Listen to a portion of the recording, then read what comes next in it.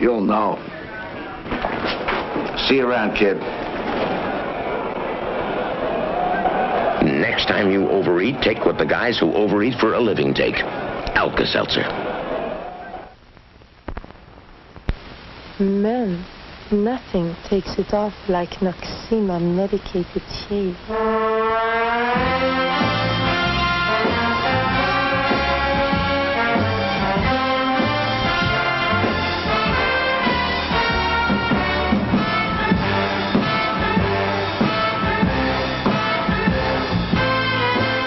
Take it off. Take it all off.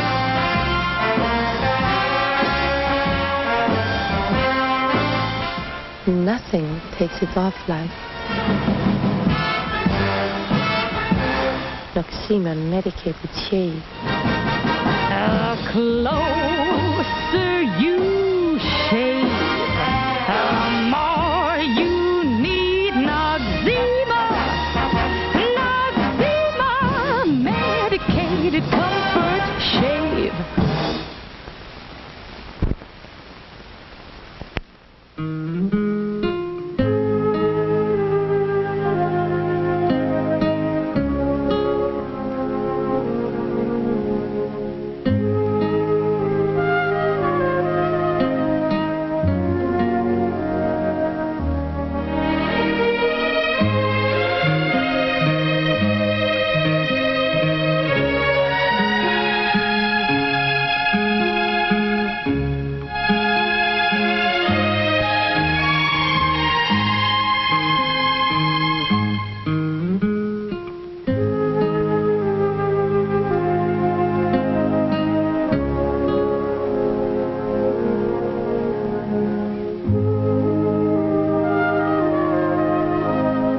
Come to where the flavor is.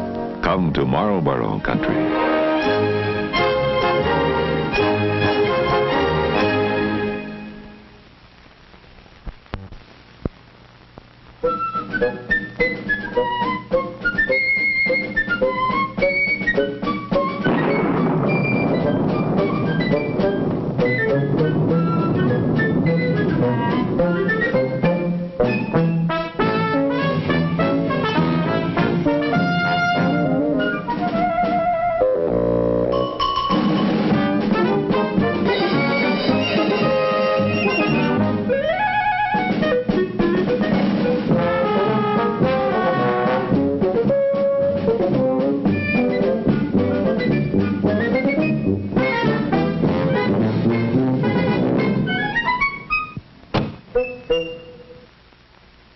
You never know when you'll need a big wagon.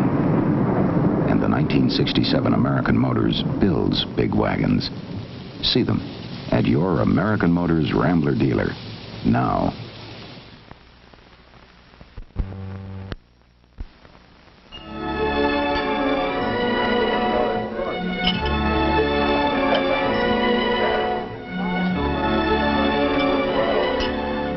Nothing upsets a pickle lover more than a dull, soggy pickle.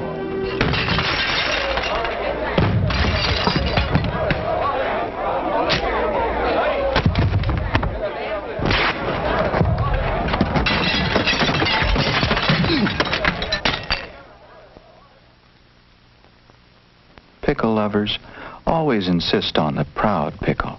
Heinz. No compromise, no shortcuts, no soggy pickle. Heinz stops at nothing to give you a pickle that tastes the way no other pickle does. Crisp, full-bodied, savory. That's what makes Heinz the proud pickle. If you were the best-tasting pickle, wouldn't you be proud?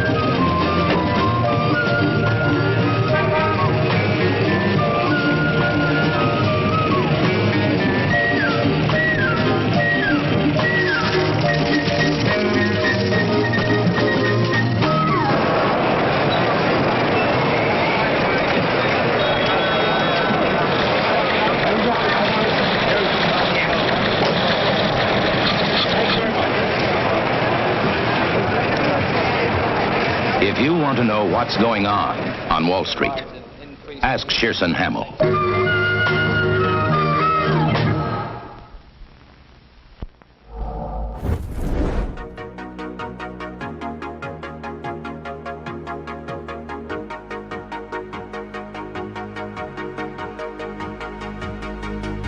She got that sweet juice, Minute Maid, some of out that lemonade. Take a sip, blowing purple clouds, taste like lemon haze. Conversations back and forth like damn, we could go on for days. Looking back at it like damn, she bad when she walk away. Here we go, been down this road, they already know. When we go on tour, I'll take you anywhere you wanna go. People talk about us like they understand just what this is. I just wanna give you all you want and then the double it. They don't say I'm way too young, maybe I'm just ignorant. I won't find nobody like you on some real shit. Spend a couple hours on the phone. Hey, I don't wanna let you go. I'll be all about you, babe. I'll be all about you, babe. Saying so unless you don't know, they won't find what we got and that gon' drive me crazy. No need to rush, I'll be here tomorrow.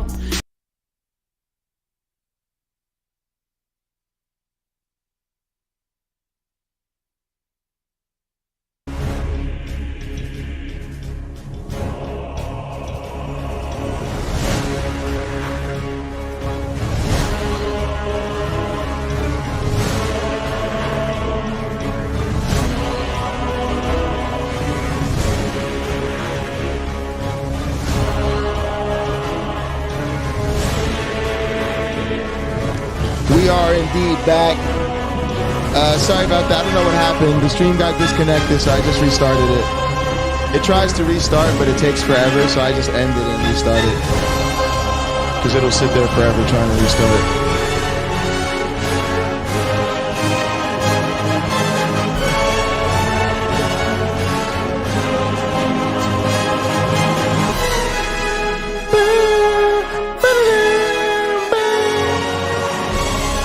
Yeah, but Cameron, you gotta be listening.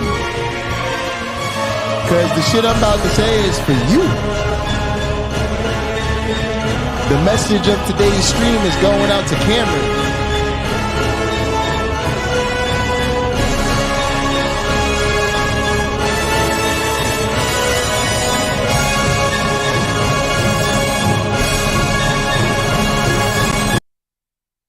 Oh shit, I forgot that I didn't have the preview thing you said on. Whoopsies. Cut that one a little short.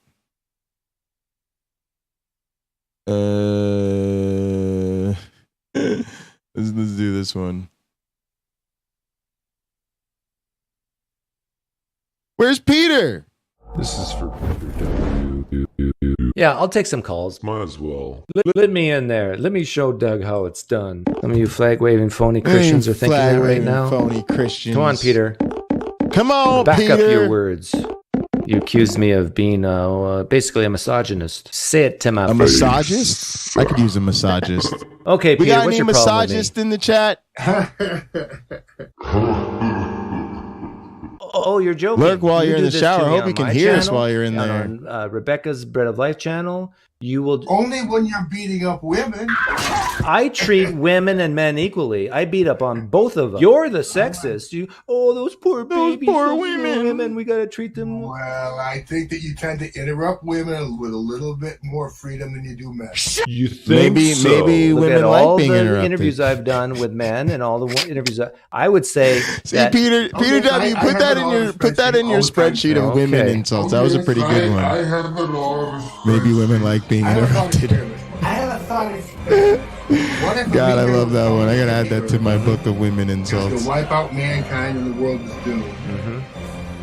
But we could shoot a rocket to another distant planet and start evolution all over again on that planet. okay. Oh, we gotta come back after this. That's a perfect transition. Are you talking about? I figured that would be your answer. I figured that would be your answer.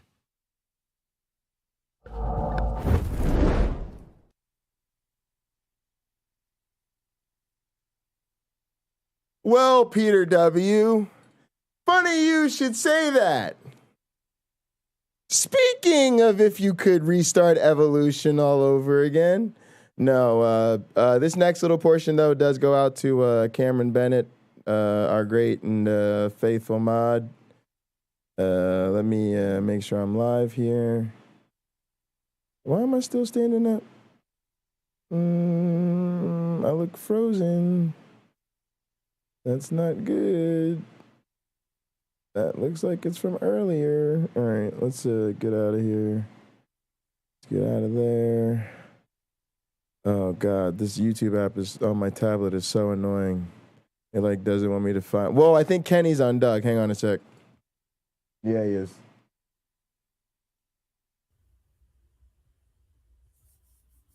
Because relationships matter. Authentic, engaging, relevant, and loving. And then they got a picture of a bunch of ladies holding hands and dancing. Where's what do you think of? They should have an about thing, like who we are, what we believe. Right. Mission statement or whatever. A mission statement or whatever. Man, they probably got one hidden there somewhere. They have to. I hope my wife's not in a... Well, Cameron, I'm gonna finish the thing we started. I'm gonna talk about the simulation thing in a second, but I want to listen to Kenny. I'm not. I gotta do what I gotta do. Doug's the competition, but I'm still a fan, you know. So we don't mind checking him out. But I just want to hear Kenny. Like a charismatic or anything like I think it's... Look at Kenny. Kenny's looking kind of sharp today. Not really, but there are probably people who do raise their hands in church. Isn't that the biggest, like, if more than... Yeah, that's kind of an indicator. If more than 10% raise their hands while worshiping, then that's charismatic. Yeah, we can right? call it, Kenny looks nice today. Charismatic leaning, perhaps. So this is obviously not a supper table conversation that you guys have about the church. Oh, no, we don't talk about religion anymore. What do we believe? Teamwork. You better go tell that God to Doug. Is the author of creation, one God. You better go tell that teamwork to Doug. Faith is personal, not private. We believe spiritual gifts. They believe in that. We believe somebody tell him to join tell him to join the cult of the flying man. They believe the Bible is the Holy Scripture. Everybody's doing it. No Name did it. The Word of God. YouTube and Punk. The only perfect rule. James for faith, Apperson. I'm trying. My one black friend. I'm trying to get Jason Torn next. I'm gonna end up with like 4 or 5 of Doug's card playing buddies before we get Doug, y'all. So they don't come out and say it that way, but they say y'all gonna have to ask Doug why 4 or 5 of his card playing buddies are gonna be on our team, but he not. Yeah, that's what y'all gonna have to ask him. Oh, they don't get into pre-trib, mid-trib, or post-trib here. But my guess is they're pre-trib. So yeah, pre-trib, non-denominational, boilerplate Christianity, non-Calvinist. Yeah, I grew up with the non-denominational shit. Like it's pretty I think it's like the wackest, man. Norm, so to speak. My guess is you would approve of it. Well, perhaps not. But I don't think my wife wants me to go to church. You know why? I got to change camera views because you won't see me rolling. She knows I'm a wolf in sheep's clothing. Well, you know what I say about that. If you can't be challenged, then you might want to check the depth of your faith. Exactly, yeah. People should not be scared to come talk to me. No, absolutely not. You're not scared. Yeah, taking over whacking atheists. I need more people to be like you, Kenny. Yeah, right. Yeah, PTSD. Oh, man, I'm sure you believe that. Well, no, in one sense I do. Like, because you're not scared to talk to me. Right. Well, I actually enjoy it. Yeah, what's not to enjoy? Like, I'm affable, I'm lovable, I'm funny, I'm witty, I'm good looking. Like, what's not to like?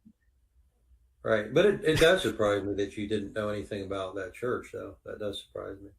Well, I've never actually gone on their website before. How long have you been going there, would you say? It was after the flood of 79, before the harvest of 80. No, I'd say... That was funny. 2, 5, 6 or 7 years. Wow, yeah. Quite a while then. I was invited to one of their picnics. And, oh, they're nice to atheists. Oh, so loved. It's like, hey everyone, look, there's Kath's husband. He's an atheist. He's a what? They're trying He's to an score. atheist. No, get out. Trying to add his name to their very, very get nice a notch in their Jesus post. My best behavior. And then so that's what happens. So if he's not an atheist, don't worry about it. Yeah, if he's a Christian, treat him like garbage. But if he's an atheist, yeah, treat him well. Make sure you pile it on. That's funny. Although actually, that's here's a fun story. That's better than what we get on the internet. One of the first videos sure. I made on my channel was on the topic of slavery, and I critiqued a pastor on it. And I titled it, Why I No Longer Go to Church, Sermons Like These. And so it's about, I don't know, 30-minute video. Anyhow, this pastor that I critiqued lost his job at the church that I was critiquing. Lost his job, was looking for work. And when you Googled this pastor's name, the first thing that popped up on Google was my video, Why I No Longer Go to Church, Sermons Like These. Wow. And so here the guy is looking for work, and when people Googled him, they found my video. So anyhow, he was local in the same city as me. He found out who I was, reached out to me, and threatened me with a lawsuit to take it down now. And I said, this is fair use. It was definitely fair use. I would bet 99% sure that any judge or jury would agree with me. Anyhow, he said, if you don't take it down, I'm going to sue you because I'm looking for work and you're causing my family harm. And then I started to soften up a little bit. Okay. And lo and behold, he ends up going to my wife's church. And his wife and my wife are in the same Bible study. Wow. So the guy he's threatening to sue, his wife is in the Bible. So it was very awkward. And I ended up taking it down just to keep the peace. Lots of small world shit like this. I really hate the intimidation. I really, really, really hate the intimidation. What's up, Iron Charioteer? Welcome back, Monkey. I got a lot of stuff to get into y'all. I'm just rolling up my weed right now. We're listening to Doug. I want to hear Kenny real quick. But this is what I felt about the James Apperson thing. Christians are always so quick with the intimidation tactics. Hold yourself accountable for that bullshit you preach. All right, now, yeah, I'm gonna leave it at that. The other thing I wanted to say about the why I no longer go to church sermons like these. Somebody asked, how does Doug hold down 300 plus people with no viewers the same way I do? When you learn how to stream small, you start small. Doug started with just Doug in front of a camera, making those videos, other videos where he was just breaking down his stuff. So I'm a person, I could go live for ever, right? The first years I was streaming, nobody ever called in. And when I first set up my call-in, it was just for people to set up for call-in to Discord. When I was playing like American Truck Simulator and shit, we would use Discord like a CB radio, like people could call in and talk to me on Discord while I was driving in the game. But that was it. And so you learn how to just produce content and be on camera and talk about what you want to talk about, or play clips and content, or go ahead and put on your show. And so when there's nobody calling in, he just goes back to that mode. And now that he has such an active chat to interact with, it's actually quite easy because he can just be interactive with his chat or talk about things he's been meaning to get at. So it happens. Oh, yeah. All right, we'll see you soon. Thanks. Appreciate you. Enjoy that crazy stream. We probably won't because we've got a bunch of stuff to do. Yeah, but those people have been chosen before the foundations of the universe. You know that. Yeah. You know, evangelism is just about obedience and not about actually changing the future, right? Right. If you're along the Calvinist mindset. No, that's scriptural. Yeah, election. Yeah. Mm-hmm. That's a big subject. Yeah. You know what you ought to do? You ought to come on my other channel and and talk theology. Oh, you want me to boost your numbers? No, it'd just be interesting to hear what your take is on all this stuff. Well, I'm not worried about numbers. I've probably Doug talked about is every so topic about worried Christianity about in being the last used for 6 years on my channel. promotion. It Yeah, is but it's the antithesis kind of mingled the with, YouTube I'd rather just mentality. hear, I your take on don't it get why he's like that. directly, instead of bringing. Doug, you made a name You know, for I don't. yourself. I've only gone on critiquing other well-known channels, pastors. Christian channels, once before.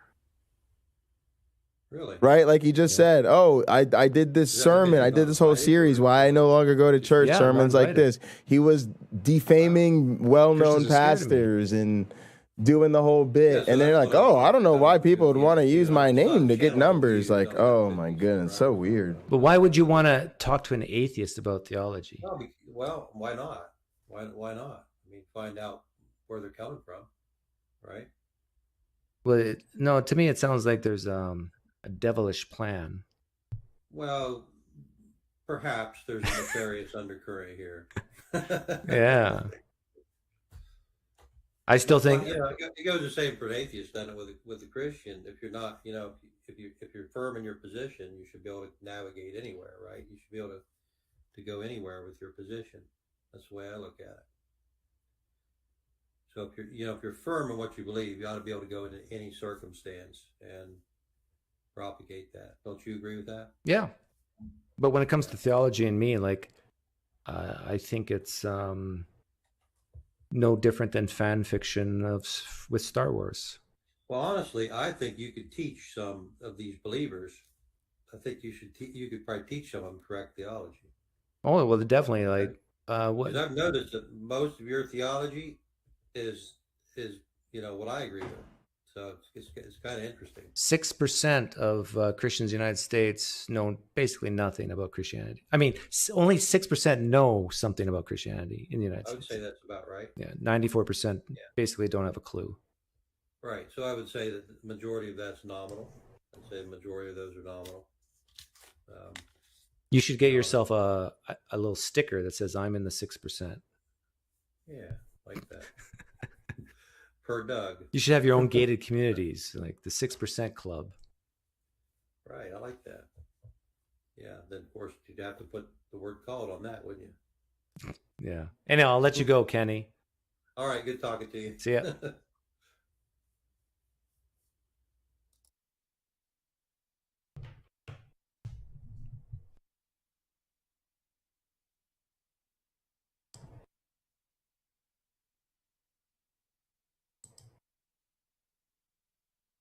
I do think it's nefarious intentions. I think Kenny thinks that Doug's so close, but he was just taught the wrong theology. Although he said that his theology matches his, so, but I don't have a theology. I just understand different perspectives. Yeah, I'm a lot cheaper than Bart Ehrman. How long have I been going? Remember, someone supposed to kick me off. Start at 10:30, right? I'm only here for 24 more minutes. Have I been going that long already? Time flies. Yeah, I'll leading talk people more to about hell. this later. We'll Yep. talk about Doug's boomer Pushing attitude 2 towards hours. YouTube promotion. It's just really So if weird. you're a theist, you and I wanna talk think to it's me, you better do it now. counterproductive. Forever hold your peace. Matter of fact, I would say Doug's ability to have 330 plus people in his chat when he's not doing anything is Doug's problem. And if you're not sure what I mean by that, I'll get into it when I'm done rolling or he's done with the stream. Decil Drace. Give me a theory about how life emerged. Do it now. And if you can't, then you're nothing. Then you got to become a Christian.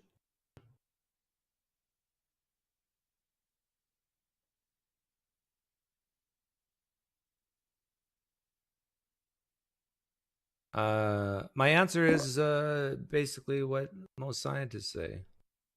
Primordial soup, right? Mozzarella cheese. You're a atheist.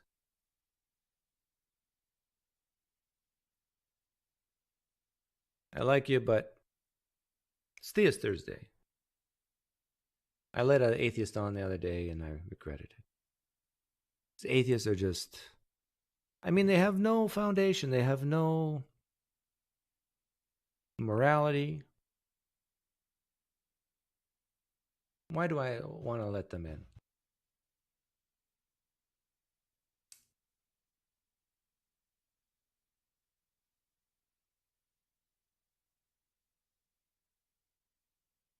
I want to do marketing. For what? You know I don't like marketing on my channel.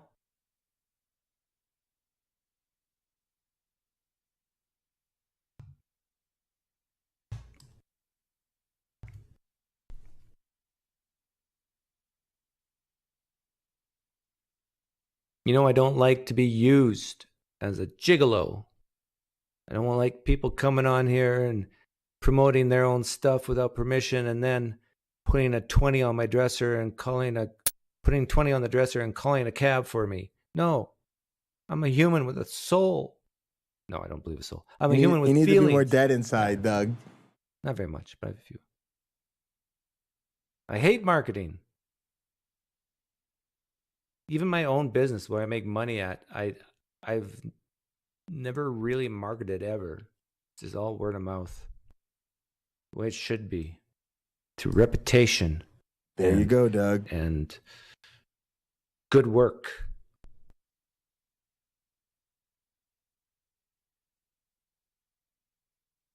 And how would people do Marketing that on is YouTube for, without appearing in other people's people who channels? are not Doug? really good. I mean, the product's not really good or their service not really good. So you actually have to manipulate the public into using your services. Listen closely. Oh, now there's a cynical view of marketing, right? Thanks, Cameron. But yeah, Cameron, we got to talk more about the simulation thing, and we got to talk more about Doug and his boomer attitude. Opposites. Derek will be a gigolo to help out. Exactly. My daughter kind of chastised me. And guys, I'm going to explain this to you again. Pine Creek's ability to have 300 plus viewers while he isn't doing anything selling merch is the problem. Yeah. Yeah, daughter. You could have gone to college. And not now. Because your daddy hates marketing. All these people in the live stream chat, they could have paid for your college. But I didn't take their money. I didn't sell the merch they wanted. I said no. I didn't take all those emails seriously about advertising products for them. Forwent? Is that the word?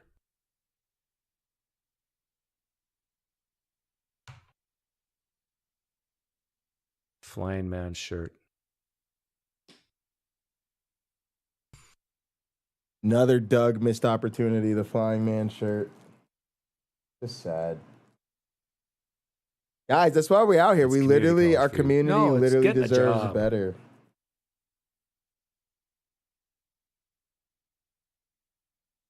Depending on how much you make, I had an Excel spreadsheet on this once.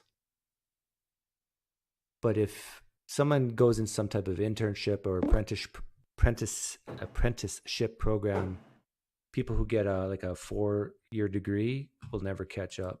Depending. Doug, what do you think a PhD is, Doug? You spend 5 to 10 years under one person, in the New Doug. Testament who keeps begging God for stuff. Please. No, I'm here to market. I'm here to market a new mega media extraordinary product.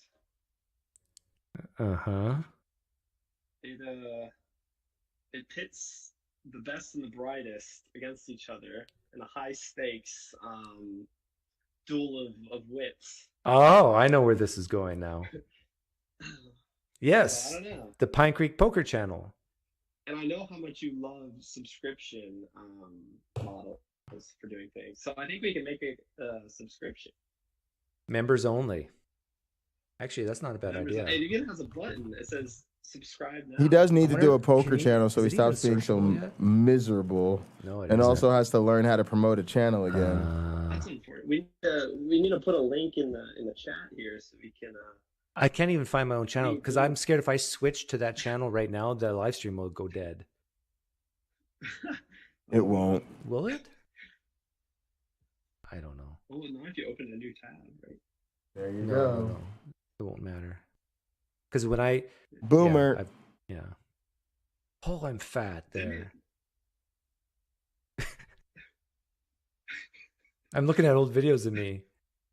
I figured. No, I'm surprised that we can't find. But yeah, you so didn't put a link. I can't find a link. Yet? Maybe that's the guy that used to stream. Somebody used to stream their poker games. I'm not sure if that's him So or yeah, not. and when do we play usually? You should know more than me. It's every Wednesday and Sunday at 5 p.m. Pacific. Western time. Yeah, left coast time. Left coast. So, anyways, I just wanted to mark it. Okay. You can find somebody more interesting. Well, by the way, who's yesterday? who's usually the best at poker there? There's this guy called what's his name? Daniel. Jimmy Daniel's Tux. really good. And Matt, if you want somebody really tough to play against, Matt. Is it true they have a point system for the tournaments? No, we don't keep track of that. What do you think we are? You're doing everything in your power not to say my name. No, Doug's pretty good, but Matt's better. Matt can beat anybody. He's just gotten really unlucky the last month and a half. But other than that, he can beat anybody. Yeah, I won the tournament yesterday, but I still came out ahead. But I tell you, I lost it all. Put it all back on the cash game. Yeah, I played pretty bad. But no, I got kind of unlucky in the tournament, and then I played, and then I actually got Daniel beat me with the Kings, and then I should know. But you know we're boring the ladies now, right? Yeah, that's true. We shouldn't be. But speaking of ladies, we're looking for token females.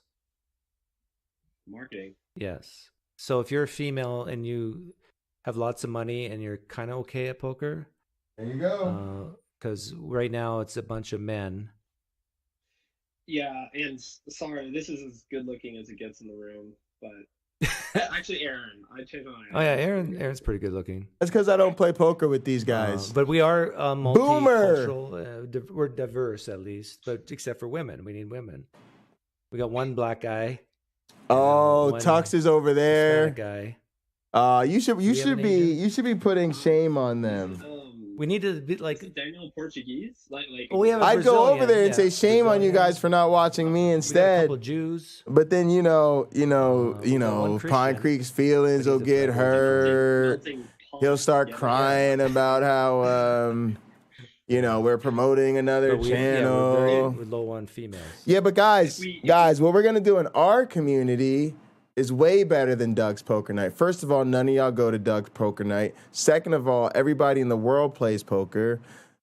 And third of all, poker's an individual sport. Instead, my dad and I, right, starting mid-August, Bundy and Bundy, Generation 1 and 2, both political experts, both providing you current event coverage, are going to start playing Pinochle on stream. Live Pinochle on stream against other people after we do broadcasts where we talk about current events. God damn, I'm taking over the internet. Come on. Doug's unaired poker night with a bunch of dudes, or Jay literally doing intergenerational streams as he plays Pinochle, the true game of team strategy, with his fucking father, who's a goddamn award-winning lifelong broadcaster. I mean, just think about it. Just think about it for a second. Let me know what you think's going to be a better broadcast.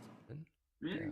I guess I never run into him. Start with the one that exists. I show up for or will exist. 3 week span, and I disappear. And I get mad because I lose, and I need to watching you. There you go. Together, Yeah. Matt never does that. Matt goes. Yeah, "Okay, I'll Doug. have another 500." Doug, how come you don't ever come We've had through a my few people stream and swear watch then me just watching click you? off. And by the way, it's That would be video pretty and meta. audio, Doug so should it's call not just in clicking buttons. while he's We're streaming having deep so that Doug conversation could promote about my religion and stream politics. by watching me watch his stream on stream with me. That's what he should do. Oh yeah, Just yeah. wait until you. Until then, Doug's a hater. To Pine Creek Poker, Which we don't have a link for. But meaning and capturing call stations. That's what we're about. It's a here. horrible name. That's so ridiculous. It's good. You smiled more for that than I did for yours. Well, it's sort of like watching a kid trying to juggle. You know, it's like. Do I have anything to juggle over here? Okay. Okay, I'm gonna go. See ya. He saw me reach from the mouse. He knew he was about to be kicked. Does Deepak play? Yeah, Deepak does play once in a while. All the cool kids are there. We do have some females who show up. We got all the cool Lucy, kids are in the we got Discord. Rosemary. What'd you say? What did you say? Obviously. Oh, did you say Discord's a feature of our community? That's another I wonder bonus how much that Doug has doesn't won or have? stolen through these poker matches. Oh, Doug doesn't have real channel points and Doug doesn't have a Discord? AJN? How are you? We do have some females. You gotta turn off that Interesting. tab. Very, very interesting. There, that's better. What's up? What do you want to say? What do you want to ask? What do you want to do? I would consider myself somewhat open-minded.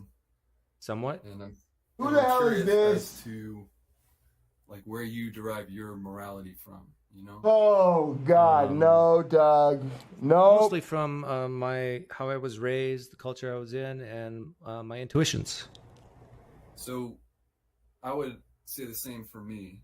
How do you know you haven't been brainwashed by all your years in Christianity to, you know, in other words, how do you know your moral compass is, you know, let's say aligned to what you believe is objectively true? By comparing it to the standard. What is your standard? I would say that it's unnecessary suffering and net well-being. So you would say your personal experience has informed what the idea of unnecessary suffering is and net well-being is? Yeah, and not just my personal experience, but the experiences of others too. Like, in other words, we can learn things about the world, what works, what doesn't work. Okay. Does that make sense? I mean, that makes sense to me, but I'm confused as, you know, if I were to hear someone else give a slightly different, you know, version of what they believe is, you know, their personal experiences have informed their own. Oh, you mean if I then can you know what happens then? This is so annoying. Say again? You know what happens then? What happens? We have a discussion or a debate or a conversation of trying to convince each other of why one's wrong or one's right. Okay. Isn't that how progress is made? Well, it depends on how you define progress, I suppose. I would agree with that, at least. Well, I could say, isn't that how we got rid of slavery and got women's right to vote? Conversations.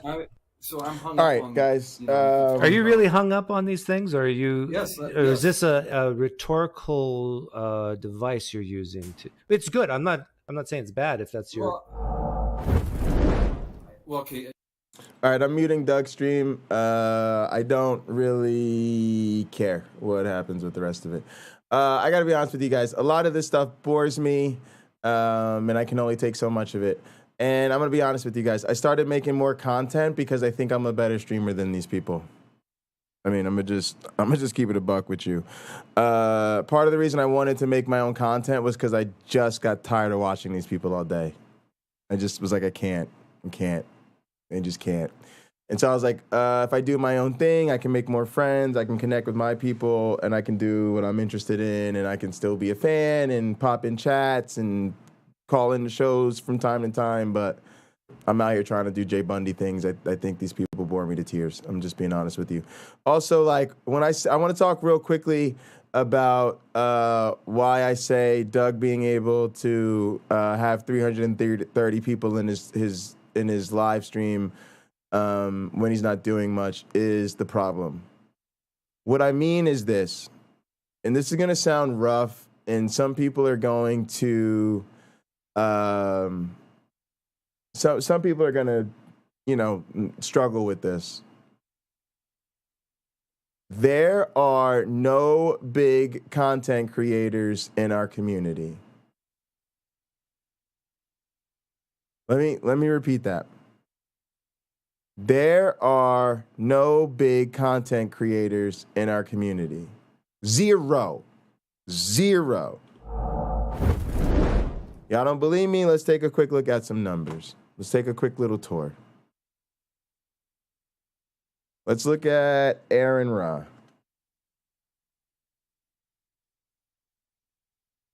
276 subscribers. All right. Let's look at Gutsick Given. 41,000 subscribers. Let's look at the Atheist Experience. 376,000 subscribers. Let's take a look at Pine Creek. 16,000 subscribers. All right. Who right? Okay. Let's who else we got? Genetically Modified Skeptic. 535,000 subscribers. Getting warmer. Right? Let's look at David Packman. 1.47 million subscribers. Let's look at Lo-Fi Girl. 11.2 million subscribers. What about TYT? 5.1 million subscribers. So let me repeat. There are no big content creators in our community. Right? Myth Vision Podcast. 51,000 subscribers. We are one or two, if not 3 or 4 orders of magnitude away from being big content creators in our community. And so what happens for somebody like Pine Creek, I hate to say it, is they get good doing what doesn't work.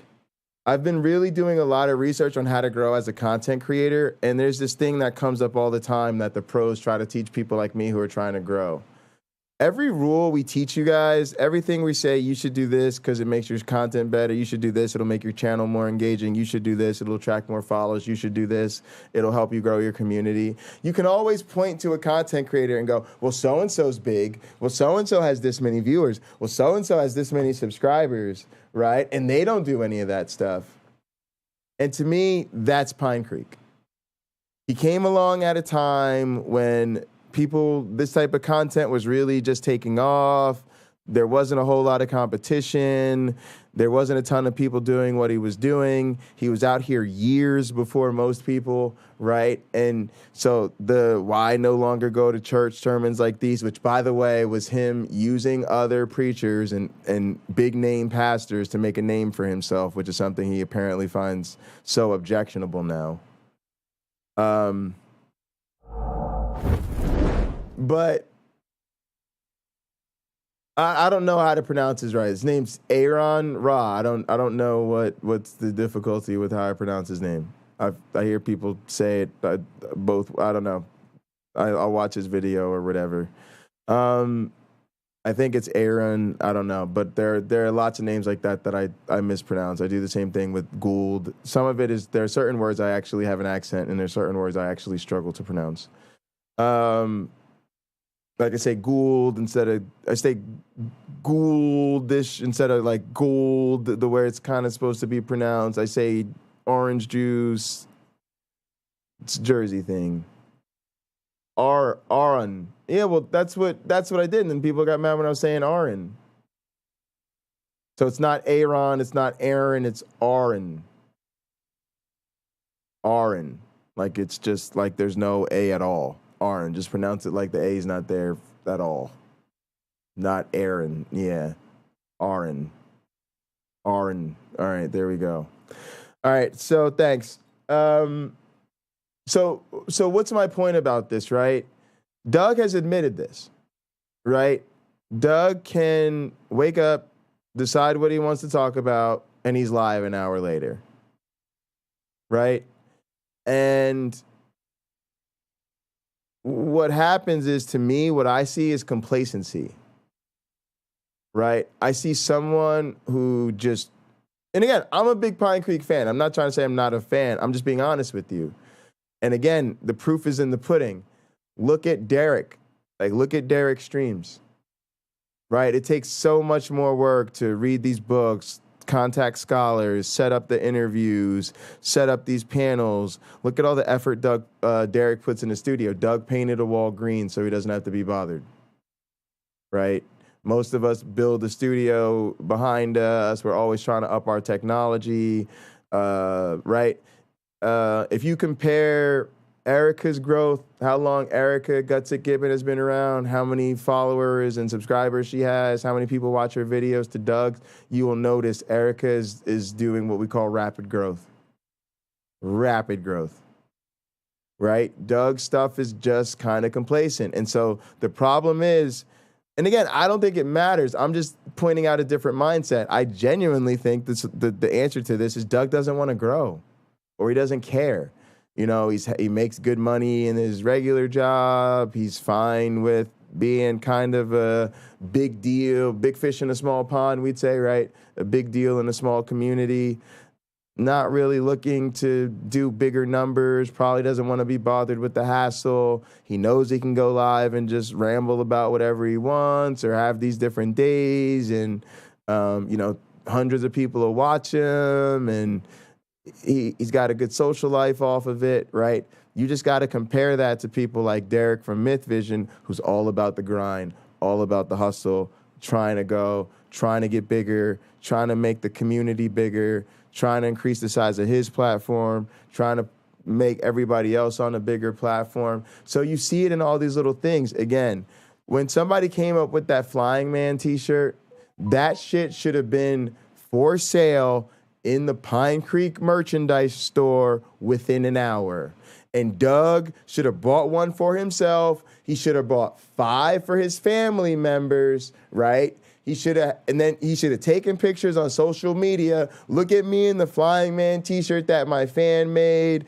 Look at all of my family decked out in the Flying Man t-shirt that my fan designed. And for the next month, every week, I'll be raffling off a free Flying Man t-shirt from my audience. That's what a real Twitch streamer who's trying to grow would do. A real Twitch streamer or a YouTube streamer who's trying to go would not be out here with some fake-ass channel points in a world where streamers having real channel points redeemable for real stream benefits and real perks and real sound effects is a ubiquitous thing in content creators. Real motherfuckers who are trying to grow would not have their fans growing their own channels, being featured on big channels, and not be bigging up those people. They'd be swinging by their streams. They'd be promoting their streams. They'd be saying, oh, I'm live. Hold on. I'm about to end my stream. Is Pocket Locker live? Is Derek live? Is Nathan live? Is Danny live? Is Rebecca live? Oh, guys, when you leave my stream, go over to one of those guys. Right? It's a different mentality. It's a different mentality. No, it's just I want people to see the difference. I want people to see, I'm not trying to hate on Pine Creek. I want you, there's a difference. Right? Again, he talks about poker, talks about poker, talks about poker, talks about poker, talks about poker. Doug, stream the fucking poker. But I'm just saying, if you keep going to Pine Creek's channel and you expect him to do all this fun, cool growth stuff, maybe you should support a streamer who's trying to grow. That's all I'm saying. The other thing I'm trying to say about it is it does change your motivation. Who am I more interested in? I just joined Erica's Patreon, right? I just started a private message with Derek, right? I'm trying to set up a series on evolution with Derek, right? I'm more interested in Donnie from Standing for Truth, right? I'm more interested in Rebecca from Bread of Life. More interested in James Apperson, Jason Torn. Why? Because one hand washes the other. Eventually, you want to support the people who are supporting you. You want to support the other people who you see they're hungry. Say what you want about Donnie for Standing for Truth. He's making his content. He's always improving his studio. He works hard to build his community. He worked hard to build his studio and his setup around him. He's trying to smash this content game. He's working super hard on his live stream. He's working super hard on his restream. He's trying to promote himself on different shit. Like, of course you want to work with the people who you know are out here trying to grind like you're trying to grind. So I'm just saying Doug is shooting himself in the foot. And as a fan of Doug, the 300 people that are watching now could easily be 1,000. And then those 1,000 could equally be 3,000. Because I still send Doug shit to people who are deconverting, and it smashes. Doug shit is great.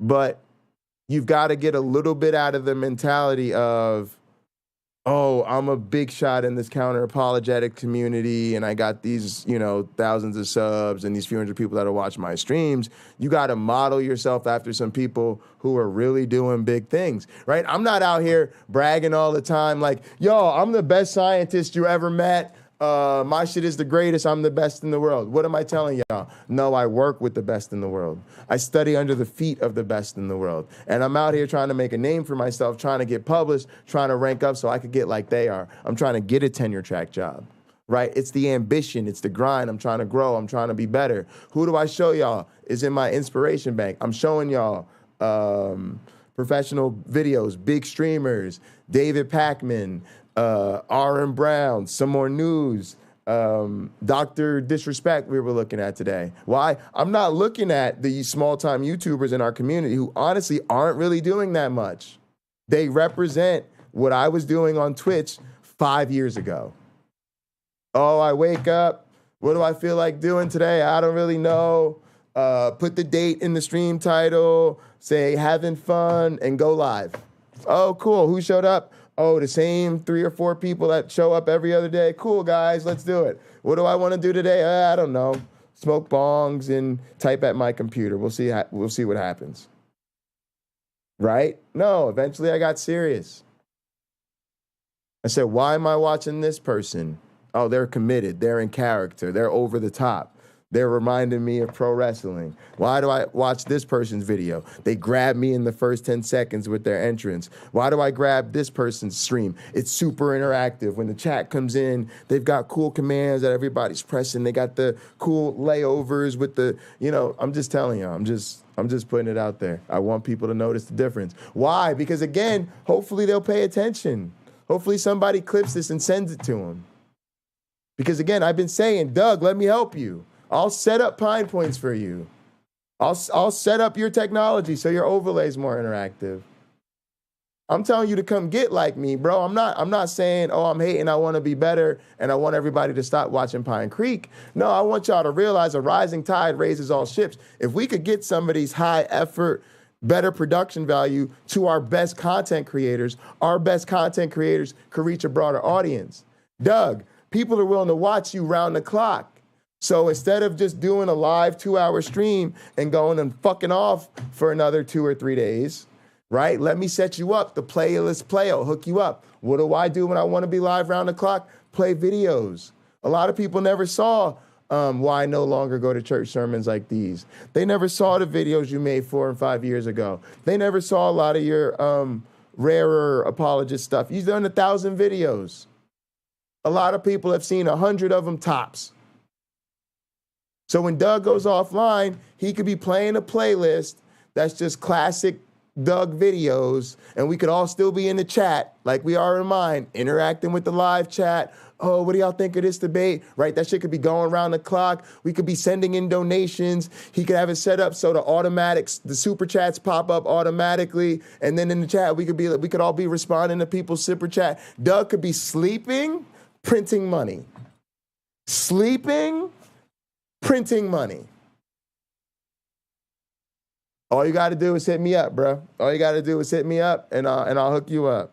But if they don't care, there ain't nothing I can do for people who can't help people who don't want to help themselves. But trust me, y'all, we knocked out our $100. Thank y'all so much. We smashed that $100 fundraising goal. Best believe you about to catch us on a new fundraising goal after we finish that one. We tried to push through 30 days in a row of streaming. Best believe after I push through these 30 days, we're going to come up with another goal. Whether that might be at least 5 days a week for the next 6 months, whether that's launching a 24/7 channel, launching another channel, launching a channel for my class. Best believe we had a goal to get to 100 subscribers. Fuck that. We pushed through 200 a few days later. What are we going to do on my birthday when we celebrate achieving the goals of the last month? We're going to start a new goal of 1,000 subscribers. And we're going to push right on through to 1,000. And y'all bet y'all sweet ass that day I get 1,000 subscribers, we going to celebrate, we going to drink, we going to have a party. I'm going to turn around like y'all. I'm going to do like this. I'm going to change scenes. Congratulations on making it to 1,000 subscribers, y'all. We did it.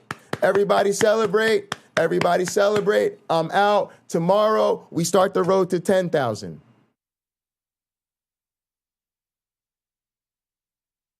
Plain as that. Plain as that. You don't believe me? Watch. Don't believe me? Just watch. All right, let me get back into what I wanted to talk about, and then we're going to get back into working on my Avita Ed video. All right, this one goes out to Cameron Bennett. James, it's all good. It's all good. I know a lot of people ain't getting notifications and stuff. So it's all love. All right, I'm going to read this abstract for y'all. What we're talking about is I've been getting in these conversations with theists and creationists, and a lot of anti-science types, particularly people who struggle with evolution. Since my work relies on digital populations, they often call it a simulation, and it's our job to communicate to people that it's not really a simulation. Now, I started this on the last stream, but we had a bit of a technical difficulty. I don't want people to have to comb through all that to get to that point, and since we were in the middle of this, I'm going to make it easier to clip this all out later and put it up as a separate video. By the way, guys, we're going to start doing more editing, making more clips. These long broadcasts, YouTube loves because it keeps you guys on the algorithm. It shows if I can get 5 to 10 viewers, 10 to 20 viewers, 30 to 50 viewers, I'm going to keep them here, right? Whatever they see here, they like. But if you guys send your friends a link to my channel, and you guys say, hey, check out this Jay Bundy guy, and they say, oh, great, I'd love to see some of his stuff, and you send them a 10-hour stream, they're going to tell you to go fuck yourselves, right? Because they don't know who I am, and even though they could just watch a sample of it, most people don't think that way. They just think, James, why do you want me to watch a 10-hour video? I don't have time for this, right? So we got to start making clips, 2-minute videos, 5-minute videos, under 10-minute videos. That way you guys can share that stuff around, and then people can use that to decide if they want to subscribe to the channel. Anyway, I wanna read this bit of an abstract here for you guys. Yeah, I know talking about real stuff probably puts Rebel Nas to sleep, but we're so excited when he comes through with the same 3 apocalyptic Bible phrases. Y'all got the script memorized, right? Your metal is weak. He showed you his fire. He showed you the way, but you have forgotten. Blase Glavinoids. All right. So, guys, check this out. A lot of you guys are sort of tying it together. I spoke previously about how my work is uniquely related to testing evolutionary theory and teaching evolutionary theory. So when people talk about oh, evolution's just a theory. It's actually great for me because that's my specialty. And so they're sort of opening Pandora's box and sort of establishing a gateway for me to talk about exactly what I want to talk about, which is my work testing evolutionary theory, which is how we generate evidence of evolution. So it's just they're not I'm acting triggered because it's my job, but they're not bothering me. They're falling right into the trap I want them to fall into. And now I'm going to read this, and then you'll understand why the same thing applies to when they call my work a simulation. Again, this paper is called Models, Simulations, Instantiations, and Evidence, the Case of Digital Evolution. It was written by Robert T. Pennock. That is my teaching mentor. As you see here on the paper, it says the Lyman Briggs School of Science and Departments of Philosophy and Computer Science, Michigan State University, right? I teach a class called Darwin's Law, where we teach evolutionary theory using digital evolution at the Lyman Briggs School of Science, right? Like that's what I do. This is my teaching mentor. All right. What is the difference between a simulation of X and simply another instance of X? Jay does have the best mods. Shout out to that. I just wanted to note that. Is there a point at which the virtual reality of a model becomes the real thing? This paper examines these questions using cases taken from recent developments in evolutionary engineering and artificial life research. By implementing the Darwinian mechanism and setting it to work on a design problem, scientists and engineers find that evolution not only can improve prior designs, but also produce novel technological solutions. Artificial life systems, Tierra and Avita, which operate at a higher level of abstraction than evolutionary engineering applications. I analyze simulation as a rational concept, S simulates R, and argue that it always includes some relevant property, P, of R that is captured, but that there is always also some other that it omits. And that pragmatic factors fix what counts as relevant. The border between a simulation and an instance of R can change depending upon the context. I show that in one sense, Evo technology and artificial life simulate organic evolution, but in another relevant sense, they are instances of evolution itself. Biologists can use such systems to experimentally test evolutionary hypotheses, such as those involving the evolution of complex features and altruism. This analysis suggests lines for future research on broader questions about models, classification, and confirmation. In other words, this is the undisputed champion, #1 most cited, have to include in your research paper that has been peer reviewed and demonstrates why digital evolution is an instantiation of evolution and not necessarily a simulation, especially in the case like ours, where we are not using it to answer questions about biological systems, right? He says it here, right? Yes, these systems can simulate organic evolution, but we would all tell you that is not what we're doing. But in this other relevant sense, they are instances of evolution itself. So what does this mean? Why did I show you guys this? You can read the paper if you want. The point here is that when somebody goes to the, oh, it's a simulation, and I have to fight back with the, no, I keep telling you it's an instance of evolution, it's not a simulation. I'm not upset that they did that. It's a honey trap, and they've fallen into it because all they're allowing me to do is to promote my work and say, oh, You should read the paper on this. By the way, the person who wrote that paper is my teaching mentor. And I teach this at the same university he teaches at because we teach the same goddamn class. So just like the morons on LPP who tried to tell me that I don't know the LNCA lab research, even though I have a copy of the LNCA lab experiment, I have the keys to the LNCA lab, and I just got my dissertation with Richard Lenski, and he's my co-author on all of my papers, as is the guy who wrote the paper they keep citing, right?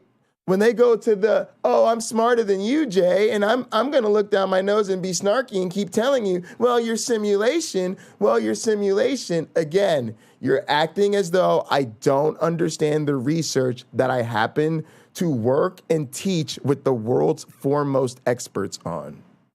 I run an entire class where my undergraduate students learn this, and they use Avita Ed every fucking week, and they can tell you about this shit. Oh, by the way, we make them read a paper. Can you guess which paper it is? The one I just cited from. I just read from. By the way, pay attention. We'll be streaming our class this semester, so you guys can read all about this stuff. And then you guys can go through the Avita Ed exercises, and then you guys can tell these motherfuckers why they're so wrong. But the point is, we've laid the trap. They've fallen into it. We're the best in the world at this. We're ready. And when they keep giving us, they keep saying that shit, they are literally giving us a chance to advertise for what we do. And then anybody who follows it up is going to be like, holy shit. Holy shit, these people are so far out of their depth. And they're literally talking to the people who do this for a living, and they're telling them that basically their work doesn't exist. All they're demonstrating is how dumb they are, and that everything we say to them, no matter how much expertise you have, no matter how much you are the world's leading experts on it, will go in one ear and out the other. We call it the magic funnel. So yeah, we just appreciate it.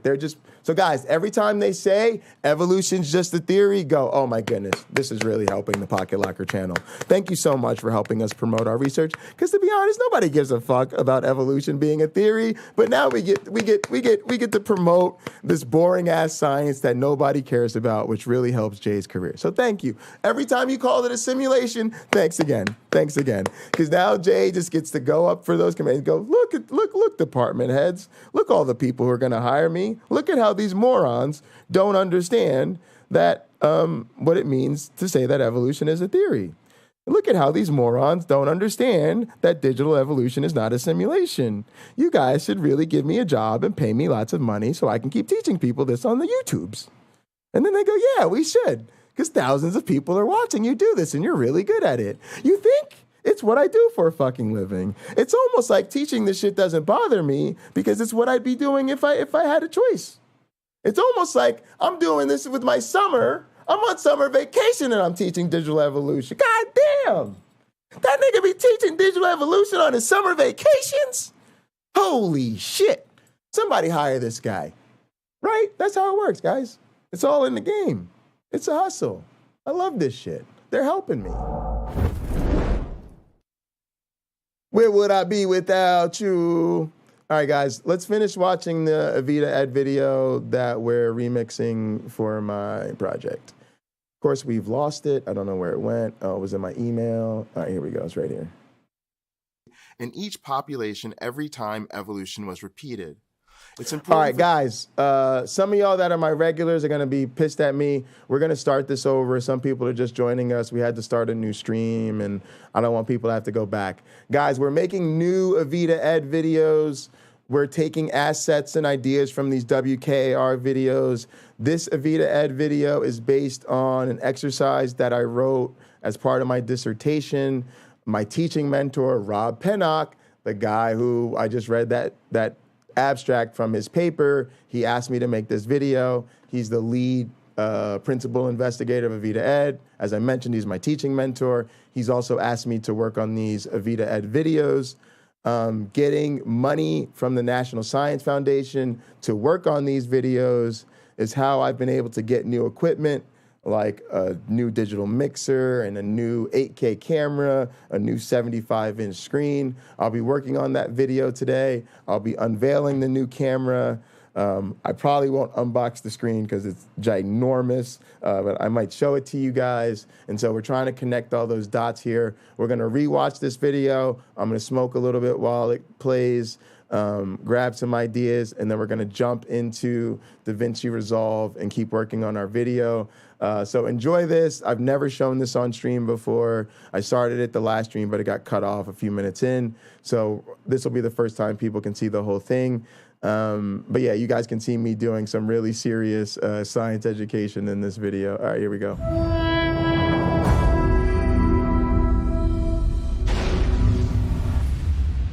Thanks for coming through, Stupid Whore Energy, Rebel Naz, Math Pig, I'm an Scott. evolutionary biologist at Michigan Appreciate State y'all. University. Taco, I see you. Today, I'll be leading you through an exercise in Avita. We'll see you later, Stupid Whore Energy. Thanks for coming through. Thank you so much. The title of this exercise is Exploring the Effects of History on Evolution. James Apperson in the house.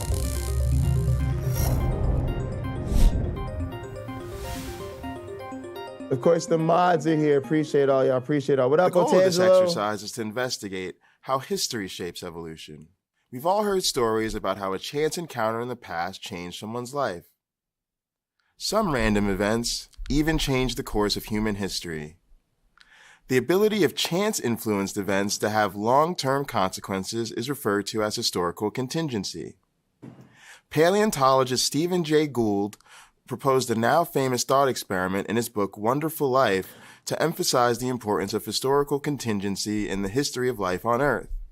Guys, when I say my dissertation is based on a famous thought experiment, I mean that very literally. If you come at me with your fucking thought experiment and you clearly haven't thought through it, I am not going to pretend that your thought experiment is good. I'm going to be like, the first requirement of getting other people to think through your fucking thought experiment, Doug, Peter W., is that you've thought through it yourself, moron. He said, I call this experiment replaying life's tape. Yes, I actually, it's weird. It's like people want you to read them bedtime stories when your voice is monotone. And, you know, you get a lot of like public speaking shit off of it. And the fucking government likes it. I actually hate it. I actually prefer whiny Jay to monotone Jay. Just because at least whiny Jay sounds like he gives a fuck. But yeah, that's why I actually don't show this type of video a lot. It's kind of a big deal for me to do this because I think it's so not entertaining. And I wish I could remake this. If I could remake it, I'd be way less monotone and I would just be a lot more over the top with my energy level. But this was the first time I'd done something like this, so you live and learn. You press the rewind button and, making sure you thoroughly erase everything that actually happened, go back to any time and place in the past, say to the seas of the Burgess Shale, then let the tape run again and see if the repetition looks at all like the original. If each replay strongly resembles life's actual pathway, Are you not entertained? then we must exactly. conclude that what happened pretty much had to occur. But suppose that the experimental versions all yield sensible results strikingly different from the actual history of life on Earth.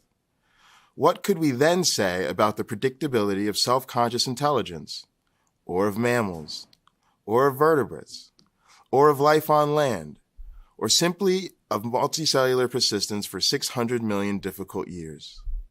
Unlike watching a video on repeat, Gould argued that replaying life's tape would result in a unique outcome each time.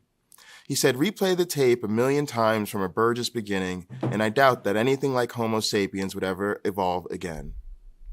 Even though Gould's idea isn't possible without a time machine, researchers have used the idea of replaying life's tape to investigate historical effects in evolution.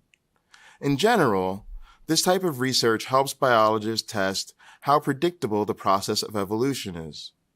Experimental evolutionary biologists perform what are known as replay experiments with rapidly evolving organisms to determine what happens when history is repeated in a laboratory.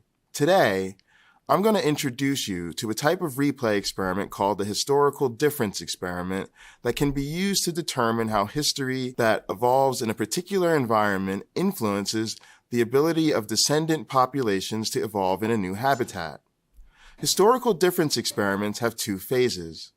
A unique environment is used to replay life's tape during each phase. For simplicity, the habitat used for the first phase is called the old environment. The habitat used for the second phase is the new environment. All right, I like we call this an L cut. Which happens is the music starts playing before they make the transition. The music kind of lets you know that we're getting to the concluding point and that we're gonna go to our transition. Then we go to this really nice screen with the overlay here. Again, I gotta figure out what to do. I guess exercise run through, I can just keep this for most of the exercises. I can take some of their assets, but some of them need to be modified. So I'm trying to figure out which ones are fine the way they are and which ones I'm gonna have to say, hey, Rob, let's reach out. Actually, I know the WKR producers myself. We'll reach out to them and see if they can get us some of these assets so that I can change the text on them and stuff like that. But anyway, I like the way they did that, man. These guys did a fantastic job, WKR. And so we're trying to emulate a lot of what they did. We obviously don't have the budget and all the tools that they did, but they did a great job. They did a great job. It was super, it was an honor to be a part of this. The other thing I wanted to mention quickly is, like I mentioned to people, these experiments, they're very much like digital versions of the long-term evolution experiment performed by Rich Lenski.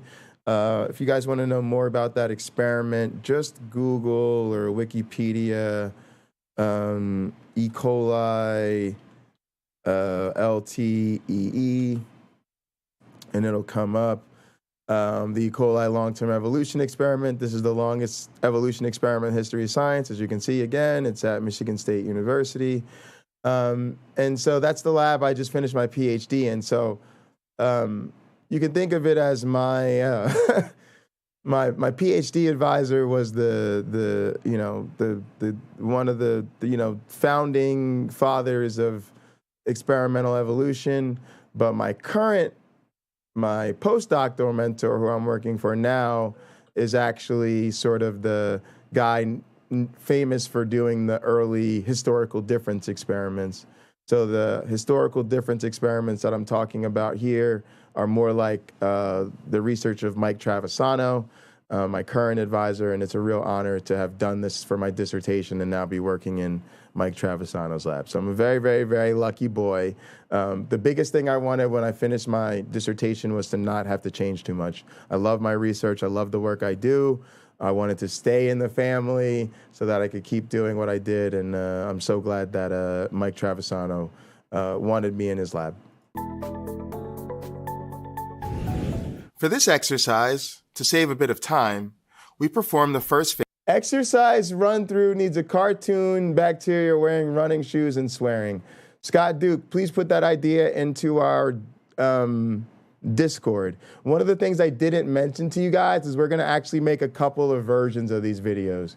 The one we're working on now is going to be very straightforward because it's going to be the one we use to meet our requirements to the National Science Foundation.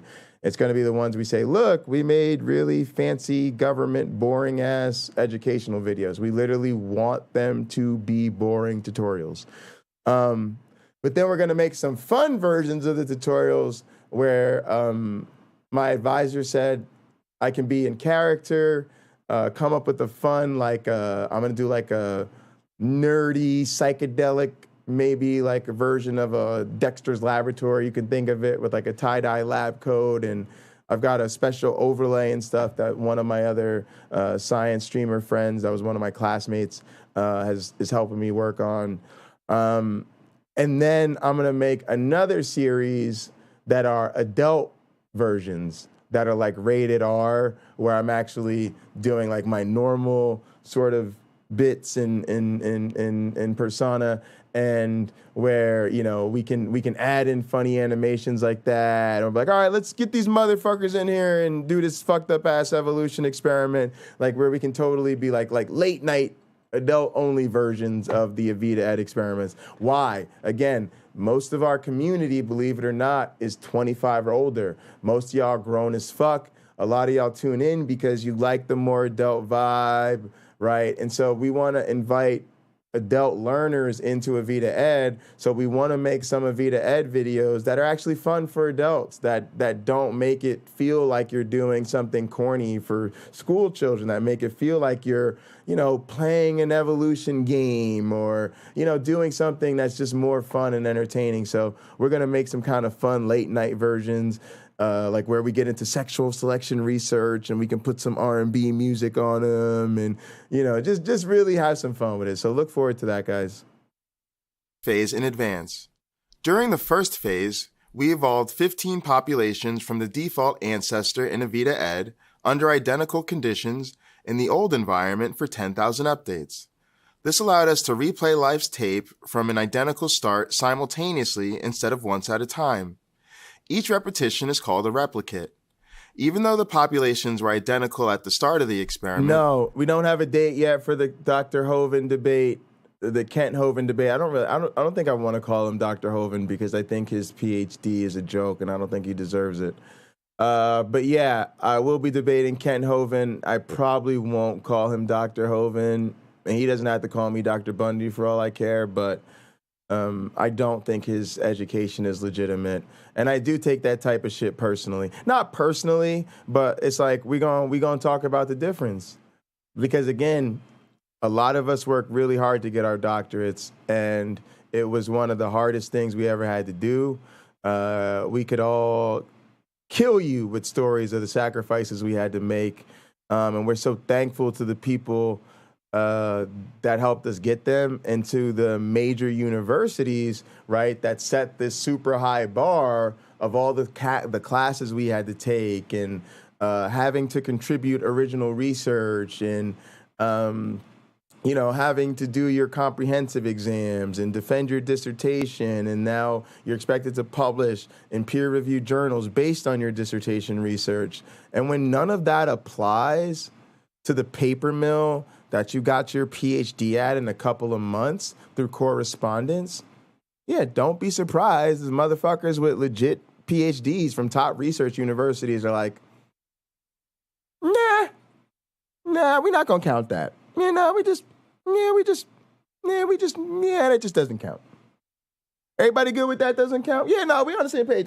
You count that? No. You think that should count? No. You think that should count? No. Yeah, me neither. Yeah, you go fuck yourself, Ken Hovind. They began to differ as they evolved. Different Dr. genetic changes known as Dr. mutations Pepper, occurred at random in each population at different times. Some of those mutations were lost when individuals failed to reproduce simply by chance, even if the mutation was neither beneficial nor harmful. I don't either, Cameron. We call this process genetic drift. I don't either, Cameron. The way it is I think they're not accredited, right? They're not accredited by any legit shit. I'm not even sure that they're accredited as like amongst the more legitimate Bible universities. So what effectively it becomes is literally it's just worth the paper it's written on, right? Because it's not recognized by anybody. Now, between me and you guys, I actually think this should be, they should be sued. Now, hang on. I'm going to tell y'all another thing I didn't really get into. I think James Apperson might be up in this bitch too. Now, listen up closely. Listen up the motherfuck closely. Especially you, Bread of Life, Rebecca and Sal. All right? Let's quickly revisit the is religious indoctrination child abuse. Now, I'm going to show y'all something as we get ready for this Ken Hovind debate. We're going to revisit the Bill Nye versus Ken Ham debates. There were two of them. Most people remember the first one, public forum, blase, flavonoids, TV, press, bullshit. The second one actually took place at the Ark Encounter while Ken Ham was giving Bill Nye a tour of this horseshit ass place. The boat that don't float, right? That's what we're gonna call it, the Ark Encounter from now, y'all. As he was touring the boat that don't float, they were having sort of their second debate. And you will see when we watch this shit that Ken Ham keeps making these weird ass appeals to the children, and oh, brother Nah, you wanna tell these children that they won't be saved, that all of this bullshit, right? Right? And this is way before I ever got into even watching YouTube videos about atheism. Boy, not in our community, right? I clearly watched this on YouTube. So I was watching atheists. I was watching the videos, but I wasn't watching these debates. I wasn't participating in chats. Y'all know what I'm talking about. All right, right? I decided right there and then a couple of things. Number one, I decided this was child abuse. Number two, I decided that I would not rest until I figured out whether or not we could do something about it. I literally think organizations like Answers in Genesis should be sued. And part of it should be that they committed fraud, right, with the expressed intent of child abuse. It is not only did you commit fraud, right? It's like the way we see crimes as way worse if you commit a crime in the effort of committing another crime. Like if you rob a bank, it's really, really bad. But if you rob a bank explicitly so that you can distract all the police so that somebody can go murder your ex-wife, right? It's like you committed a bank robbery simply to commit a murder, right? So now you're really fucked. Because you didn't just commit a bank robbery, you didn't just commit murder, you did both these shits in some sort of super fucked up crime, right? So when you take these organizations like Answers in Genesis and you tell these motherfuckers, oh, they get a tax abatement because they promise to bring all these jobs to a place and then they don't deliver on the jobs. They promise... they get tax rate. They promise to bring millions of dollars in revenue, and then they don't do it. And the places where they build these places get screwed. They tell these places, oh, we're going to build this shit as a museum. They could tell you this shit is not science. It's not science. It's not history. You cannot license it as a museum because it's not a fucking museum. And they turn around and they go, okay, fine. We'll license it as a fucking attraction, a motherfucking theme park. They license the shit as a theme park. And then what the fuck do they call the fucking theme park? They call the theme park a museum. Okay? Why? And why do they build all of this bullshit? Why do they commit the tax fraud and the tax evasion and all of that old bullshit? So they can lie to children. So they can teach children shit that is demonstrably false.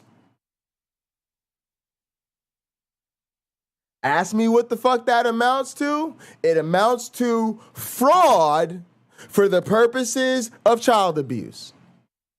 Now, if I got Christian friends out there, if my family don't want to fucking share a Thanksgiving table with me, if I got friends out there that don't want to bring me on your YouTube channel anymore, if you think I'm being mean, you can go fuck yourselves. Because these are just facts. And it is not how Jason feels about you. It is how a lot of fucking atheists feel about the reality of what the fuck is going on. And if you want to keep denying the reality of what the fuck is going on so you don't have to be honest with yourself about what goes on in the name of your goddamn religion and how it really affects the world and how it really, really does impact the education and development of these children you supposedly care about so much you won't let us abort them anymore, you can go fuck yourself. So let's be very, very clear about it. I do think it's child abuse. I also think it's organized crime. I want to see these motherfuckers sued for it and then prosecuted. I want them to face civil liability till they go broke as fucking hell and then criminal consequences so they spend the rest of their time in jail. Hopefully at the same motherfucking prison as Donald Trump and his insurrectionist Ku Klux Klan buddies. Oh, what was that? Oh, you right, chat. You right, chat. We should put them motherfuckers under the jail. See, when we think together as a group, when we come together in the group think with the peer review like we just did, with the peer review, we come to a better solution. Y'all are right, I was wrong. Under the jail. Under the jail. Let's get back to this Avita Ed video. Drift. At the same time, Seems the to be a populations reasonable perspective. adapted to the environment as natural selection tends to increase the frequency of mutations that were beneficial when they arose and eliminate those mutations that harm the organism's performance. Each population got better at growing in the environment over time. However, which mutations were... After this, y'all, I'm going to tell y'all about my dream research. After this, before I get into the editing, I'm going to tell you about my fantasy research. Let's get through this. Favored differed in each population based in part on which other... All right, let me get this so y'all can hear this part. This allowed us to replay live 15 populations. All right, here we go. For this exercise, to save a bit of time, we performed the first phase in advance. During the first phase, we evolved 15 populations from the default ancestor in Avita Ed under identical conditions in the old environment for 10,000 updates. That's the part. This allowed us. That's the part that's just like the LNCA experiment. To replay life's tape from an identical start simultaneously instead of once at a time. Each repetition is called a replicate. Even though the populations were identical at the start of the experiment, they began to differ as they evolved.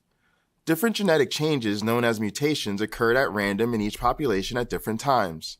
Some of those mutations were lost when individuals failed to reproduce simply by chance, even if the mutation was neither beneficial nor harmful. We call this process genetic drift. At the same time, the populations adapted to the environment as natural selection tends to increase the frequency of mutations that were beneficial when they arose and eliminate those mutations that harm the organism's performance. Now that is the part that Bible research tools and John Maddox and all these other creatard fuckfaces don't seem to understand. Natural selection is the process by which beneficial mutations increase in frequency in a population. It causes the population, not the individuals, it causes the population to adapt to the environment over time simply by that. The beneficial mutations increase in frequency over time. That's it. Here's the critical part. There is no selective mechanisms for the fucking ones that are not favored. In other words, there's no theory that predicts that their de-evolution will happen. There's no natural theory that suggests that populations become less fit in their environment over time. So when these motherfuckers start suggesting that to you, they are just essentially misrepresenting what the theory explains from the gate, from the jump. So they're going, well, evolution doesn't work because of this theory that's not at all how evolution works. Man, y'all are stupid. Population got better at growing in the environment over time. They all get better. However, which mutations were favored differed in each population based in part on which other mutations occurred and when. The interaction between the chance processes of mutation and genetic drift with the systematic non-random process of natural selection created a unique history in each population every time evolution was repeated. It's important for students to understand that the unique result of each repetition comes from the interdependence of deterministic and non-deterministic processes. There are other Vita Ed exercises available to familiarize your students with the concepts of mutation, genetic drift, and selection in greater detail. Students will examine the effect of history in this exercise by performing the second phase of the historical... Yes, I am reading a script. That was actually one of the challenges for this. When we give our talks and stuff, we generally don't read scripts. One of the real challenges of this was that you're in a studio. It's a very artificial environment. There was nobody in the studio other than me and the producer and the camera guy. I actually came up with the production tip. A power production move. If I ran a studio like the one I did this in, I would actually mock up like a fake audience cardboard cutout to put in the back just to literally give a person the fake feeling of people watching you. Just because the studio environment is that weird with how artificial it is. And also, real production studios are built in the inside of very thick buildings, right? You can't have any outside sound. You want to control the sound. You want to control the light. It's an incredibly controlled environment. So the walls of the building are incredibly thick. In the studio, the walls that surround the studio itself are incredibly thick, and then the studio's in the middle of that. So it is an unusually dead space. It's part of the reason I admire what my dad does so much. My dad doesn't broadcast from home. He broadcasts in a real broadcast studio on a multi-million-dollar set, and it's a different beast. But yeah. I was reading a script, but also you can go fuck yourselves because, again, I wrote that script, and who helped me revise it? Again, the guy who wrote that paper, the very guy who talks about this stuff, Rob Pinnock. Me and Rob went back and forth on the revisions to this script, and we're doing the same thing with all the scripts for the new video. So I'm happy to say that scripting videos represents a very professional challenge. It's what you have to do when you're making these type of videos. I do wish I read it better. I do wish I, modified the script to make it more natural. I'm going to improve in all of that over time. But this is a real professional production challenge. And so with stuff like this, it's not a bad thing that I'm reading off a script. It's actually a good thing because it makes me the writer of this video in addition to the on-air talent. So... and again, we're writing stuff that's about my research. You guys got to remember, I'm a producer. If you pay me $10,000, I will work on your video. If you pay me, $5,000 to mix one of your songs, I will mix one of your songs. I don't give a fuck what the song is about, right? If you pay me to do a podcast, you pay me a couple $1,000s to come on a podcast and talk to you about my love of the Dallas Cowboys, I will do that. Right? This is a studio. It is available for hire, right? And it's all of those studios. Music production, podcasting, video production, live sound, hire a drummer, animations, graphics, all of that, right? So what does what you're watching now mean? Well, I'll tell you what it means. It means my biggest client ever, the client that's putting $10,000 worth of equipment in my studio, the client that's paying for professional software, the clients that are getting me new M1 Ultra computers and new streaming machines and 8K cameras and a 75-inch screen, and getting me more grants and NSF dollars to keep the gravy train going, and gonna pay for my summer salary the next couple years while I work on Digital Evolution video games. Is what?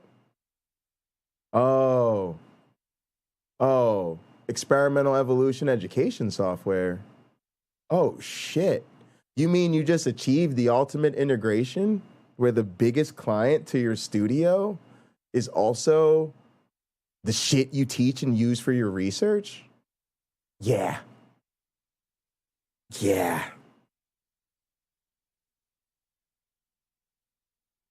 Come on, what are you doing with yourself? What are you doing? You're taking too long. There we go. You get it, guys? August 12th is my birthday. It's when my cousin's album drops. But yeah, y'all, I'm serious. Like, that's why this is all so much fun for me. Because literally, it's like I'm bringing bank into the studio, and it's my evolution research that's bringing it in, y'all. We out here. All right, let's go back to difference experiment. Let's get that NSF money! After the first phase, we isolated a single organism from 3 of the populations that evolved in the old environment. Each of the organisms will be used as ancestors to start groups of replicates that will also evolve under identical conditions in the new environment during the second phase. Oh, you too, punk. You're the sweetest. At the end of the second phase, the students will measure differences between the groups of populations derived from each ancestor. Any systematic differences between each team's observations reflect the historical differences between their ancestors that evolved during the first phase in the old environment. If the groups demonstrate similar tendencies regardless of which ancestor was used to start them, it suggests that natural selection can overwhelm history to repeatedly create similar results. However, if the ability of populations to evolve in the new environment is determined by which organism was used as the ancestor, it would indicate that the unique history of the founders plays a strong role in determining the results of each replay. I will now demonstrate what students need to do to complete the exercise. You will need to send your students the workspace file and the student handout. Instructions are provided to perform the exercise using online or printed materials for data collection. I will be demonstrating online data Packing collection. is a bitch. It's always slow. Before you begin, you should divide your class into 3 teams, A, B, and C. 3 teams! For Let's demonstration go! purposes, I will follow the instructions for a student on Team A. Once the students load the All right, so that's a big thing, right? So that's kind of big what we did when we were with them was we shot the scripted sort of, I mean, the whole thing was scripted, right? But we shot those sort of background pieces standing up where they could overlay some graphics of the long quote, right? Because you deal with the long quote, you know, you want people to be able to read it. They had some images pop up. I sent them some images that they could use for certain parts of the script. Much more compelling than, like, say, a PowerPoint, right? And then we switch here to what was a screen capture. I was actually sitting in the studio on a laptop that they had set up for the purposes of this. It was running screen capture software. And then you're kind of sitting in the chair. They're also filming you so that if they want to, they can bring me up on screen or edit that in. It gave them that option in post. I guess at least for this portion, they decided not to go with that, which is fine. We can also do that, which is the full screen capture with no camera. I think Rob prefers the style we have now, which is when we go to the on-screen demonstration, we keep the webcam on there. The other thing I'm noticing is that they didn't letterbox it. But you know what? I think they're in some sort of windowed mode or something because they do have the navigation bar at the top and a little bit of space and stuff down below. So it looks like they got rid of the taskbar somehow, and we could do that. But they did include the top. I think Rob prefers the letterbox, but I will show him this tomorrow, and I'll let him give me a final call. And again, I guess we could change it if there's something we ever need to do. This makes sense. I love that shit, man. YouTube Punk, I also want to get the GIFs going. Like, some of these things could be GIFs that play. Like, that's a perfect example of one that I guess could play as like a GIF maybe under my webcam window there or something that would like pop up on screen. And then maybe we could make the sound effects a little bit cheaper. And then the more expensive redeems will be for the gifts. So I don't know, just little stuff like that. I think adding the gifts, or again, just add a little value, make it fun for some of the ones that actually have legitimate video clips that go along with them. That being definitely one of them. The bribe one, right? The bribe one. This is a bribe. And yeah, redeem bribe somebody. I don't have it in my board, but that's another one that could definitely be a GIF as well.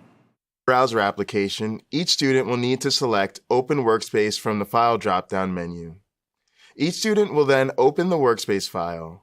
Once the workspace file is loaded, you will notice a few changes immediately. There are now configured dishes in the freezer area for each team. We also see the corresponding ancestors stored in the freezer as saved organisms. What you have just These done are is the illegal. organisms and that in we this state, saved if from phase convicted, you 1. could be fined up to $5,000 or spend 6 months in a correctional facility. Exactly. To set up each run, you will need to click and drag the correct configured dish on top of the @default label of the dish name field to load the correct settings. When dragging the configured dish, the bar on top of the dish's name will change from red to green when you are hovering over the right location. You will notice that the population viewer in the main window now contains an organism. This is the team's ancestor.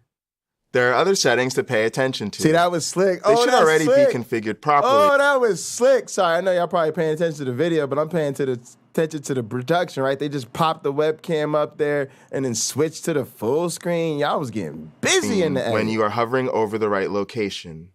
You will notice that the population viewer in the main window now contains an organism. This is the team's ancestor. They captured a clicking sound. There are other settings to pay attention to. They should already be configured properly, but I'll briefly go through them to explain the experimental setup for Phase 2. In the bottom right-hand corner, you'll want to ensure that pause run at update has been set to 2000 and that this box is checked. This will ensure that every student's run automatically stops at the same time. At the top right corner, you can select the Setup tab to check the rest of these settings.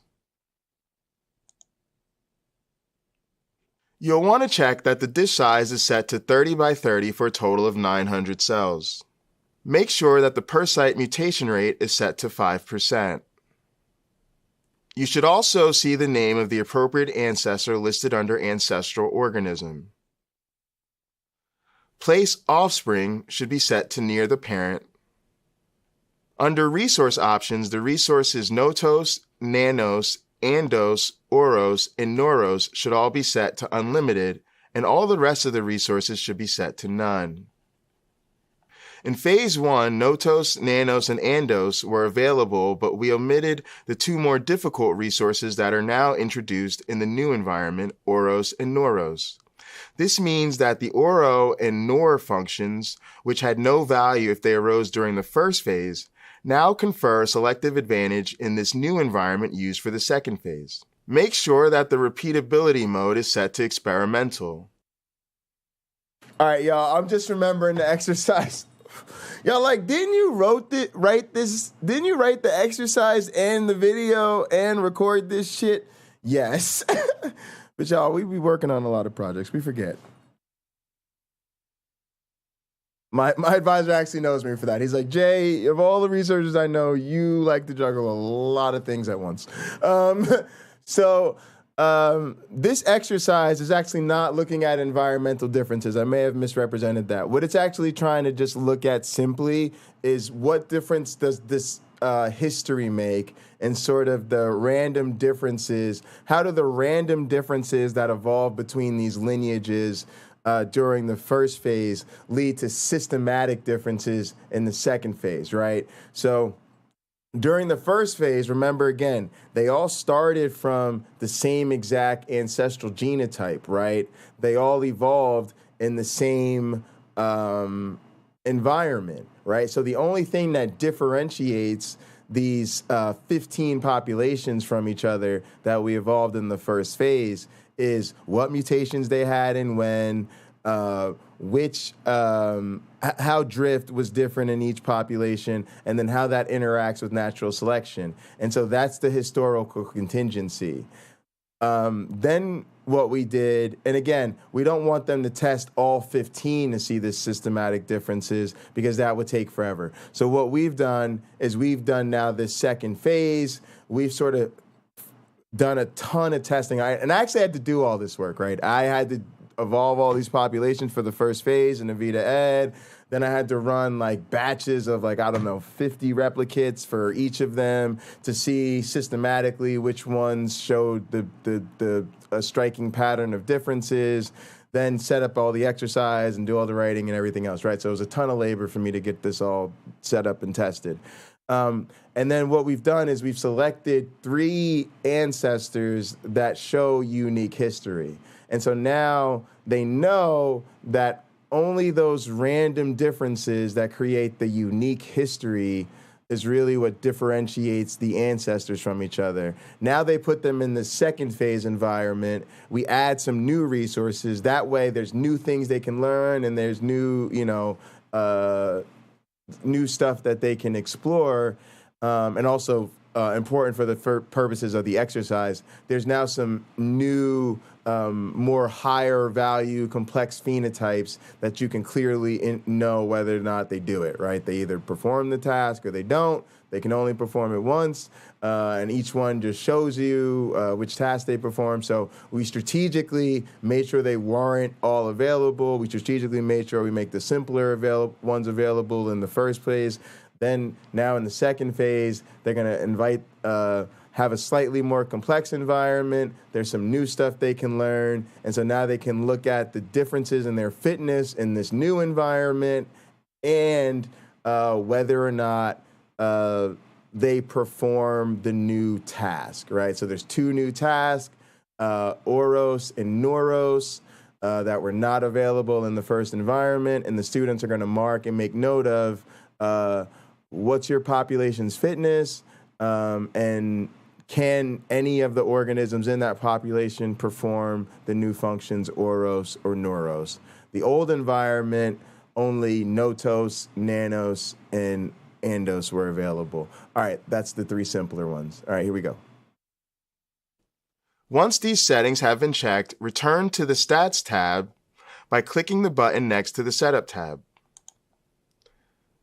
Next, you will want to open 9 new tabs and repeat this process until you have 10 runs completely set up.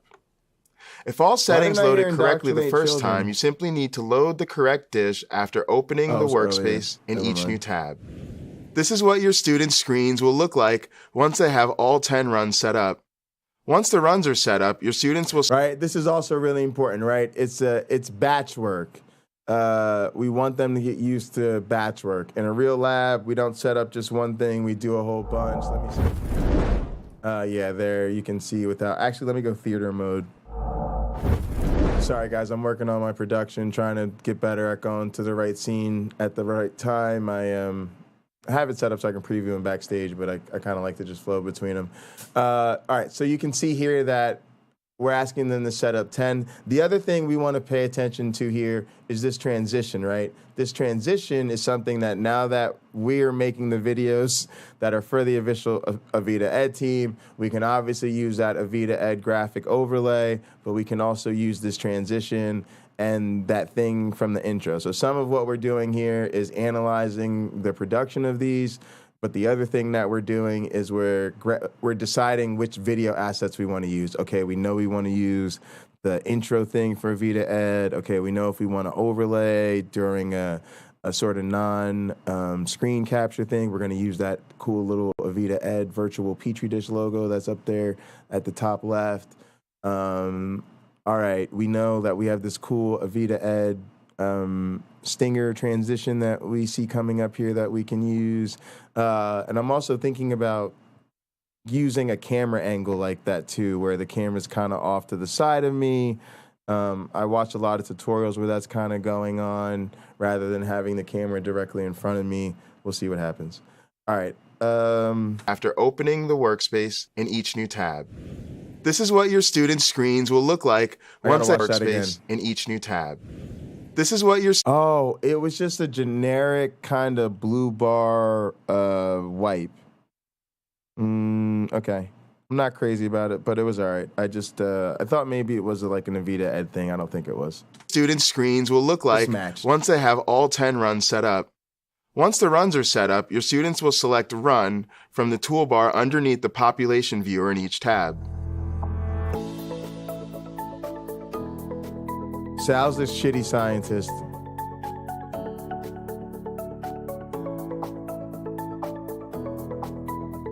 Oh yeah, this is like the little time lapse. This is me setting up all the runs. Oh, so cute.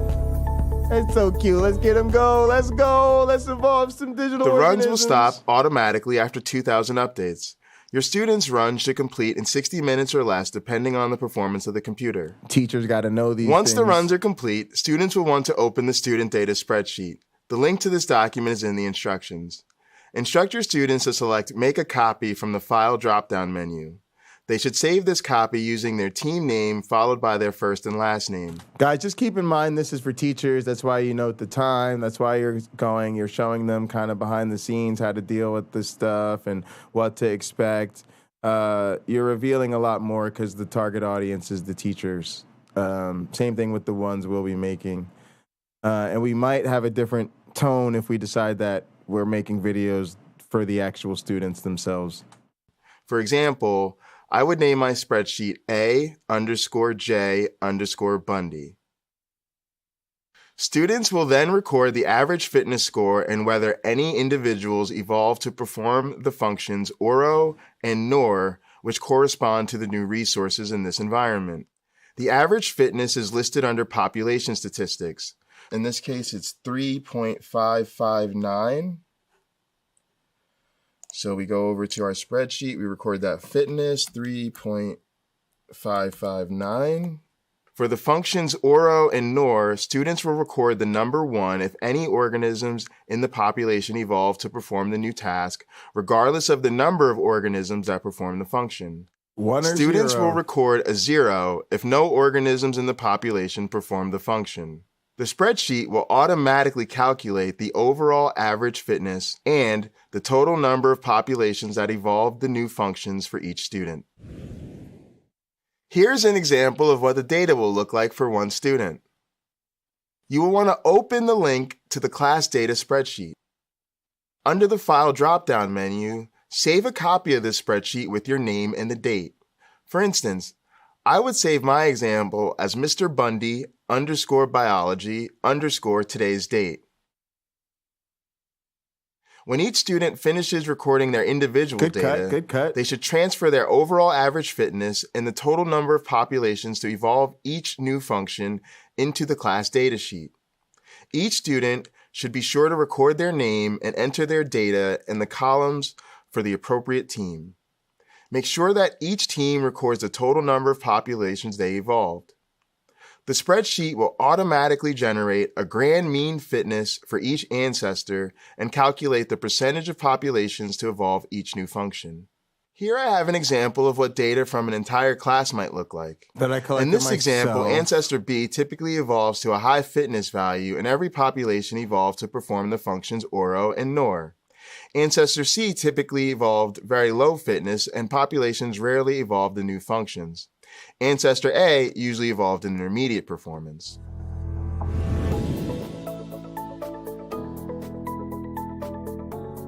What up, Taco? With this class data at hand, your students are now able to consider what the replay experiment showed about historical contingency. Remind them that we performed the first phase ahead of time. In the beginning of the first phase, the populations that the ancestors come from were identical.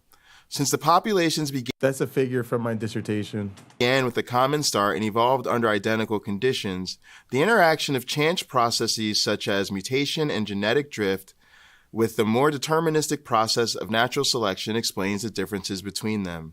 At first, there were only a few differences between these populations, but differences accumulated over many generations in the old environment as the populations continued to evolve independently. Remember that the populations had 10,000 updates to evolve these historical differences during the first phase. A single organism was chosen from 3 populations at the end of the first phase. These organisms were used by your students to start new batches of replays in a different environment. The differences observed between the groups of replays evolved by each team following 2,000 updates in the new environment can be attributed to the ancestors' unique evolutionary backstory. Each backstory, or history, in turn, is itself the result of replaying life's tape in the old environment. When Stephen Jay Gould originally discussed the thought experiment of replaying life's tape, he was imagining how the history of life on Earth might be different if evolution was repeated. He recognized that unpredictable events could influence the course of natural history by causing populations to evolve along different paths. An evolutionary fork in the road can increase the likelihood of some future outcomes while restricting or even eliminating other possibilities. Further, even though natural selection will cause populations to become more suited to their environment, environments can change in ways that are difficult, if not impossible, to anticipate. In this exercise, we have seen how experimentally replaying life's tape from a common start under identical conditions creates unique history between replicate populations. These historical differences have the potential to influence the subsequent evolution of their descendants, evolving in a new habitat in ways that can be tested. I hope this exercise helps your students understand the important role that history can play in evolution. Get it! Get it! Get that money, Jay! Get that money! Oh yeah. Oh, wait. I didn't expect to see that coming. Hold on. Did we have a straight NSF bumper at the end there? Hang on. Did we have a straight NSF bumper?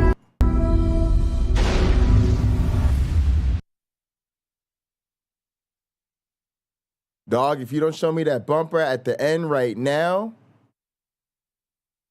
I'm not playing with your ass. How you gonna freeze on me right there? That's some cruel ass shit.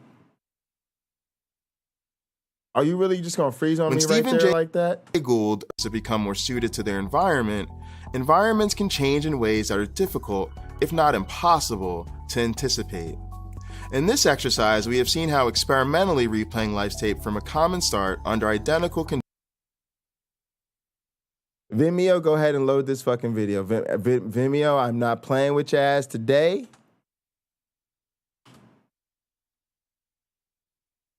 Conditions creates unique history between replicate populations. These historical differences have the potential to influence the subsequent evolution of their descendants. Iron Charioteer, why do you be up in here starting shit? That's totally unnecessary. Oh, y'all, that's terrible what they did to me right there. All right, we gonna let that play. But yeah, that was a pleasure. I got a lot of ideas from it. I need to rip it though now, or yeah, because I guess he sent me a link because this is the final one. They sent me the Vimeo. Yeah. Let me see if the YouTube downloader will just take one from Vimeo. If not, then I don't know. Wow, how did it pull straight up to the right thing? That's a little scary. All right. Yeah, nah. All right, let's see. Vimeo, video downloader.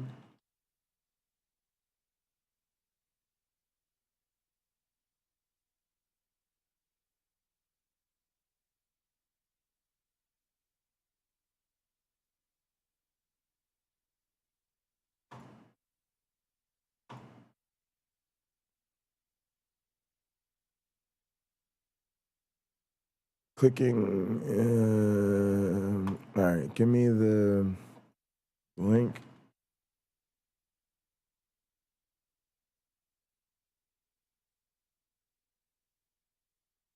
Before 1080. Let's go. Vita Ed Bundy Fine Cut. Yeah, sure. Where do I want this? Where do I want this? I think for now, just put it in clips. Yep. Get it. Let's go. All right, y'all, we're getting it done.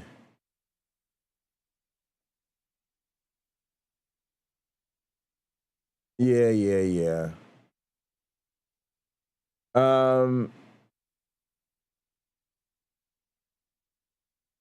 But yeah, I don't even know what to say. We did a whole episode on Sal. I kind of like, I'll deal with Sal, I guess, if something comes up, so I could break down for people how stupid Sal is.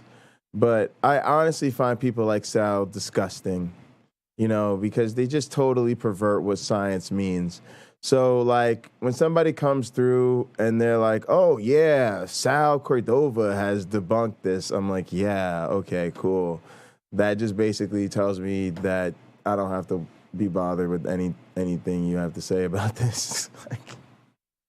I'm sorry, but some of y'all, like, you just lose credibility when you cite the least relevant people, right? It shows that you don't understand what's going on, right? So it just is like, okay. It'd be like if I came to you and I said, well, did you hear what Tom Brady said about the historicity of Jesus?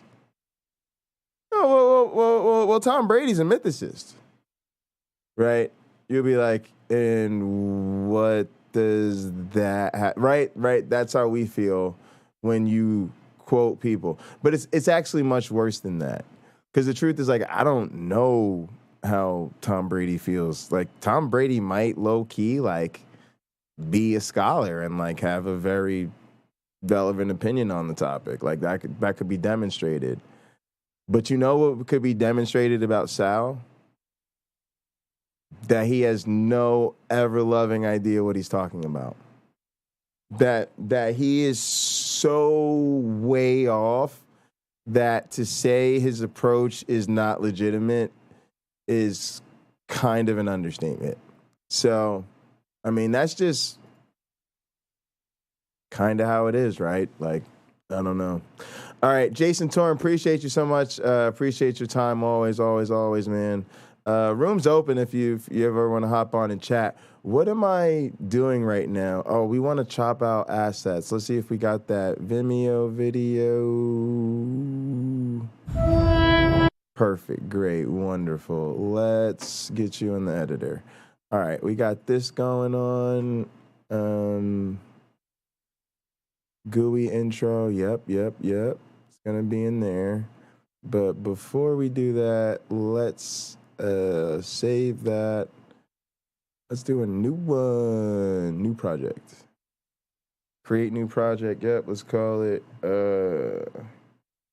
Avita Ed. First thing I want is I don't know what to call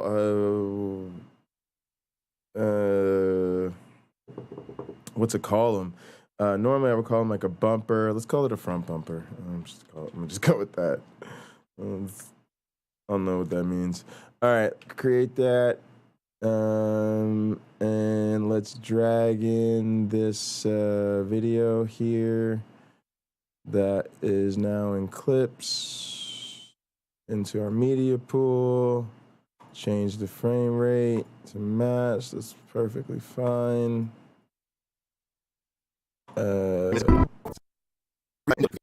Go ahead and create optimized media. I don't think I really need to with this, and it's probably it's not super long. Yeah, it's long enough that'll take a few minutes. That's all right. It's no big deal. Let's see what else we got going on.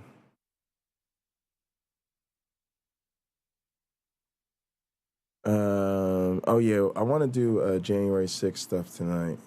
What do I need to do tomorrow for Rob? Oh, I just need to add text to those two things. And then I think I'm good. And then I think tomorrow I'm a code, do some other shit. Oh, I got to make sure I pull up the items that we're going to get from the store. Although we might do that on Monday, because that's not as tight time-wise.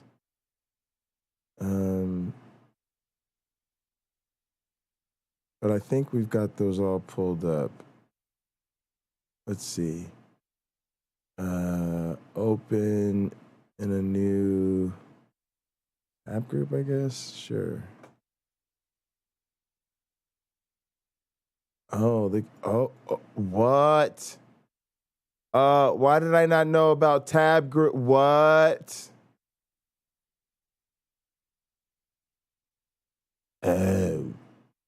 Oh, this changes everything. All right. All right, let's see what we got. Boom, we got the David Blackman set on deck. Oh, I can't wait, guys. And then we're going to replace these panels with the films and then make like custom ones and just put the lighting behind. Oh my God, it's going to be killer. It's going to be killer. Oh, the master controller. That's just, it just controls my universe. Guys, it controls the big mixer in front of me. Oh, why am I not on camera anymore? We're done with it. Boom, there we go. It controls the big mixer in front of me. Let me put on my side cam too. Let's see. Let's go over here.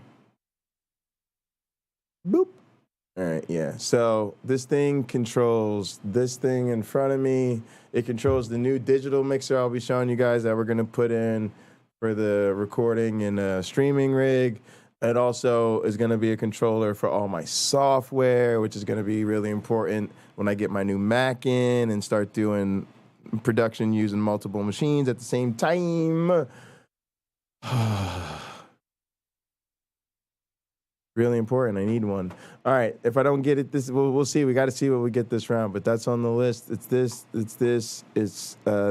which is the cloud lifter, which gives gain to this here SM7B, which is something I really, really want. I think, to be honest with you, priority number one is probably right now this.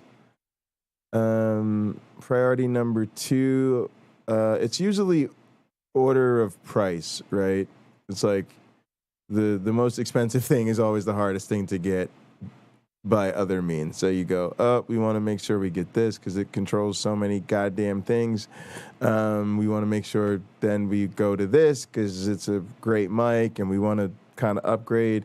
We could swap these two potentially, but over the long run, it's going to be easier to get our hands on mics and through other means. And I'm doing a lot, so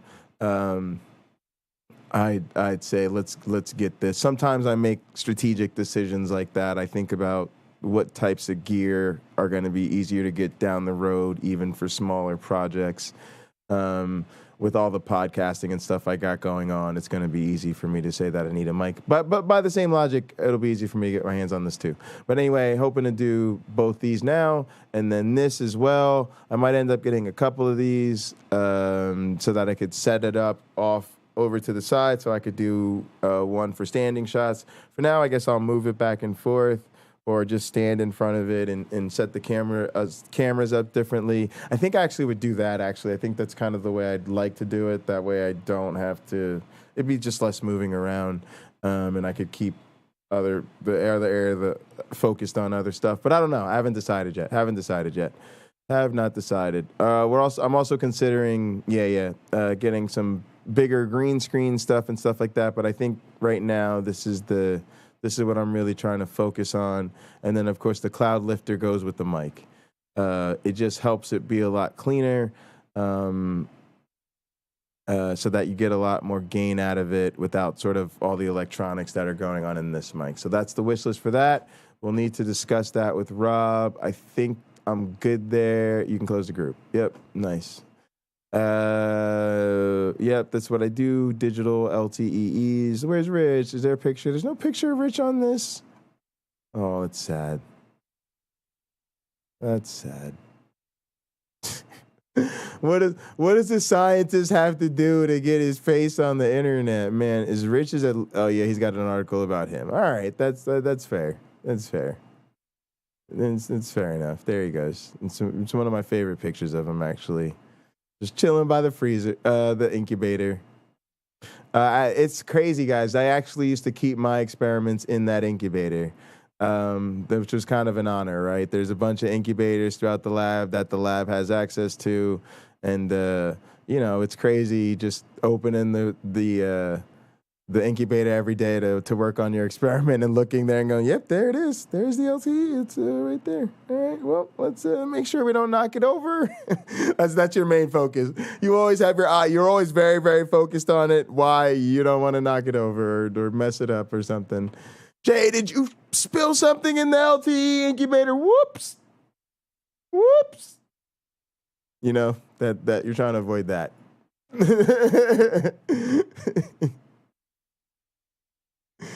Oh, God. Real life. All right. What was I doing? Oh, we gotta trim out these assets. I had to do it in Resolve so we can get a fine edit. Perfect. Did you get that done? Beautiful. Go over to our edit window, drop it on in, chop it on up. All right, right here. Yeah, I want all of that right there till we get to. Oh wait, I should use my thing. Let's use my thing, guys. Let's use my fancy toy. Oh, let's turn it down, man. Let's go back to zeros on this mixer. Actually, let's turn it down even lower. Let's put it way in the back. All right. All right, cool. Let's go back a little bit. Ooh, actually, I like that fade in. See, we got to get the real thing from them. If we get the real thing from them, we can get this little asset, which will probably come with the transparency, right? Rob was like, just use the one from WKAR. And I got to tell him, actually, there's a lot to their assets that we don't have. All right, let's try to cut it right there. We should have, but it's okay. These are just kind of like templates. We're just kind of establishing a style of what we're going to want to do. And so, it's okay. We'll work on the fine details when we work on the final versions. All right, so I hit the cut button. No, I should have hit the split button, I think. Yeah, there we go. All right. And then I actually think for this, I want to trash everything else because I really don't care. All right, and then I think I want to. Well, let's play it. Let's go back and see what happens.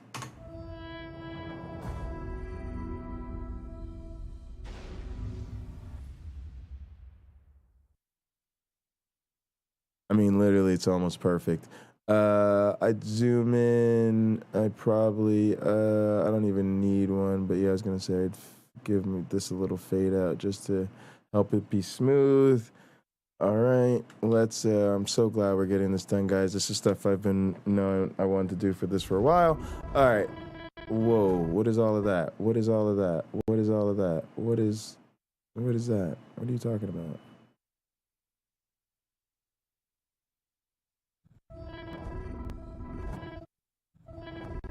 All right, sorry, I'm just playing with it. Let me put up my camera. Let me see if I think the desk camera is on. It was. Oh, you know what? I tried it before and it wasn't. So I got to figure out what's going on with that. Yeah. All right, I'll reset that in this. No, let me reset it now. We're doing desk stuff. Let's do it. Let's do it.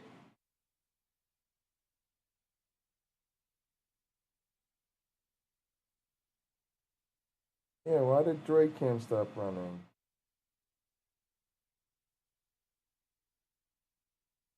Rob at 4. What does that mean? Oh, Lord. Ask questions. All right.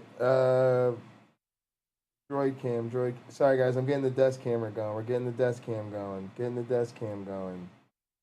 Podcast land. There's nobody in podcast land. Stay with me. YouTubers, you can see me. We're getting the desk cam going. All right.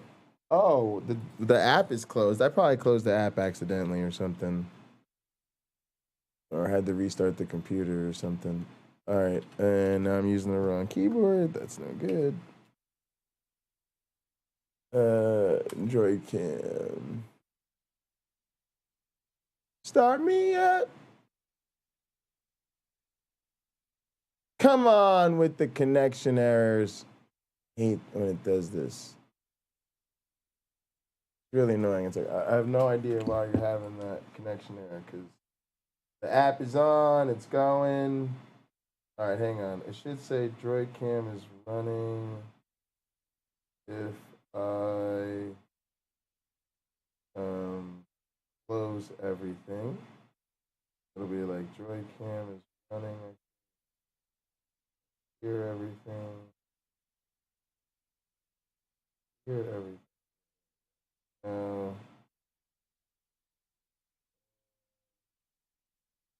No Droid Cam running. All right, cool. All right, now that's open. Open the client. Boom. Let's try it again. Come on, let's go. Let's go. Let's go. And we're in pretty good position. We're in pretty good position. Can we zoom out anymore than that? That's pretty good. That's pretty fucking good. All right, let's leave it there. I like it. How snappy are we?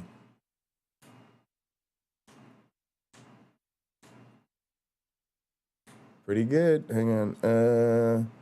It's pretty good. It's pretty good. All right, let's minimize that. Pop it on back. There it is.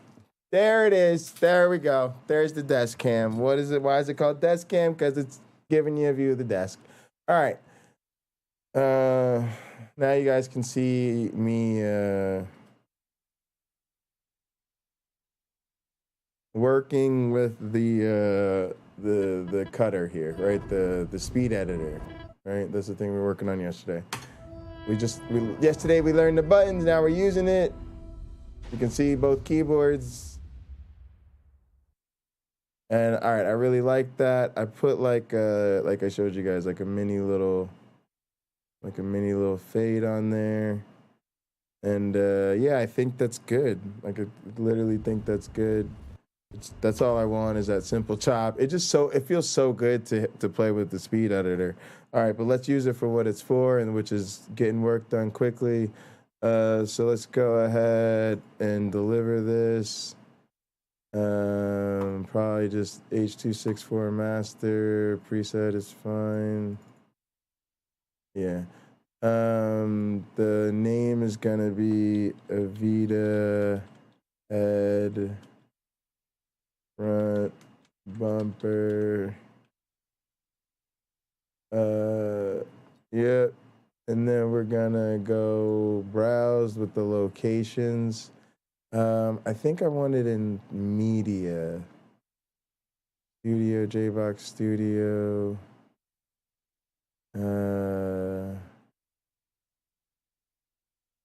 Multimedia projects. Yeah. New folder. Nah, you know what? This should be in Reaper exports or something. Which is in the Resolve exports. There we go.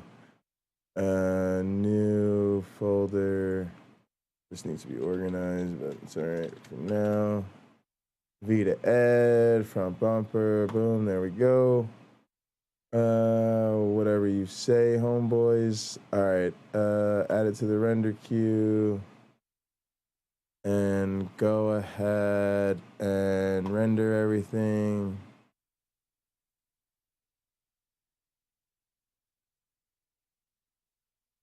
Is it done already?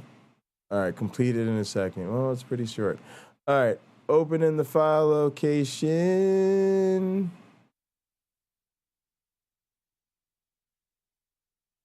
We need to see it, right? Our job is to watch it, make sure everything went okay.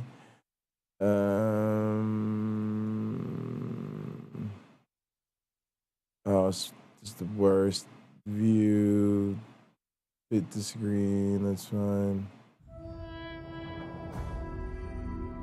Wonderful. Looking great. Looking fantastic. Unbelievable. Clean as a whistle. All right, great. So now we've got that as a separate little asset. Let's do a new project. Let's call it, what was this one called?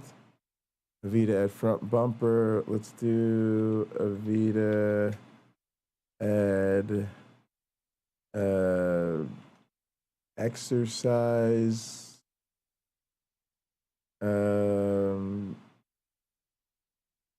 Stinger? I don't know.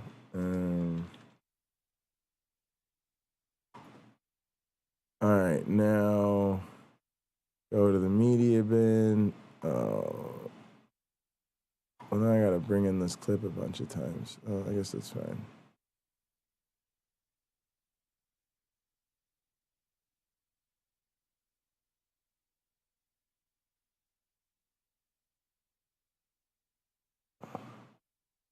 Change it.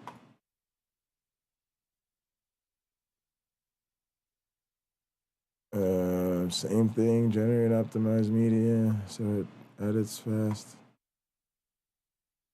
Do something else for a minute. Oh, I can't wait to get to January 6th stuff. Actually, you know what? We can play the beginning of this because workers face threats for simply doing their job. Election workers. we're going to start right at the hearing.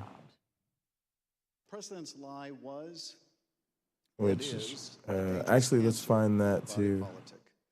if you can convince 1080. Americans that they cannot trust their own elections, that any time they lose, it is. Here we go. It's gonna be office to the Constitution, and now we have Jeffrey Clark, the only one unwilling to swear that oath of independence and to the Constitution in order to do the former president's bidding.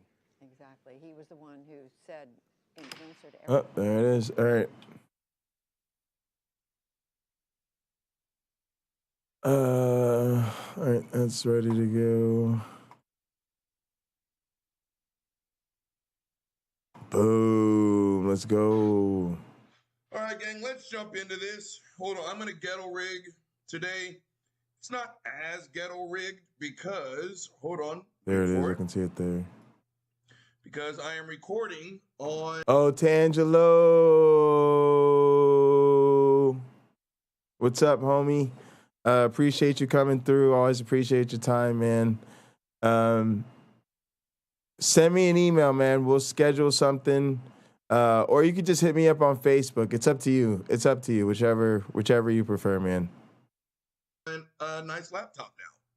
But I'm still going to ghetto rig. I want to post a little bit more on the podcast format. I'm going to go look for another platform, right? So we're going to do this one. Go fuck yourselves. We're going to jump into this show. But first, gang, I'm not going to lie to y'all. Uncle Bobby is running on reserve fuel right now, right? Boy, it is rough. And this is obviously coming out of the mouth of someone who has gone to therapy. And so when your brain is playing tricks on you, when you're feeling real just fucked up, we call it opposite action, right? So it's like, boy, when the dark hits, when you're in that space, what do you want to do? You know what I want to do? I actually want to go sit my ass in a room, turn off all the fucking lights, stare at the ceiling, and just cry for like 9 solid hours, right? So I was like, okay, so what do you want to do? Well, that's what I want to do right now. Now flip it, do the exact opposite, right? So I'm going to sit here, I'm going to run off at the fucking mouth. I'm sure once I get some momentum going, I'm going to fucking get back into Uncle Bobby mode. But your boy is struggling. But he's going to do a fucking show. You know, now, gang, tell him, let him know. That's how it goes. The show must go on. Once, you know how much I love to hate championship responsibilities. Fuckface Frank Turk. Now, the entirety of today's show is going to be us doing some double leg takedowns on some really bad apologetics. Again, I don't know why he rubs me the wrong way more than the other fucking Christian apologists. He just does. And again, I told y'all before, I still remember being on a thread where I was doing my thing, trolling the shit out of fuckface Frank Turk. Guys, will debating Kent Hovind set up bigger debates with the Frank Tureks of the world, the William Lane Craigs? Guys, we can't let this thing stop until we get all the way to the top of the apologist hierarchy. You know, I hope you guys don't realize this, but we got to use Kent Hovind. First of all, I don't think it's going to happen, guys. And I think that was either a fake account that said that yesterday or they're going to figure out a way to bamboozle us on this one. But if we do this, guys, we got to use Kent Hovind as a stepping stone to bigger and better things. I know what I'm talking about? And one of his minions popped up out of nowhere, and it was like, well, why don't you give him a chance? But it was like, Uh-oh, Cameron said that was him. All right, bro, that's what's up then. That's what's up. And then that's what it is. Then that's what's up. Y'all already know what time it is. Like I said, you know, we gotta step up. I can't be the United States champion forever. You know, eventually, you know, we gonna have to take over the whole thing and do world champion things. All right, so we gotta get used to taking down the biggest and the best. I want to take down some of the biggest and the best as the United States champion. That way, as we step up to the next level, there's no question that we belong there. You know? It just what it is. Cameron Bennett said, I have the evidence. What? Cameron's the guy. Yo, I looked at it too after I went off stream. Bro, when I went off stream, I scrolled back up in the chat. I was like, God damn. They done fucked up now. They done fucked all the way up now. Oh, man. But no, some real talk. Look, Donnie out here doing this thing. I'm out here doing my thing. I felt the same way about LPP, y'all. You know, I think LPP is a clown. I'm not going to sit there and pretend that I like the guy or agree with him, right? But I think he's cool in terms of it's all in the YouTube game. You got to remember, just as strongly as we feel like these people are wrong, they feel, or at least pretend to feel, that we're just as wrong, right? And so they're down to have conversations with us. We're down to have conversations with them. Yes, I'm frustrated by the lack of progress those conversations make. I could already tell you I am not even going to pretend to be trying to actually influence Kent Hovind in any meaningful way, right? But at the end of the day, I appreciate the Donnies and the John Maddoxes and the Rebeccas and the Otangelos, even the Rebels and the Blessed Bees for, you know, making their contributions to the community. Like, I appreciate the contributions of the people who cheer me on. You know, the people who boo me are putting eyes on me as well. We call that pulling faces. And you got to remember, I'm a heel. So the people that support me for the rawness, for what I am, you know, in my element. But, you know, honestly, I want the Christians and the theists and the apologists to think that that's the good guy side and that they're rooting for the good guy. And I want them to give me a thumbs down and not like me and troll me. Because, again, I'm pulling faces as a fucking bad guy, and I'm not here to be your friend. So appreciate y'all as well. I have. That's why I'm fucking ragging him. I think he's fucking terrible. God damn it. I need help. The people that are asking for my autograph are doing it for the same reason you hate me and will never ask for that autograph. That's how bad guys get down. You know what I mean? Oh, you don't like me? Oh, you boo me when I come out the entranceway? Oh, you don't want to buy me a drink like my fan over there did? Fuck you, I'm about to steal your girlfriend. How about them apples? I said, I have given him a chance. That's the thing. Why do you think I'm ragging him so goddamn hard? And then you're like, oh, well, fuckface Frank Turk is the greatest philosopher. I'm like, dude, shut the fuck up. If that is what you call high quality philosophy, then fuck it. I'm not impressed. Exactly. Again, not impressed. If your kids talk to you this way, you beat the dog shit out of them. Now, again, obviously I have no respect for this man at all whatsoever.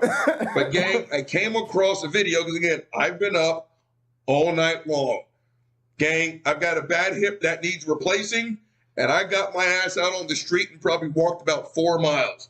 Holy shit, I had some time to kill, right? I thought I had heard fuckface Frank Turk already say the dumbest shit I thought I could hear him fucking say. Gang, I was wrong. Like, I was really tragically wrong. So fuckface Frank Turk has got this fucked up ass video, and it's called A Student Presents His Own Dilemma to Fuckface Frank Turk. And it actually says fuckface Frank Turk right there. It says it in the title. Just had to read it. I don't know why, but this one just struck me as one of the single dumbest things I've ever heard in my entire life. I am sorry,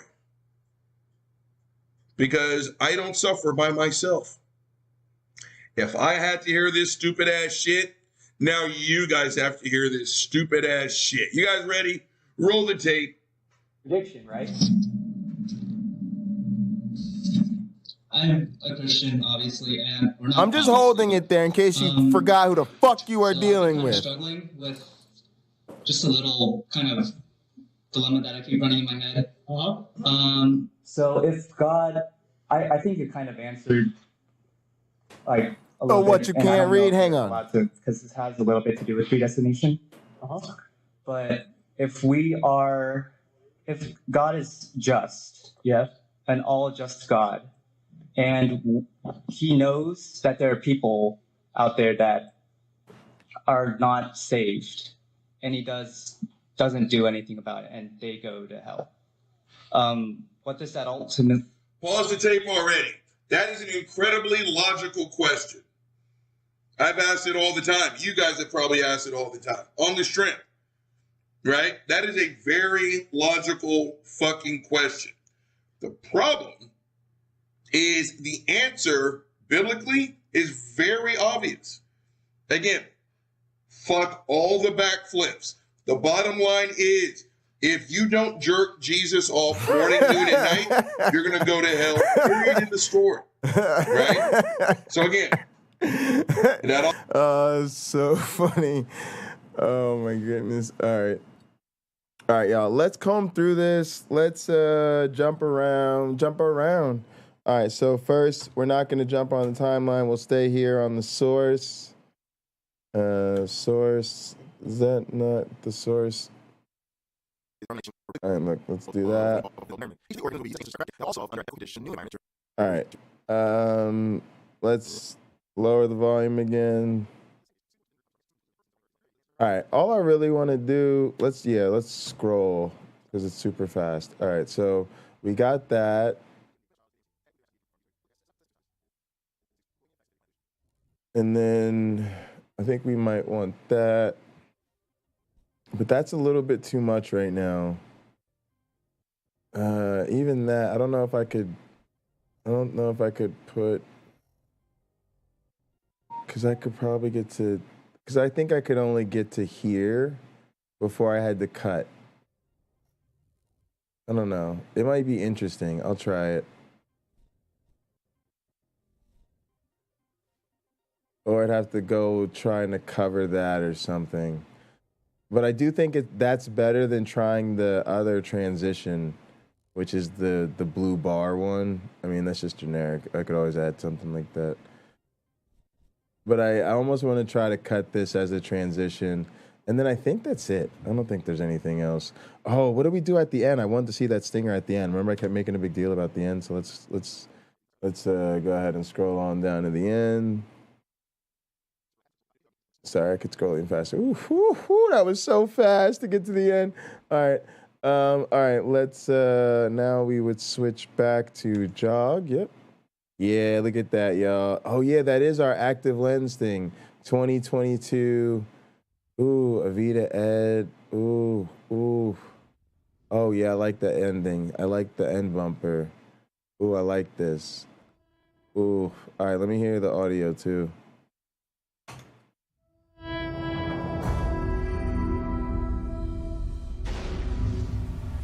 Oh, hang on. Oh, that's got to trigger him too. That's the trigger shot. Y'all, that's the trigger shot right there. 2022 Active Lens Project, all rights reserved. This material is based upon work supported by the National Science Foundation under grant number IUSE 1432563, whatever the fuck. You can look that shit. That is epic. That is the go fuck yourself anti-evolution people. The National Science Foundation is clearly taking sides, and you got to take that L. That right there is what we call a L. You got to take that L.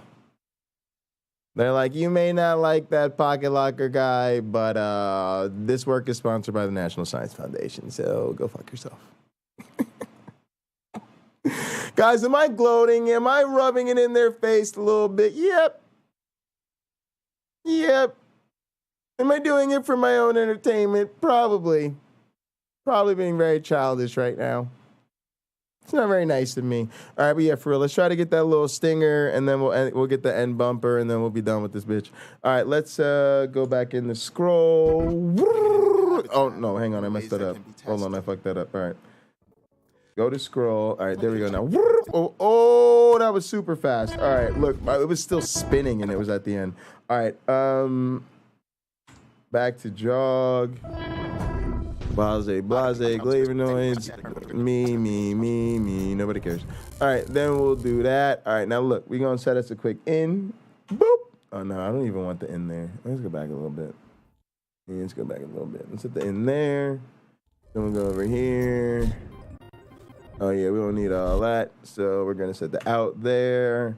Then we're going to put the smart insert on that bitch. Just going to put it on the timeline. All right, now let's edit this one. Actually, let's stay in the, we could stay in the cut for this one. Let's say we'll go trim the out. Oh, it's the whole thing. No, we don't do that. Let's go back over to here. All right, let's go. Wait, it inserted the whole thing? I don't know why shit's been doing that. All right, let's undo that bitch. All right, let's go up here. All right, let's do scroll.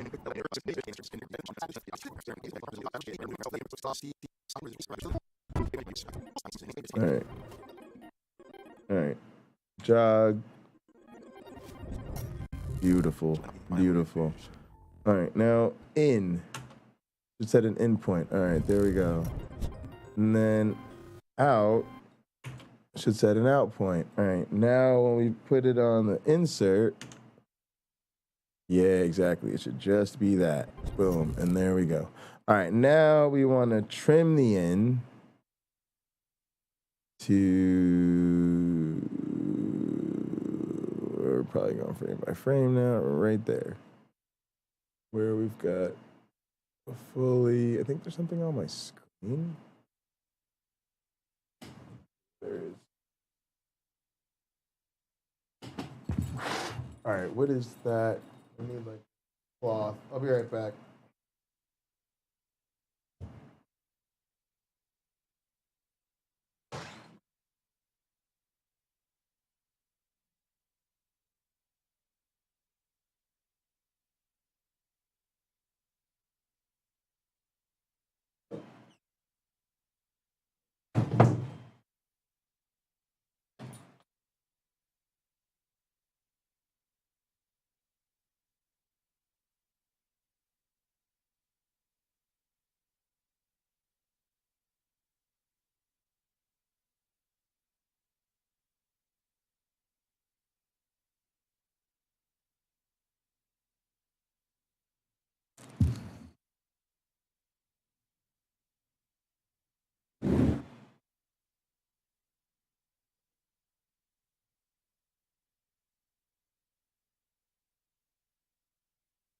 All right. Let's go with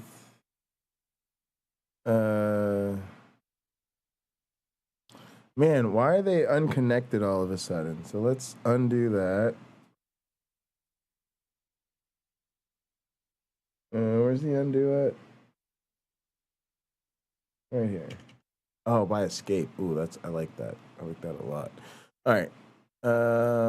They should still be together, right? Like if I move them with this, no, they're not gonna get cut together. All right, so let's combine them somehow. Control, select,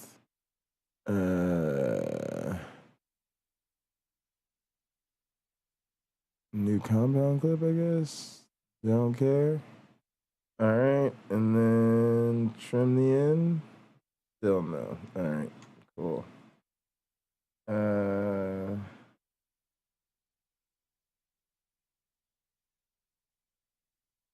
Interesting. Gotta be a way to do this that I'm totally just whiffing on right now.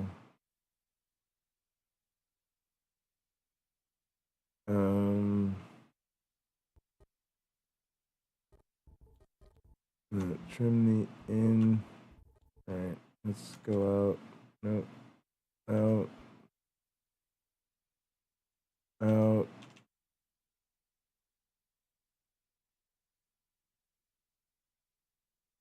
Up. There we go. All right. Let's get this off the timeline then.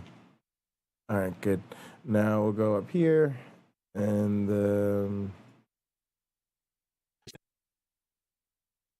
oh, did I lose my in and out? No, here. All right. So now what I want to do is I want to try to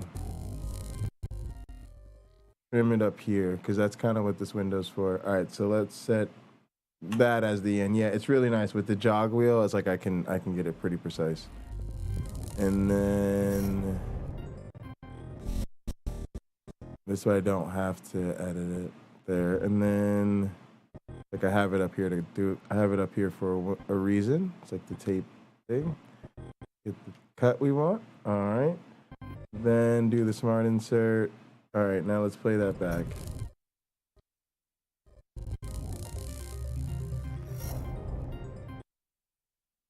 All right, let's fade that. I don't know how it's gonna work, but let's try it.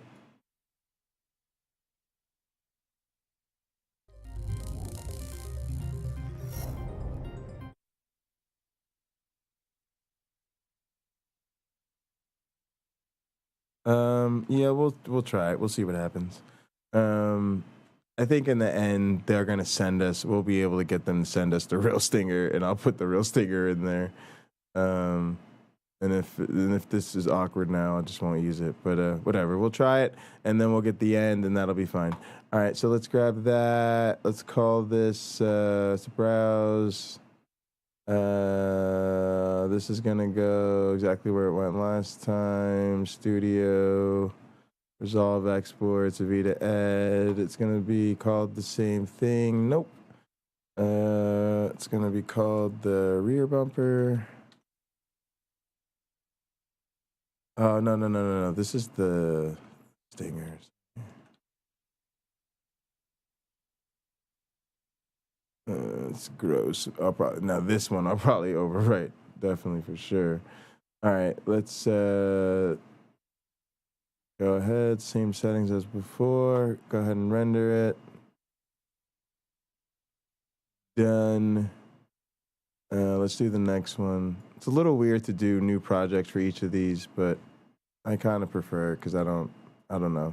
Actually, I probably shouldn't do this. I'll probably do this, and then the next time I do something like this, I'll probably do multiple edits and see the pros and cons of each.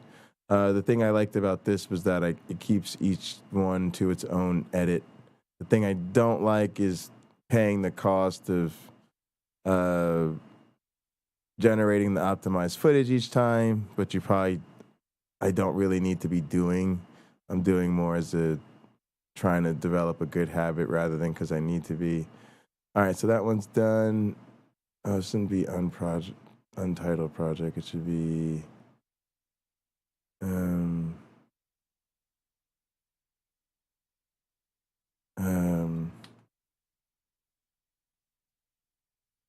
Vita, and now this one is rear bumper.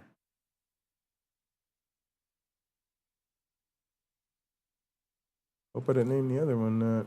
All right. Now we'll do the same thing. We'll go to the clips. We got to get that clip in.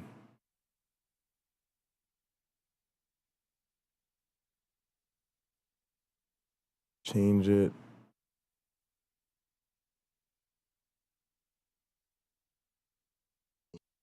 Go ahead and generate the optimized media. also talks about the whole free will thing. If God knows everything I'm going to say, do, and think before I say, do, and think it, because everything goes according to his plan and everything goes down according to his will. This is a very easy question to answer, but that's why the God I don't believe in created fucking Christian apologists so they can spin this bullshit. You guys ready? Let's listen to his answer. Roll the tape. You say about God's nature? God knows all counterfactuals. He knows how people are going to react in any situation. And he wants people to be saved more than we do. Yeah. So if people ultimately do not accept Christ, it's not God's fault. Pause the tape. Yes, it is. Yes, the fuck it is. Again, gang. That's why I've always said, all apologist means is I'm going to lie to your fucking face. You can't sit there and say God wants to save us more than anything else, the blase and the flavonoids. Then you can't sit there and say God has given us free will to make a choice to love him, blah, blah, blah, blah, blah, blah. None of that is true under the Christian model. According to God's will, I was going to start doing a podcast and a YouTube channel. And there's no amount of praying that the most devout Christian could have done to change that outcome. You want to know why? Everything goes according to his plan. I didn't have the free will, according to Christianity, to not do this show today. Right? So this roll the tape. Don't want to accept Christ, and even if he had gotten them, no content yet. Have accepted it. God freely, or God allows people to have free will to make moral choices. I mean, so pause the tape. God allows you. I'm still friendly with Otangelo, and I think I've done that. Will punish the dog shit out of Otangelo knows he's sitting on some for bullshit. making the wrong choice, but you actually don't have a choice. Again, I became an atheist at 39, and according to the God model, I just subbed to Pine Creek Poker. Choice. Again, it's just you need a fuckface Frank Turek to make Christians feel good, which has like a flying man the answer is easy. Emblem or logo or whatever. But they need this asshole to make them feel good about their fucked up ass belief system. Hold the tape. Say he doesn't have power over his creation? No, he does, but it would be a contradiction to say that God forces free people to do what they want to do. That would be a contradiction, right? Yeah. God can do anything that's logically possible, but God can't. Okay, one pause to take. I'm going to get to that. It reminds me of fuckface Cy Tim Bruggen-Kate. And gang, he said this out loud, and then when he got checked, he was like, what seems to be the problem? Fuckface Cy Tim Bruggen-Kate legitimately said on Dogma Debate, after the Matt Dillahunty debate, what is it? God has preordained your free choices. And David Smalley was like, sigh, wait. And so I was like, what seems to be the problem? You just said that God has preordained our free choices. You know what? So I said, where's the contradiction? Point out the contradiction. Fellas, if you go home and you see your partner with someone else's dick in their mouth, right? And you're like, you are sucking someone else's dick. No, I wasn't. The dick is still in your mouth. I'm looking at you suck a dick. Hold on. Yep, that's not my dick. Right? That's what this is. Right? You're sitting there just, right? Dude, if God knows, yeah, there is no free will, right? God knows what I'm going to do and say, right? God gave you free will. Dude, shut the fuck up. That's not how it works, right? Again, that's all this is. Now, hold on. Yeah, what did he say? Because this is a new one. This was not the thing when I was a Christian, not especially when I was young, right? God can do all things that are logically possible. Again, I love it how, and what they always say, your measly 3-pound brain, you think you can understand God? Now get out your credit card, enter the promo code FuckFaceFrankTurret6969, 4 easy payments for $49.95, so I can tell you all about. Oh my goodness. Oh, we're close. All right, I think we're good.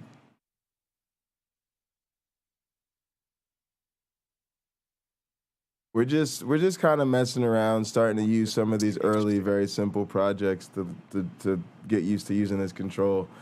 All right, let's go ahead, select this footage, do the same deal.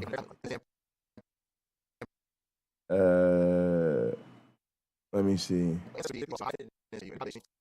What am I looking for? Let's go to scroll, go all the way to the end. Yep. And then go to jog, not show, go to jog. Find our in, which will be right, probably there. I don't know, do I want that black frame or not? I guess I do kind of want it, because it'll allow you to go fade to black and then into this.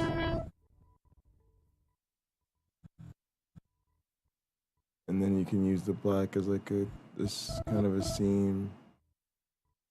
Yeah, let's go from there. In. There doesn't need to be an out.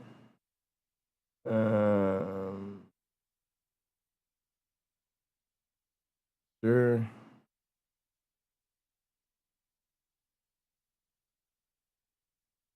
All right. All right. So.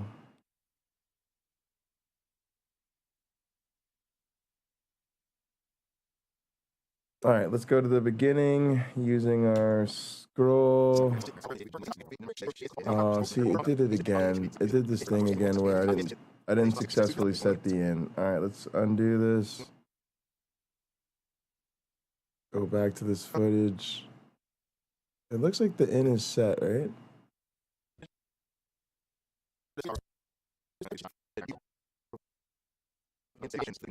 No.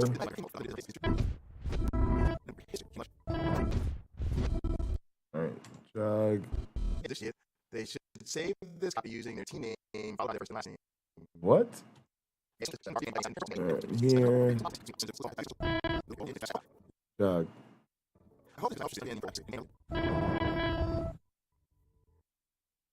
Forward, stop.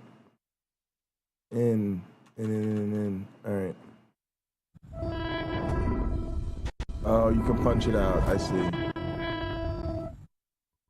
All right, I think that punched it in. No, I'm still not getting the in. That's really weird. Oh, double tapping it is clear.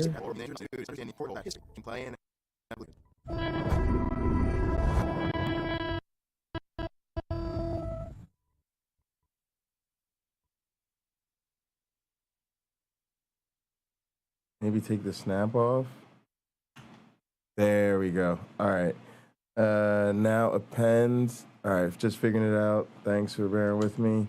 New tool. I don't use it a lot. All right. All right, now we're at the beginning. Let's play it. It does start from the black. Whoa. All right. Oh, sorry. It should be in jog. All right, play. Let's stop it. Let me see. Yeah, it's on the black. Play it.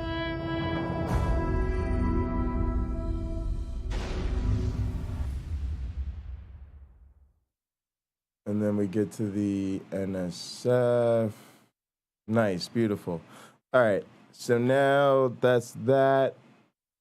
Let's deliver that as all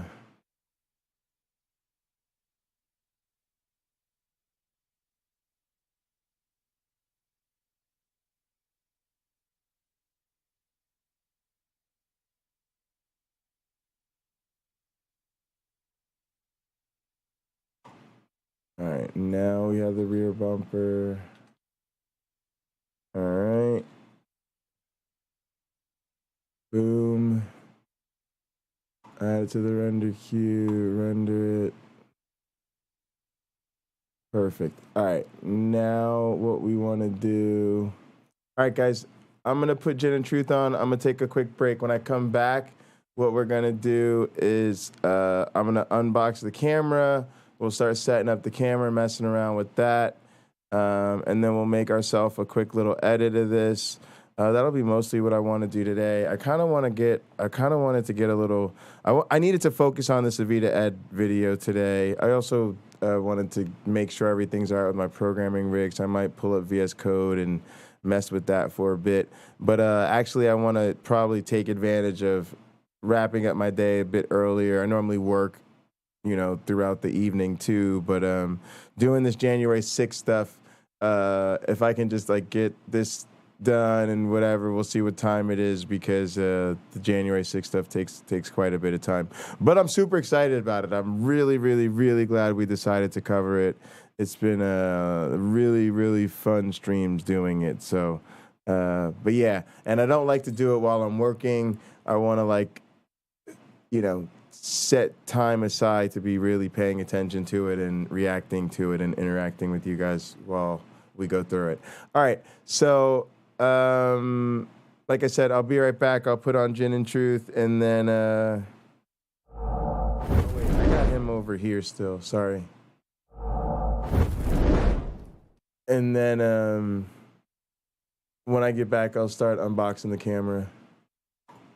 The mind of God. God can do all things that are logically possible. Okay, you know what that makes him? Me. I can do all things that are logically possible, right? I mean, again, they keep putting all these restraints. God is all powerful, except this laundry list of shit that I'm getting ready to. Yeah, actually, we did find it. We got that worked out. Yeah, it was setting it the right way. I think it was basically interacting with my mixer here in some kind of weird way. I forget exactly where that was, but yeah, we did find that and get it ticked off, and I'm super glad, because this has been super fun working in Resolve again. It feels great.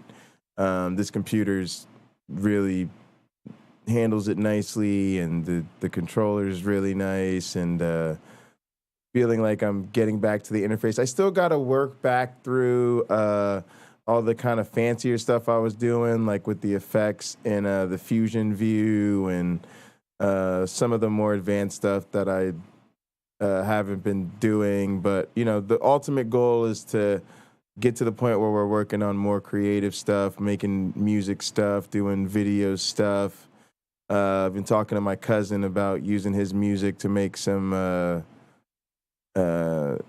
machinima videos too and stuff. So yeah, ultimately things will get a lot better when I upgrade these machines, but it is nice to get my hands back on my software again. And like I said, we're going to be doing a lot of editing and making clips and stuff for the channel. So yeah. All right, guys, I'll be right back.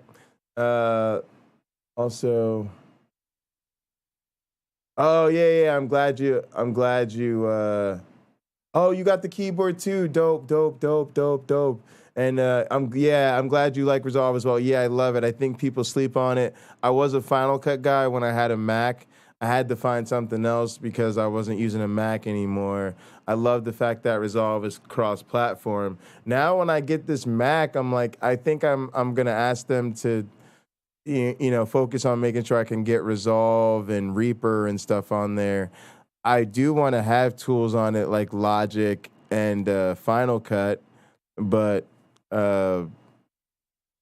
not a priority. More for nostalgia purposes.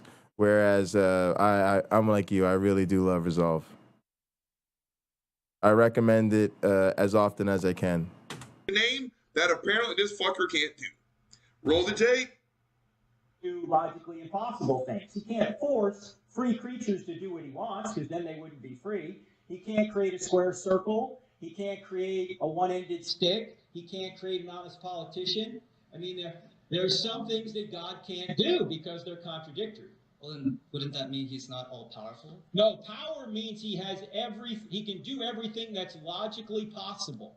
Not everything that we could imagine. Pause the tape. Again, that makes your God no better than my next door fucking neighbor. Again, my next door neighbor can do all things that are logically possible. My dad can do all things that are logically possible. You cats can do all things that are logically possible. Again, your God's no better than some fucker from Cleveland, Ohio. Roll the tape. Said he can't create a square circle. That thing doesn't exist. It's an absurdity. Wouldn't a virgin birth also be illogical? There's nothing illogical. We could have all been born through a Okay, see, that's what I just said, right? Why are you sucking a dick that's not mine?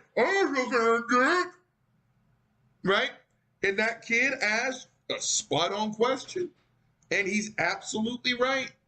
A virgin birth is not logical. Yes, it is. What? That's all apologetics stands for. I'm going to lie to your fucking face. Roll the tape. Or healing people with touches or like miracles. Hang on. I hear a lot of chatter. I'm having trouble hearing him. Or turning water into wine, that's pretty illogical. It has nothing to do with logic. How is it illogical to turn water into wine? Pause the tape. That's exactly what Cy Tim Bruggencate did.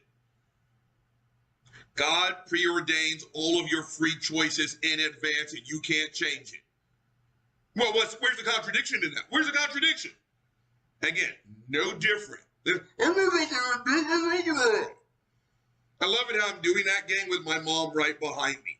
Robert Reed, go fuck yourself. Roll the tape. Never happened before. Oh, it happens all the time. I mean, it happened in the Bible, of course. Yeah, it happens all the time. Water goes into the ground, goes up in the grapevine, it helps a grape grow, and that ultimately turns into wine. All Jesus did was speed it up a little bit. That is stupid. That's just...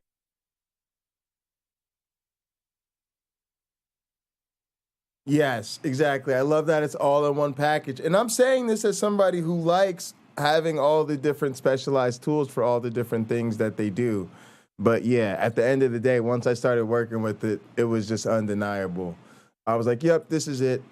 God can't do anything we can. That's how low he is.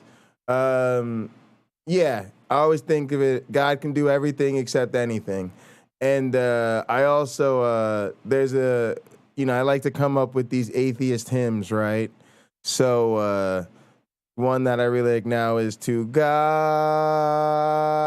be the glory, to God be the glory, to God be the glory for the things we have done." You know, it just is what it is.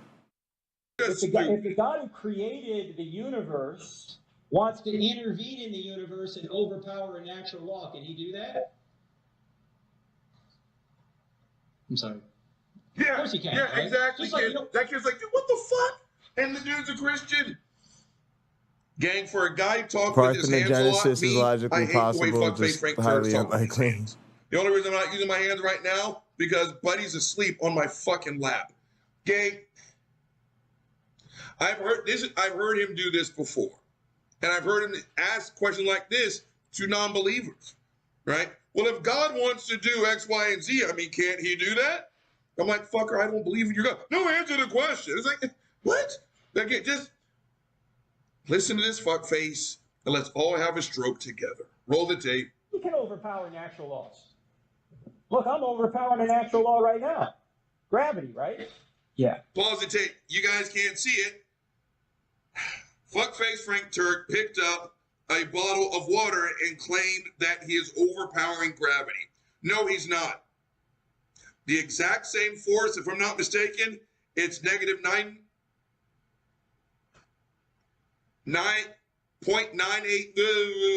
My brain just fucking forgot.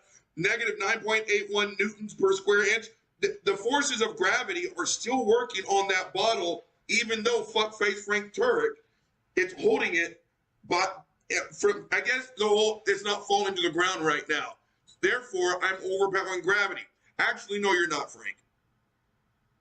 Those exact same forces that worked on that bottle while it was on the table are still working on your fucking forces while you're holding on it, dumbass. This motherfucker. How does this guy have 20 trillion fucking followers and does this for a living and I don't? I'm over here kicking up the butt fucking factuals and getting drunk.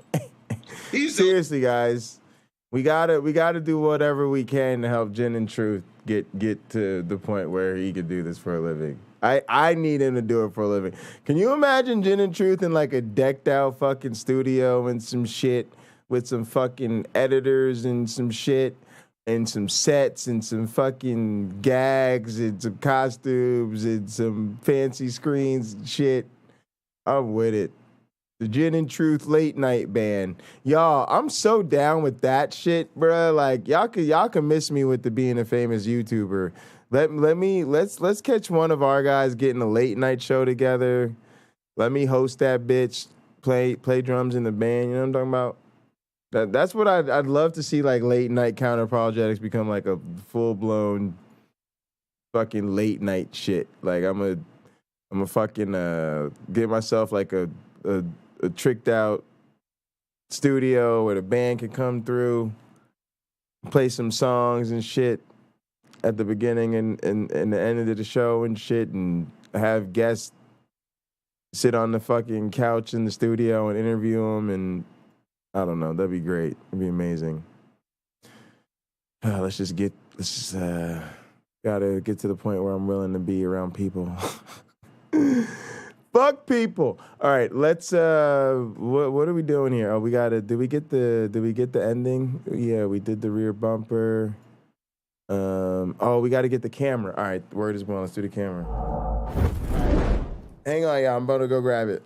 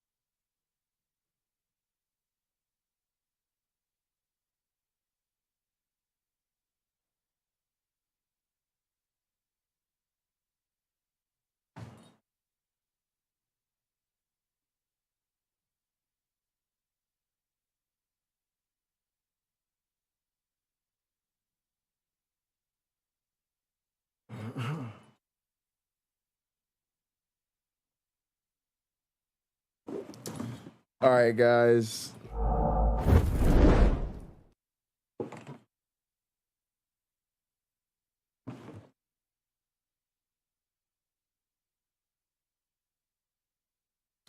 So for the all right, so for this camera, we should have in here. I hope they ordered the right thing. The reason we got this is supposed to be like a hybrid camera that's like one of their best still cameras that Canon's ever made, but also can do like 8K video. As you can see, it's a can be pretty pricey depending on where you get it from. I forget what I priced this out at. I think maybe it was I know it was at Amazon. All right, anyway, let's go ahead and check it out. Let's see what we got in here. All right, so it looks like this is the all right. Looks like this is the body of the camera. Boop. Welcome to Unboxing with Jay.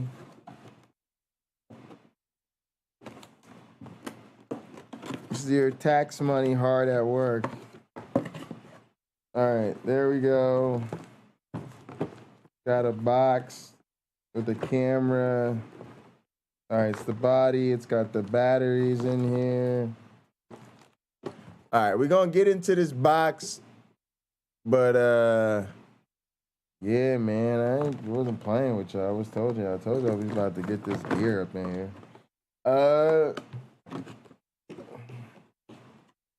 Now, we're going to sit this off to the side.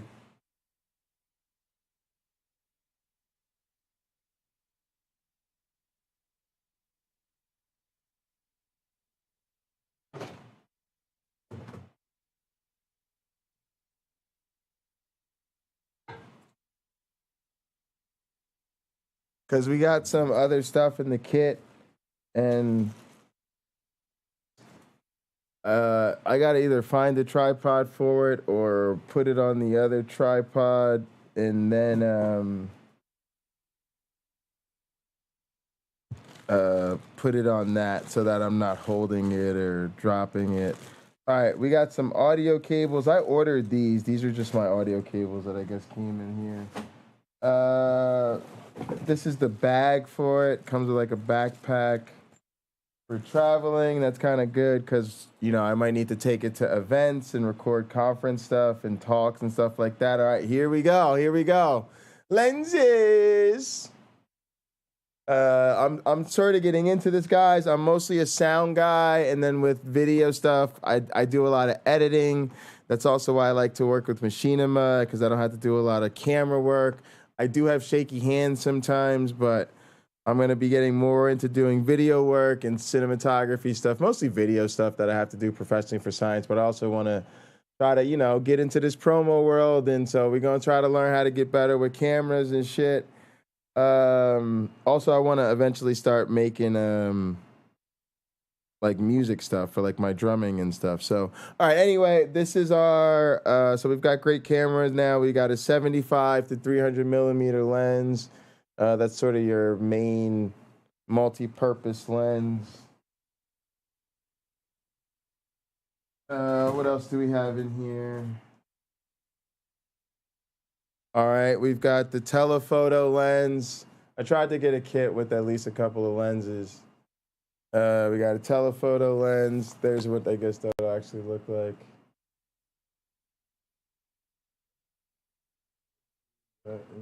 Good.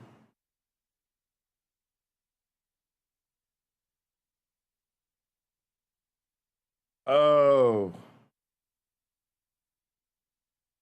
We've got EF to EOS R autofocus mount converter. That's very important. Basically, when you're working with cameras like this, there are two different sort of ways that the lenses can connect, EF or EOS. And so I'm pretty sure what this is a way that has the autofocus integrated that allows you to convert so that I can connect both types of lenses to the camera.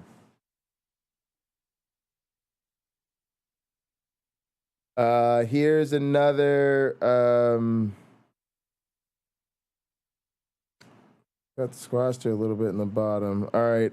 It probably just happened in shipping. A wide angle lens. Another lens.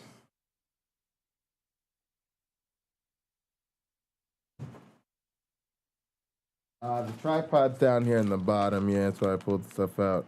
All right, so here's a little small, little tiny desk tripod. I guess you could probably fit the camera on it. I probably wouldn't. Normally, the pressure actually makes these surprisingly strong and durable. I probably wouldn't put a $3,000 camera on this little thing, but I might use it for microphones or an accessory or something, or who knows, a phone. Maybe might be good to put a phone tripod or something on. We'll see. Who knows? Nevertheless, it's a good piece of studio kit. Especially as I start to build other stations like the organ station and the drum station. So it'll be good to have for that type of stuff. 4-piece macro close-up lenses. So I guess different size macro lenses. These are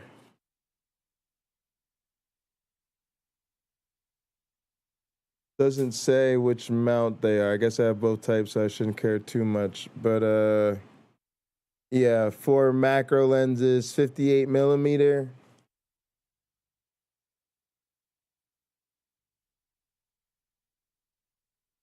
Yeah, the camera's too heavy for that tiny tripod.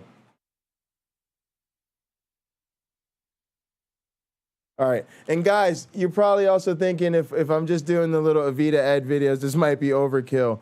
What we did to justify this was basically we recognize that we are an evolution education outreach group, and we have an interest in sort of building up our multimedia capacity. I built a kit like this before for Beacon, which was for scientists and researchers and educators to be able to come to us if they were affiliated with Beacon and borrow camera and sound gear from us so they could do field work or collect data with it or make educational content.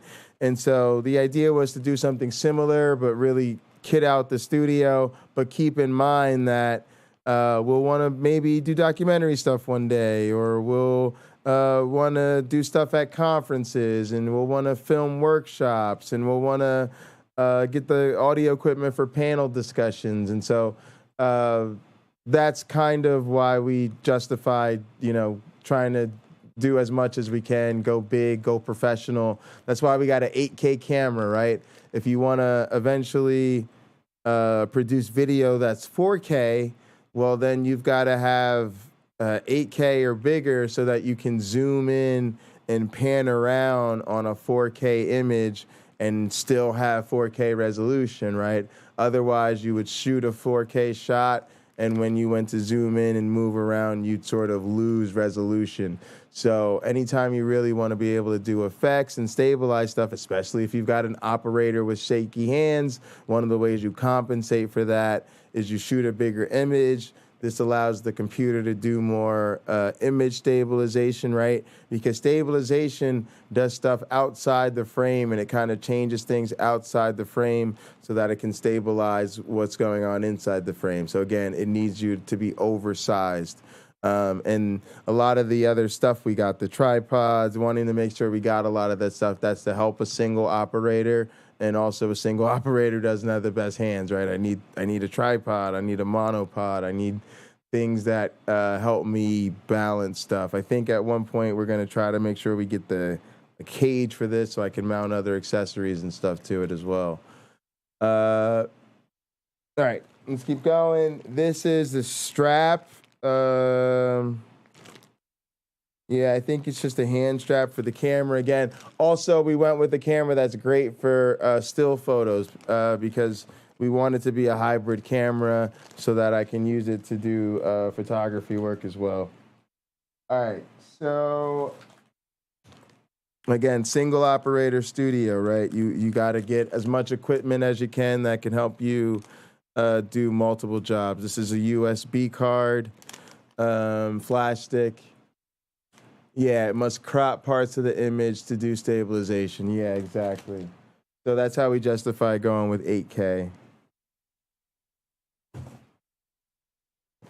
All right. And then I don't know what this is. Let me grab my knife and we'll open this box and see what's in here.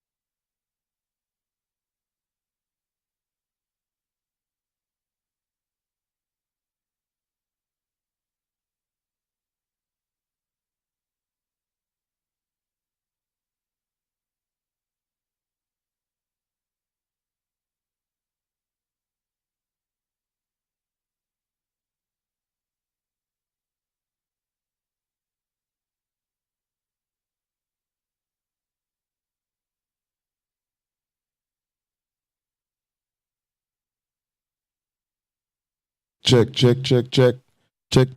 All right, great. Guys, I also mentioned the Cameron Bennett's back. Perfect timing. All right, so Cameron, we're unboxing kit. We're unpacking the camera. But now that I got a desk phone and I can show you guys, this is what we like to do with the desk camera. It's wireless, right? So it's just my phone, so I can show you guys around the studio. And I'm probably not putting it up. The reason is I might be moving to Minneapolis, and so we've got to figure out if I'm moving or staying. And if whether or not I'm moving or staying, we then have to get a cart for the screen, and some of the like accessories for the screen. But yeah, so this is what I mean. So we're unboxing the 8K camera and stuff. Here are the lenses. I put the lenses on the table with the bong. There's the camera body over there on the table with the championship. That's the camera body. So we'll unbox this stuff, but I got to unbox the tripod and stuff first. But I wanted to show you guys some of the stuff that won't be on screen, right? So we got this audio rack. I just put this together. Right, this is the audio rack. Like, it's where you put all the professional AV equipment in a rack. So this is my first professional AV rack. I'm super excited about that. This is the digital mixer I keep telling you about. Right, I keep telling you guys I'm going to get a digital mixer. That's what this X32 rack is. That controller I'm trying to get will control this. This is a rack mixer, right? It's the X32 rack. It's a superstar digital mixer, but it will go into this rack. So we had to get this rack. And then, all right, and that's the camera. And then I keep telling you guys I got the screen. They don't believe me, Cameron. Tell them we out here doing things, Cameron. Cameron, tell them we out here doing things. You see it right there. Tell them we out here doing things. 75 inches. You see it right there. What? I told y'all, NSF money, dog. We out here. What? Toshiba. It's the same screen, just like I got the one above me. Ultra 4K. What?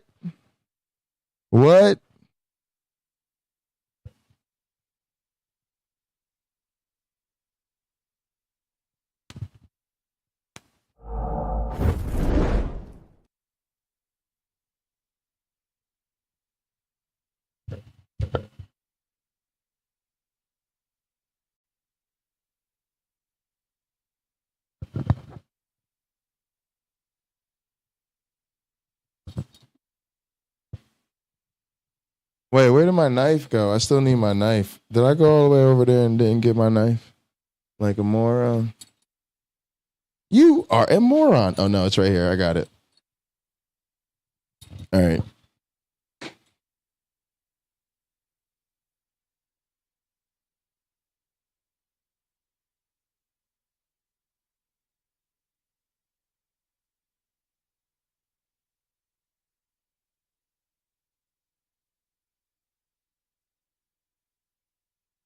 But yeah, I told you better go tell your favorite YouTuber to step their game up.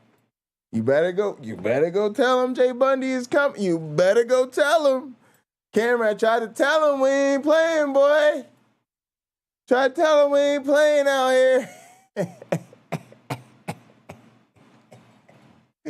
Oh, they thought it was a game. Oh, they thought it was going to be a game when Pocket got out here. They didn't know. Somebody should have warned them. I'm taking no prisoners. Somebody should have told them. Somebody should have told them, y'all. All right, let's keep unboxing this box right here. All right, this is pretty cool. Again, I don't know what we're going to put on it. It's a little small tripod. It goes on like a desk or something. It might be kind of useful. This one is getting a little bit stronger. It might actually be able to hold the weight. We'll see. We shall see how it goes. Although I probably want a tripod over here because I don't really want it on my desk. My desk is a wasteland, and the main thing is my mixer's on the desk, the speakers are on the desk, and my controls. I need a new desk. So until I get a much stronger, more expansive desk, I'm not trying to put more things on it. But yeah, this is cool. I think this is going to be useful. Again, I'm eventually going to want multiple cameras and stuff over on the organ in different parts of the room. I am serious, guys. Eventually, when I have people over here, this room is set up to be a recording studio and a rehearsal studio for a band. That's why I keep an organ here. It's actually set up so that an organ, you guys saw the mixer sitting on the organ bench. There's an organ, a full Hammond organ. So it's designed so there can be an organ player over there. There's keyboards and a DJ controller over here. So I can set up a keyboardist here. I can move the DJ stand somewhere, and a DJ can be in here too. Obviously, I can be playing drums, and then there's space out front for like guitar, bass, and vocals. And then if we have to, like if we want to record a vocalist or somebody in isolation or a solo or horns or some shit like that, we can set up in the overflow. We've got enough mics and shit like that, and we're just gonna keep it growing. Because I studied the like kind of studio development at when I was at Penn State doing the music tech minor, and I'm really into like building up the professional capacities of a home studio, because I think that that's the future, that's where everybody's going. It's kind of do it at home, and then when they want to pay you the big bucks to travel somewhere and work in a professional studio, you have the skills to go in there and do that. But in the meantime, you just keep it moving. All right, cool. Wanted to also show y'all, we looked at it the other day, but I'm going to quickly show y'all the idea with some of the things we're trying to get. So obviously the idea with the room dividers is to go with the David Pakman or the Sam Cedar set, right? So we're trying to get that in the next batch of stuff that we get. The idea is to get that IKEA room divider. And then what I'll try to do is like, when I'm just doing my stuff, I'll replace this with like either the Pocket Locker colors or Heartbreak J colors, so that I have my own kind of custom looking one. I might replace, see how he has this panel here that says the majority report over his shoulder. It also has a logo. There have been David Pakman. This is kind of fake, but there have actually been ones. All right, here's a good look of the majority report square. So I want to get something like that says Avita Ed, right? But then I can also get one that says like Pocket Locker 86 or Heartbreak J or Purple Haze when Purple Haze subs in or whatever. And then we'll use that for recording our videos. You got to replace these squares with like the sort of films, the colored films, and then you just put lights behind it. So it's pretty simple. It'll just take us, when I want to use it, after we get it all done up, it'll just take a few minutes to slide it in and set it up. Use it for recording whatever we want or podcasting and keep it moving. And then when I don't want to have it, when I want to have the studio open and bring everybody in because I'm doing production stuff or just regular stuff and I don't want all that, maybe just slide it out of the way. It'll go into another part of the studio or in the other room. And, you know, it'll be a transition of a few minutes either way. And that's the other thing, right? When you're a single operator, you need to make these type of transitions. They can't take all day, right? I don't have one area of the house to have set up as a studio and another area of the house to have set up as a green screen and another one for interviewing people. The space has to be multifunctional. And so you want to have it quickly to set up where it's like, oh, we need to record something professional. Let's slide in the set. It'll take about 5 or 10 minutes, make sure everything's nice. Go ahead and hit record. While we're streaming, you guys will still be able to see all that going on. We record, do the damn thing. All right, great, done, boom. Move it out the way. We're back to our normal key. All right, cool, let's edit stuff, do our post-production, keep it moving. We don't got time for up in this bitch. So shout out to my mentors for sort of supporting my vision of the way I want all this to work.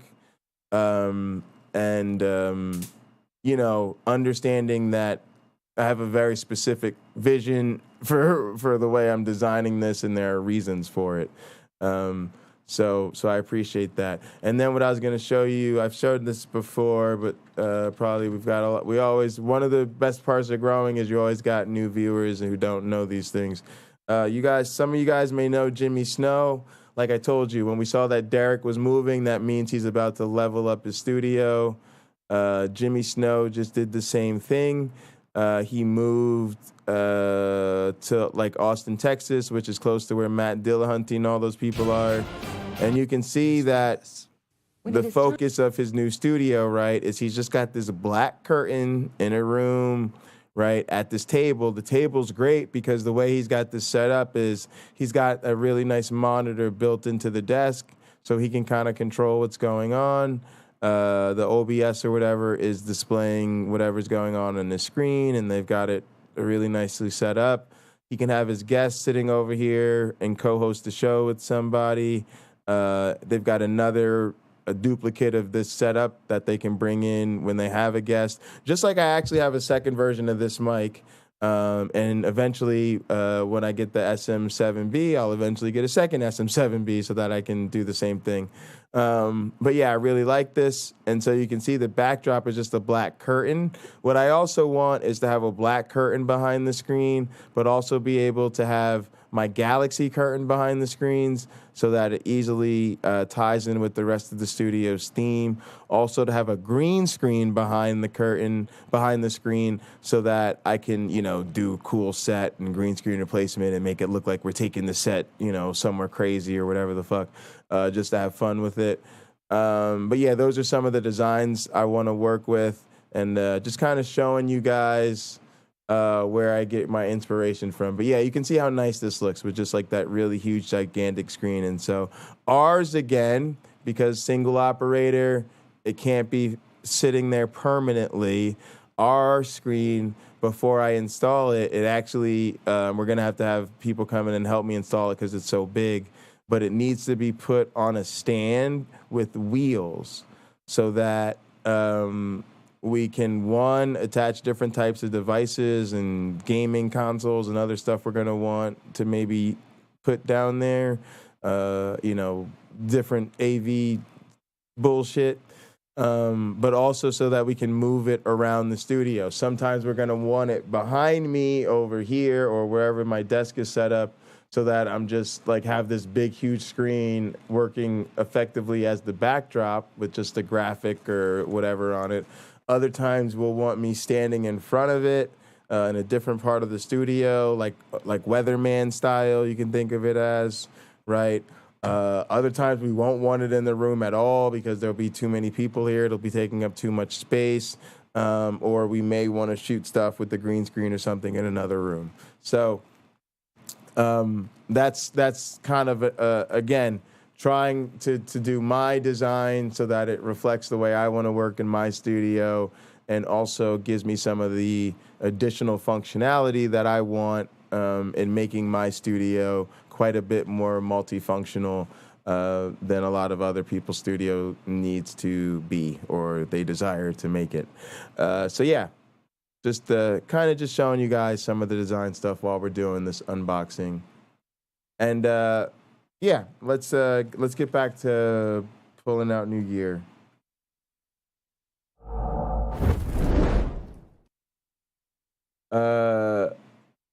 Hide the weed in the organ pipes, LOL. Yeah. It looks like a desk to your right. Yeah. So these are actually just trays. These are actually a good part of the design here too. This central station is designed to, not central, I call it central because it's where I work from. It's actually towards one end of the room. It's designed originally to be 3 different stations. Over here, I'm down 2 screens. And so I went down 1 screen, I had to move another screen, and then I went down that screen and I had to put that in my room. But when I get those other screens fixed, normally what's over here is a separate big screen. I wouldn't say it's not huge, like 32 inches or something like that. It's bigger than that screen, It's usually about the size of the one that's over my head. So it's a pretty good size screen. It normally sits over here, and then my wheel gets put over here. That way, when I'm playing like Gran Turismo or American Truck Simulator or whatever, and then the idea is that I have these stands that I can put my tablets on, so I can control my button boxes and also control the stream. I normally have 2 tablets. I only have one. One of my tablets needs to get replaced. It just died on me one day, but it's under warranty, so it'll get swapped out. But yeah, I use 2 tablets over there and my wheel for that. I'm also going to integrate my wheel into this setup because I want to integrate it into more stream stuff. And I got some locking wheels to kind of fix that problem. Normally I have to change chairs when I do that.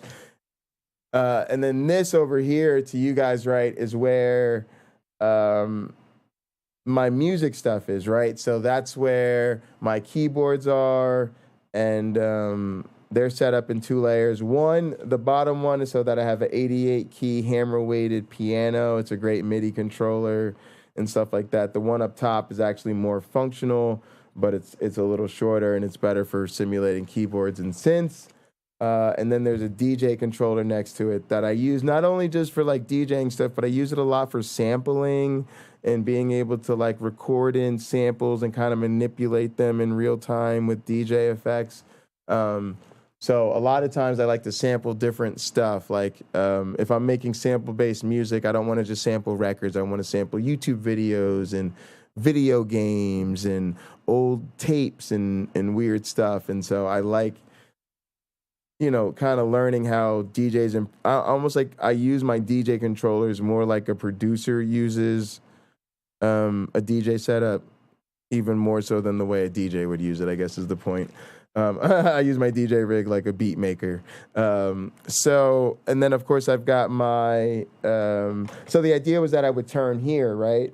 But a lot of times if I'm not doing music stuff, right, it's got its own screen, it's got its own camera on top of it. That's why that camera's over there, is so that when I go over that way, you guys can see the camera. When I turned over this way, there was another camera. That way I could just switch cameras when I turn, right? That way I can keep each station really functional.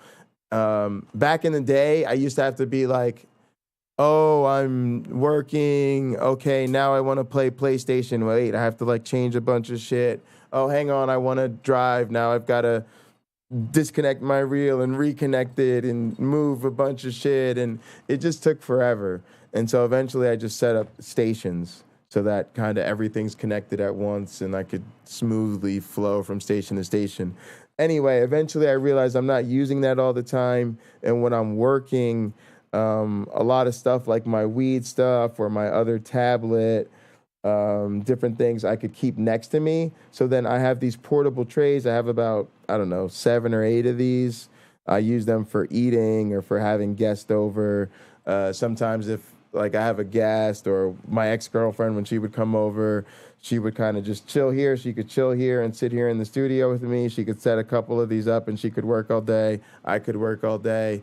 And so now I just have them set up as sort of like auxiliary stands. And then if I need to use the music station, I can just clear it off and move them out. And again, it's a quick transformation.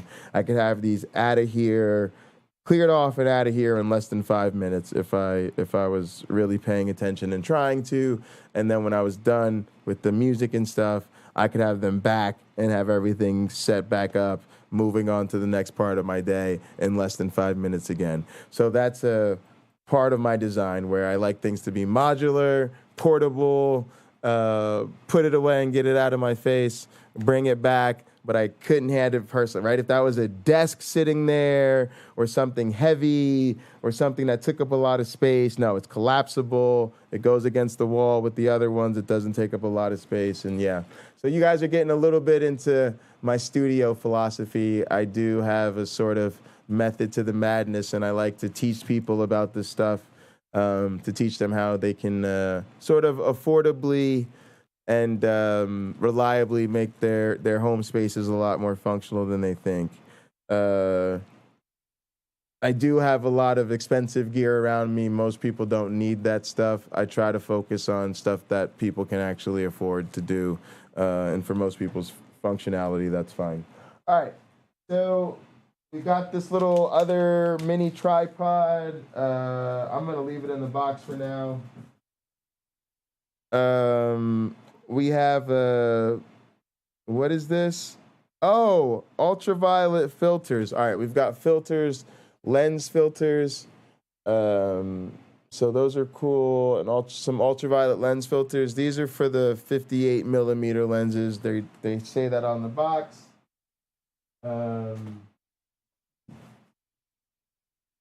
I think we've got an extra travel charger, right? We've got a travel charger for our camera. Very important when you do events. A lot of times you do events, they want you to record 8 or 10 hours of sessions. You need to have a battery, a backup battery, a wall charger, a battery charger. I mean, just because you're just burning through footage and needing to swap out the battery all damn day. Sometimes that's all you do, right? Sometimes you've got one camera sitting on a tripod. It's got what we call a master shot. So it's just in the back of the room. It's looking at the stage. You can see the presenter, the crowd's normally sometimes in the front or in the way or whatever. And then it can see the presentation of the screen or whatever. And it's just sitting at that one shot all day. And so your job is to just sit there. And if you can't plug the camera directly into the wall, you're battery watching all damn day. And then you're trying to find moments at breaks or between speakers or opportune times where you're not going to miss crucial footage to swap out the fucking battery.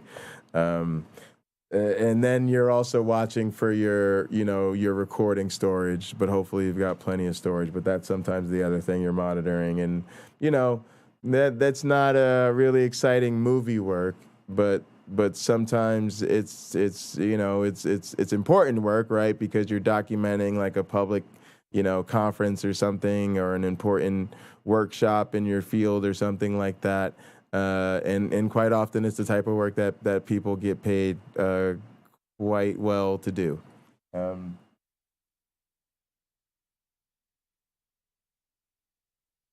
In my case, I'll take the gear. I'll take the gear and the help with getting a job. All right, so rechargeable battery. Yeah, all right, so we got a rechargeable battery here. That's great. A lot of this stuff will just go in the bag. It'll all go in the bag and stay in the bag, and then we'll know exactly where it is. All right, I'm imagining this is the actual tripod. I didn't want to start taking the camera out till I could put it on the tripod because I don't want to be sitting it down or sitting it on somewhere it can fall. Best bet is to just go ahead and get into this tripod. And I actually think my tripod's probably stronger, so I should probably swap them eventually. But we'll go ahead and use this one for now. I just got a new sub. Thank you, Top Dog, Science and Rationality. Appreciate you. Thank you. Also, let me put on some of my cousin's music, y'all. It's airplanemode.com. Appreciate y'all. I think he's going to come through maybe on August 12th through the album release party. I know Cuz comes through whenever. All right, so this one's called the Crunch Time Flow. I'm setting up this tripod real quick so we can actually put the camera on it. The pain be calling, wake me up, man, I don't need alarm. I hope I get to where I'm going before time is gone. Just hope that even if I don't, they go and play my songs. Throw on my merch, roll some papers, hit the Henny strong. I'm past rap, niggas steady screaming where they cash at. Meanwhile, these bookings coming in through Zell and Cash App, and that's fast. Running in them circles while I lap cats. To the same nigga pulling zips about the backpack. Shit a rat race, get cheese still in last place. Chances I'll take, can't wait, let's the bag straight. Been on my game, I don't lag on their ass. Soon enough, the same ones that hate, same ones that's valet. Damn, Rob, niggas want wanna see your gigs on standby. Damn right, niggas Nah, I'm crossing over swapping. like you sham I'm gonna swap Never gave a the fuck what niggas tripods said, right 'cause now. I don't like the way this one feels. It's lightweight. You my nigga, I would never take the stand on ya. You my nigga tryna get 100 grand with ya. Yeah, if you my dog, know I love you the most. Cause the ones I call bros, we done been through the worst. Man, it's dedication. Stay patient, ain't lack faith. Ups and downs, but it's a crunch time, and that's me. Did the dash straight out the lot, playing some Max B. Niggas see me grinding, top 10 and rising. Blueprint, we wildin'. Brunch time, we vibing. Blunt lit inside it, never know who gon' pop it. Yeah, know I love you the most. You forever show me love, know I'm keeping you close. Know I'm keeping you close. You forever show me love, know I'm keeping you close.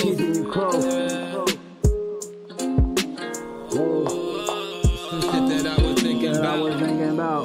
Just some shit that I was thinking about. Yeah.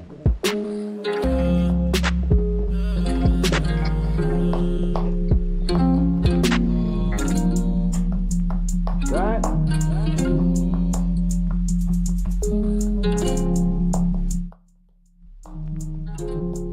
This other tripod is the one I normally use. I use this other camera when I am streaming, playing my drums and recording drum stuff. I actually really like this camera. It's still pretty expensive, even though we've had it for so long. But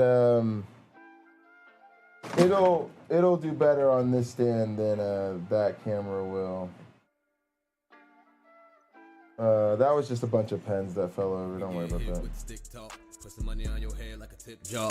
Young aviation, I lift off. You the man in your city, I'm big dog. Getting high, ride around a low weed. Yeah, I really like. I don't know. His voice. He's really doing. He's doing really well right now. Same nigga from La Place and Beef.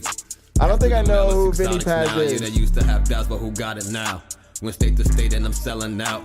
Had to go hard, got a second child. I remember them days only moms was down. Damn, felt like a only child. They had locked my bro up, bill 100,000. I was still in the street trying to hold him down. Can't explain it, but now we're popping. New month, gotta take shorty shopping. New deals got me feeling grateful.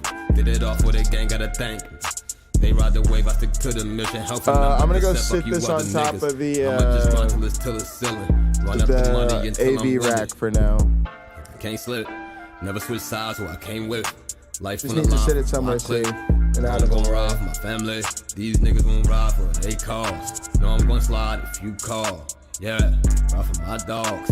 I'm gon' ride for my dogs. Yeah. 112 all black, we the family. Actually, really, I should put it on the other tripod so it's ready to get used. Let's try this. Give a fuck if you understand me. Bro just did 10 in the slammer. Paranoid, had to keep the tool handy. Niggas hate when you great lockdown, getting cake in the streets, looking sweet like candy. About to fly on niggas airplane mode. Neck deep in shit, it's the same mode. I done flexed on the homies for a little too long. 2022, I'm about a Range Rover. That'll hush you, niggas straight flush you. Niggas ain't gotta waste money on the drain, no. Niggas wanna talk shit, duct tape to his lip, pool table with the stick straight, ain't no. I done hit some sick niggas with the sweet, so they'll do what I say for a little fee. RP to Spencer, he was a little G. Look at my son eyes and I see a little me, so I ride like fuck it if a nigga kill me. So long as I go out like a real G. Keep the rubber gloves if shit get thick. If the floor wax down, I'ma talk my shit still when I can't. I'm gonna end up getting another tripod. Life on the line for my click. It's alright though. I'll leave it for now, but I'm gonna get another tripod. I don't like this tripod. I'm gonna slide if you call. Yeah, my dogs. I'm gonna ride for my dogs. Yeah. I done made so much money rocking with the mode you probably wouldn't know. 1,000 after 1,000 piling on the flow. Strategize the options, pocket get the growing. Pop the Henny toast, lot of different coasts. And that's just the day to day. Said that we wasn't gonna be shit, but look how we paved the way, yeah. Cops coming, I'ma take the chase. Can't stop running, gotta shake and bake. So I'm shotgunning to the 808. And I hate to say, but I'm just a sinner. Pops isn't here, but I can remember my aunt had the K with the arm that pull out. Like ornaments you would pull out in December. Or boxes of mistletoe. Y'all get the topic, I'm talking cold winter. Still the same dirty nigga, Pilgrim Village, Hazel Place. Time to take it around the globe. Politicking with my woes. I've been sticking to the codes. Also sticking to the mission. Though you niggas often lost within the vision. We ain't giving up. Alright, now I'm gonna put this back over by the drums. We can't hear that shit. I can't slip, never switch sides, so I came with. Life on the line for my clique. I'm gonna ride for my family. These niggas gon' ride for they call. So I'm gonna slide if you call. Yeah.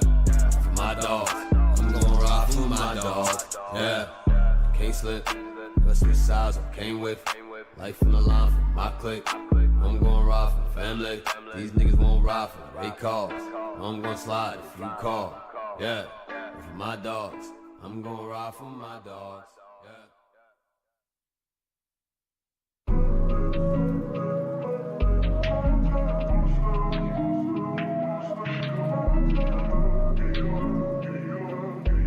Zach, why she wanna leave me alone? Saying all I do is wrong. No rights, only been left turns. Playing that she gotta let it burn. Saying that the hell's not a home. Sunshine cause you heard it all before. Sometimes she don't wanna be alone. Most times she don't want me gone. She don't know I try my all. She don't know I sprung in the sun, but I'm going in the winter, so we good to the fall. Remember how I told you I get it and I win. Now I'm got it, you ain't answer my call. Wonder if I've been moving too strong. Maybe I just been moving too boss. Really hate when the feeling get lost. Just dodge my calls. In the game don't lose like Paul. Thanks, James. Yeah. Post it in the Discord. That's a great idea. Thank you. And yeah, when you get some new gear, let us know. We should actually set up one of the channels, I guess, under production to be gear. We should add a gear channel in the Discord. It's time to roll. She tryna ride. We smoking. All right, let's see what's in here. Cause you a demon when I get between your thighs, girl. You like my rib, you know I need you by my side, girl. Be smoking that side. I'm trying to get high. She said that she not ready for lust. I waste my time. I got demons in my closet. I can't hide. I did all my exes wrong. They wish I died. Damn, I tried. They won't believe me when I say this. Oh my God, what a blessing. Hello, Phoenix, that's my twin. I told these hoes they won't get my heart again, not again. Cause they were missing when I needed just a friend. They were missing, yeah, they all were missing. They don't want no snow, they hit the blunt and started tripping. My daughter about to be 5, I ain't got no time to be bitching. I'm still reminiscing, we ain't had no food in the kitchen. I gotta go stack. I'm waiting, know I'm heading, but I'm going up. I decide now your Zach feel like I'm throwing up. And I just took another perk cause one wasn't enough. Yeah.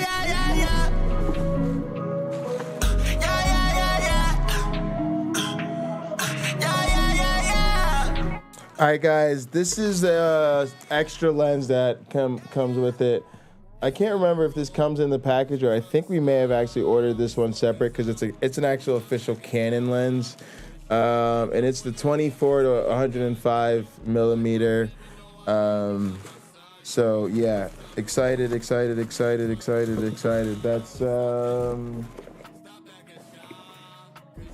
4 lenses I think we've got. 1, 2, 3, 4. Yeah, I think we've got 4 lenses. I mean, one of them we've got multiples of, but yeah, 4 different lenses. Yeah.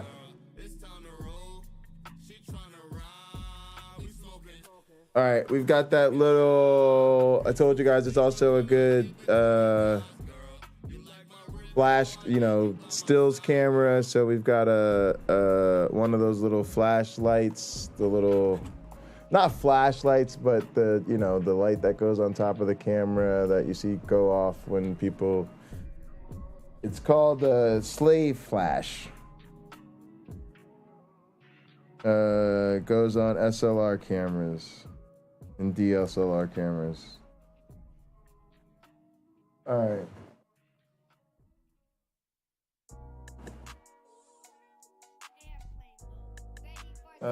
Let's see. This is like a little lens cleaning air puffy thing that you.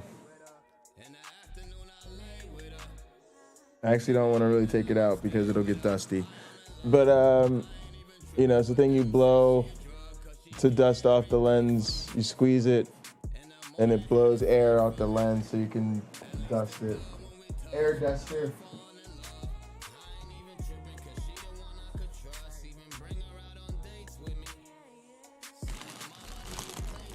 This is our communion song. We'll probably play it again later anyway, so we're all good. This is, what is this, like a is this a hand? Yeah, pistol tripod. So this is like the thing you put it on and you can, it's like a hand. It's, again, good for somebody like me with shaky hands. If I'm doing a handheld shot, I want something to hang on to that'll give me leverage. And then eventually I'm gonna get a cage so that I can hang on to it like this. That's a lot more stable for somebody like me. With the strap attached and all that kind of thing. Of course, all that type of stuff makes a huge difference for somebody like me. All right, so excited. That's what's in the box. We've done it. Wait, hang on.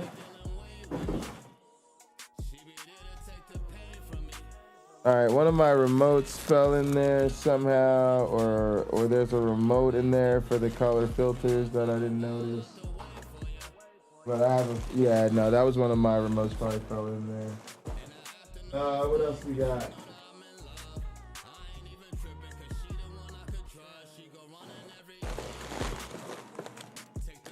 All right, whoops. All right, we got a 128 gig SD card.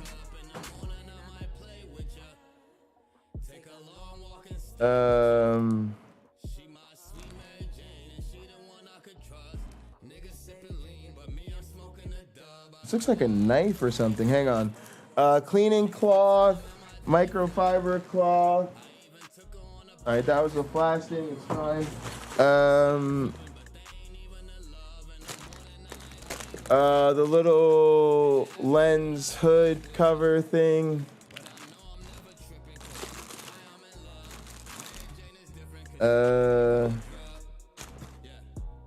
What else we got? Oh, a little strap, little mini strap, little hand strap is what that is.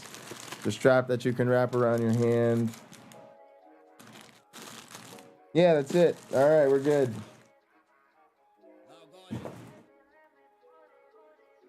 Guys, most things are going right back in the box so I don't lose them. But now you guys know what we've got here.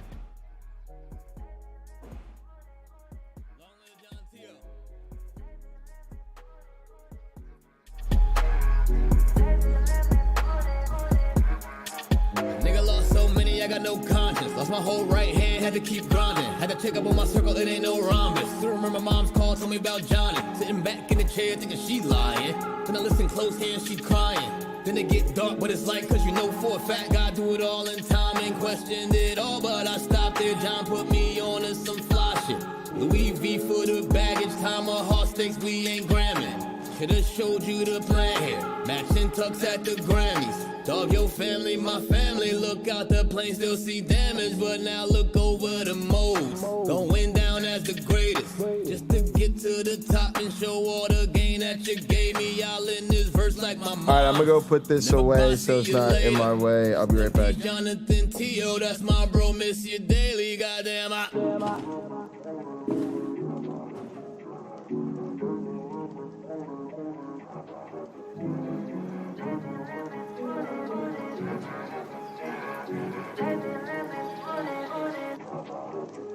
yeah. Ain't no hook for the shit, I just miss my dog. My bro. Ain't no hook for the shit, I just miss my dog.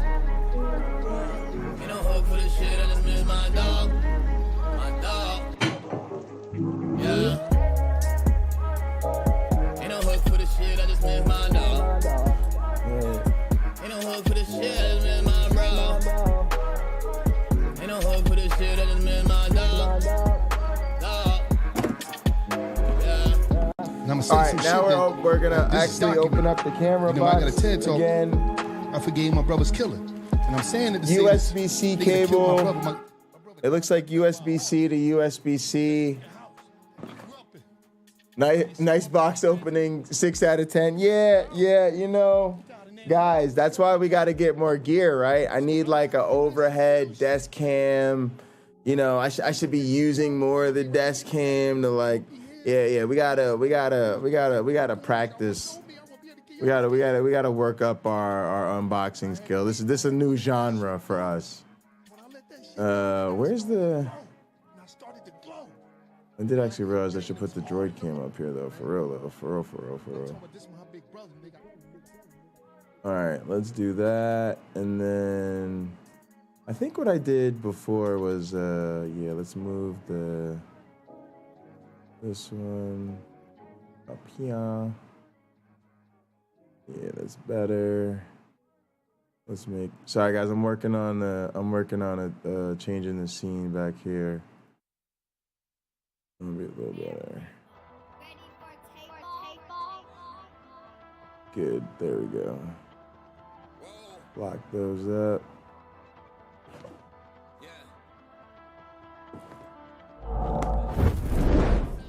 All right. Strap.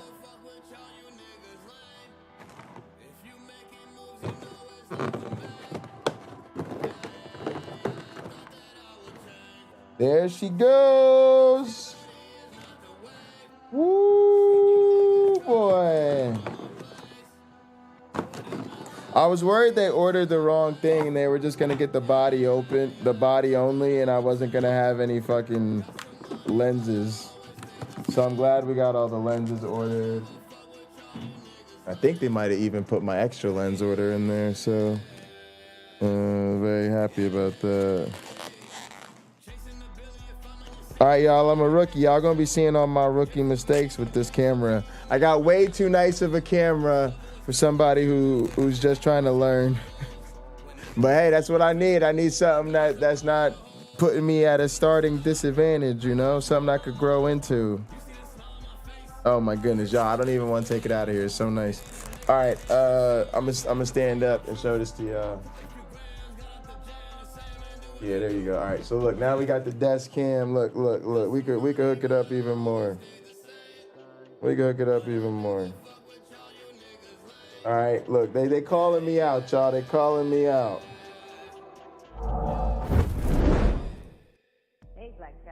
Y'all think the studio's already pretty dope? Thanks, y'all. I'm so not content. Y'all have no idea. All I do, y'all should ask my advisors. All I do is complain about the studio. It's all I do. It's all I do. No, I can't sing as you can, but let them people know how you do. And before y'all complain and think that it's because I'm not grateful for what I have, that's not it at all.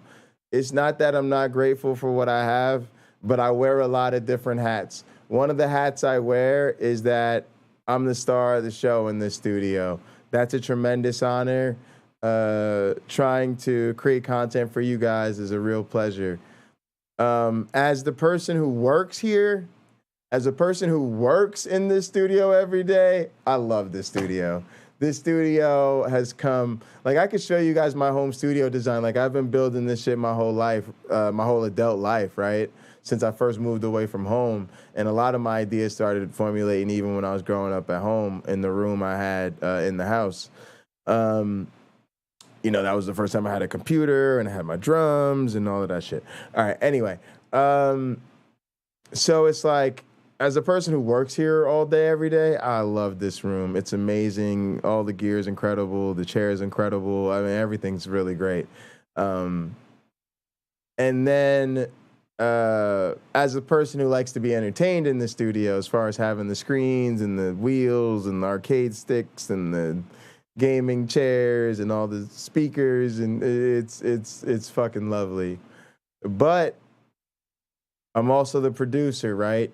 And as a producer, you can never be satisfied because the buck stops with you in terms of growth and solving problems. So to most people, my laptop is super powerful. It's great. But as you guys know who watch me enough, a lot of times we have technical issues. We've had some unacceptable things happen, like the computer just cut off in the middle of a stream, or I lose control over my mouse or a USB drive or something, and I've got to restart the stream or the computer. We had a stream interruption today where for some odd reason we had to restart the stream, right? And so as the show is growing, Who else is going to solve those problems? And this is what I'm always explaining to people. There's nobody else to solve these problems but me, right? And then when it comes to doing stuff where I see creative potential, oh, I could do what I see that guy doing, or, oh, I could make really great use of a nicer setup like that, or, oh, I just don't have a camera that's that nice, or, you know, I don't have this or that I need to really show people what I can do. Especially when it comes to expensive things that I can't afford, it's like I've got to go fight for that stuff. And so what I'm really proud of this year is that all the changes you guys are see happening around you is a combination of me fighting for the studio and saying, nope, I need a new machine. No, I need a... But Jay, you've got such a nice setup. I don't care what you see. It's not what I need. It's not how I work. I got to replace this machine. And making the case to get a really nice Mac in here, so we're going to do that. Making it clear why I need a separate machine for my stream and I need to improve my stream machine. That way, look, if the power goes out, nothing I can do about that. The internet goes out, nothing I can do about that. I'll stream from my phone. But, you know, having an issue where my machine is the issue, the machine's got to get replaced. I don't know how good of a machine it is, how great it is for anybody else, but if it's going to get in the way of what I got to do with my broadcast, it's just got to go, right? Plain and simple. And then, of course, all the crazy stuff you guys see with me investing in the attires and the priestly vestments, the props and all that type of stuff. You know, the deposit on the championship and all that type of stuff. To have a lot of that stuff really pay off has just been really great. So I don't want you guys to think I'm not appreciative of all of it. I really am. I just know I'm responsible for taking it to the next level, and also for getting my work recognized.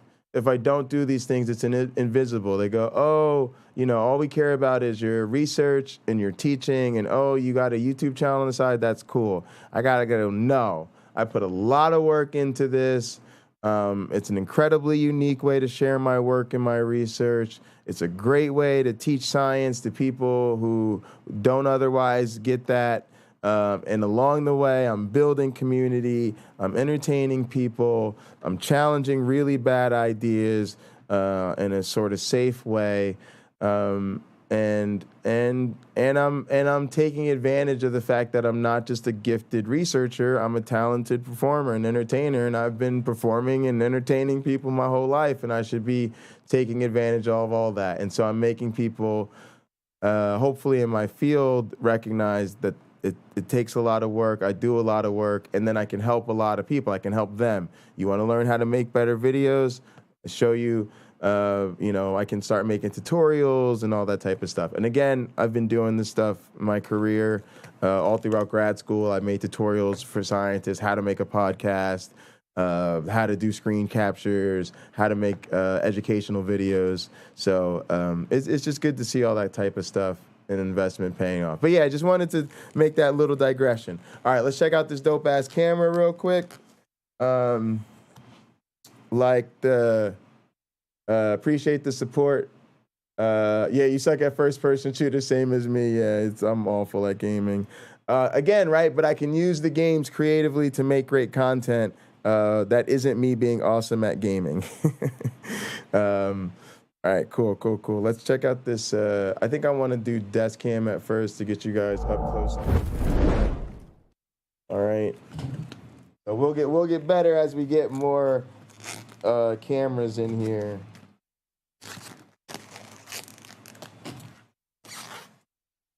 All right, we got to be super careful with this. Super careful. Both hand carry. Let's keep it in both hands. All right, but that's our new camera body. There you see it, the Canon EOS R5. Let's see the back. Let's turn that over very carefully. Let's sit that down for now. Glad I got my gloves on so my hands won't get that sweaty. All right. There's the viewfinder. All right, there are the controls.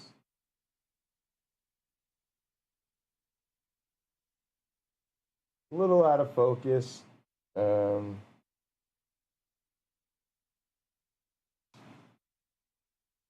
But cool. All right.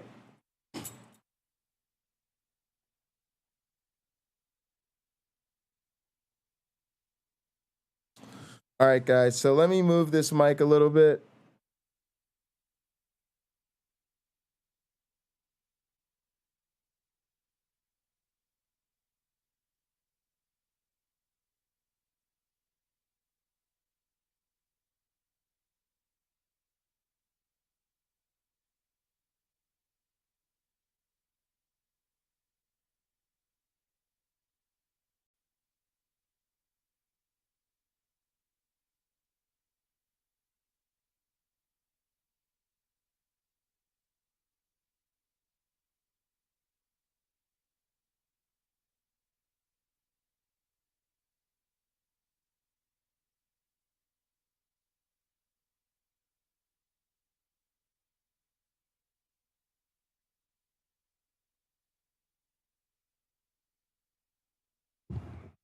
I'm going to bring the house lights up a little bit so we can see a little bit clearer. Should have done that earlier. Let's go ahead. Oh, y'all have like the worst camera view angle right now here. Let's go white. All right, there we go. All right. Now we got the lights up. All right, back to desk cam. Let's get this looking nice. Y'all see my new camera, my new phone camera is really nice. My new phone's really nice actually.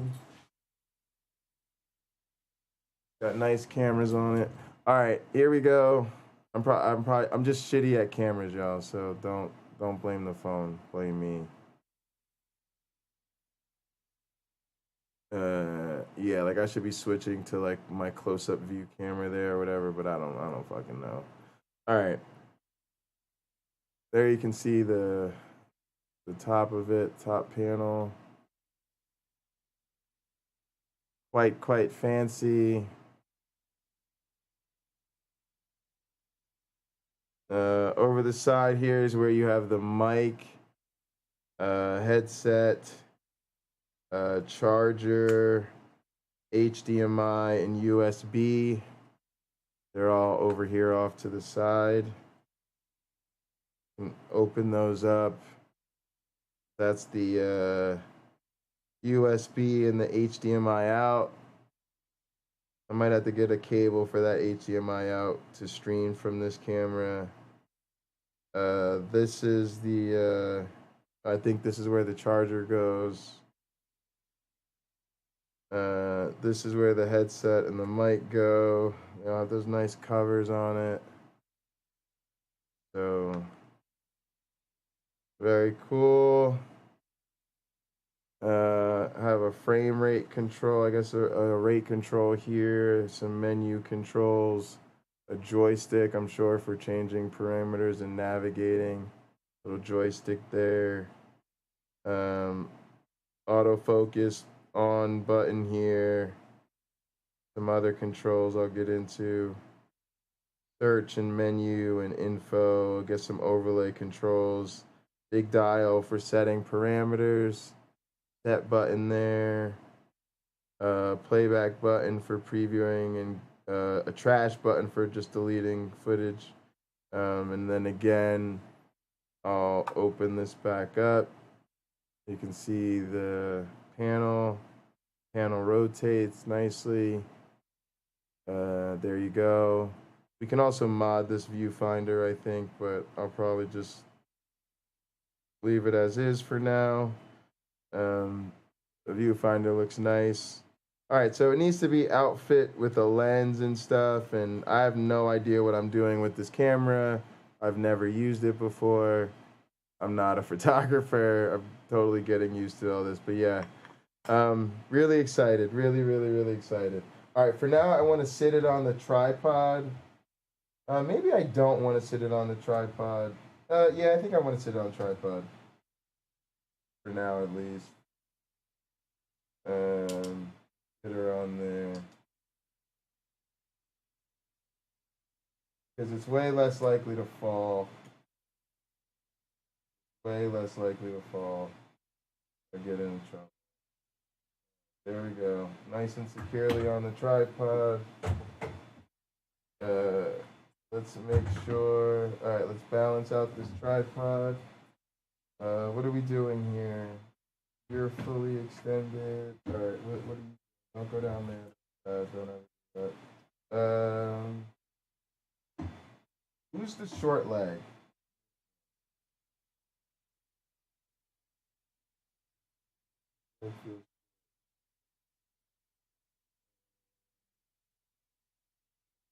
No? Alright, whatever. I can't go down? There we go. Alright. Good. Alright, looking good. That's fine. I don't care where this thing is positioned right now. I'll deal with all that later. I want it stable and actually out of the way so I can get around it. Matter of fact, I'm gonna position it a little further back. Sorry guys to change the camera angle. Sorry, I apologize. I thought I did. Wasn't paying attention. All right, I'll see you later. See you later. I wanted to, show y'all what goes on behind the streams, right? I said behind the streams. I'm showing y'all behind the streams, all right? What I'm going to do now is I'm going to put this off to the side. Hey, well, I'm showing you the tights. The tights don't get enough attention. The seamstress doesn't get enough love.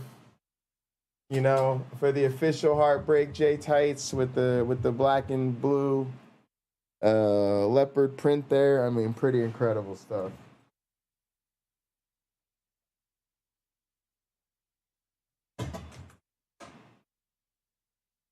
All right, cool. So now the camera can go off there, out of the way. Oh, let's not bump it into things. That's bad. Don't want to do that. All right, great. It can sit over here. It'll be fine. Let's bring it back over here while we learn what to do with it.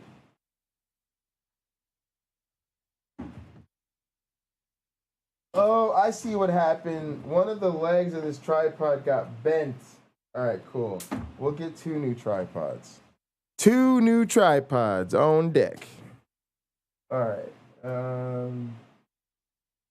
Camera body looks great. We've got 4-year protection on it. I think accident damage included. So, again, single operator.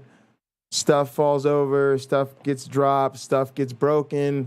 The government likes to know you're not wasting their money.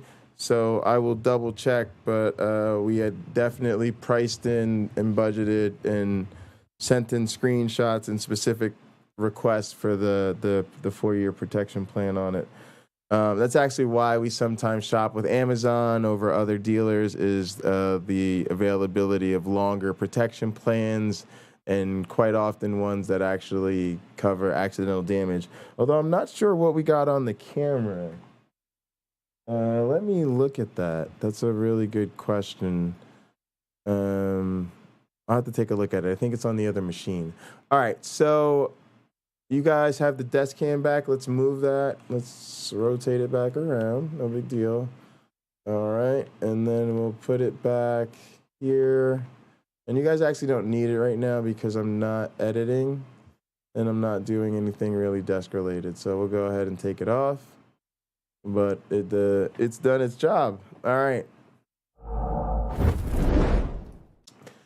All right, so thanks you guys for tuning into that unboxing. So now we're gonna go ahead and we'll probably just check out a tutorial video or something about how to use this camera. We want to go ahead also and get ourselves a hand on a digital version of the manual. There's probably one in the box as well. Yeah, here we go. Instruction manual.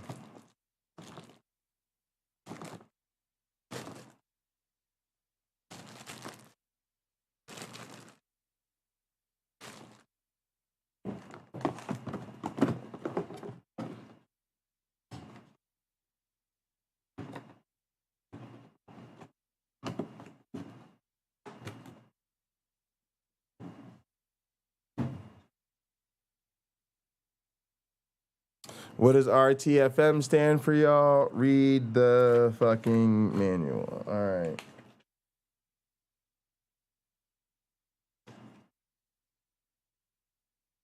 All right.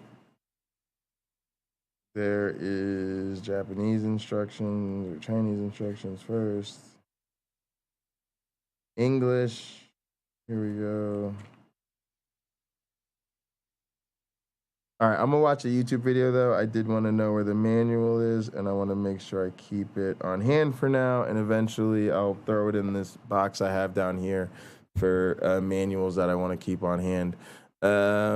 So let's, just because it'll be easier, also be a little bit more interactive. Just to get started, Canon EOS R5 record video.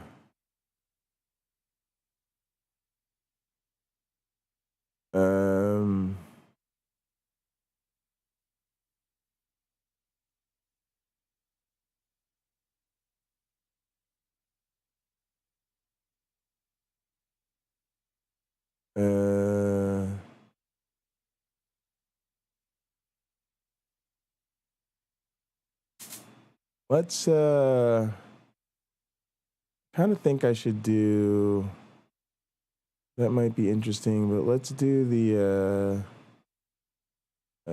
setup maybe, I don't know. Yeah, that's, we don't want to go through the whole user's guide right now.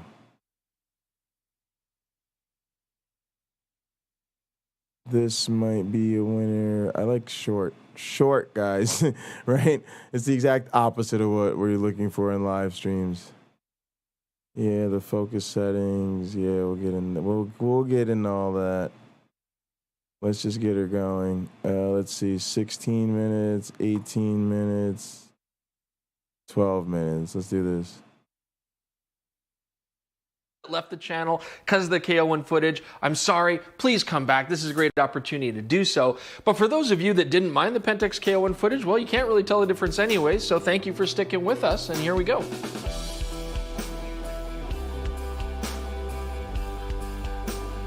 Yay. Welcome back, Deep Review TV viewers. It's Chris Nichols here, and you know your viewers are a bunch of video nerds where you gotta make apologies and discuss the change in your footage because of the change in camera. Holy crap. They might be as nerdy as we are, guys. But look, like I told you, there are no large content creators in our field, in our community. Look at this. Just a guy who talks about cameras, right? DPR, review TV, all camera stuff, right? 74,000 views on this video. 380,000 subscribers, y'all.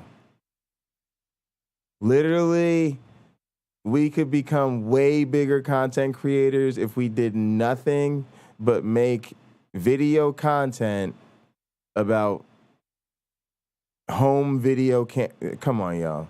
I've got a Canon EOS R5 and R6 with me because these have become incredibly popular.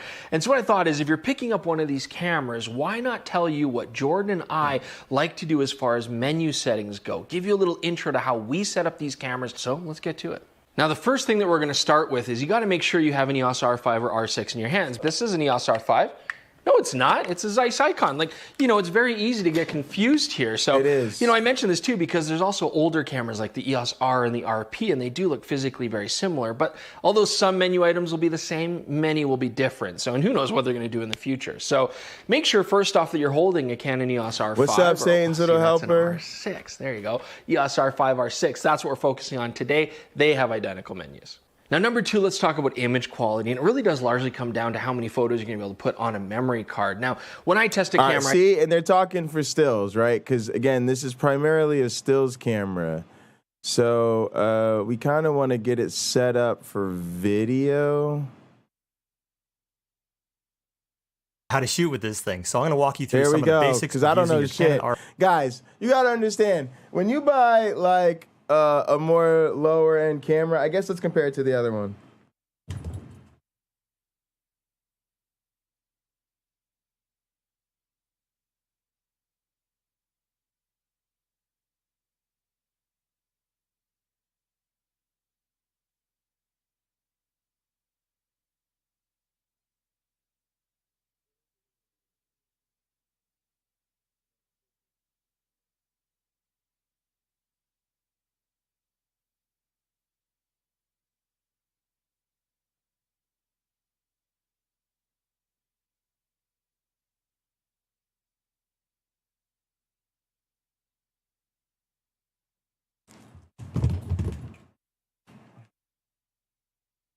All right, I took it off that other tripod. All right, like when you get this like consumer grade camcorder, which I actually like these camcorders. Our next camera might be a fancy camcorder. And the reason is when you buy a camera like this, it's like, you know, it automatically comes with the lens. You can change the lens and put special lenses on it if you want, but it's very easy to kit. When you buy this like next level of camera, it just comes with a body. There's no lens on the thing, right? So like, it's just interesting. This is obvious to people who are serious about these things, but the people who aren't, you may not recognize that. Yeah, you just get this thing like this. It's called the body. It doesn't have a lens on it. And if you just turn it on and start taking pictures, you won't be able to. So it's just like you've got to know what you're doing.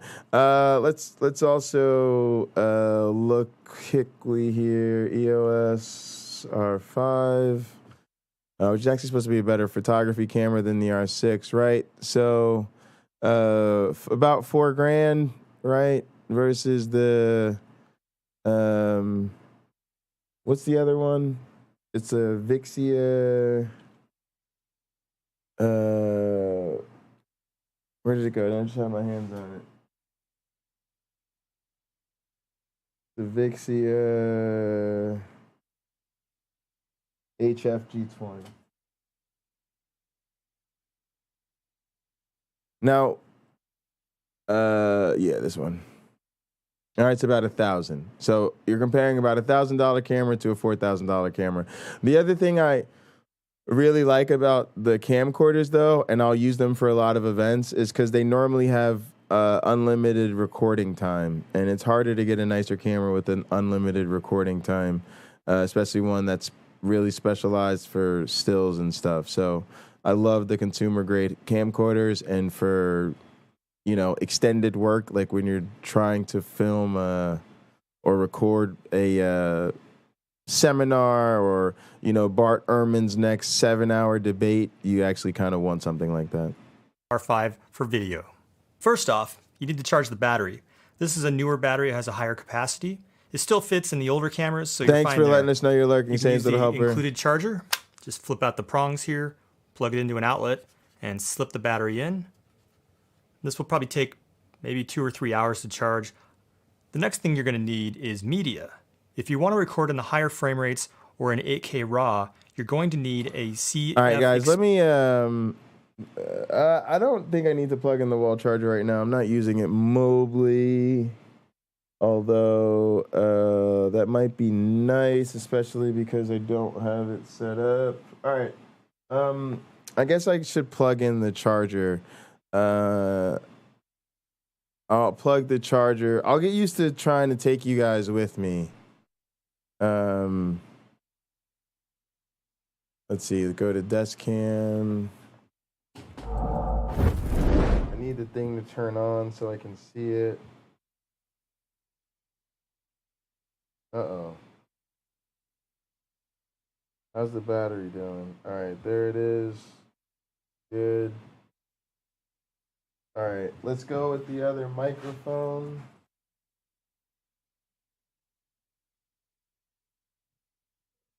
All right, we got to go with the wireless microphone so you guys can hear me. I've got to unmute the speakers so I can hear myself.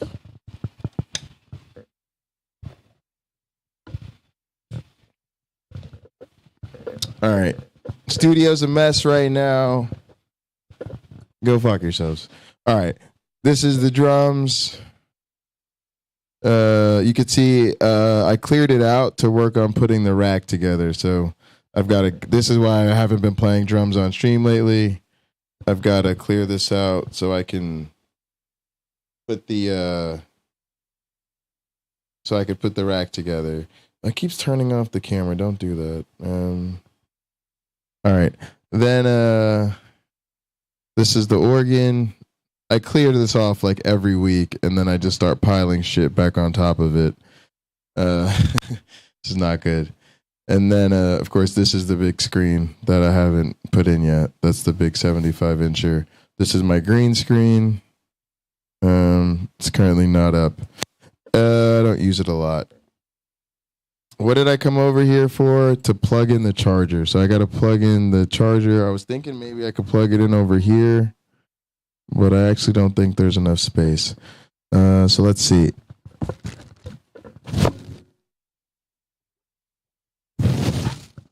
We're going to see if the charger is in this. Oh, yeah. There's a rapid. I got that rapid travel charger here. Right? This one.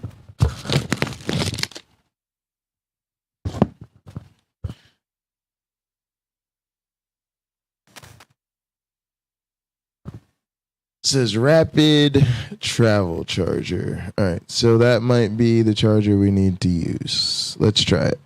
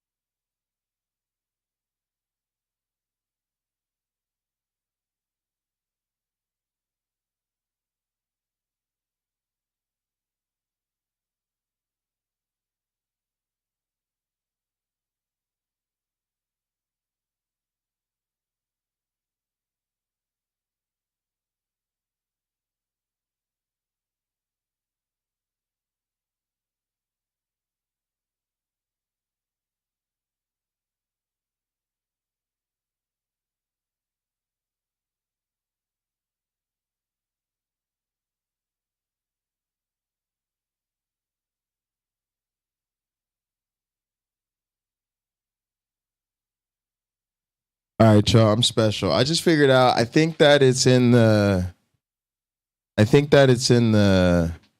box with the camera in it, right? That would make sense. My bad. My bad. Where is on?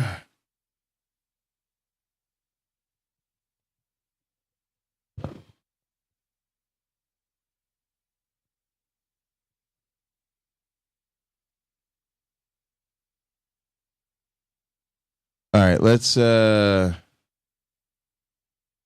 that music going again. Ready for takeoff? Whoa.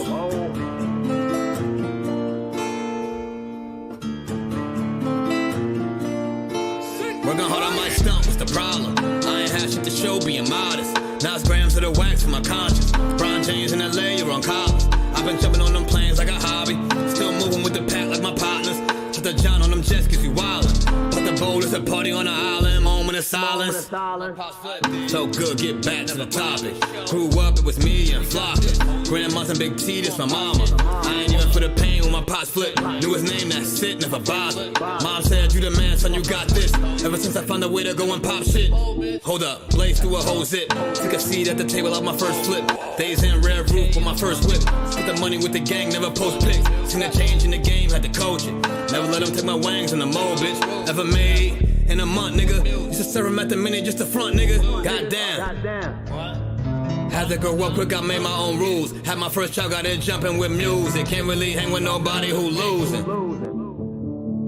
I thought by now that you would go and get it, but I could hardly see niggas as distant. Know you get cropped if you not in the picture. And I made that tag and went got her back. Shots to the Henny and OG prescriptions, put rebel shit on the map. Took a leap from where I started at, started balling now I'm Chris Paul and Cats. Got him steady calling for the mold, but I'm on a roll, gotta call him back. And that's all fact.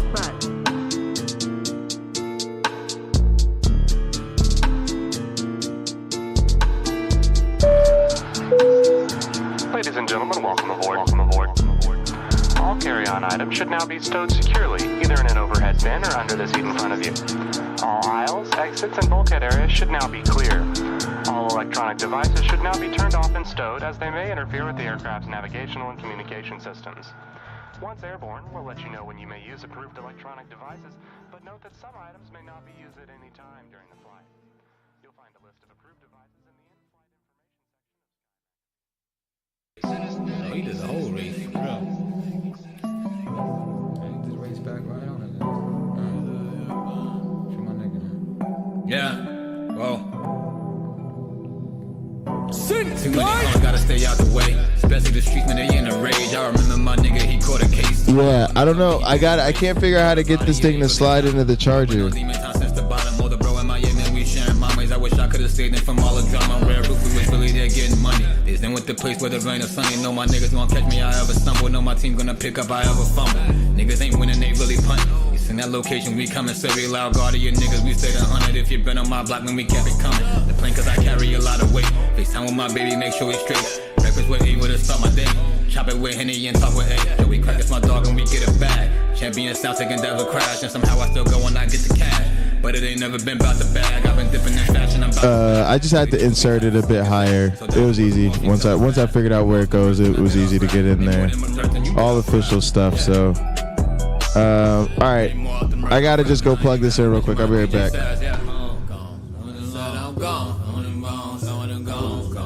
I'm gone. I said I'm gone. I said I'm gone. I said I'm gone. I said I'm gone. I said I'm gone. Yeah. Been going and going, and shit got my main line going crazy. Going, I've been moving strong, remember they tryna play me. Said I'm wasting money doing all these songs, ain't nobody gon' play them. Now a couple months, I don't drop a tape, niggas be like we waiting.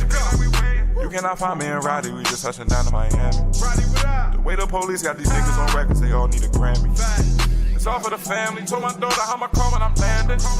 It's all in the plan, your circle gets smaller when you start expanding. Say, go. Where we came from, that shit made us so heartless. Fuck what they talking, I do me regardless. I'm not pulling up there without a deposit. At all.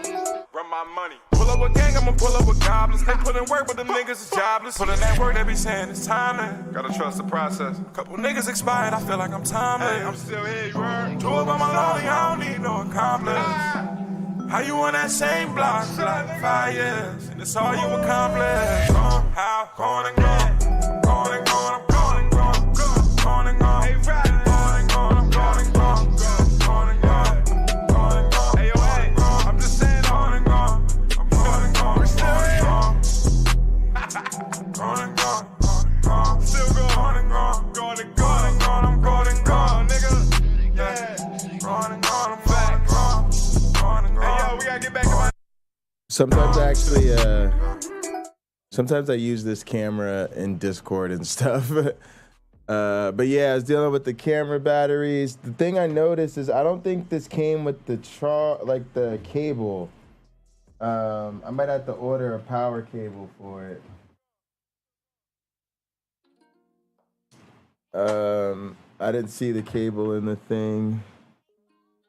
And I don't remember seeing one in the box. So, all right, I might have to get a charger for it. That's something else I'll add to the list.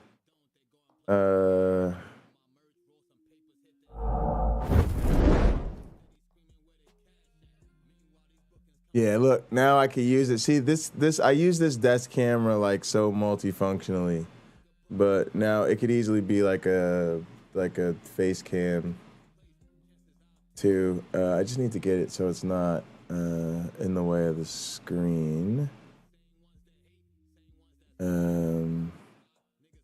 Means it needs to go down.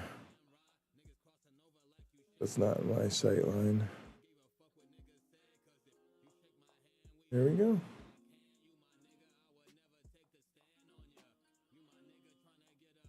There we go. That's fine. Leave it there. All right. Great. Let's see.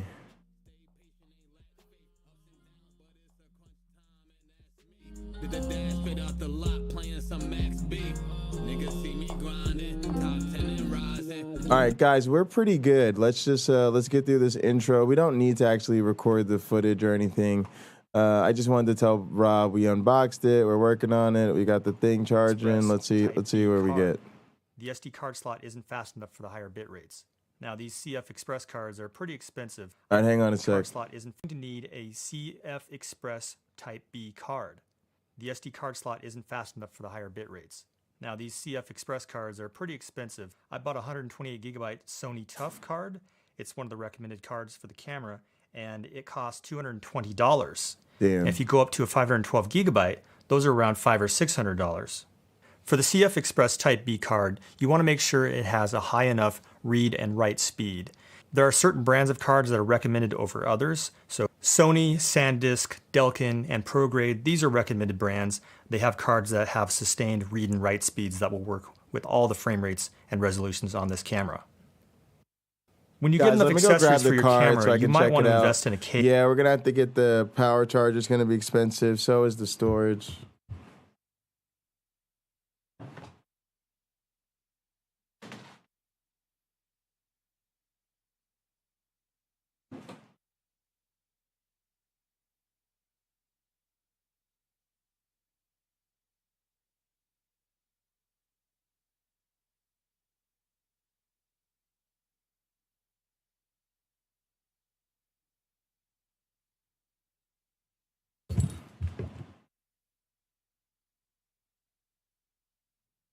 All right, so I actually had looked into this. I don't think this card is good enough. I think this card is too slow. But I think we don't actually need to record 8K video or 4K video right now. We can actually record 1080p video. So I'm wondering if this will be okay for the 1080p. Also, I'm wondering, we're ultimately trying to see what it can do when it's directly connected to the machine. Ideally, I'd get it so that it was streaming directly to the computer and we get some longer recording times out of it. So I'm not really sure if you can live stream with it. I think I looked into this before I bought it. And I think it's a go, but I probably need to maybe outfit it with some more stuff. Now, I believe SmallRig makes some of the best. But yeah, that's how the other camera was. That's how this camera was set up. It gets set up so that there's an HDMI out on this camera. That goes to like a HDMI splitter. One end goes to a capture card. Capture card goes into the computer. And that's how I can stream myself drumming. And actually, I can record it at the same time on the camera itself. And then stream it into the stream and make videos or show myself practicing on stream, whatever I want to do. So I'm hoping to get that camera set up the same way, even if it takes a bit of a workaround like it did with this camera. Cages. This one here. That's the cage I want to get to. I don't think we ordered the cage just because we were trying to keep it under budget. But again, we will try to get this cage. It's really nicely made. It's lightweight. It fits the camera super nice. It doesn't block any of the ports or the connections or the buttons.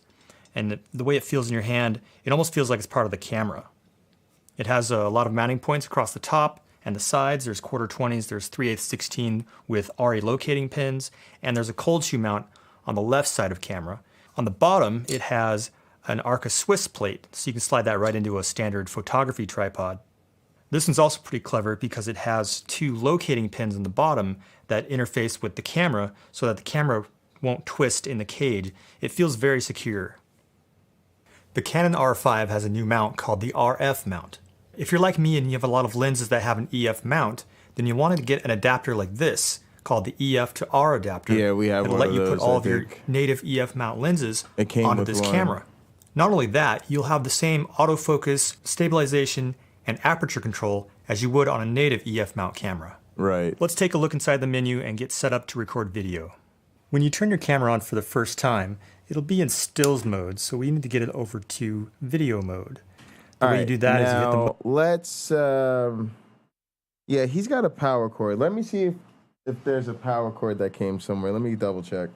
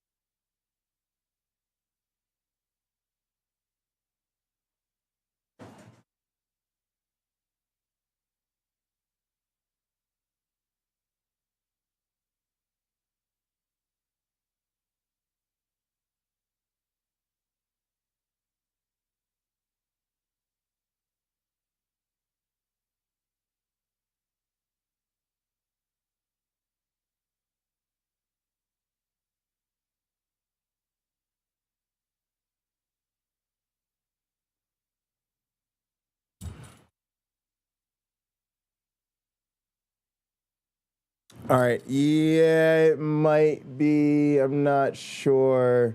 I'm not sure why it didn't come with one. That's really weird.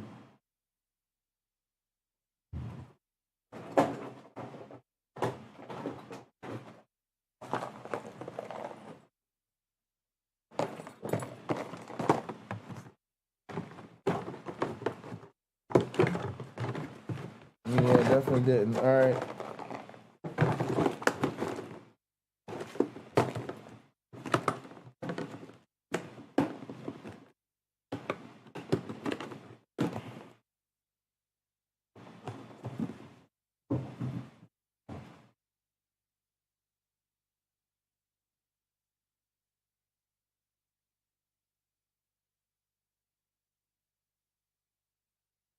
All right, guys, no worries. No power cord. All right, so this is what we're going to do. This is what we're going to do. What we're going to do.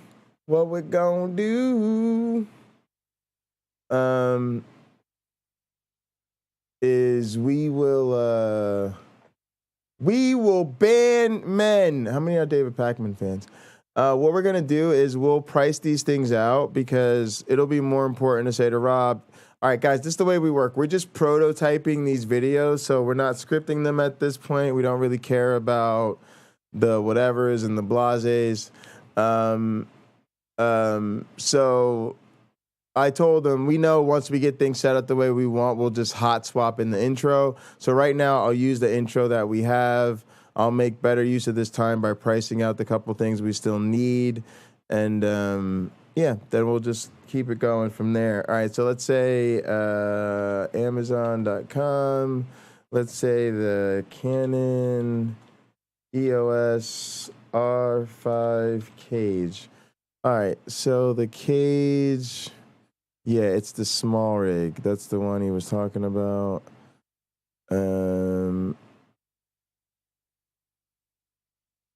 I actually want the one with this handheld device. That's the top handle is important to me, as are the cable clamps. So I would rather that nicer one. This one's kind of nice too. This is the one I was gonna get, the New Ear. But now that I'm looking at the New Ear, I like the grips on the side, but I don't like the cage as much as I love this tight cage. And for some reason, I think I can take this and I might still be able to mount that in there. But that's really interesting. Do I want this top held thing, which is kind of nice? I really like the side held thing. To be honest, I want both of them because I think they serve different purposes. Oh, man. All right, we'll see. For now, let's put these up. Let's put this one up, and we'll put this one up. And then, oh, did Canon make one? No. All right. And then, what was the other thing? The power cable.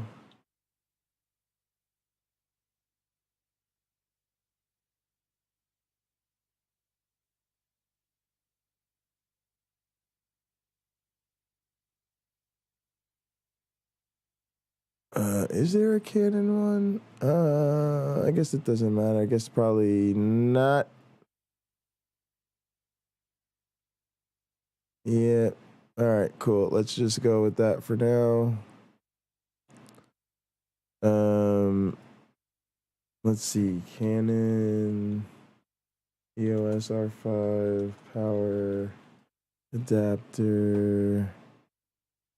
Yeah, I mean, Canon sells probably a super expensive one.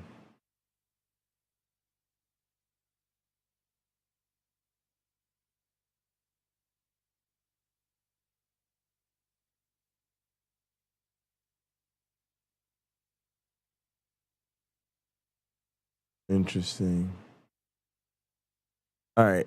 I'm gonna go easy on the power supplier for now and trust something like this. Let's see if there's reviews of it.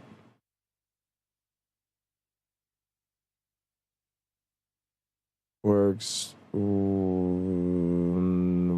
works. EOSR works. Great product. All right, fine. Let's do it. All right. All right, so let's add these to our more tools. Oh, sorry, bookmarks. Yeah.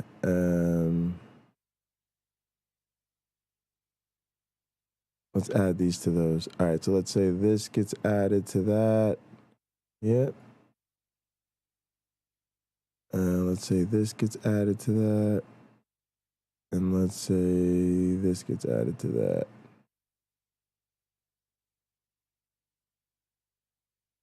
Done. All right. So now we know we need the power adapter. We need that. We'll come back to video tutorials, working on that later. Let's keep this up. Let's go through and close tabs. We want to keep this up. We're probably not gonna work on a speed editor tutorial today. We want that up. We probably want to keep that up. We'll come back to you guys. Let's save this to a playlist called EOSR5. We'll close that. Don't need it.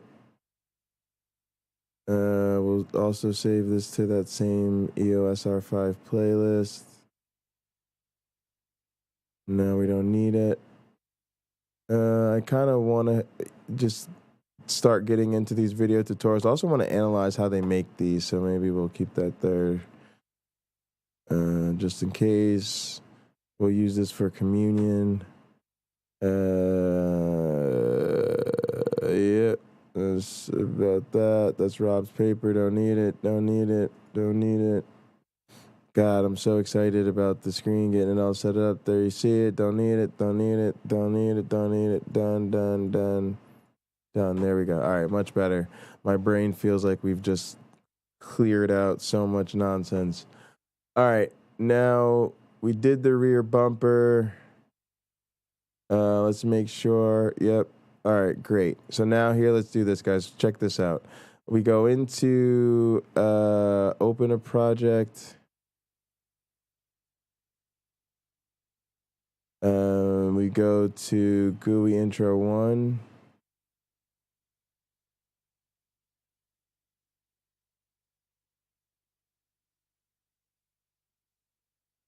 All right, did we just start with this? Yeah, full test. All right, so now what we want to do is we take these clips, we drag them in.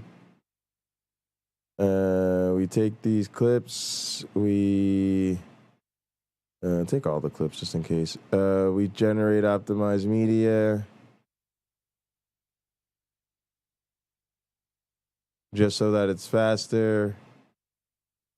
Peter W., I am spending more of your hard-earned tax dollars. That's what I'm all about, man. You know, I don't even want private money at this point. It just, it just doesn't feel as naughty. Oh, yeah, $7 power adapter, maybe. Hey, I'm good. Sorry, I just saw that.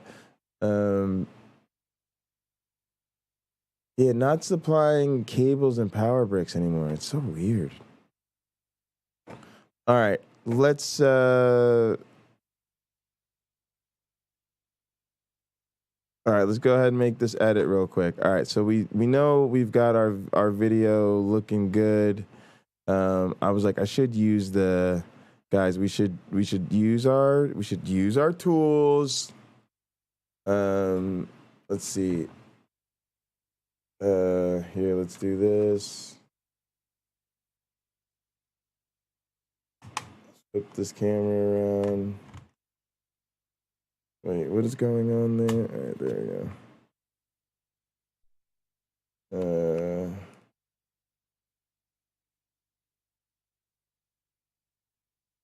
All right, now this can go up out of my way.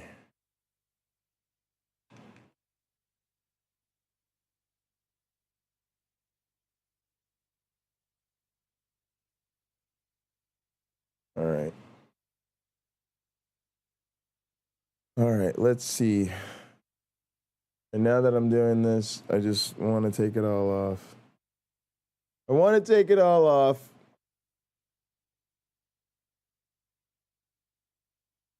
That's not so bad now that I'm looking at it.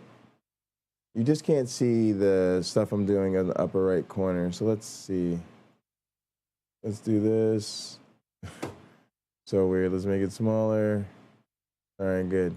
Now what we're going to do is... Actually, I'm just going to go straight to the edit window because all this stuff we already cut up. So, all right. So look, we're going to say this is the front bumper. Let's put the front bumper on. The very beginning. Let's put the full test in here.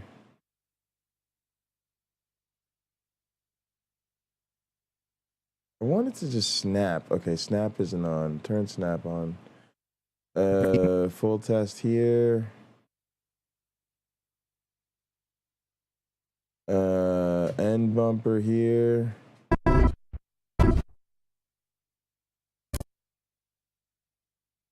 Rear bumper. All right.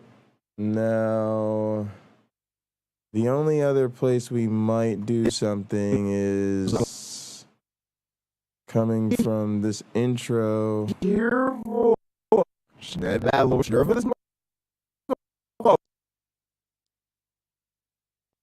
Spending fat stacks and kicking back. Exactly. All right, now where's the... All right, there's that. Let's get started. That's the magic frame. All right, that's that. That's that. All right, let's split there. Let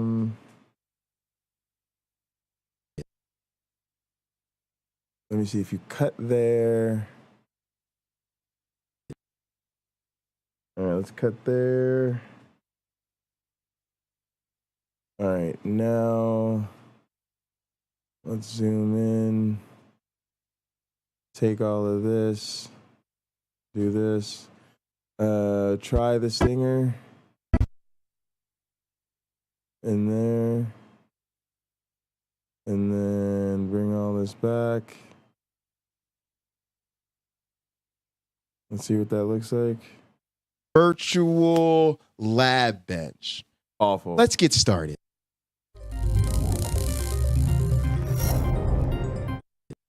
All right, welcome to the virtual lab. All right, fucked up the spacing, but it might just work. Here, let's try this. We actually need that to be there, so it's seamless. Why is it not snapping the way I want it to? Oh, there it is. That's snapping. What is this one? Oh, linked selection. Okay. Ah, there we go. There's that snap we're looking for. That good old satisfying snapping. All right. Boom. Boom. There we go. Snap, snap, snap. All right, now let's massage this edit. Lab bench. Let's get started. Welcome to the virtual lab bench. Let's get started.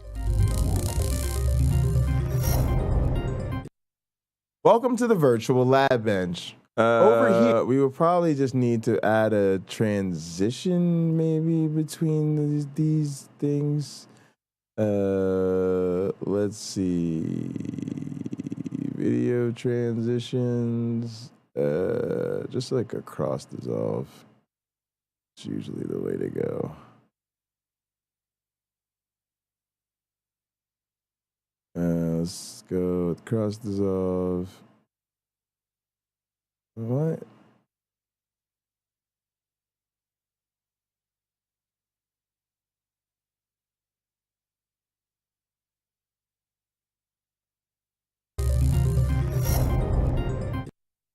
Welcome to the virtual lab bench. Oh, that was kind of ugly because the cross dissolve. Yeah, it has the previous frame underneath it. Gross. Welcome to the. Oh, when you do it that way, you almost want it the other way. All right, no, wait.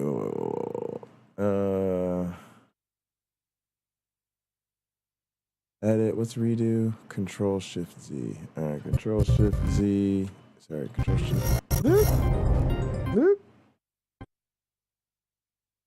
All right, never mind. Hang on. I don't know what y'all are doing here. Do that. And then the rest of y'all come back here. Do that. Do that. All right, there. Now, do that there.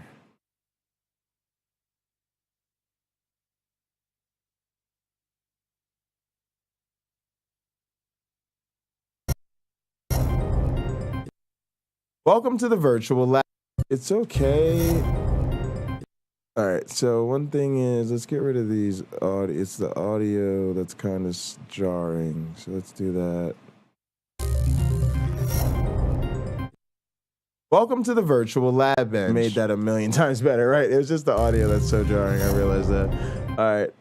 Welcome to the. Oh yeah, it's a million times better. Bench. Let's get started. We'll do a mini fade out here too. Oh no, let's get started. Let's get started. All right, let's zoom in here a little bit more.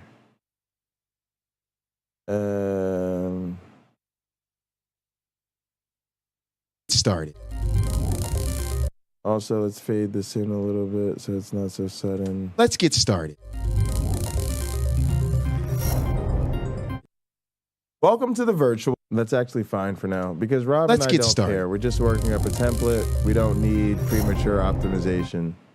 Welcome. Right. So I'm just like, oh, what can I put on here? It's not letting me because there's no video clip. I'll eventually put like a generator or something on here.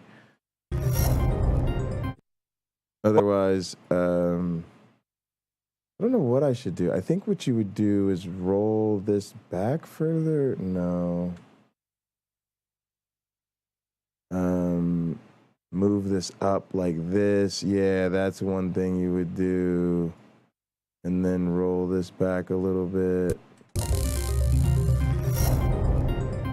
Welcome to the virtual lab. Right, yeah, now when it's under. Get started. Welcome. And if you put a dissolve under it, and it's by itself, what'll be underneath it is the clip.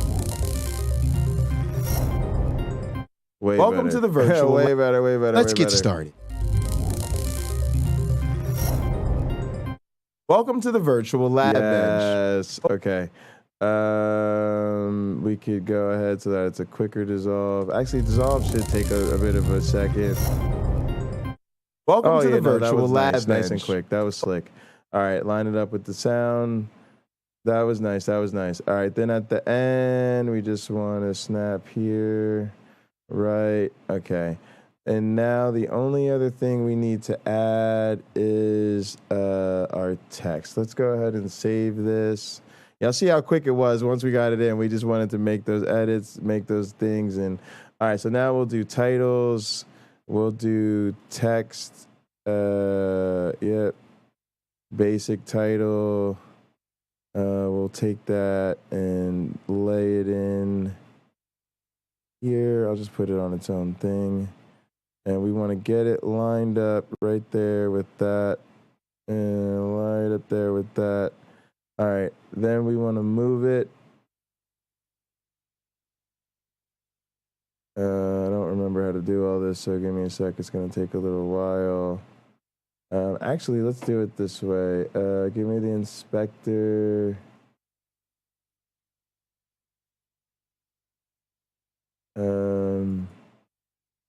Oh no, I just had it. I saw it there. This thing maybe. Yep, there we go. And then, oh shit, I forget how to do this. That's how you rotate it. Yep. How do you move it? Oh it just moves. All right. Shift will lock it. Will that lock it? All right. Shift will lock it there. How do I lock it vertically? Control Shift? Yeah, Control Shift. I don't know how I remembered that. But also get this back because it's not lined up. There we go. All right, now Control Shift so that it goes straight up. Also, Rob's got to get me the pro version so I don't have to pay for see this stuff. All right, and then our font will come down to, let's say, 80.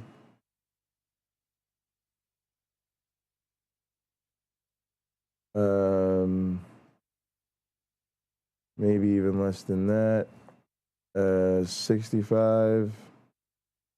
All right, now I don't know what our new website's going to be, but hopefully it's www.avitaed.edu or something like that. That's not going to be the actual URL, but it's what I want the URL to be. Let me just get off of that so I can see what that looks like. Yeah, there we go. All right, it's a little bit, I think it's a little bit outside the frame. Oh, no, it's not. It's within, yeah, it is. It's a little bit. To the virtual lab. Stop. Oh, my goodness, that's so annoying. All right, here we go. Let's come back out. Let's get this. Let's get this. Click on the inspector. Now it's coming back to me, y'all. There we go. Right now it's sitting inside the letterbox, right? Now we basically want to duplicate that. Cancel. We want to.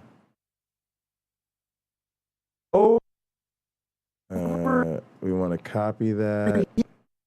Stop. All right, I forget how to get to see more video tracks, but all right, we want to then go here and paste that. Nope, undo.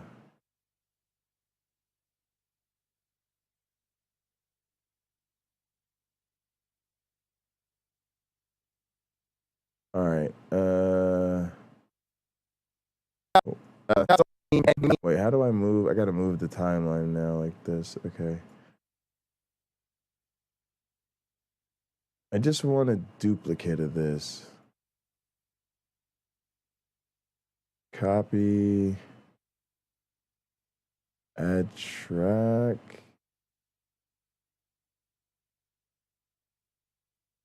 The selected track. Go here. No. Why is there no paste? If I copy this, why can't you paste it?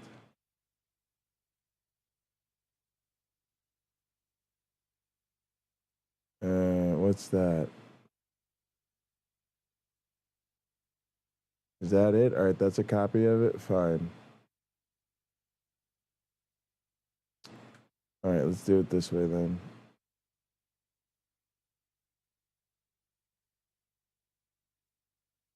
All right, that's that. Let's go here. Go there. Let's drag this out.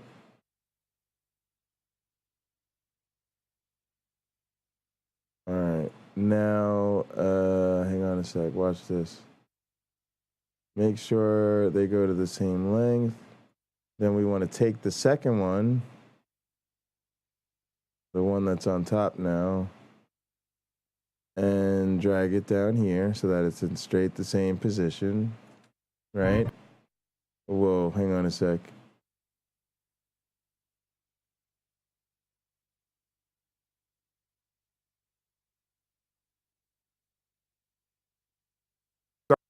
Oh, right. Okay. Sorry, I moved the cursor. All right. So what we want to do, take the second one, move it straight down. I'm holding Control and Shift so it moves straight down.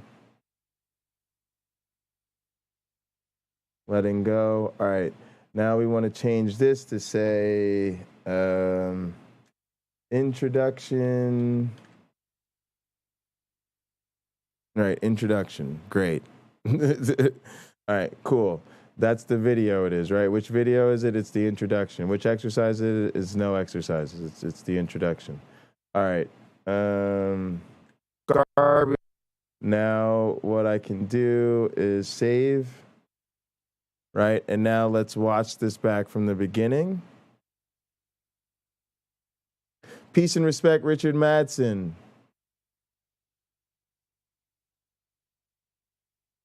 I speak less on religion and more on important topical matters than other atheist channels. I appreciate that, Richard Madsen. Thank you. I'm glad you. I appreciate that compliment. I really do. I know you're out here too, so I thank you. All right, guys, let's go ahead and play this back.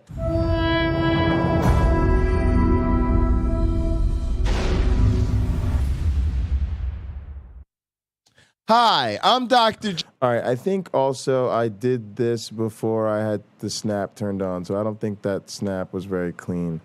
I think the way to clean it up is to just highlight everything there. Zoom in nice here, and just make sure our snap is clean there. All right, let's go back here. Let's watch that again. Let's save it first. All right. I think home is how we start at the beginning.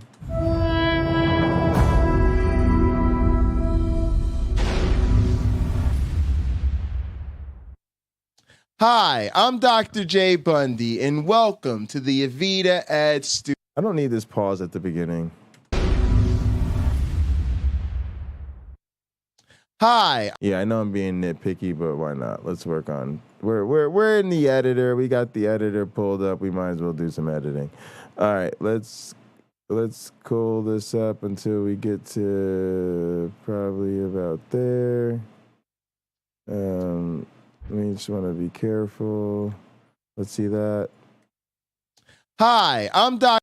Even there, yeah, that's still. I see that now. That's that breath. And there's the beginning. Hi, I'm Dr. J. Good. All right, now same deal. Let's just take everything after that point, which is all of this stuff. There are better ways to do this. We'll show you them off some other time. I also think I want to trim the beginning. I think there was a time. Yeah, where I've got like this black frame in the beginning. I don't really need that. We'd probably want to get rid of that in a more realistic scenario. We'd probably want to roll that up to, say, let's unlink these first off. And then roll this up to here. Yep, like that. All right, now let's take everything and move it up here. All right. Save it. Try it again. Much tighter. Hi, I'm Dr. J. Bundy, and much welcome better. To the Avita. All right, I can't stand the way this timeline looks right now, though. Give me him bigger. I don't know why I'm so small. Hang on. All right. Get out of there. Where did I go? All right. Zoom in. How do I zoom in? I forget how to zoom in.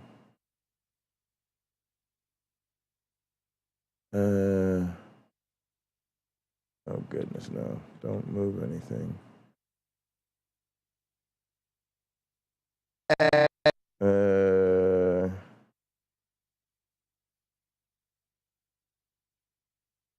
All right, I'm not too worried about it. Let's just move back up to like this. Yeah, let's do this back to where we don't really need that extra space. All right. And then I'll figure this out. I don't know. I remembered what this was. I don't remember why I'm not remembering. Ad Studio. On this video, we'll be introducing you to Avita Ed version 4's graphical user interface, which we lovingly refer to as the virtual lab bench. Let's get started. Welcome to the virtual lab bench. Over here is your view. Let me take a look at how those texts come in again. Welcome to the virtual. They pop up there. They should kind of be a little bit more, I don't know, in some sense they should be lined up super tight there. Lined up super tight there. And in reality, the transition should go over top of them. But see, now this is going to look weird.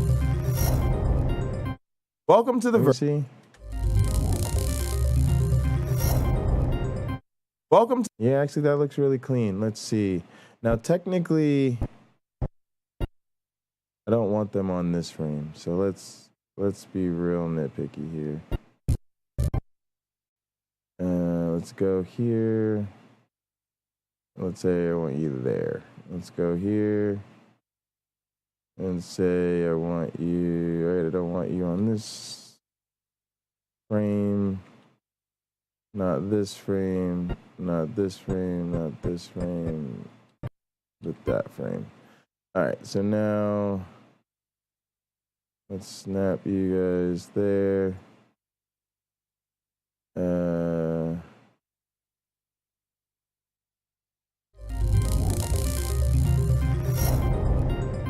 Welcome to the virtual lab bench. Over here, yeah, it's fine for now. I'll optimize it later. It's your view panel. Actually, what I'll probably do later is I'll put fades on it so that they all fade in with this thing. Welcome to the virtual lab bench. Over here is your view panel. Here's where you can change you. I know everything in the middle is fine. I've watched it a bunch of times. Shout out to the whole Avita Ed development team, gang. We out here doing things.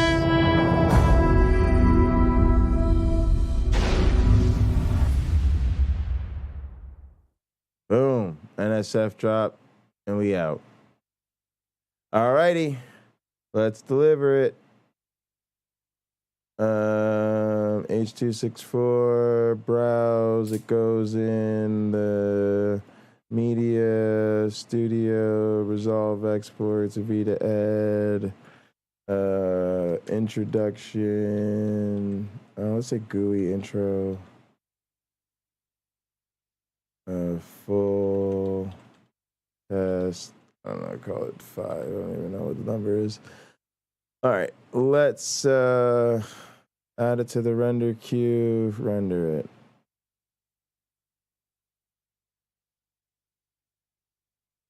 Gang, bang, gang. Gang, there you go, AR.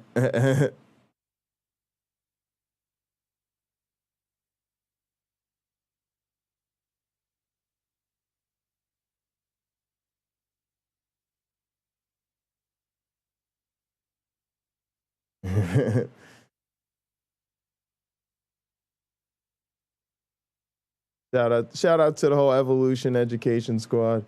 All right, that's good. Let's pull it up. Let's watch it. Should technically pull it up on the big screen, but then you guys won't be able to see it, so I'll pull it up on this screen. It's fine for now. Go to view, full screen, perfect. Theater mode. Hi, I'm Dr. J. Bundy, and welcome to the Avita Ed Studio. On this video, we'll be introducing you to Avita Ed version 4's graphical user interface, which we lovingly refer to as the virtual lab bench. Let's get started. So that's the part we'll replace that intro. We'll replace that with welcome to the virtual lab bench. Over here is your view panel. Here's where you can change between population view, organism view, and analysis view. We'll say more about those later. Let's go back to population view for now. Over here is your virtual Petri dish. This is where you can watch your evolution experiment playing out in real time. Over here is the statistical area. To the left, you see organism statistics. To the right, you see population statistics. Down here's your visualization panel. It's where you can see your data changing in real time, aka evolution happening. All right, and here's where you control your runs. This is the very, very, very, very, very important freezer. It's where you store your configured dishes, your organisms, and your populated dishes. There's also a little garbage can right here where you can drag things to remove them from your freezer. Thank you for checking out this test video of our graphical user interface, also known as the virtual lab bench. We really appreciate it. We'd appreciate it even more if you sent us all of your money. You could send us some of your money, like just a few dollars or a little bit of money. But let's all be honest with each other here. You'd be doing a lot more for evolution education if you just sent us all of your money and figured out some other way to feed your family. So, to the real ones out there who do that, we appreciate you. Shout out to the whole Avita Ed development team, gang. We out here doing things. We out here, baby. Let's get this NSF money. All right, sweet. Look at that. Beautiful. This irreverent atheism sponsored by the National Science. Love it. All right. That's done. What is tomorrow, y'all? Tomorrow will be Friday. All right, great. Great. All right, let me take a quick peek into the kitchen.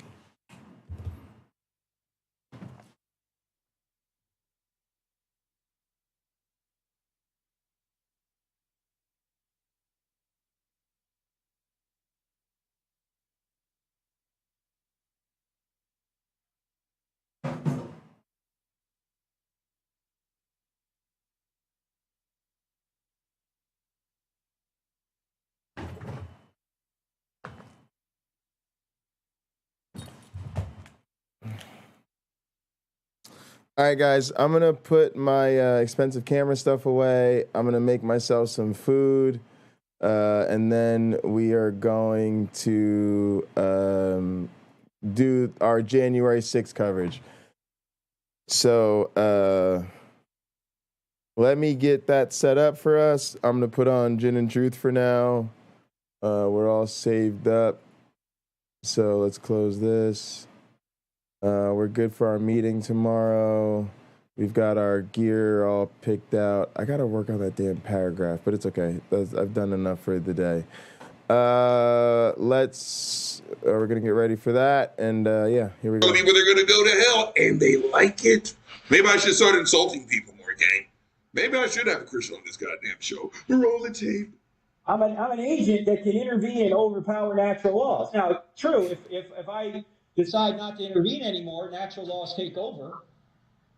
But if I can intervene and overpower natural law, can the being who created and sustains natural laws do so? Yeah, of course. That's all we're saying. And he does that in order to show people you need to listen to this guy. Like that's why Moses can do miracles and Jesus can do miracles, because God has new revelation that he's pouring out through those people. So the rest of the people go, oh, Moses can do miracles? Holy shit, gang. I just got dumber from listening to that. Are you guys aware how small the Middle East is? You have any idea? The Almighty God, I do the bells, where the Bible stories took place, it's not like it was Texas, North America. Nah. All these miracles took place on a fucking landing strip with dirt on it. Okay, let's say it's real. No, it is not. Moses put his staff in the fucking water and split an entire enormous body of water. Who saw that? Did the Native Americans see it? Nope. I mean, shut the fuck up. Gang, sometimes it's hard to sit here and listen to a grown-ass man talk about literal fucking fairy tales like they're real. And it scares me because the majority of America feels like this. And these fuckers vote. Roll the tape. I'm going to have a stroke. I'm not making it, gang. Jesus speaks for God. Jesus can do miracles. Jesus speaks for God. That's why God does miracles through those people. Okay.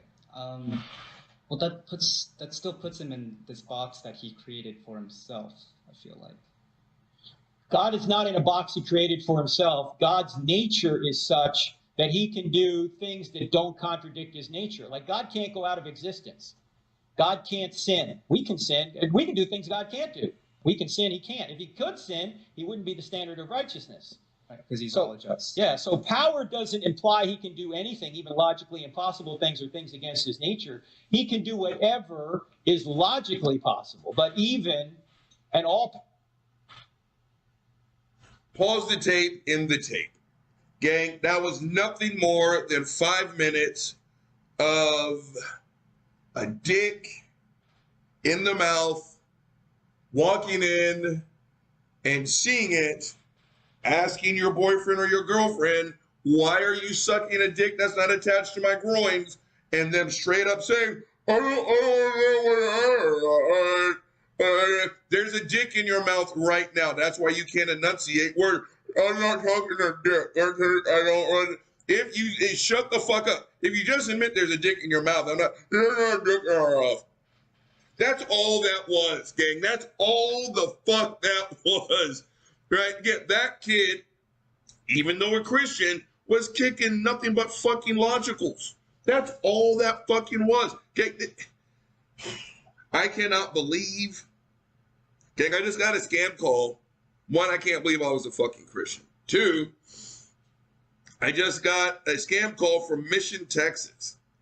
Doesn't mean much to you guys, but while I was in college, there was one coach, and I can honestly tell you guys this, I was an abuse victim, right? He knew I wasn't going to fight back because I'm an old Southern boy and you respect your elders, right? And for 2 years, gang, he all but stripped me of my love for the game of football. He actually did.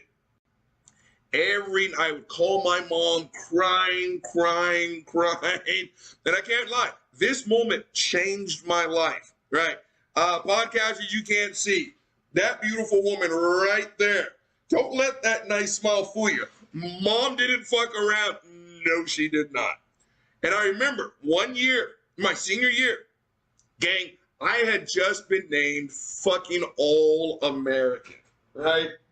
I didn't suck at what I did, but he would always, right, just yell at me for no reason.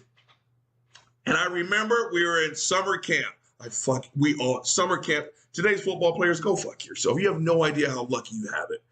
Pansies. You get water. What? Shut the fuck up. And I remember my mom, she got tired of my crying. And she told me, shut up. Shut your mouth. Quit your fucking crying. The next time that fucker raises his voice at you, the next time he disrespects you, and she told me, you whip his ass. You whip his ass. I am tired of you crying like a child. That's what my mom told me. Gang, again, I was not only an excellent linebacker, I was a demon on special teams. My only mission was to fucking take your head off. I loved it. I didn't take it. They're like, don't take this ass whooping personally, but you were going to the ER tonight. Guaranteed. Bet. So we were going through punt coverage walkthrough. I was the left guard. I still remember my assignment, gang. Don't remember what I learned in chemistry, but I remember this. It was really easy, right? And again, set, height. The center would just move the ball, and you wanted to see what everyone did.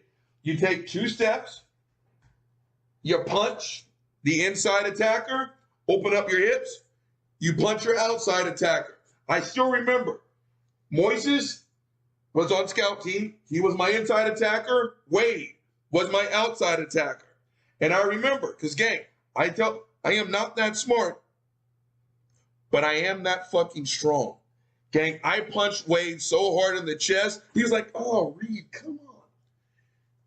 Coach Wright is going down the line. Great job. That's a good job. That's a good job. That's a good job. That's a good job. Then he gets to me.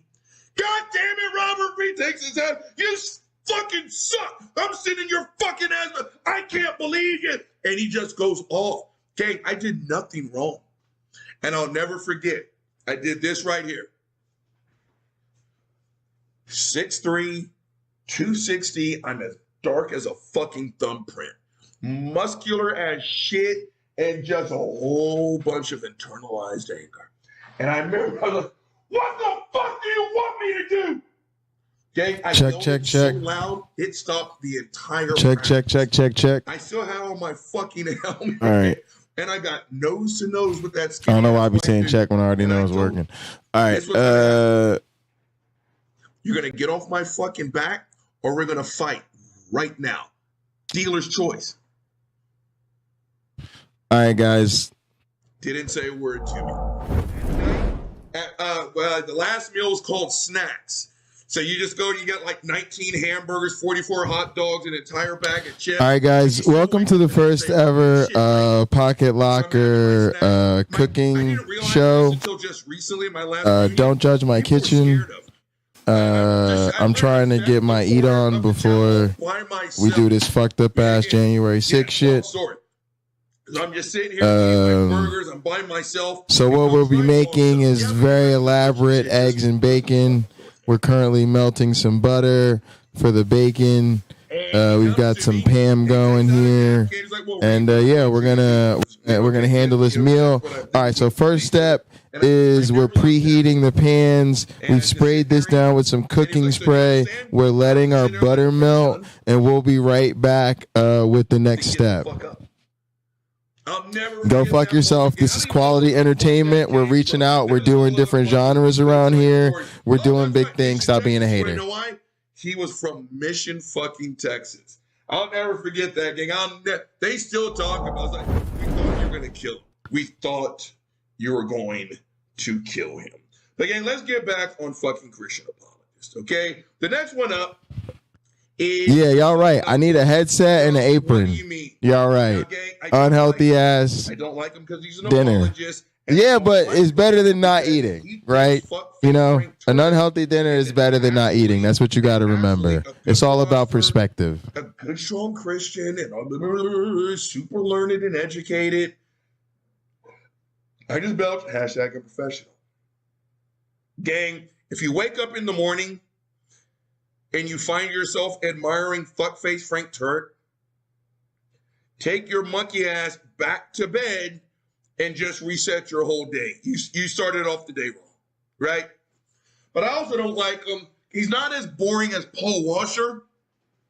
Yeah, exactly. Oh, I don't need Bam. We got Boom. We already got a catchphrase already. All right, let's get back in this kitchen before we fuck up the whole fucking meal. All right. He starts his shows off with "Let's Go," right? All right, here we go. You guys want to get to the bottom of this? Let's go. Whew, yeah. But he's got this fucked up ass video. Christian, in quotes, Christian believes she's empowering women by what? This is going to be fucked up. I can smell it. You guys ready?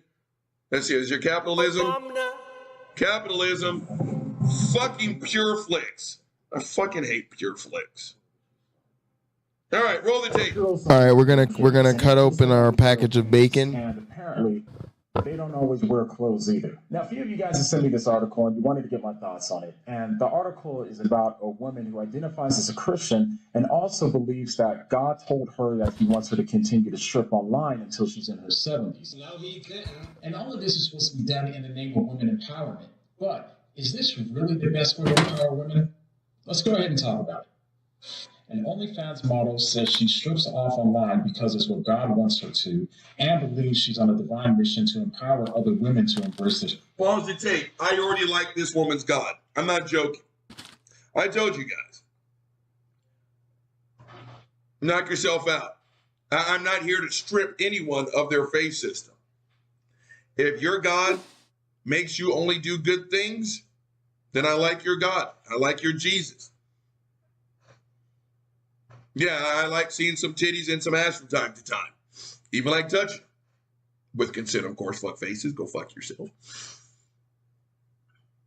Her God is not out there telling her to go out and storm the nation's capital. Her God is not telling her to go bomb fucking Planned Parenthood. Her God isn't going out there telling people, go stand outside of someone's grocery store and tell them they're going to burn in hell and call them fucking reprobate faggots. Her God said, go dance at the bucket naked. Now, gang, I couldn't be more serious when I tell you. Your choices are your choices. And on the strength, if you want to do sex work, not that you need my permission, do sex work. If that's your jam, that is your jam, right? All right, Tally ho. Then that's what I'm going to say about that. I'm pretty sure he's going to fuck this all the way up. Gang, I cannot believe podcasters you can't see. Gang, I'm going to sit here and talk about sex work with my mom smiling over my shoulder. Hashtag uncomfortable. Roll the tape. Sexuality. Nita says she found Christianity when she was just 9 years old and had a dream about Jesus. However, as she grew, she found that her version of Christ and God didn't quite fit with the Bible, so she explored a personal relationship with Christ. She explained, the Bible was written during a time. Pause the tape. Yeah, that's why you got 33,000 plus denominations of just Christianity, right? Someone saw something in the Bible that they didn't like, so they splintered and got their own fucking sect of, who's the fucker who wanted a divorce? King Henry. He splintered, got his own sect of fucking Christianity just so he can divorce his wife. Gang, that's some fucking commitment, right? Yeah, here we go. Fuck knuckle. This is not without precedent, right? Yeah, that's what you Christians do. I think that's called cafeteria-style Christians, which is all of you fucks. You pick and choose what it is in the Bible that makes you feel good. Sometimes that choice or non-choice is so quote-unquote radical that you splinter off and get your own shit. Right here, There's nothing so far, I don't know if he's going to say her name, let's just call her Joanne. There's so far nothing that Joanne has done that is outside the norm. Roll the tape. Time when women weren't allowed to read and write. I believe it would be much different if women were able to be a part of it. The model believes that Christianity was run by patriarchy and suppresses women's sexuality, which isn't what God wanted. But when it came to her job, Rita found that some of her Christian friends were less than accepting. However, I asked God if he wanted me to continue, and the answer was always yes. I know that God doesn't want me to retire. God has guided me through my OnlyFans career, and he said I should continue creating content until my 70s. Hold on. And then the article says that because of this, she's on a divine mission to help women embrace their sexuality and prove that this is what God intended. Okay, there was a lot there. Now, to sum All the tape. I'm not even close to bullshit. No jokes. I'm not being sarcastic. Good on you, Susie. Honestly and truly. Way to go. Right? And she's absolutely right. The Bible was written pretty much by dudes. Yeah, the Bible is violently misogynistic. Gang, they still have fuckface Frank Turek. We are still having modern day discussions in the church on if women should lead. Because of course, everyone knows that a woman was made from a dude's rib, Therefore, you have to be in a support role. Yeah, the Bible absolutely, again, sexuality across the board, but definitely gives the finger to on women being sexual at all, unless it is one, serving a man, his pleasure, or two, squeezing out his crotch rockets.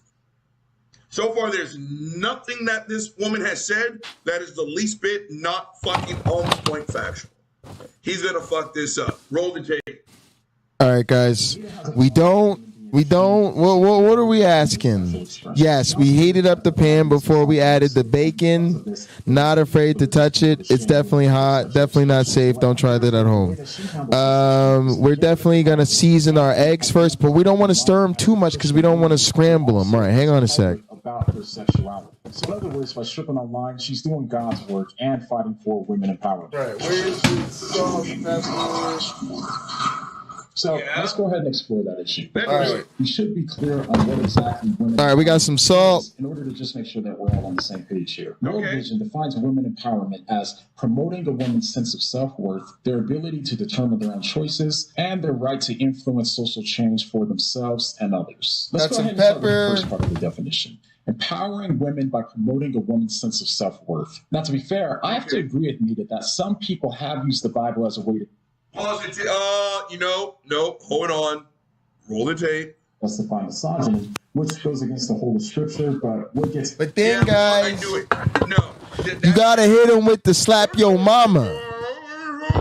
Yes, no, fuckface. The Bible is fucking misogynistic. Period in the story.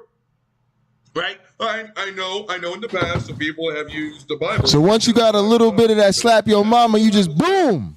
You just hit it with the slap your mama. That's it. That's it. That's it. And then a quick stir, because we don't want to scramble. Just a quick stir. No scrambling. No scrambling. Quick stir. Quick stir, okay? And also, I think that all of us could agree that women should feel every... What'd you say? What'd you say? Little extra, little extra. What? Okay, yeah. There we go. There we go. And then into the butter. Into the butter. This is called butter fried eggs. All you do is you melt a lot of butter. Cameron Bennett, hide your ears, Cameron Bennett. You melt like half a stick of butter in the pan. You just lots of butter. You just melt it. Just melted butter. Then you just take the eggs, you just dump them into that melted butter, and then as your eggs are frying, they just getting the love from that butter. They just getting that butter love. Everything is better with butter. Don't let these health nuts fool you. They are lying to you. Oh, yeah, I don't even notice that there's no butter. No, you do notice. Butter makes it better. Stop playing. Stop playing. Get that bacon a little crispy. Oh, yeah, start to turn it. Oh, yeah, there we go. Flip that bacon over. He's setting up this you just flip that bacon on over. It means sexual.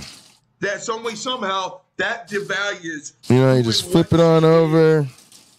You just flip it on over. Oh, yeah. Here we go, gang. All right, let it get nice and good on the other side. Roll the tape. Collect all that bacon juice. Oh, yeah. All right. Guys, you gotta ask questions. You gotta start to ask questions. You gotta say Pine Creek, Nathan, Atheist Experience. You know, R and Raw. You know, all of these people. William Lane Craig. Where's your cooking show? You guys gotta diversify. You know. I hate it when people are. You gotta diversify. Let's turn this heat down a little bit. We got a lot of smoke going. Maybe let's open a window up in here. Up in her. Turn the fan on. Can we turn the fan on? Head of security. Is that a thing we can do? Military installations. There we go. If I don't recognize your car and you're in front of my house for longer than 3 seconds, we're gonna have problems. But he rolled out, so here we go. Roll the tape. Used to deliver the message to these women that all right. That window in here, there's no vent in this damn kitchen, and that window we shouldn't really open because it's there's no screen in it. All right, so our eggs are starting to set. We're just letting them set up, letting them get good. We're just leaving them We're not really doing anything to them. We just kind of let them sit here and set up for a minute. Our bacon's getting pretty good. Once our bacon's done, we just turn it off. No big deal. Let it crisp up on the other side. Of the actors and the actresses. Clean up a little bit. I'll throw some stuff in the garbage. I've learned so and put the bacon away. People who always have something disparaging to say about the industry, right? They're not who you think. They're college grad. Yes, fuck faces, especially when you go to the church channels on YouTube and shit like that. Of course, you're going to find the people that were very not happy with their experience in porn. You're also going to find former school teachers that are very unhappy with being a teacher. Former NFL football players, former personal trainers, former doctors, former lawyers. It's not just porn, right? But one of my favorite interviews, and I've listened to just about all she has to put out, is Angela White. I know, fuckface. Oh, Robert, I don't know who Angela White is. Oh, Angela White with the big ass dick. Shut the fuck up. I'm the only person who watches porn. Go fuck yourself. But Angela's a boss ass bitch. She is, right? She's in it because this is what she wants to do. She's not damaged. She doesn't have a drug habit, right? And all right, guys, starting to look good. Bacon's starting to look crispy. Definitely almost done. It's all smoky. Let me open this step thing up at least. That'll let some of the smoke at least get out of here. I need to put the screen back in that window. All right. Let's check on our eggs here. They're setting up. I guess I could use the spatula. I don't even know what the spatula is. Y'all, this is totally impromptu. First episode of our cooking show here. And also, my spatula's not clean. Let's see if there's one in here. Let's get it. But what you don't understand is people are going to take one out the dishwasher. That's not good. I mean, is that all you All right. People used to watch me play football. All right, bacon's done. Let's turn it off. Sit it up here on this other burner. I hit people very focus hard. on our eggs. They liked it when I did that, gang. And I eggs tell are people, setting up nicely. Football is what I did. It's not who I am. If you can't separate the guy you're talking to from the guy that used to run up and down the field, that is on you, right? Same thing with Angela White. And all the other actors and the actresses, and this lady who does OnlyFans as a Christian. We're making a mess of them. We don't care what they look like. We just want them to set up and be cooked in that butter with that seasoning. Hit them with the hot sauce. Yes, this is bachelorhood living. It's when you don't care what your food look like. You don't gotta care what nobody think of it, cause ain't nobody else here but you to eat it. Ain't nobody else to judge it. And that's all I see him as. But trust me, Profession of Christian. just fry eggs and butter. I mean, come on, it's really. I mean, how hard could it be? And desires and feelings and passions that you are. So in this pause the tape, I just said that. But y'all, I'm about to blow up on Instagram. I'm actually starting to bring y'all in here when I'm really throwing down. I just wanted to make sure the setup works and it's cool. But I'm gonna come in here and start to really throw down and start to show y'all some of the real shit. Right now, we trying to do this January 6th thing. We just trying to put some food in my stomach, so we could go ahead and talk about this fucked up ass insurrection that takes like 9,200 days to cover. Very successful. Because these motherfuckers tried to overrun democracy on national television while everybody was watching. Oh, Lord. I don't have no more fucking cling wrap.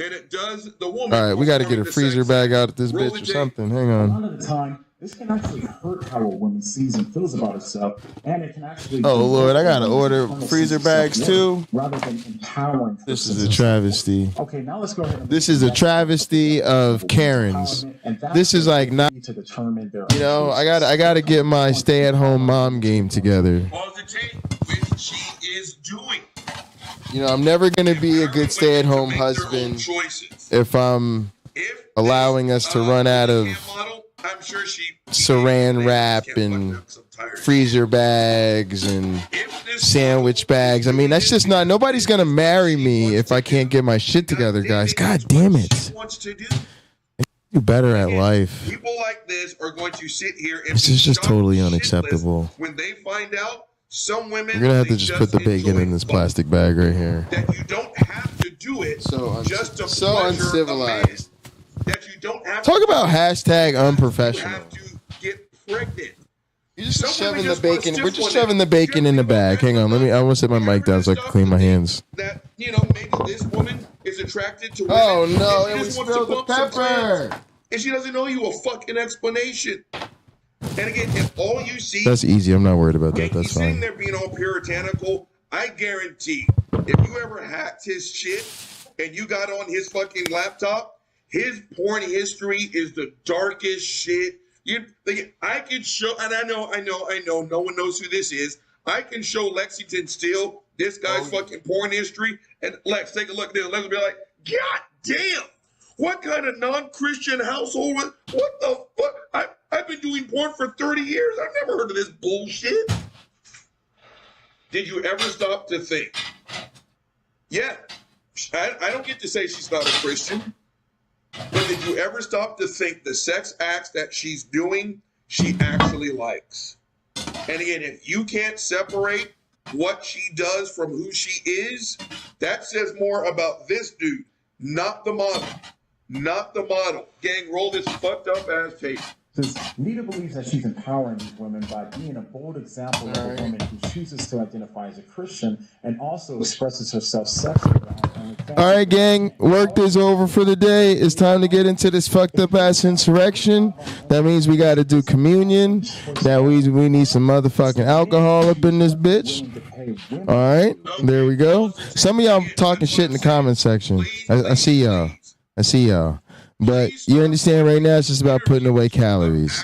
Protein, meat, eggs, essential nutrients and shit. You know, I don't know. Look, if our fucking ancestors could have this fucking meal, they'd be fucking pissing themselves. They'd be so excited. All right. Don't forget that. Don't forget that. You guys are spoiled children of the 21st century with your first world problems.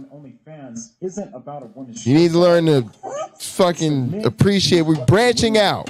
All right? Everybody's got to start somewhere. All right? Y'all don't know. Look. I do unboxing, Counter-Apologetics, behind the streams, editing and post-production, you know, conversations about Christian totalitarianism. We're about to cover January 6th. I bring you guys gaming. I mean, come on. That's just crazy. That's just crazy. Plus an atheist church. I mean, come on now. That's doing a whole lot. All right, let's pour this liquor up. Get ready to eat this good ass food. Here we go. That's ready to go. Pour this liquor out the freezer. Boom. Nice and cold. Now they know we ain't fucking around. They can see this is what goes into communion. You can see it ain't no fucked up ass grape juice. Okay, you can see that this is not non-alcoholic wine or some bullshit. Theist, what do y'all do with communion? What the fuck is wrong with you? I've been to communion. It's a bunch of grown-ass people sitting around a table, and then they pour kosher grape juice into a little mini. It's not even a full shot glass, like a mini shot of grape juice. Shut the fuck up. Yes, you do. And she said, the fuck is wrong with y'all? Y'all suck at everything. It's no longer a performance, it's rape. The women drive the end. So when he's sitting here saying, you know, that's not female empowerment, it's the dudes. No. You log on to her channel on OnlyFans because you want to see that. You know she's not going to do this stuff over here. She is in control of her channel. She is in control of her body. He's mad because she's not following his Christian prescribed sexual bullshit. You fuck when I tell you to fuck. Oh, you guys think I'm bullshit, don't you? Deuteronomy, right? Again, I actually watched a video last week about some fucking Christian wanting to sit here and talk about how Deuteronomy, was it 23, 28, and 29, doesn't say God endorses rape. Again, you have to be an apologist to say that. Because you know what Deuteronomy 23 says? Rape her. And when you rape her, it's a you break it, you buy it clause. Then you have to marry her. And then she has to sit there and for the rest of her life, fuck her rapist when he wants to be fucked. Wash his dirty ass drawers. Make his dinner, raise his fucking kids that she's going to be forced to carry. Gang, to me, that is the foundation of Christian sexuality. It is violently misogynistic. So this fucker's mad because this lady said, I believe in God. God told me to strip out the bucket naked. And you know what? This is empowering me. And he's going to sit there as a fucking dude and sit there and say, no, this isn't women empowerment at all. You need a husband. All right, y'all, let's pick a hot sauce real quick.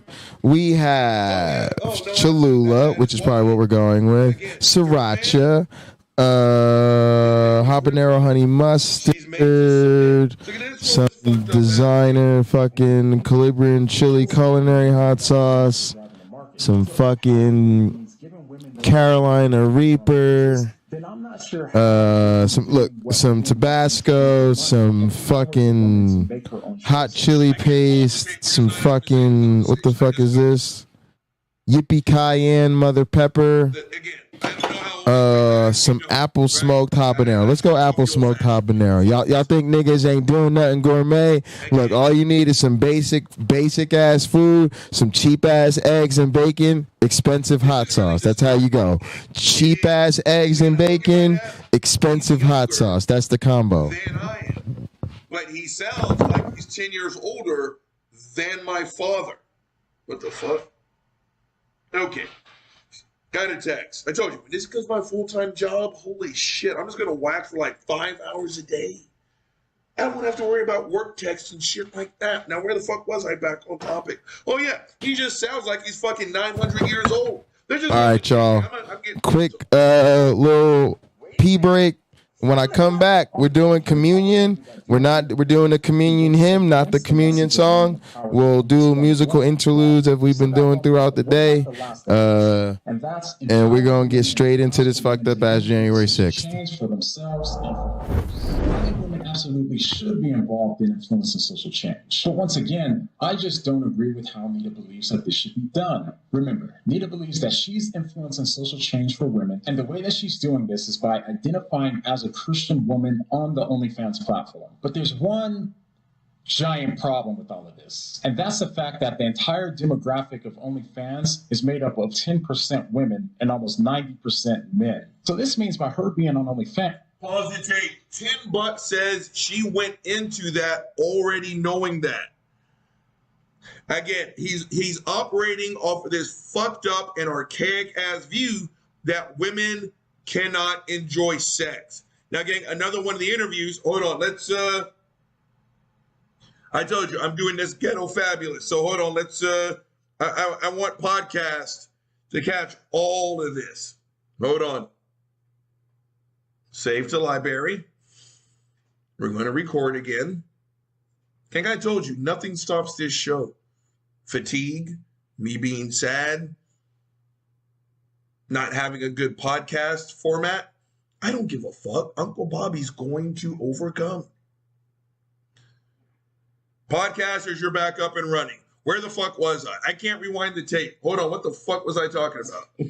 And that's the fact that the entire demographic of OnlyFans. Oh, yeah.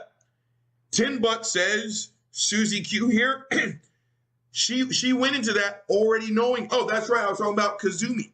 I know. No one knows who Kazumi is. Go fuck yourselves. It was an interview I listened to with her. Now, Kazumi, it was a portion of the interview where she talked about gangbangs and the attraction to gangbangs. And that's a very, again, I want to hear what that's different. So I want to learn what's the mindset behind someone who does that. It's like, let's hear it. And again, it was like, the feeling of being worshiped, being the center of attention. All these guys are turned on because I'm smacked. And she gave, and it was like, oh, okay, I get it.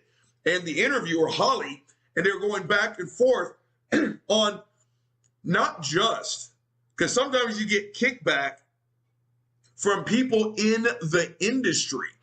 Like some of the female talent is like, I'll never do a gang. I don't consent to that. What the fuck's wrong with you? But it was like the majority of the criticism that Kazumi gets from the outside world, not in the porn world, it's from men.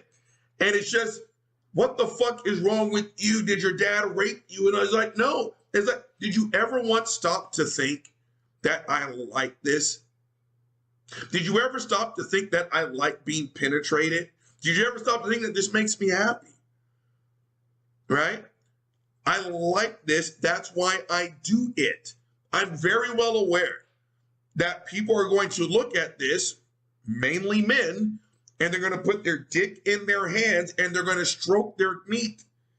They're very well aware because that's why they do it. And so when you see... All right, guys. Super fun. Let's go ahead and get to it. Gots to get to it to get through it. Y'all will learn that's the motto when it comes to getting things done. You got to get to it to get through it. Amen. Hallelujah. All right. So please raise your glasses and hold on to your asses. Welcome to the David Blackman Show. We'll be covering day 5 of the Fucked Up Ass January 6th committee hearing. Through him, with him, in the unity of the flying man. All glory and honor is yours, who flied for our sins forever and ever. The fuck is the worship team at?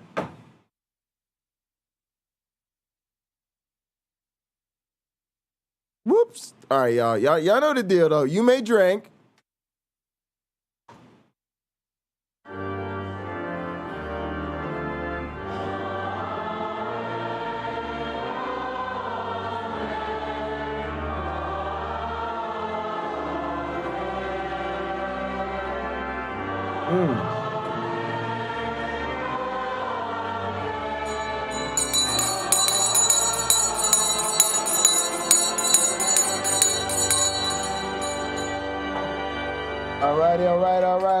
All right.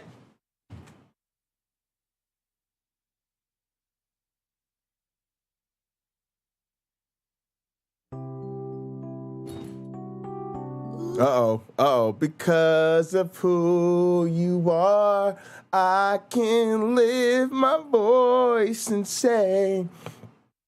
Just fucking with y'all. All right. Welcome back to the David Blackman Show. I'm your host, David Blackman. Welcome to day 5 of the January 6th committee hearing. Let's see what these Latars have for us today. To do the former president's bidding.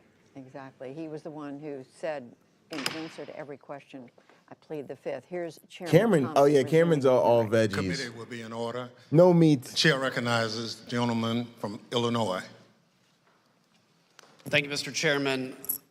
Mr. Chairman, around the time Mr. Clark was pushing for the department to send the Georgia letter, the president and his supporters were pressuring the Justice Department to take other actions to change the outcome of the 2020 No. We're election. rewatching it. It's not still going on. Mr. Engel, you were the head of the Office of Legal Although there Counsel. might Can be you some new first off stuff coming explain up, your so we'll role? see. What is that? Sure. One of the Attorney General's most important responsibilities is to provide legal advice to the President and to the executive branch.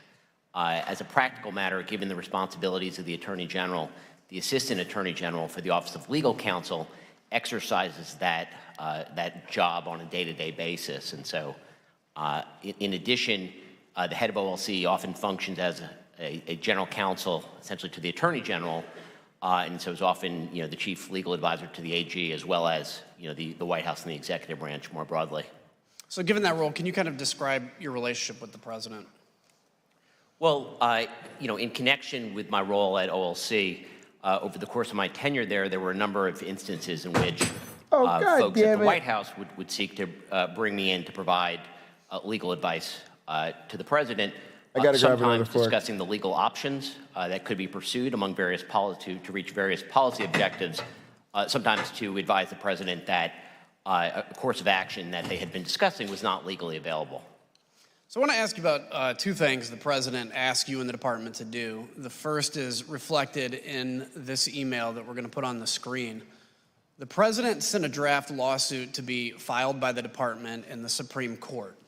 He wanted you, Mr. Rosen, and Mr. Cipollone specifically to review it. You and the department opposed filing it. We see on the screen here that the talking points that you actually drafted on that. So you stated that there is no legal basis to bring this lawsuit. Anyone who thinks otherwise simply doesn't know the law, much less the Supreme Court. Why was this the department's position? Well, I mean, I think that the memo sort of speaks to this, but essentially this was a draft lawsuit that apparently was prepared by people outside the department. It would be styled as brought by the United States and by the acting Solicitor General as an original jurisdiction matter in the Supreme Court. It was a meritless lawsuit that was not something that the department could or would bring. Somebody obviously prepared it, handed it to the president, and he forwarded it on for our review. But that memo explains why the Department of Justice, as Mr. Donahue said earlier, doesn't have any standing to bring such a lawsuit. The lawsuit would have been untimely. The states had chosen their electors. The electors had been certified. They'd cast their votes. They'd been sent to Washington, D.C. Neither Georgia nor any of the other states on December 28th or whenever this was in a position to change those votes. Essentially, the election had happened. The only thing that hadn't happened was the formal counting of the votes. And so obviously, the person who drafted this. Guys, thanks for bearing with the first ever Pocket Locker cooking show. The ushers and the deacons, they get on me. I got to eat more. Shouldn't go all day without eating. But I'm an intermittent faster, so I only eat really towards the very, very end of my day. But yeah, guys, I know eggs are so simple and easy to make, however, of a gazillion ways you want to make them, and they're pretty hard to fuck up. But cook them in melted butter. Just however you cook them, do it in melted butter. Just really makes a difference. Lawsuit didn't really understand, in my view, the law and/or how the Supreme Court works or the Department of Justice. So it was just not something we were going to do. And the acting Attorney General asked me to prepare a memo with talking points so that he could explain our reasons when he spoke with the president about this. So would you say it was an unusual request? It was certainly you said the request that the department file a lawsuit from drafted by outside lawyers was certainly an unusual request. There was another issue you were asked to look into. In mid-December, did the White House ask Attorney General Barr to consider whether a special counsel could be appointed to look into election fraud issues? Yes. Exactly, Peter. If you want a gourmet tip, use a lot of butter. He believed that special counsel was something that should be considered thanks, guys. Appreciate to look into election fraud, and there is a specific, request where the Attorney General sought my legal advice in the middle of December. And what was your conclusion? What conclusion did you reach? So this request was whether the Attorney General could appoint as a special counsel a state Attorney General to conduct an investigation. I mean, as a legal matter, under federal law, the Attorney General actually has fairly wide discretion to delegate prosecutorial authority, including to state prosecutors, which happens to assist the department, and not uncommonly, obviously, a state Attorney General exercising prosecutorial authority on behalf of the Department of Justice would be fairly uncommon. When we looked at the issue, what we saw is actually that the state law, the state was Louisiana, that the state law precluded the Louisiana Attorney General from accepting any position, any official position on behalf of the United States government. So that answered the question that it was not legally available. So during your time at the department, was there ever any basis to appoint a special counsel to investigate President Trump's election fraud claims? Well, neither Attorney General Barr nor Acting Attorney General Rosen did appoint a special counsel. You would appoint a special counsel when the department, when there's a basis for an investigation and the department essentially has a conflict of interest. It's important to get someone who's independent outside the department to handle such an investigation. Neither Attorney General Barr nor Acting Attorney General Rosen ever believed that that was appropriate or necessary in this case. In fact, Attorney General Barr had already told the president that there was no need for this special counsel. He actually stated that publicly, and we'll see that here in a video from December 21st. To the extent that there's an investigation, I think that it's being handled responsibly and professionally. Yeah, I know. It's like we just got started with like the longest thing of the stream. I have not seen a reason to appoint Appreciate y'all rocking with me all day. Special counsel, and I have no plan to do so before I leave. So remember that December 21st was the same day President Trump met with Republican members at the White House to strategize about how to overturn the election, while his attorney general is out telling the public, again, that there was no widespread evidence of election fraud. And yet, 2 days later, we have President Trump tweeting, again publicly pressuring the department to appoint a special counsel. He said, quote, "After seeing the massive voter fraud in the 2020 presidential election, I disagree with anyone that thinks a strong, fast, and fair special counsel is not needed immediately. This was the most corrupt election in the history of our country, and it must be closely examined." The Select Committee's investigation revealed. Guys, I just want to highlight this here because a lot of times it's really easy to just get caught up in sort of the political nuance and the am I pro-Trump? Do I hate Trump? How do I feel about this insurrection? I want to focus somewhat too on what I'm always calling like the reason that this is all counter-apologetics, right? Because it's all just disagreeing with people who have these strongly held ideologies for no fucking reason. Here you have Donald Trump, just like an apologist, giving his totally unqualified opinion. He's been let know by the people whose job this is, who are the legal experts, who have reviewed the law and said, okay, there's nothing to do here. And he's just going to take to Twitter, right? And just, I just totally disagree. And, there's problems with their ideas and their theories, right? It's the whole same song and dance when obviously Trump has no idea what he's talking about.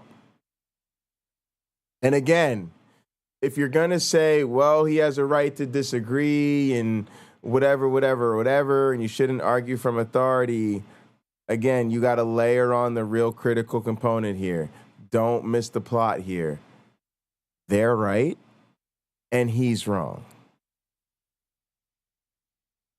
That President Trump went as far as to promise the job of special counsel to now discredited former Trump campaign lawyer Sidney Powell at a late-night meeting on December 18th. I know on Friday he had asked me to be special counsel. Yeah, he supports their mentality and their worldview. The exactly, Lena. Issues and to collect evidence, and he was extremely frustrated with the lack of, I would call it, law enforcement by any of the government agencies that are supposed to act to protect the rule of law in our republic. So let's think here, what would a special counsel do? With only days to go until election certification, it wasn't to investigate anything.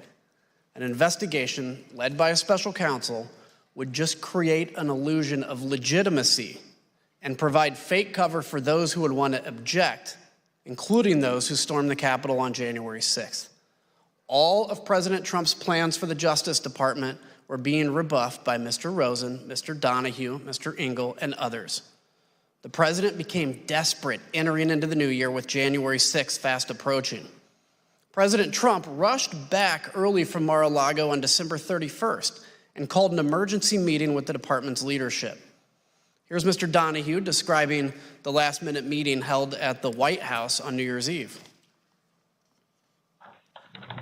The president was a little more agitated than he had been on the meeting, in the meeting on the 15th.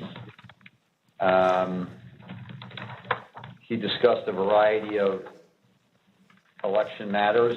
He did say, this sounds like the kind of thing that would warrant appointment of a special counsel. There was a point at which the president said something about, why don't you guys seize machines? Mr. Rosen, the president asked you to seize voting machines from state governments. What was your response to that request? We had seen nothing improper with regard to the voting machines, and I told him that the real experts at that had been at DHS, and they had briefed us that they had looked at it and that there was nothing wrong with the voting machines. And so that was not something that was appropriate to do. So there would be no factual basis to seize machines. Mr. Donahue, I don't think there was legal authority either. Yeah, Mr. Donahue, can you explain what the president did after he was told that the Justice Department would not seize voting machines? The president was very agitated by the acting attorney general's response, and to the extent that machines and the technology was being discussed, the acting attorney general said that the DHS, Department of Homeland Security, has expertise in machines and certifying them and making sure that the states are operating them properly. And since DHS had been mentioned, the president yelled out to his secretary, get Ken Cuccinelli on the phone. And she did in very short order. Mr. Cuccinelli was on the phone. He was the number 2 at DHS at the time. I was on the speakerphone, and the president essentially said, Ken, I'm sitting here with the acting attorney general. He just told me it's your job to seize machines, and you're not doing your job. And Mr. Cuccinelli responded. Mr. Rosa, did you ever tell the president that the Department of Homeland Security could seize voting machines? No, certainly not. Mr. Donahue, during this meeting, did the president tell you that he would remove you and Mr. Rosen because you weren't declaring there was election fraud? Toward the end of the meeting, the president, again, was getting very agitated, and he said, people tell I think I make like a hood bacamel when I make my mac and cheese, right? Like it's the thing you make as the base of like a homemade cheese sauce when you do the, what is it, like butter and flour, and you gotta mix them together and keep it light, and then add in the milk, and you can use it for a lot of different sauces and stuff. But yeah, I do make a homemade mac and cheese. When I'm trying to get to know somebody, that's usually one of the questions I'll ask them is what's their best dish. I got a lot of stuff I really like. I love my homemade teriyaki sauce. So I usually make that with like chicken breast. I make shrimp and grits that are pretty good. Bomb ass ribs with the Japanese, that spicy and hot Japanese barbecue sauce I'm always going on about. My meatballs, my mom calls them junk balls because they just have so much shit in my meatballs, but they come out amazing every time. But yeah, if I've got to make somebody one meal to really dazzle them these days, it's usually shrimp and grits or the homemade baked mac and cheese. tell me I should just get rid of both of you. I should just remove you and make a change in the leadership, put Jeff Clark in, maybe something will finally get done. Yeah. I'll do a lot more cooking. I just wanted to December, see how it all worked out. So thanks. Call. I appreciate the encouragement, Mr. President, guys. you should have the leadership that you want, but understand, the United States Justice Department functions We'll on have some facts, fun with it. We got to evidence, mix it and up. law, and those are not going to change. So you can have whatever leadership you want, but the department's position is not going to change. The president's White House counsel, Pat Cipollone, was also present. Do you remember what his position was? Pat was very supportive. Pat Cipollone, throughout these conversations, was extremely supportive of the Justice Department. He was consistent. I think he had an impossible job at that point, but he did it well, and he always sided with the Justice Department in these discussions. So let's pause for a second. It's New Year's Eve. President Trump is talking about seizing voting machines and making the same demands that had already been shot down by former Attorney General Barr on at least 3 occasions and by Mr. Rosen and Mr. Donahue on multiple other occasions. Claim after claim knocked down, but the president didn't care. The next day, Chief of Staff Mark Meadows sent a flurry of emails to you, Mr. Rosen, asking that the department look into a new set of allegations. We're going to put those emails here on the screen. Here we see 3 requests made on January 1st. One email is a request from Mr. Meadows to you, Mr. Rosen, to send Jeff Clark to Fulton County. What did you do with this request?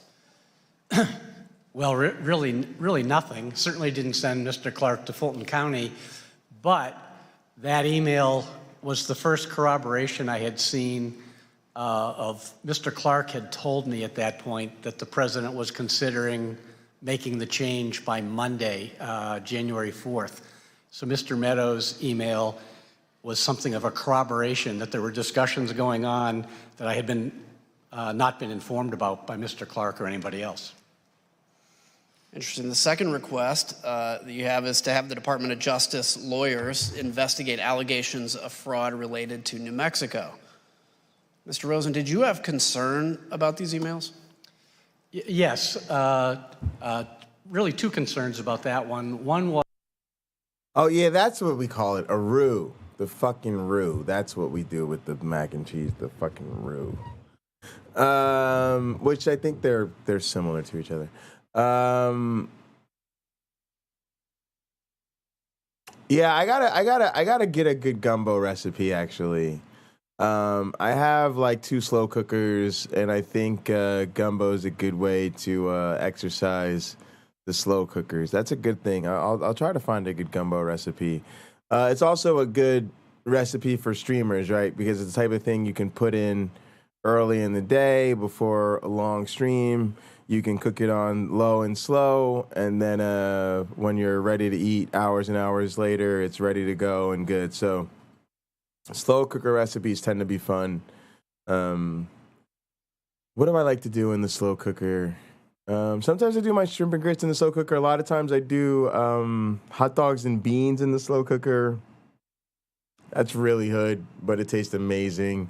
It's what it sounds like. It's just chopped up hot dogs and baked beans in a slow cooker with seasonings or whatever. It just tastes incredible every time. Chili's great in the slow cooker. But yeah, I don't do as much with the slow cooker as I need to. I did something weird in the slow cooker. You can do ribs and all types of weird stuff in the slow cooker if you really want. Was that it was coming from a campaign or political party. Yeah. The roux and then the milk. It was really not exactly. our role. Thanks for reminding me. Function as an arm of any campaign for any party PT2, or any that's campaign. Cool. That wasn't our role, and that's part of why I had been unwilling to meet. It's hard to fuck it up. Mr. Giuliani or any of the campaign people before, and the other part was it was another one of these ones where lots of work had already been done. And I thought it was a rehash of things that had been debunked previously. So the final email here included a completely baseless conspiracy theory that an Italian defense contractor uploaded software to a satellite that switched votes from Trump to Biden. Oh, the burn ends. The Select Committee investigation found that this wild, baseless conspiracy theory made it from the recesses of the internet to the highest echelons of our government. On December 31st, Mr. Meadows received this internet conspiracy theory from Representative Perry. On the screen now is the text that Representative Perry sent to Mr. Meadows, copying a YouTube link with the message, quote, "Why can't we just work with the Italian government?" The next day, the president's chief of staff sent the YouTube link to Mr. Rosen, who forwarded it to Mr. Donahue. Mr. Donahue, did you watch this video? I did, Congressman. How long was the video? Approximately 20 minutes. Let's just take a look at an excerpt of that video, if we may. What's being said out of Rome, out of Italy, is that this was done in the U.S. Embassy. That there was a certain State Department guy whose name I don't know yet. I guess this is probably going to come out in Italy at some point. And he was the mastermind, not the mastermind, but anyway, the guy running the operation of changing the votes. And that he was doing this in conjunction with some support from MI6, the CIA, and this Leonardo group. Mr. Donahue, what was your reaction when you watched that entire 20-minute video? I emailed the acting attorney general and I said pure insanity, which was my impression of the video, which was patent. In case you guys are wondering by the lighting, one of the changes I made is that I go with the color lighting for the room lighting, but then the two lights that are in front of me, I kind of go with warm white lights so that it's easier to see me and easier to see colors. That way I'm not, that way I have the RGB color going, but I'm not like completely washed out with color. I noticed that in some of the earlier videos and realized I wasn't doing, the basic stuff where you should do the white foreground lighting. Absurd.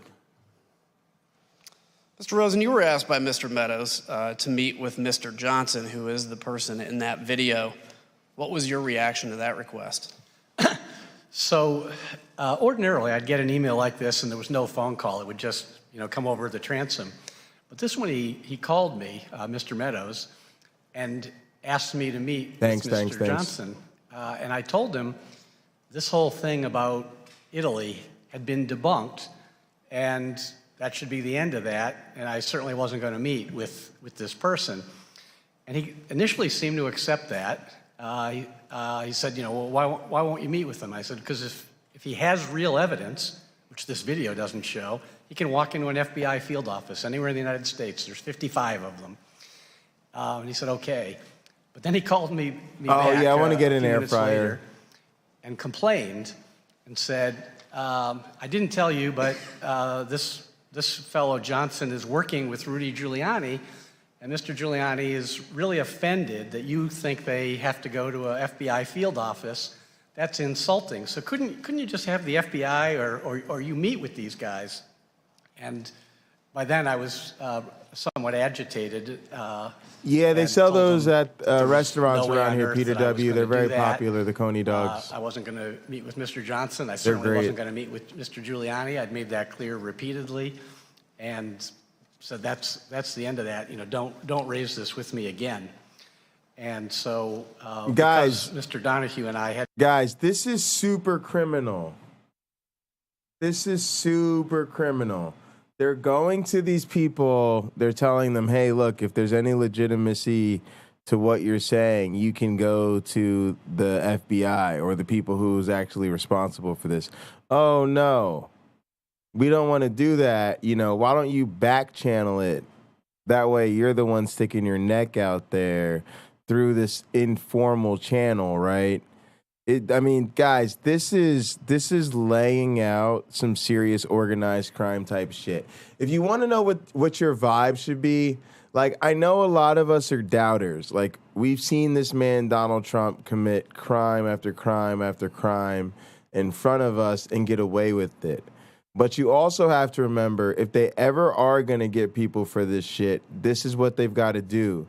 They've got to lay it out in this super public way, with all the procedural bullshit. That way it can't be politicized behind closed doors and all of this. And so what this is giving me the vibe of is you're really trying to convict a mafia boss here of a RICO charge, where you've got to really prove racketeering and conspiracy. And there's all these really crucial steps along the way. You got to prove And you don't always have to prove all of these steps, but in this case, there's so many elements of the case that you are trying to make. You have to demonstrate the effort to get the vice president to do things that are unconstitutional. You've got to demonstrate the cooperation with the organized militia groups. You've got to demonstrate the effort to send formal alternate slates of electors. You've got to demonstrate Trump's inaction and aptitude as all of this is happening, and his unwillingness to intervene. You've got to show that once he did intervene, that actually is what got them to fucking stop. You've got to show that he used all of this lying and all of these lawsuits that he lost to keep raising money.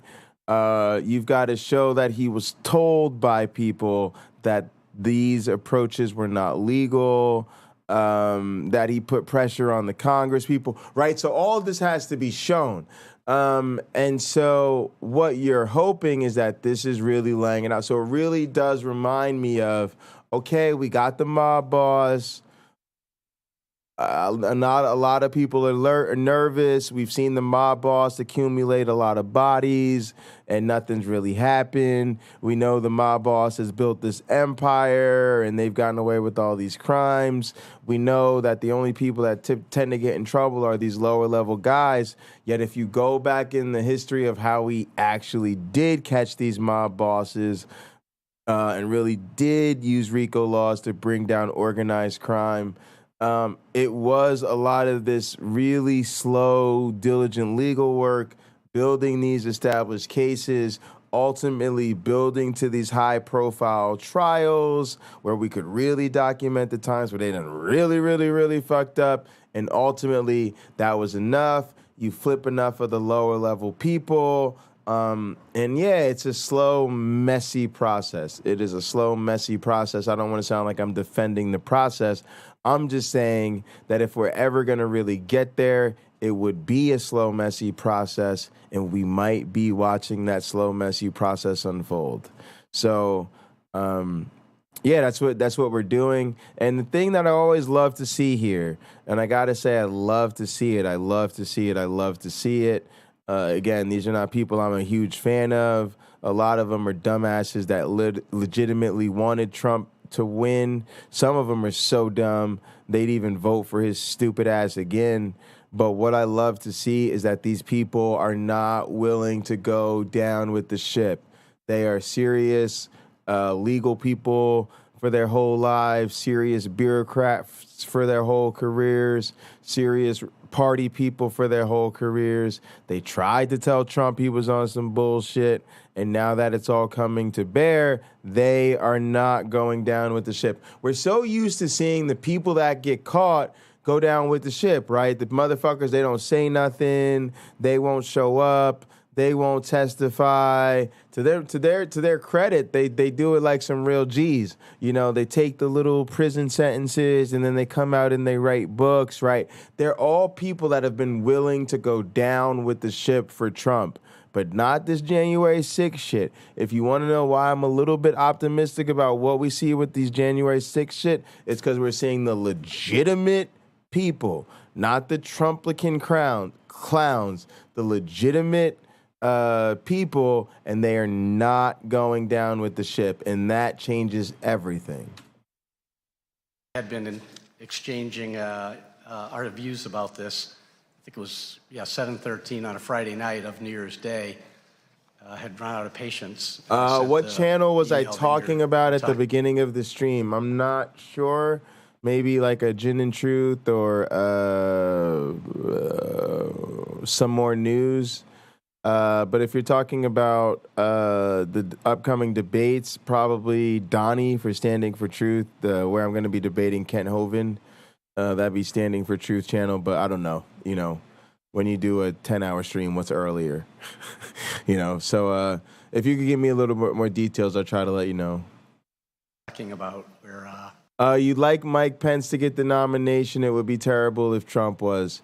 You know, again, guys, when push comes to shove, Mike Pence was really the type of executive leader, a good faith Republican would want on January 6th.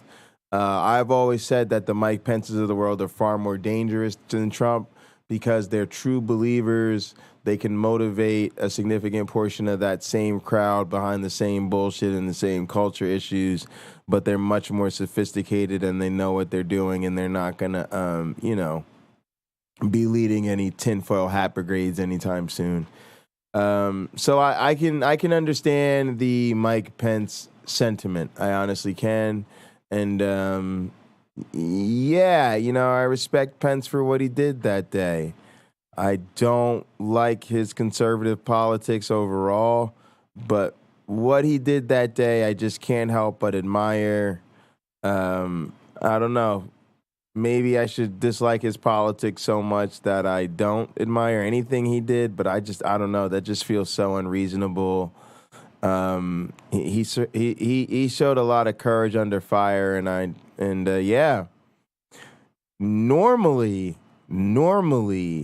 normally, that's the type of bravery that gets you pushed out there as a front runner, especially if you were the vice president at the time.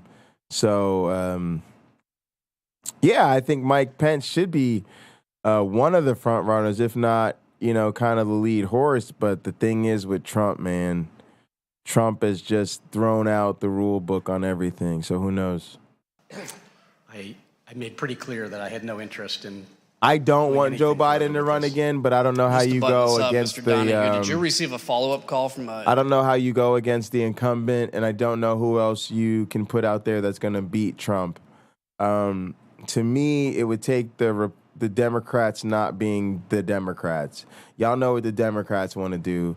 They want to go with Sleepy Joe. If they don't go with Sleepy Joe, they're going to decide, let's run 20 people. Those 20 people will spend a couple of months tearing each other down. By the time they're done, you won't want to vote for any of them. So you'll be left back in a situation where they tell you Joe Biden, who he'll be torn apart himself this whole thing.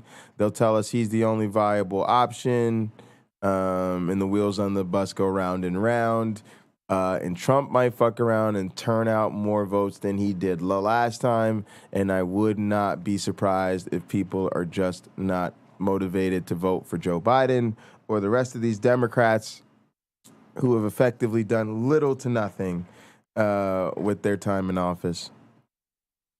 Department of Defense official about this conspiracy?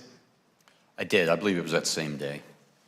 Can you give details on that at all? I'll be right back. Going to grab a snack. I received a telephone call from Kash Patel, who I know was a DOD official at that time, worked for, I believe, Acting Secretary of Defense Miller, and he didn't know much about it. He basically said, do you know anything about this Italy thing and what this is all about?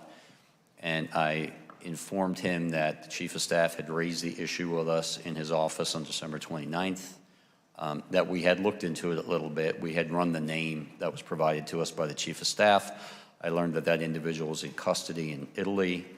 He had been arrested for a cyber offense of some sort in Italy. The allegation was that he had been exfiltrating data from his company. He was either an employee or a contractor of that company, and he was in custody. That the whole thing was very, very murky at best, and the video was absurd. But that we, the department, were not going to have anything to do with it, and DOD should make up its own mind as to what they're going to do. But I made it clear to him that I didn't think it was anything worth pursuing. She called the video absurd, and despite the absurdity of that conspiracy theory, we learned that Mr. Meadows discussed it frequently in the White House, and Mr. Meadows didn't let the matter go. The request went from the Department of Justice to the Secretary of Defense, Christopher Miller. As you'll hear, Secretary Miller actually reached out to a high-ranking official based in Italy to follow up on this claim. The ask for him was, can you call out the defense attaché Rome and find out what the heck's going on? Because I'm getting all these weird, crazy reports, and probably the guy on the ground knows more than anything. The Select Committee confirmed that a call was actually placed by Secretary Miller to the attaché in Italy to investigate the claim that Italian satellites were switching votes from Trump to Biden. This is one of the best examples of the lengths to which the President Trump would go to stay in power, scouring the internet to support his conspiracy theories shown here, as he told Mr. Donahue in that December 27th call, quote, "You guys may not be following the internet the way I do." President Trump's efforts to this point had failed. Stonewalled by Mr. Rosen and Mr. Donahue, President Trump had only one option. He needed to make Clark acting Attorney General. Mr. Rosen, during a January 2nd meeting with Mr. Clark, did you confront him again about his contact with the president? And if so, can you describe that? So at this point, Mr. Clark had told us that the president had asked him to consider whether he would be willing to replace me, supposedly on a timetable by Monday, the 4th. And so I had told Mr. Clark I thought he was making a colossal error in judgment, but I also hoped to persuade him to be more rational and to understood what we had understood, that there's not a factual basis for the fraud assertions that are being made. So at this meeting, Mr. Donahue and I met with Mr. Clark, and I guess my hopes were disappointed in that Mr. Clark continued to express the view that he thought there was fraud, even though he had not been a participant in the department's review of that, and that he was dissatisfied that we knew what we were doing.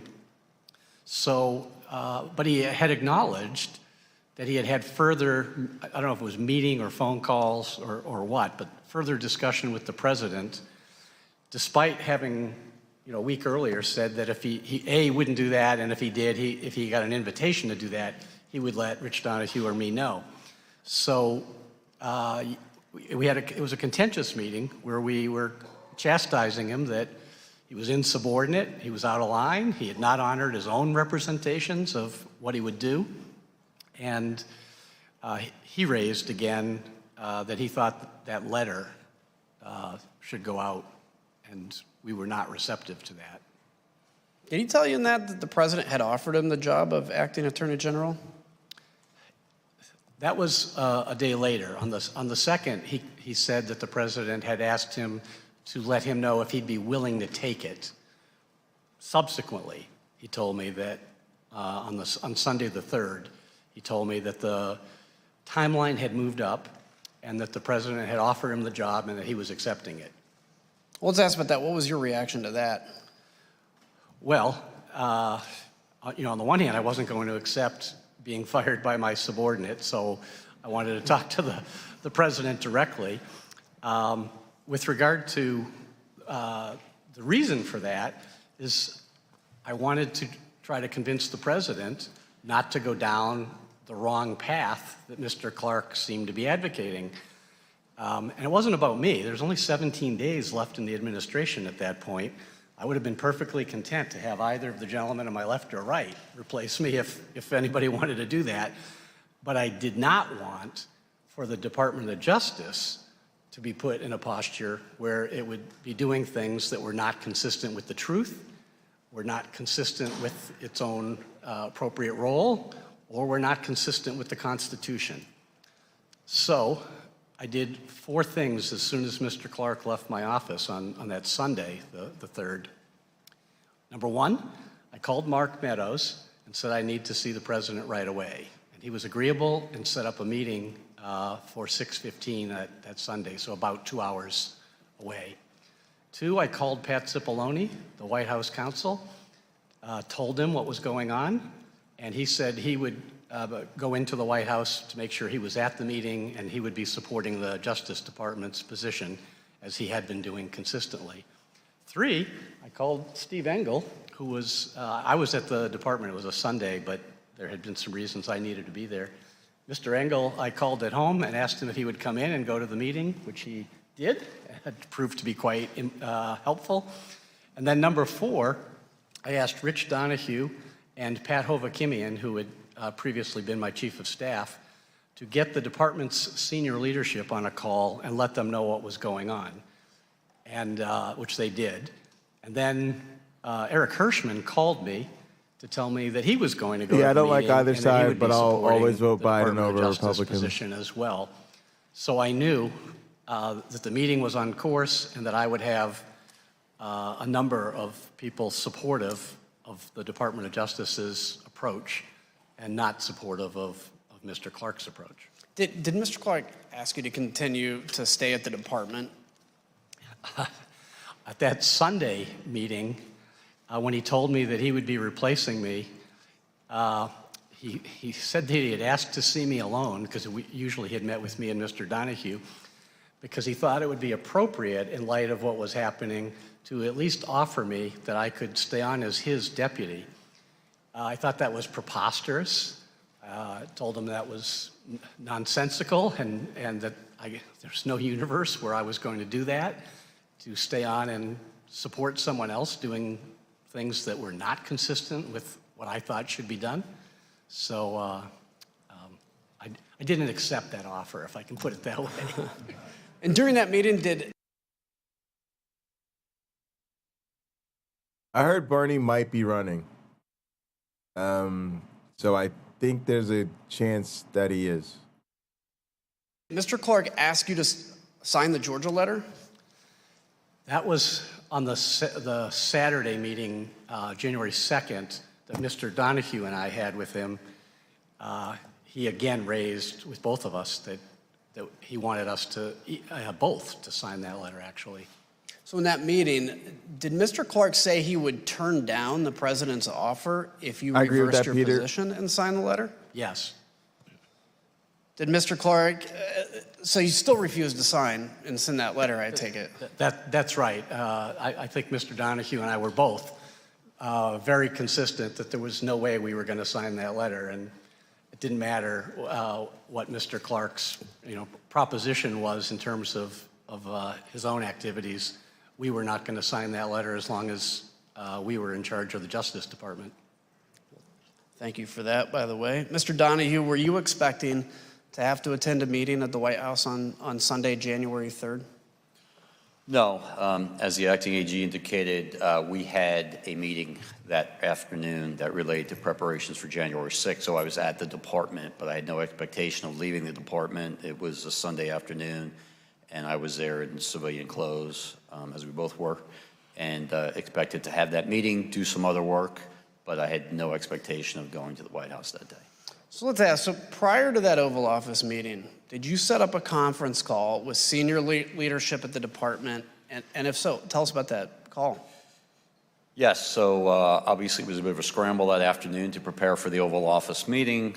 We had discussed on several occasions, the acting Attorney General and I, whether we should expand the circle of people who knew what was going on. It was very important that Steve Engel know, and that's why I reached out to Steve on December 28th, because if Mr. Rosen were removed from the seat and the president did not immediately appoint someone else to serve as Attorney General, just by function of the department's chain of succession, Mr. Engel would be in the seat. We wanted to make sure he knew what was going on should that occur. So the three of us knew. We also brought Pat Hovakimian in, so the four of us knew. But no one else, aside from Jeff Clark, of course, knew what was going on until late that Sunday afternoon. We chose to keep a close hold because we didn't want to create. Peter, I think that's true on the right, but not the left. I think if you're on the right and you're towards the center, you'll get primaried by the more extreme end of the party. But I think if you're on the left, if you're a liberal, you'll get primaried by someone towards the center of the party. That's my perception. The Democrats shoot themselves in the foot by sabotaging their more extreme candidates. I wish they'd stop, because I don't think the middle exists. Again, I think it's like trying to make compromise with people who are just having a totally different conversation. Create concern or panic in the Justice Department leadership. But at this point, I asked the acting AG, what else can I do to help prepare for this meeting at the Oval Office? And he said, you and Pat should get the AAGs on the phone, and it's time to let them know what's going on. Let's find out what they may do if there's a change in leadership, because that will help inform the conversation at the Oval Office. Pat Hovick came in, subsequently set up that meeting. We got most, not all, but most of the AAGs on the phone. We very quickly explained to them what the situation was. I told them, I don't need an answer from you right now. I don't need an answer in this phone call, but if you have an answer, I need it in the next few minutes. So call me, email me, text me, whatever it is, if you know what you would do if Jeff Clark is put in charge of the department. And immediately Eric Dryben, who was the AAG of the Civil Rights Division, said, I don't need to think about it. There's no way I'm staying. And then the other AAGs began to chime in turn, and all essentially said they would leave. They would resign en masse if the president made that change in the department leadership. Incredible. I'd like to look at the assistant attorney generals on the screen. If we can pull that up, have their pictures. Did every assistant attorney general you spoke to, as you said, agree to resign? Macon Delrahim was not on the call only because we had some difficulty reaching him. But yes, the other people on the screen were on the call, and all without hesitation said that they would resign. So as part of the Select Committee's investigation, we found that while Mr. Rosen, Mr. Donahue, and Mr. Engel were preparing for their meeting at the White House, Jeff Clark and the president were in constant communication beginning at 7 a.m. White House call logs obtained by the committee show that by 4:19 p.m. on January 3rd, the White House had already begun referring to Mr. Clark as the acting attorney general. As far as the White House was concerned, Mr. Clark was already at the top of the Justice Department. 2 hours later, DOJ leadership arrived at the White House. The Select Committee interviewed every person who was inside the room during this Sunday evening Oval Office meeting.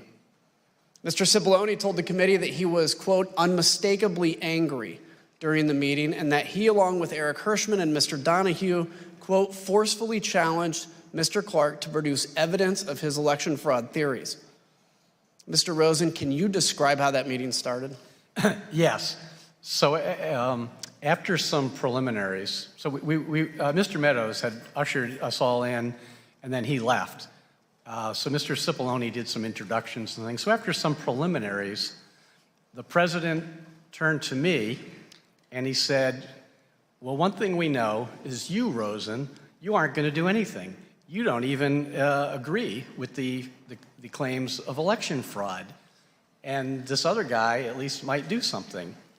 And then I said, well, Mr. President, you're right that I'm not going to. I have figured out how to solve my problem with America, Cameron. I feel you. It's incredibly frustrating. I don't have a solution to parties or no parties. I mean, that's a rabbit hole that could be its own 20-hour stream. And I'd want to get some people with, I don't know, just some kind of expertise on that. Because I don't even know what the windfall would look like. But the solution to the America problem is quite simple. It's called Move to Europe. Allow the Justice Department to do anything to try to overturn the election. That's true. But the reason for that, yeah, that's step number one. That's what's Love. Consistent with Get the rid of facts fucking and the law. Citizens United and all that bullshit. That's what's required under the Constitution.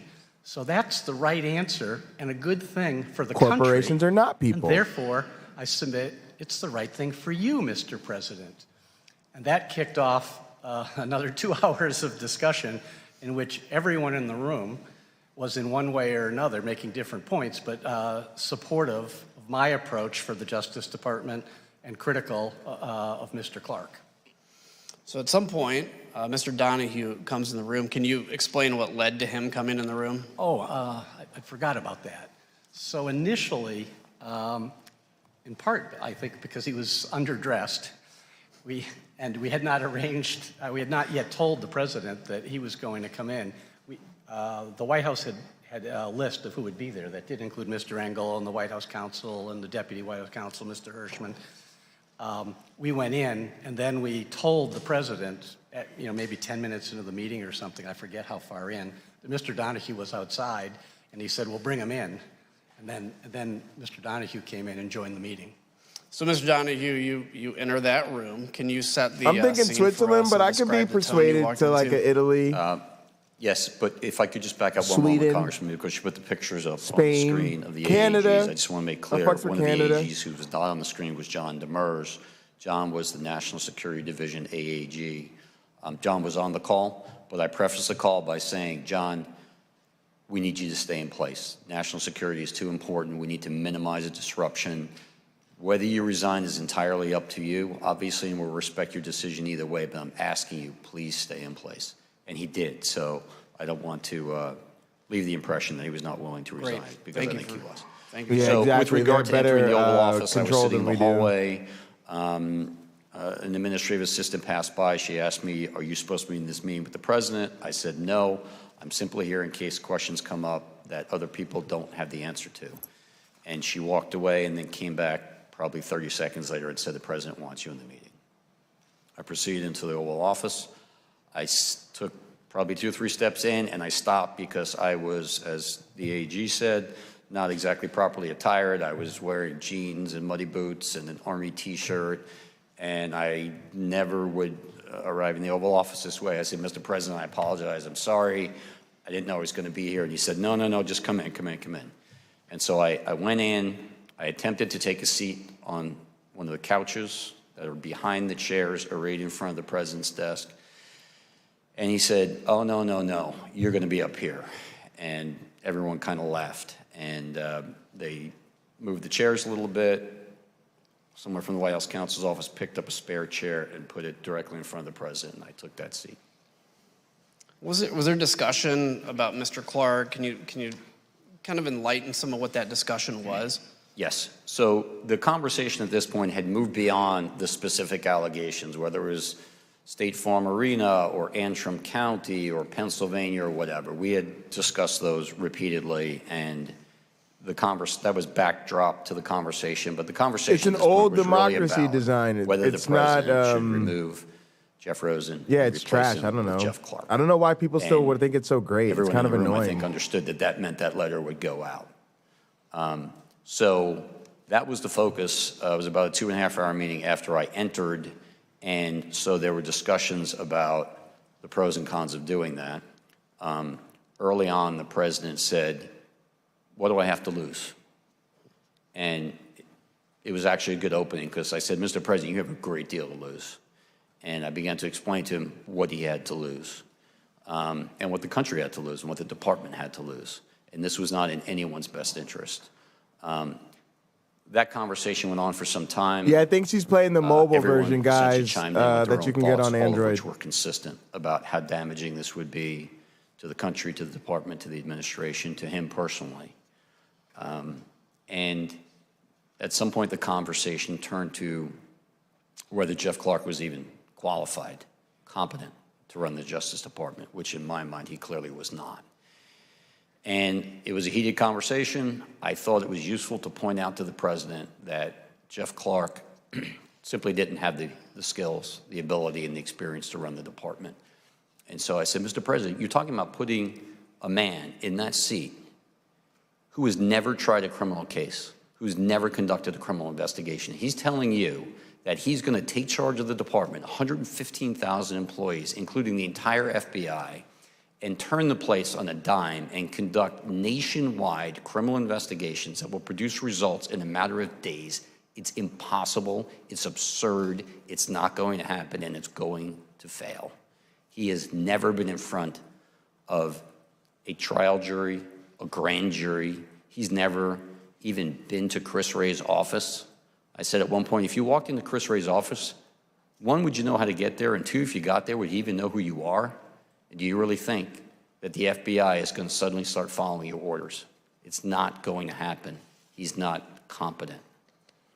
And that's the point at which Mr. Clark tried to defend himself by saying, well, I've been involved in very significant civil and environmental litigation. I've argued many appeals in appellate courts and things of that nature. And then I pointed out that, yes, he was an environmental lawyer, and I didn't think that was appropriate background to be running the United States Justice Department. Did anybody in there support Mr. Clark? No one. Mr. Rosen, it was you he was going to replace. So what was your view about the president's plan to appoint Mr. Clark? Well, as I alluded to earlier, the issue really wasn't about me. It would have been fine, as I said, to have had Rich Donahue replace me. I would have said, great, I get 17 days vacation or something. But the issue was the use of the Justice Department. And it's just so important that the Justice Department adhere to the facts and the law. That's what it's there to do. And that's what our constitutional role was. And so if the Justice Department gets out of the role that it's supposed to play, that's really bad for our country. And I don't know of a simpler way to say that. And when you damage our fundamental...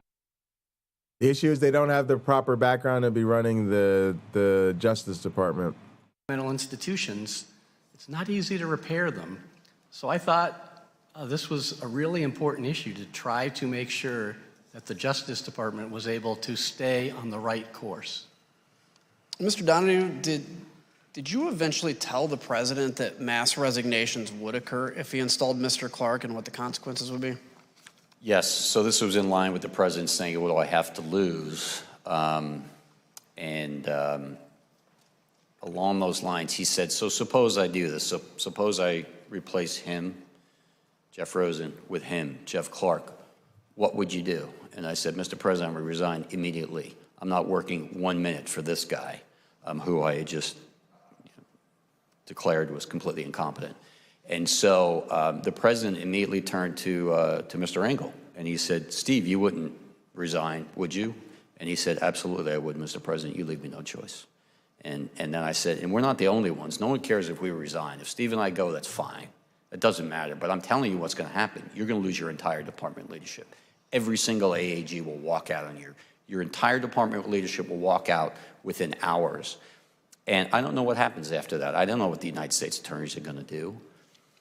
We have U.S. attorneys in districts across the country, and my guess would be that many of them would have resigned. And that would then have led to resignations across the department in Washington.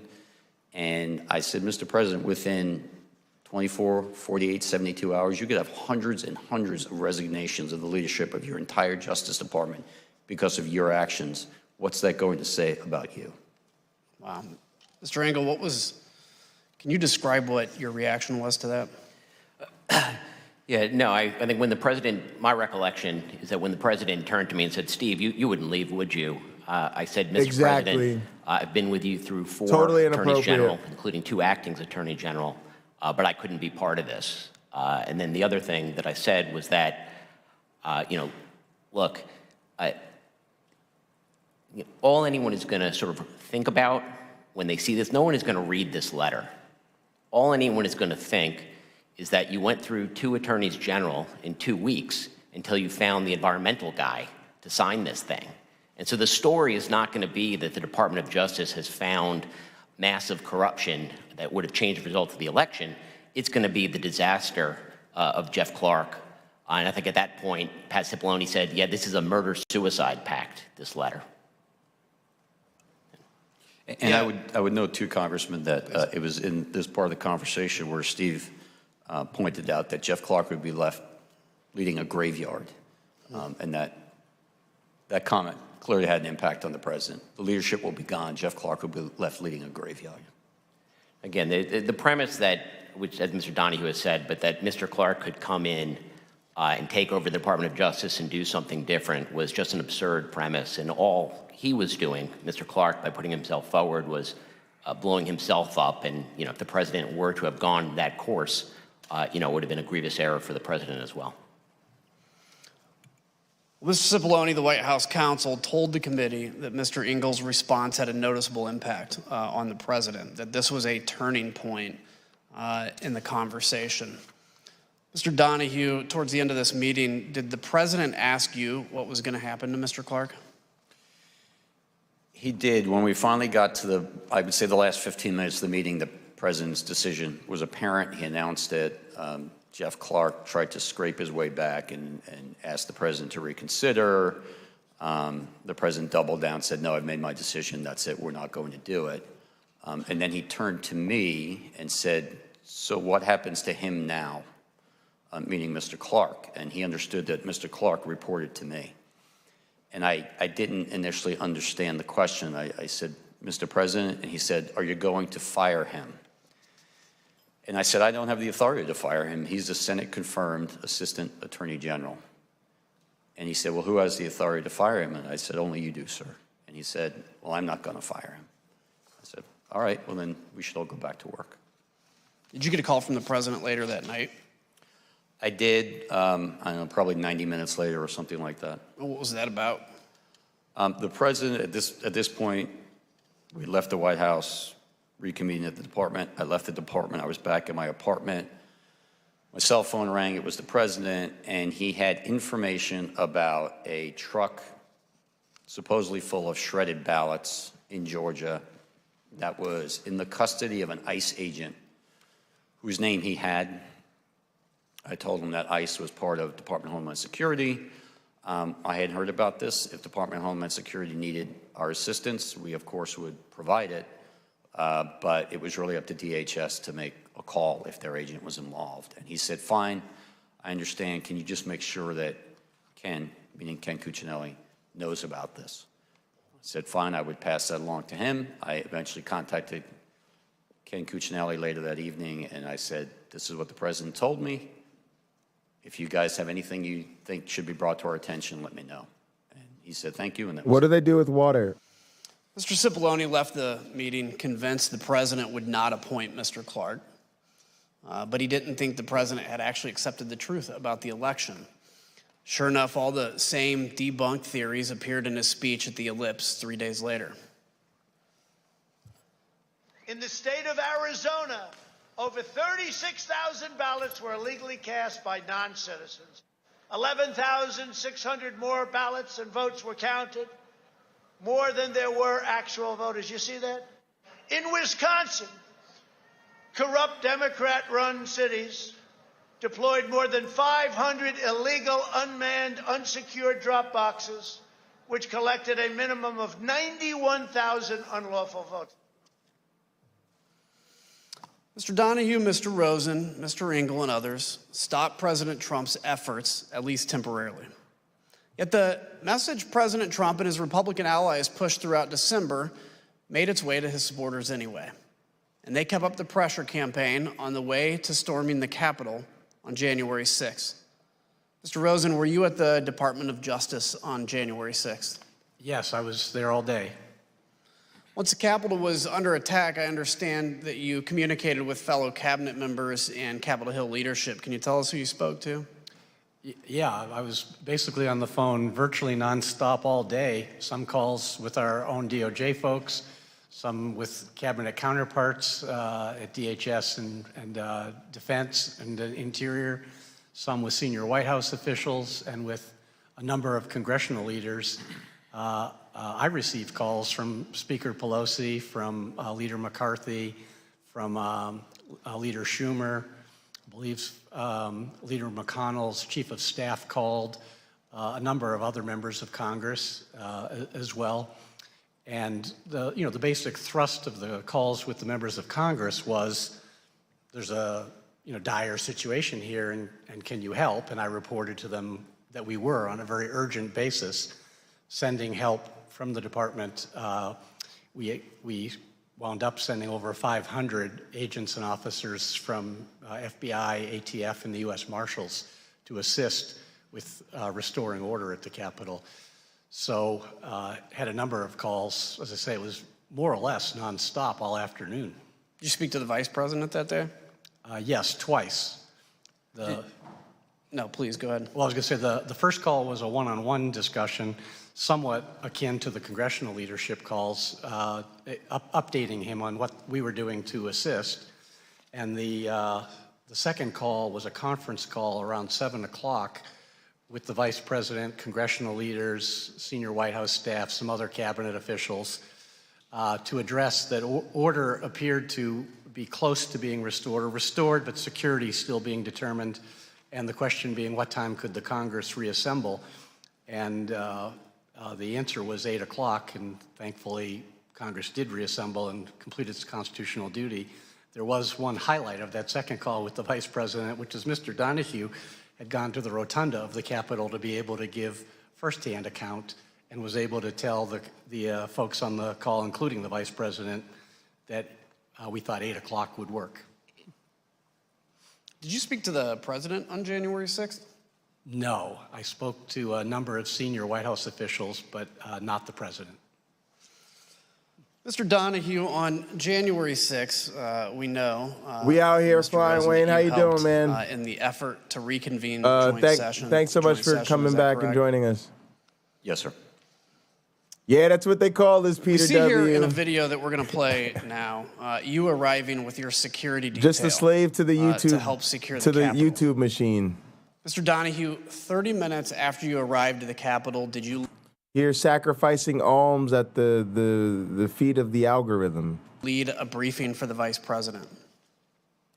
I'm not sure exactly what the time frame was, but I did participate in the call and participate in briefing the Vice President as well as the congressional leadership that night, yes. And where'd you conduct that call at? I was in an office. I'm not entirely sure where it was. My detail found it because the acoustics in the rotunda were such that it wasn't really conducive to having a call. So they found an office. We went to that office, and I believe I participated in 2 phone calls, one at 1800 and one at 1900 that night from that office. What time did you actually end up leaving the Capitol? I waited until the Senate was back in session, which I believe they were gavelled in a few minutes after 8 p.m. And once they were back in session and we were confident that the entire facility was secured and cleared, that there were no individuals hiding in closets or under desks, that there were no IEDs or other suspicious devices left behind, I left minutes later. I was probably gone by 8:30. And Mr. Donahue, did you ever hear from President Trump that day?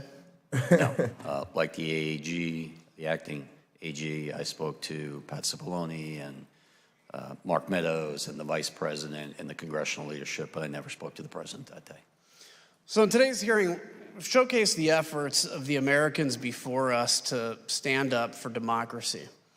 Mr. Rosen, Mr. Donahue stayed steadfastly committed to the oath they take as officials in the Department of Justice. On January 6th itself, they assisted during the attack while our commander-in-chief stayed silent. Their bravery is a high moment in the sordid story of what led to January 6th. My colleagues and I up here also take an oath. Some of them failed to uphold theirs and instead chose to spread the big lie. Days after the tragic events of January 6th, some of these same Republican members requested pardons in the waning days of the Trump administration. 5 days after the attack on the Capitol, Representative Mo Brooks sent the email on the screen now. As you see, he emailed the White House, quote, pursuant to a request from Matt Gaetz, requesting a pardon for Representative Gaetz, himself, and unnamed others. Witnesses told the Select Committee that the president considered offering pardons to a wide range of individuals connected to the president. Let's listen to some of that testimony. And was Representative Gaetz requesting a pardon? Believe so. The general tone was, we may get prosecuted because we were defensive of, the president's positions on these things. The pardon that he was requesting, was as broad as you could describe. From the beginning, I remember he's from the beginning of time up until today, for any and all things. He mentioned Nixon, and I said Nixon's pardon was never nearly that broad.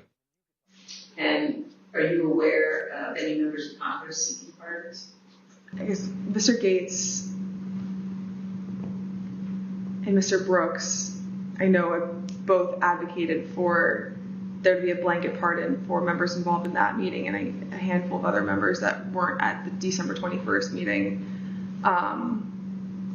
as the preemptive pardons. Mr. Gaetz was personally pushing for a pardon, and he was doing so since early December. I'm not sure why. Mr. Gates had reached out to me to ask if he could have a meeting with Mr. Meadows about receiving a presidential pardon. Did they all contact you? Not all of them, but several of them did. So you mentioned Mr. Gates, Mr. Brooks. Mr. Bakes did. Mr. Jordan talked about congressional pardons, but he never asked me for one. It was more for an update on whether the White House is going to pardon members of Congress. Mr. Gomer asked for one as well. Mr. Perry asked for a pardon too. I'm sorry, I didn't mean to cut you off. Did he talk to you directly? Yes, he did. Did Marjorie Levine contact you? No, she didn't contact me about it. I heard that she had asked White House Counsel's Office for a pardon from Mr. Philbin, but I didn't frequently communicate with Ms. Green. She's like, Are I'm you trying to aware put of this as nice any as I can. Conversations or communications regarding the possibility of giving Congressman Matt Gaetz a pardon? I know he had asked for it, but I don't know if he ever received one or what happened with it. How do you know that Congressman Gaetz asked for a pardon? He told me. Tell us about that. He told me he'd asked Meadows for a pardon. Were you involved in or did you witness any conversations about the possibility of a blanket pardon for everyone involved in January 6th? I had heard that mentioned. Yeah. Do you know whether the president had any conversations about potentially pardoning any family members? I know he had hinted at a blanket pardon for the January 6th thing for anybody, but I think he had for all the staff and everyone involved. Not with January 6th, but just before he left office, I know he had talked about that. The only reason I know to ask for a pardon is because you think you've committed a crime. Thank you, Mr. Chairman. I yield back. I want to thank our witnesses for joining us today.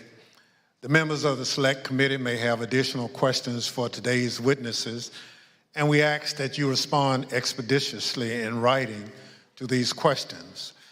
Without objection, members will be permitted 10 business days to submit statements for the record, including opening remarks and additional questions for the witnesses.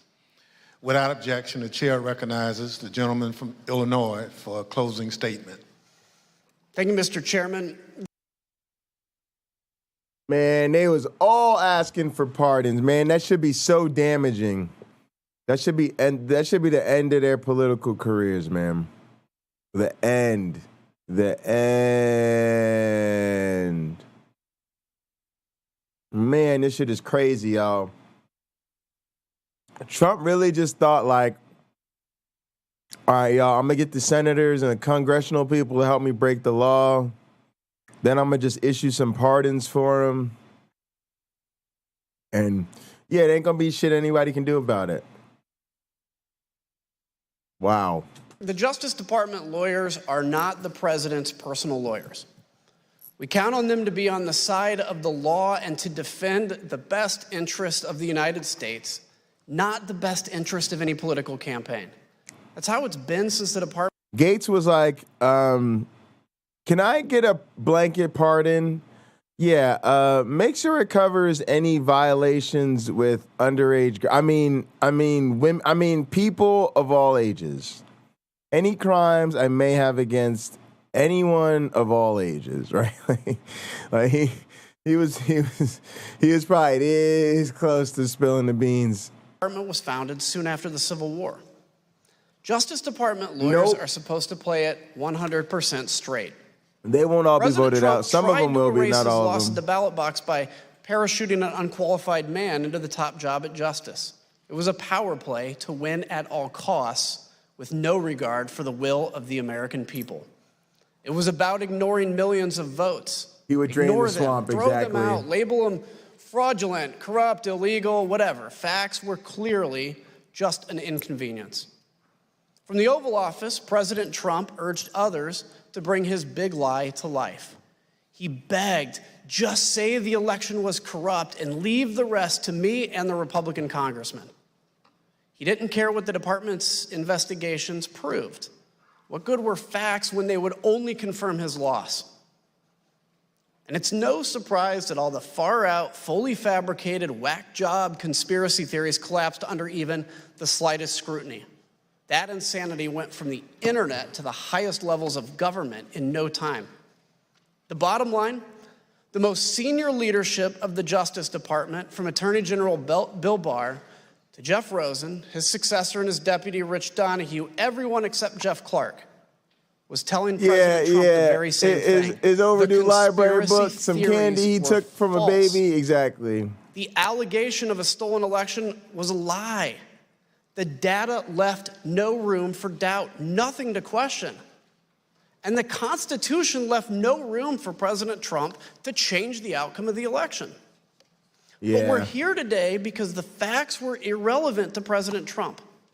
It was about protecting his very real power and very fragile ego, even if it required recklessly undermining our entire electoral system by wildly casting baseless doubt upon it. In short, he was willing to sacrifice our republic to prolong his presidency. I can imagine no more dishonorable act by a president. We owe a great debt of gratitude to these men you've heard from here today. Real leaders who stood for justice when it was in grave peril, who put their country first when the leader of the free world demanded otherwise. They threatened to resign rather than corrupt our democracy. And thanks largely to each of them, President Trump's coup failed.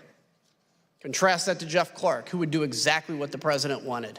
Say there was massive fraud, forget the facts, and leave the rest to President Trump's congressional friends. Mr. Clark refused to cooperate with this committee. He pled the Fifth over 125 times. Why risk self-incrimination? And President Trump's congressional friends, some of them are angling for pardons. They knew that every bit of what they did was a lie and it was wrong. That's all the more reason to respect those who came here to testify today. We thank them for their unflinching service in the face of incredible pressure. As it's said, the only thing necessary for evil to succeed is good men to do nothing. Thankfully, there were good people in the Department of Justice. You heard from other good people, too, on Tuesday. They, too, defended us. But I'm still worried that not enough has changed to prevent this from happening again. The oath that we take has to mean something. It has to cut to the core of who we are and be the driving force of our service to this nation. We on this committee, we may be able to shine light. They elected somebody in Trump who never had any intentions of taking an oath of office seriously. Never. Come on now. On the darkness, but that is not enough. It's now up to every American, now and in the future, to stand for truth, to reject the lies wherever we confront them, in our towns, in our capitals, in our friendships, in our families, and at the ballot box, and within our own minds. Sure, but I and mean, hearts. that guy's pretty evil. Thank you, Mr. Chairman. I yield back. Without objection, the chair recognizes the gentlewoman from Wyoming. But I get y'all. Ms. Cheney, I'm with you. for a closing statement.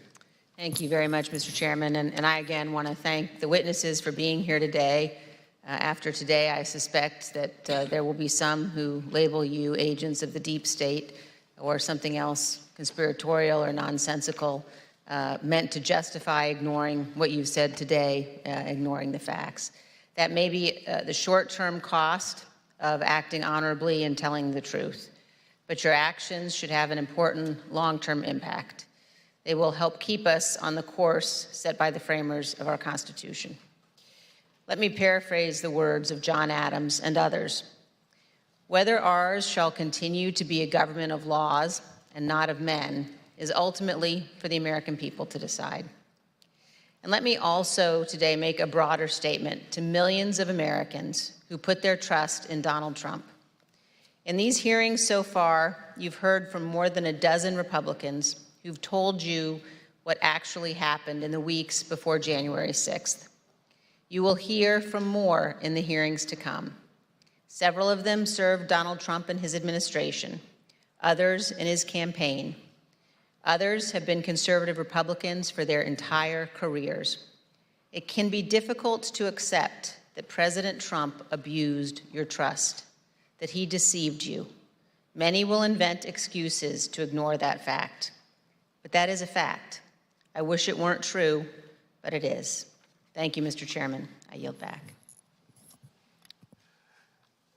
Again, I thank our witnesses and thank my colleagues for this hearing. As we conclude our 5th hearing in this series, I want to remind the American people of a few things the committee has shown. Donald Trump lost the 2020 election. Top Republican officials who supported Trump knew that he lost and told him he lost. Trump knew he lost. Those who say the election was affected by widespread voter fraud are lying. They were lying in 2020, they were lying in 2021, and indeed, they are lying today. Donald Trump went to court. That's the right any candidate seeking to challenge the outcome of an election must do. Donald Trump lost in court dozens and dozens of times. He lost in part because there was no evidence that voter fraud had any impact on the results of the election.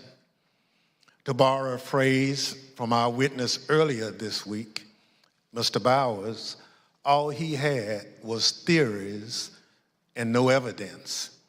As I've said, if you're running for office in the United States, that's the end of the line. You accept the court's judgment, you concede the race, you respect the rule of law and the will of the voters. But for Donald Trump, that wasn't the end of the line, not even close. The voters refused to keep him in office. The courts refused to keep him in office, but he continued to lie. And he went in search of anyone who would go along with his scheme. And we've shown today, he pressured the Justice Department to act as an arm of his re-election campaign. He hoped law enforcement officials would give the appearance of legitimacy to his lies, so he and his allies had some veneer of credibility when they told the country that the election was stolen. Earlier this week, we showed how Donald Trump brought the weight of the presidency down on local and state officials who are trying to do their jobs and ultimately did. They investigated his claims and found them to be false. And then they endured Trump's pressure campaign at great risk to themselves and their loved ones. And of course, there was a scheme to get the former Vice President, Mike Pence, to violate the law and the Constitution by rejecting the Electoral College votes on January 6th and blocking the peaceful transfer of power. I mentioned the former Vice President last because, as we showed, when he refused to bow to the pressure in those critical moments on January 6th, there was a backup plan for stopping the transfer of power. The mob and their vile threats. Up to this point, we've shown the inner workings of what was essentially a political coup, an attempt to use the powers of the government from the local level all the way up to overturn the results of the election, find me the votes, send fake electors, just say the election was corrupt. Along the way, we saw threats of violence. We saw what some people were willing to do. In the service of the nation, the Constitution? No. In service of Donald Trump.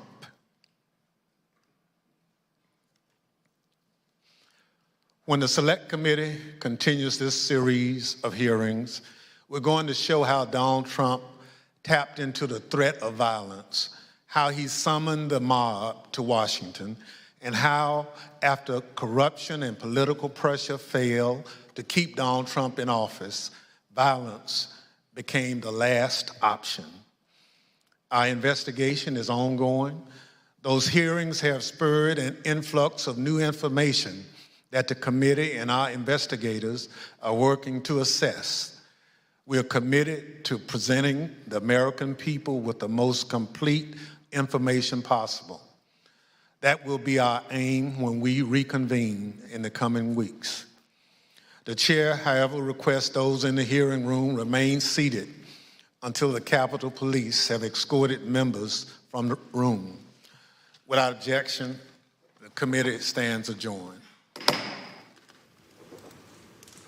And with that, the January 6th committee has adjourned this day, the latest in their public hearings looking into the January 6th attack. You are watching special PBS NewsHour coverage, and the committee is now leaving. Today's focus, of course, in the hearing, the Department of Justice and former President Trump's pressure campaign to try to get that department to look into baseless allegations of voter fraud and eventually even change the leadership of that department. We are now concluding our coverage of that fifth day of public hearings. We're waiting for more information, of course, from the committee about the date and the time of its next meetings. We're told they're likely to be in July, and we will, of course, have live coverage here on PBS, on air, and online. You can follow developments surrounding this news and other news on our website. That's at pbs.org/newshour. And, of course, on tonight's PBS NewsHour. I'm Amna Nawaz. Thank you for joining us. We're now going to return you to your regularly scheduled PBS programming.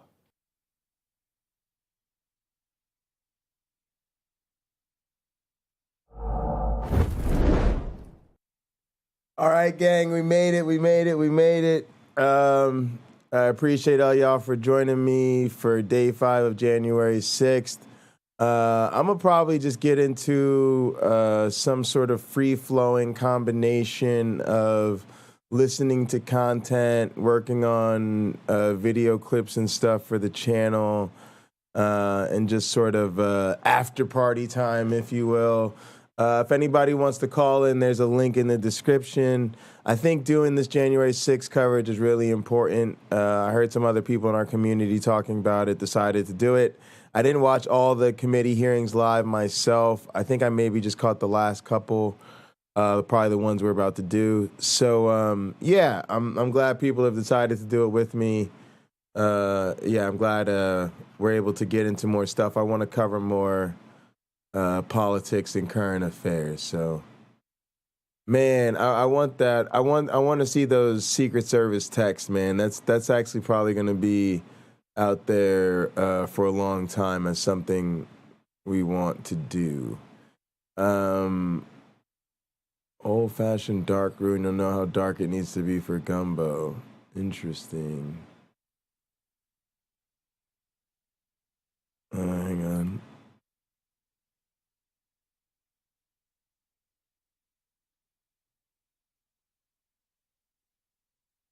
All right, let's see. Oh, I see. Yeah, that's the real dark. Yeah, that's like the roux. Like when it gets dark like that, it gets almost like a nutty character to it. Yeah, that's like yeah, like a dark peanut butter. All right, yes, I need to I got to respond to that thing that my college is trying to write an article about me. I got to make sure I link up with them while they do that. That's going to be interesting if I start getting press from the science nerd world. All right, let's go back over here so we can figure out what to do. Basically, I don't know what I'm doing. If you want to call in, links in the description. Otherwise, let's go ahead and just try to be productive for a while or play some games. So let's couple of things. Let's get back into Resolve.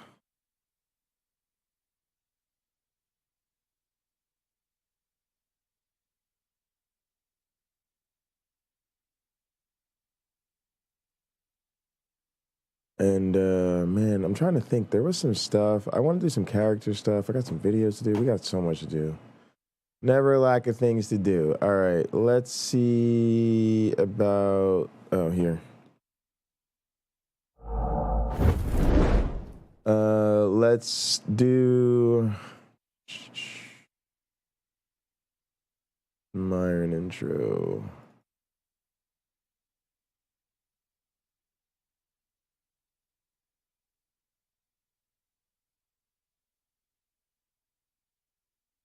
Inaccessible. I don't know.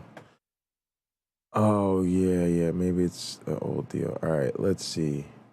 We want that. We got the thing in there. I don't like the clouds, right? We had a bunch of clouds in here. I don't really like the clouds. I wasn't crazy about them. Although those are better than the old ones. I don't know. It could be a lot going on. Let's see what we have in terms of the edit window. Let's go to effects.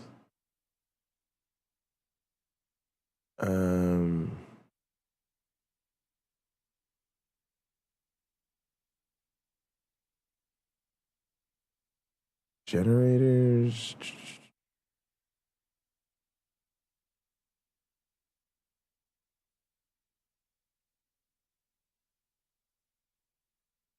Paper.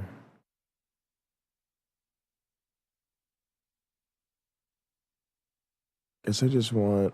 Oh, also, I got to see my version, right? Because I probably don't have. Oh, I do have Studio 18 in here. Okay. All right. So it upgraded and kept me the studio version. All right. That means I should be able to get multiple screens going and stuff. All right, I got so much I want to do. So much I want to do, y'all. Let's see if I can get let's go to YouTube. We don't need this window anymore.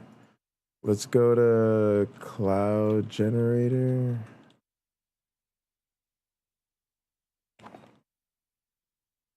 Like a video effect.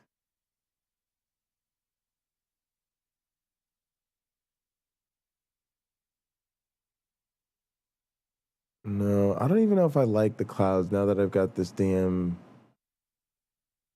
Grand Canyon scene. Let me see what's going on here. What is, oh, that's the about thing. Close that. If you guys want to know why I give a shit, I don't like the fact that I've got some green screen artifacts.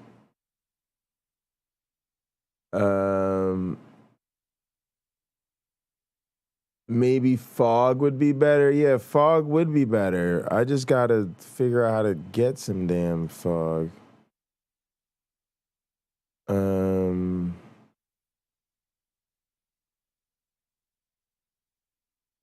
Or like Steam. I don't know. Also, guys, I know what I could do though. Seriously though. Let's mute this track. And then let's we could do like a transform on this, shouldn't we? And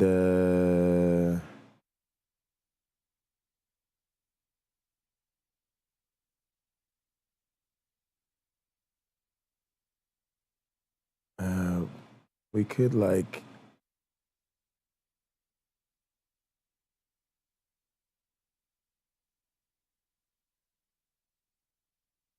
no, I don't want to do that. There's a way we could technically like crop it out.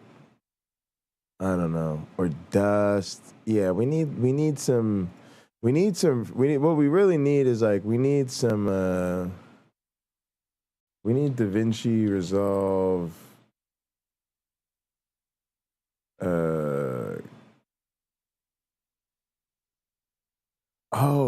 hang on guys. Smoke effect. Green screen. Hang on. This might get us somewhere. Yeah, something like this.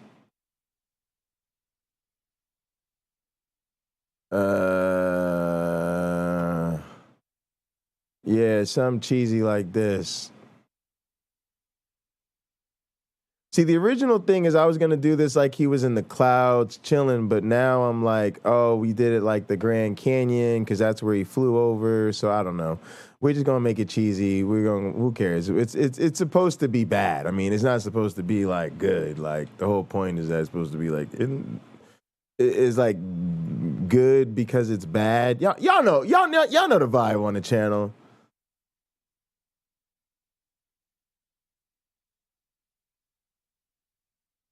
I don't know what the fuck I was doing. That's a whack. All right, let's get rocking with that. Let me see what I want to put up on the other screen. Yeah, the College of Biological Sciences communication team reached out, y'all. They trying to do a video about article or something about me. Oh, everything is happening, y'all. Everything is happening. I'm gonna have to get on that first thing tomorrow. I'm gonna have to really get back to them. Let them know I would have got back to you guys yesterday, but I was making an NSF education video, and then I was doing some important January 6th coverage. You know, it's just so tough being me these days. All right, I don't know what to do. Like here, just put on here. Just go with this. There we go.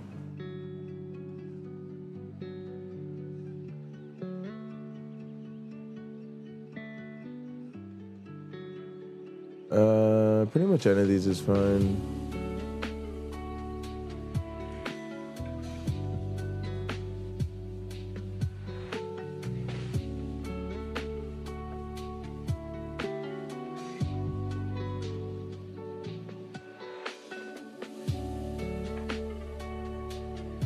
All right. Is it really only 720?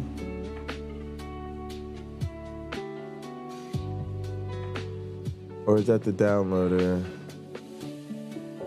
Shit. I kind of want 1080p, but let's see how it looks. It might look a little weird, blown up.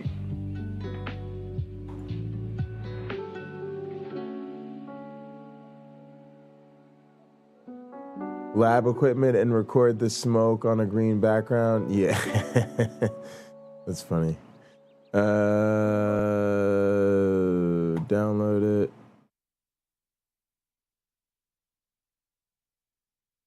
Download.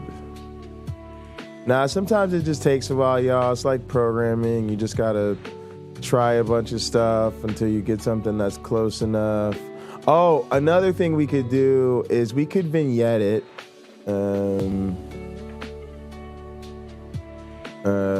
We could.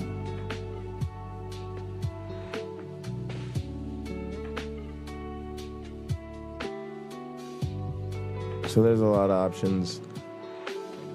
Oh, I guess the thing I was thinking before is like this. Yeah, where you go like this. And then crop it out. That's way too much. I totally exaggerated it, but something like this. I'm learning. I'm getting some of the touches back. Right, and now you're.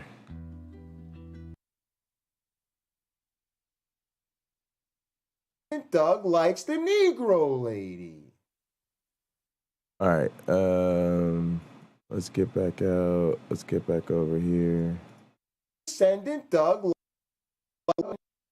Wait, why is that the beginning of it? Oh, Lord. We did something awful. Sending Doug. Yeah, we did. Something really bad happened, y'all. Because it cut off everything. Sending Doug. Yeah, that's not right. All right, let's go back over here. Oh, this edit is totally fucked up. All right. We're gonna restart all of this here. Get rid of that. Flew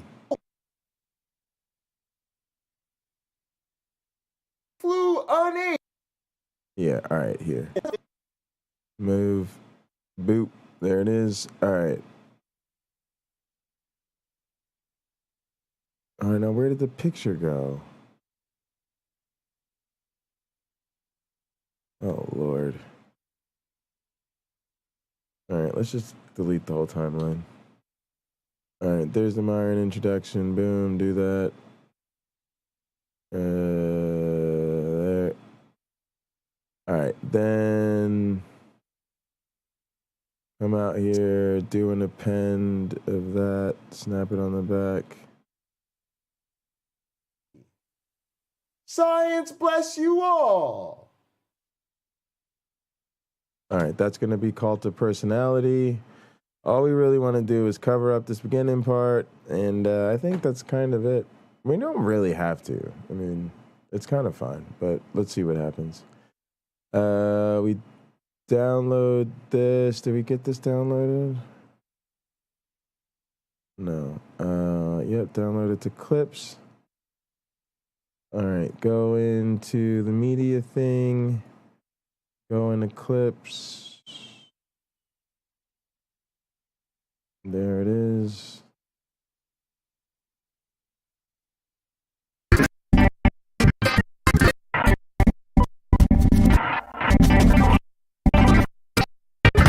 Nope. This one. I don't know why it's not moving it there.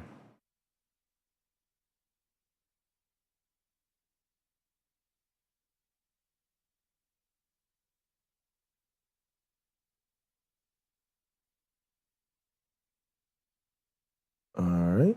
That's annoying.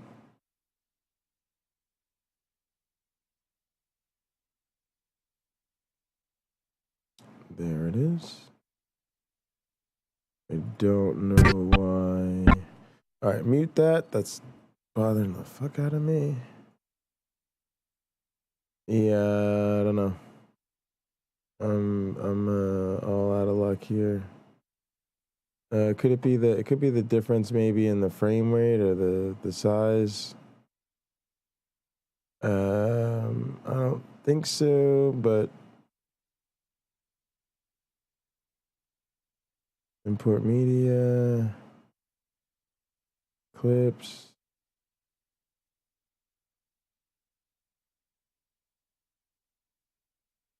Nothing. All right, let's go with something else. 1080 p smoke green screen or something.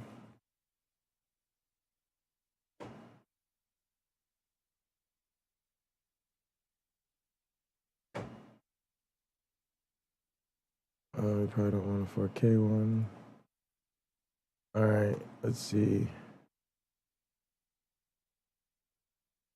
Another one that's 720. I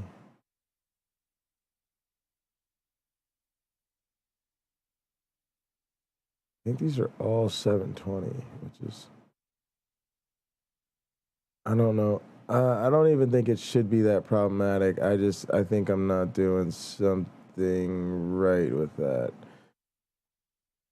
This one's 4K. Can I get it in 1080p? Great. All right. Sure, let's do that. Let's see what happens.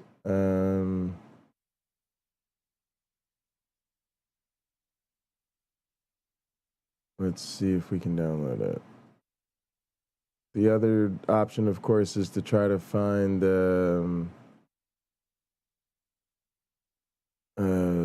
generators for Resolve.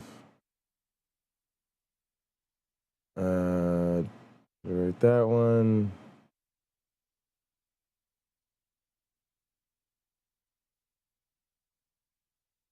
Free generators. I don't even need to be free. I don't care. Resolve.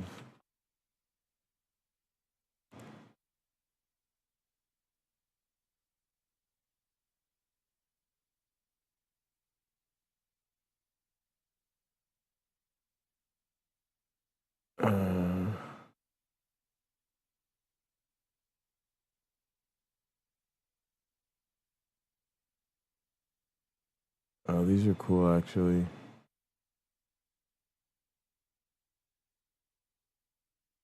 They're for like animated stuff, but they're still pretty dope. Interesting. All right.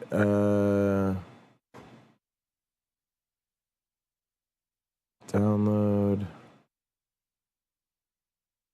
Save.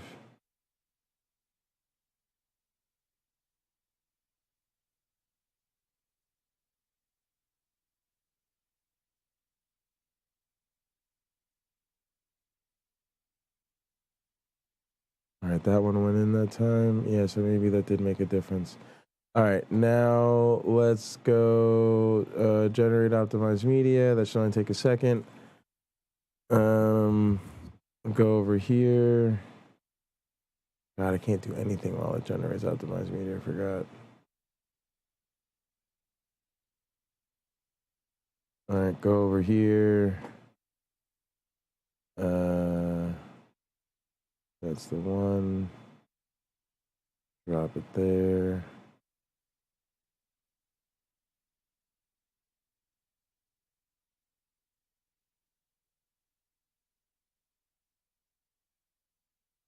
All right, click it, go to color. All right, there's the add alpha output, go there. Then you go to this thing, then you go to in-out ratio, blur radius.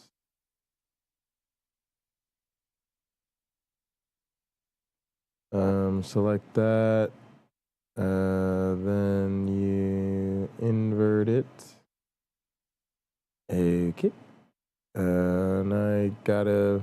Now that's kind of what we're going for. If we could clean it up.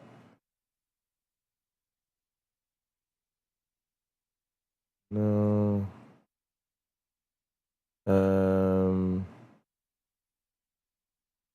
You adding? No.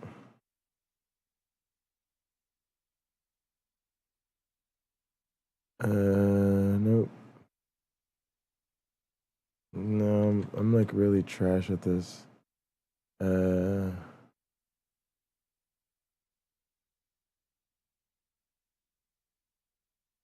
helping. Also not helping.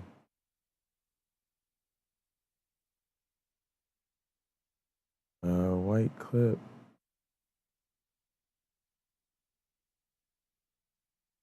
No. White clip's not gonna do anything.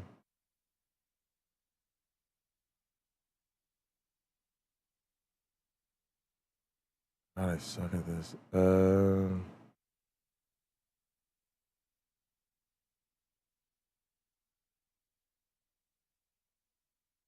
All right.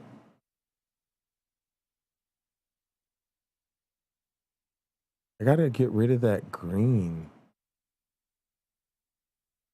I don't know why, but there's still this like green that I can't get rid of.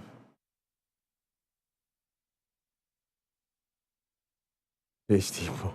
Oh my goodness. Why am I ass at this? Lift. Is there a way to just make that straight white? That's not the worst.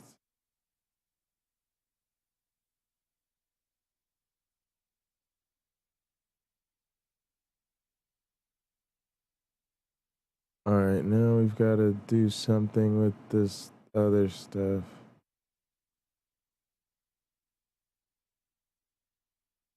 Yeah.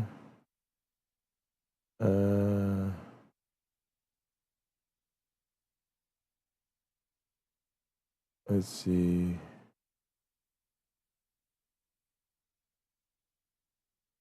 Yeah, that's better. It's giving me back color.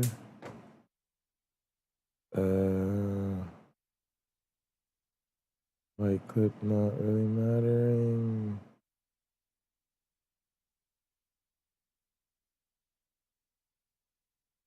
Clean white.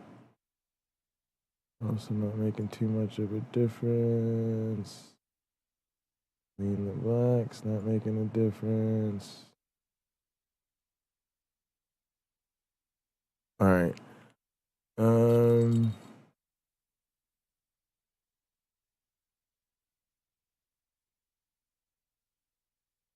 All right, now let's go back over here for a second and just see what I've got so far.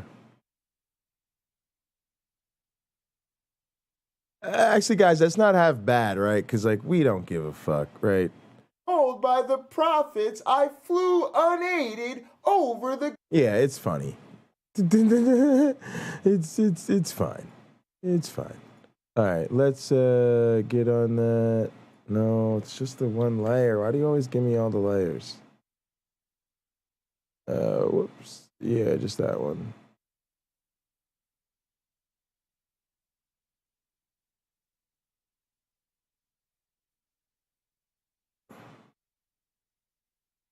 Why does it always take the whole thing?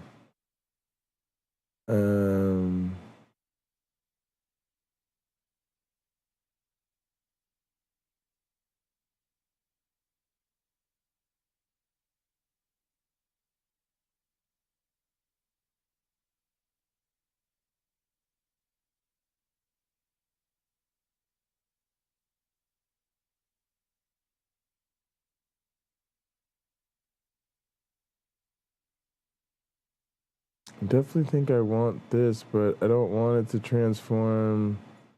For some reason, it's transforming the whole thing and not just the layer that I want. Even that's not helping. All right, hang on, guys. We'll figure this out.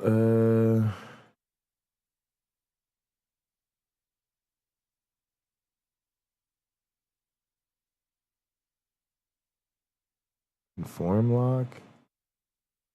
No.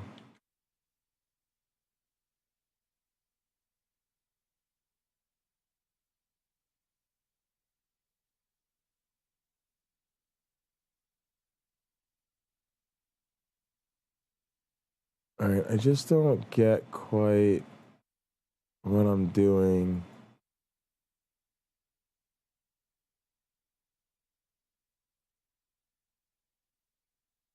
Why I can't just conform.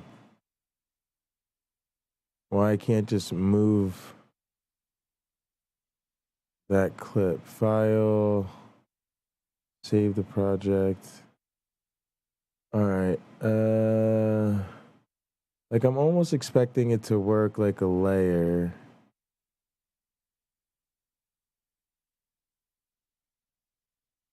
Where I can just move that. I don't understand this for the life of me. Really weird.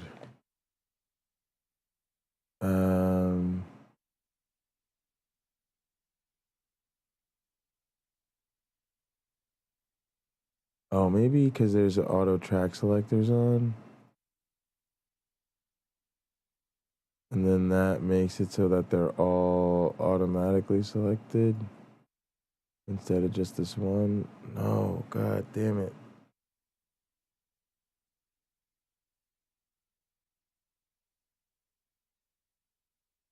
What is it? All right, let's see.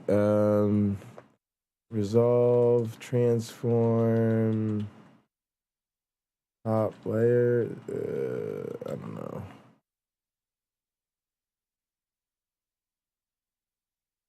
Yeah, here we go.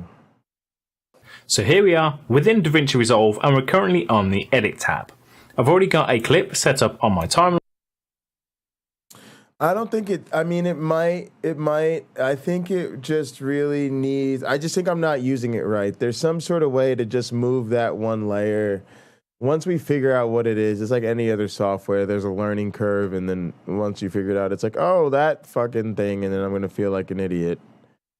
But it's just a matter of taking the time to figure out what it is at this point. Sometimes I play around I'll play around for a while to see if it comes back to me, and then it's just, all right, it's not coming back to me. We're gonna go figure out what the hell is going on.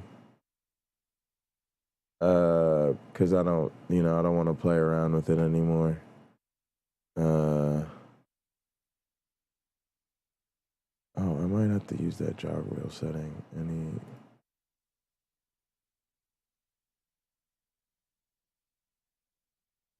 I don't know what it's doing when it does that.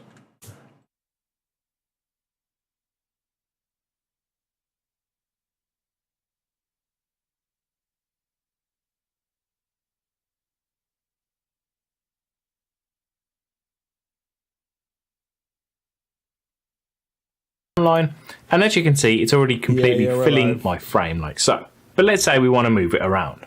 There's actually two ways to do it. You can either do it visually on the preview window, or you can do it within the inspector. I'm going to show you both. We'll start with the visual method first. So underneath your preview window, you should see this little icon and this little drop down here.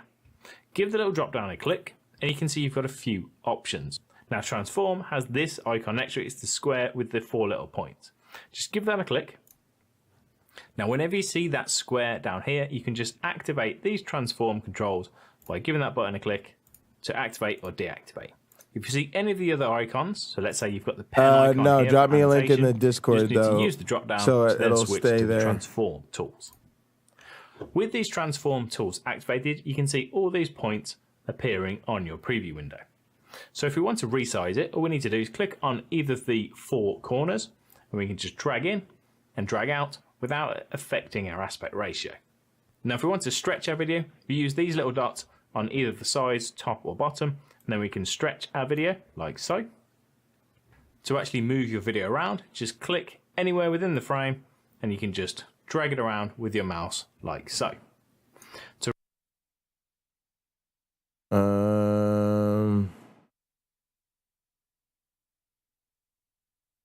No.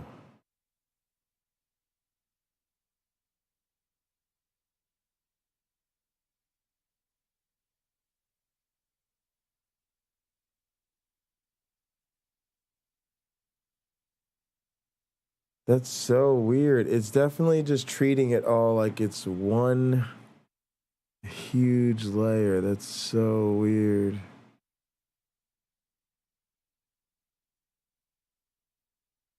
What's this?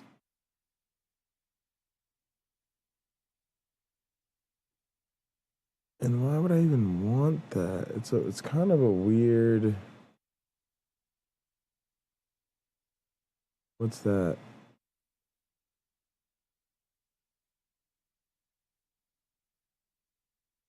Oh, now that's interesting. It took off the color treatment. Oh, there's like a mask or something being applied here.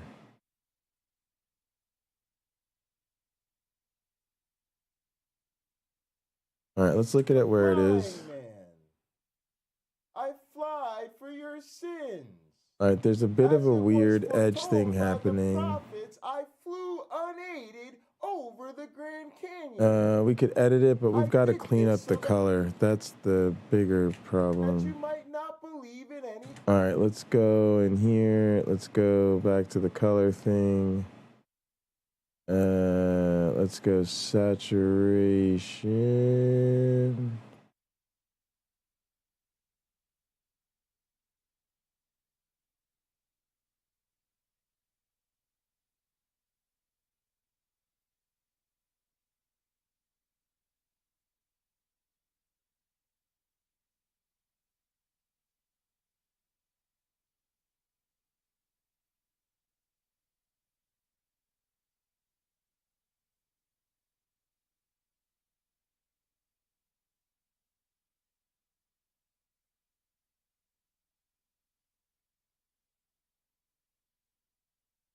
I don't know what the hell I'm doing.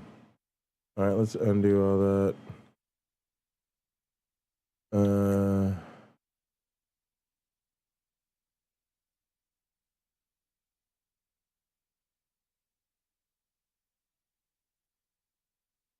It wasn't this bad before.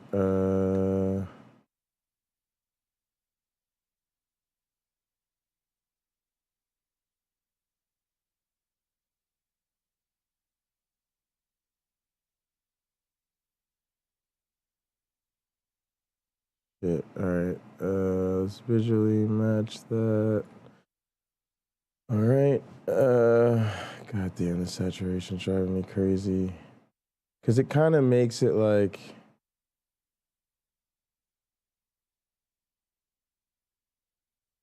not good. God, I don't know how to pull this key. This is tough.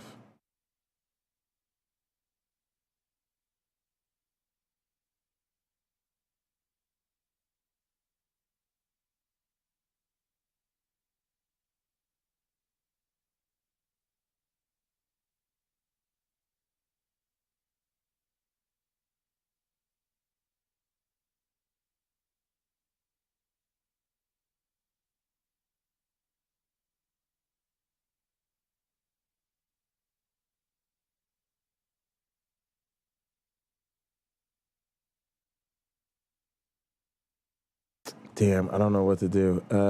I want to just go back and like undo a bunch of shit, but I don't think it will. Maybe, I don't know. That's not really letting me do anything.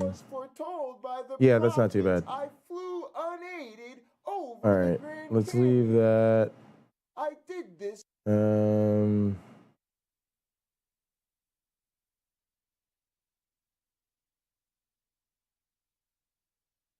What's that slip edit one? Not that one. Trim edit? Like that? Yeah.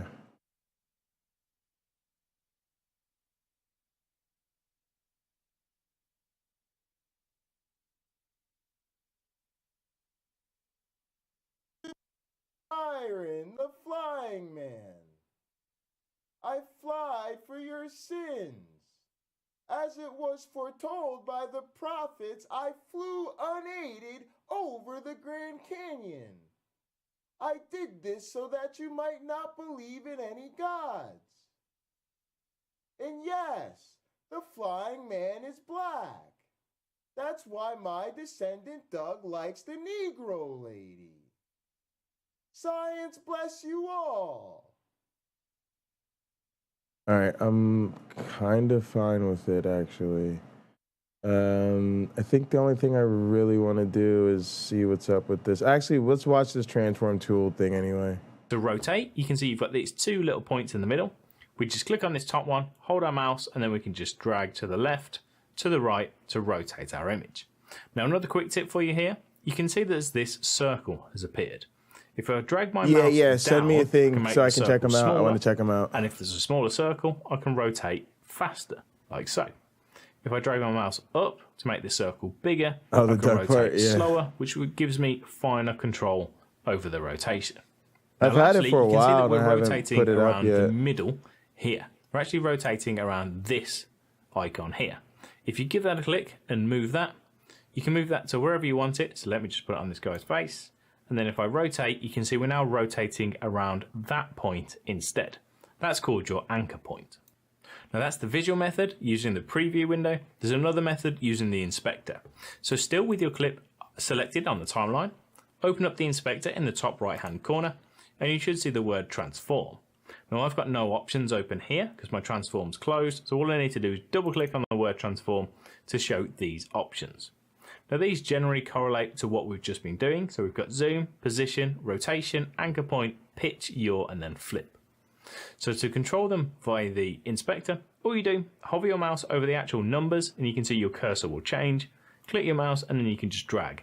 So I can drag left to zoom out, right to zoom in. I'm not stretching it, it's maintaining the aspect ratio, which is the default setting. If I want to stretch it, I can just untick this little chain icon and then I control my X and Y zooms independently. Position is exactly the same, so I can just click and drag to move the X and Y's accordingly. Rotation angle, I can either use the little slider in the middle or again I can hold my mouse, click and drag on the number. The anchor point is the same, so I can move that left and right. And then you've also got pitch, which changes the pitch. You've got your, and then you've got flip horizontally, and then you've got vertically. Now, if you want to reset anything you've changed, there's two ways to do it. You can either double click on the actual word. So I've got the word zoom here. I'm just going to double click my mouse and it'll reset to my zoom to the default parameters. Or we can use this little sort of refresh icon over the right hand side. So I'm going to do my position now. I'm going to give that a click and it'll reset the position. If I want to reset everything within the transform area, if I just move my mouse up a little bit, we've got the same refresh icon, but this time it's next to the word transform. We can give that a click and that'll reset everything to the default parameters.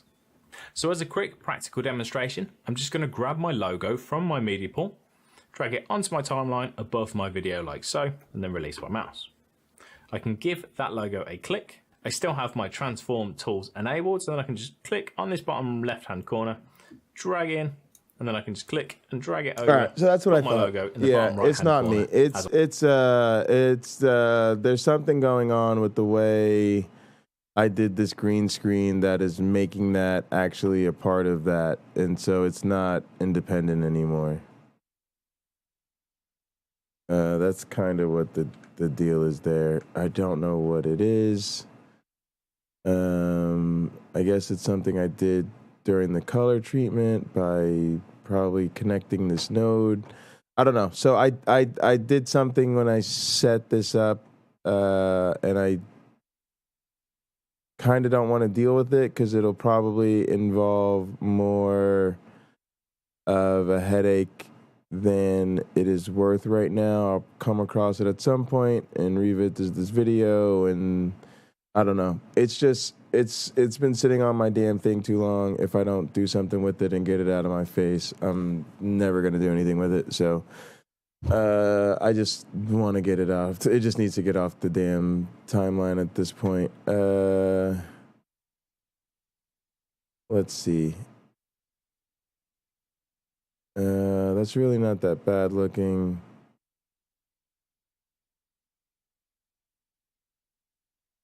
Yeah, let's go ahead and play it. This is Myron, the flying man.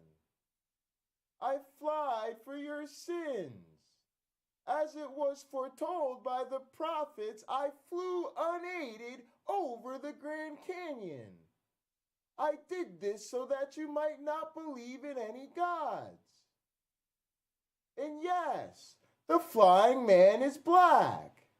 That's why my descendant Doug likes the Negro lady. Science bless you all. All right, perfect. We're done with it. Let's go ahead and get music in here. We need... Let's see what we've got. Studio.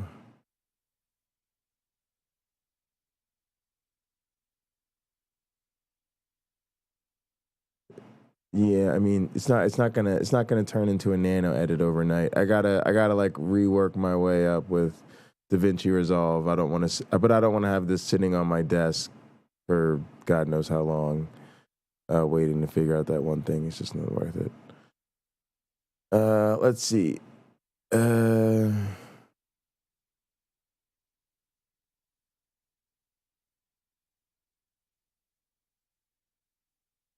Stream.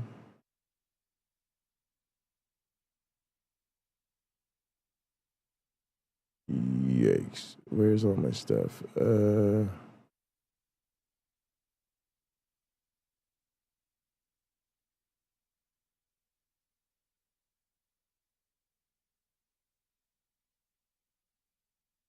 No.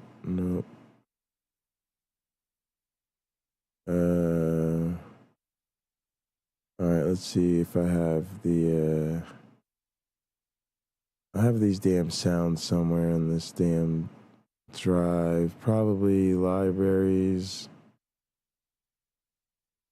Yikes. No, I don't know where these things are. Oh, boy.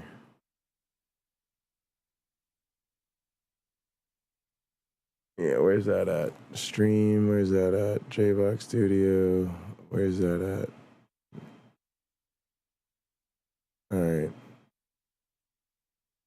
There. All right, let's do this. Go to media.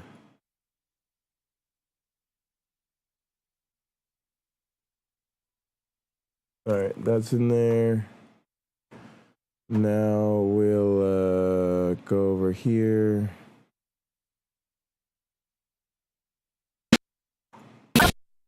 I'll turn that down a lot.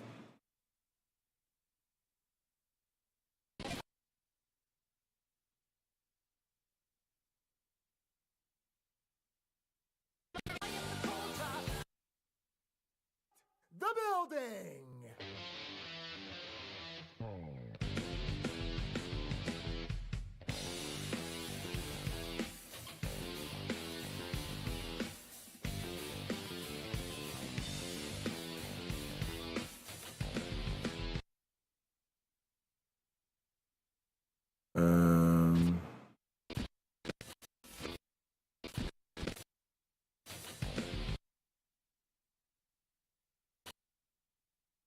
Good in.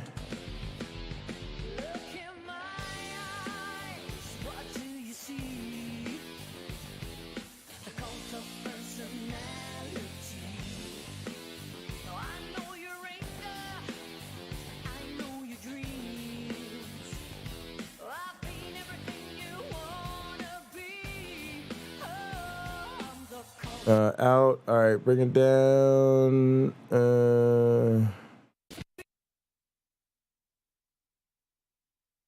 Put it on its own audio track.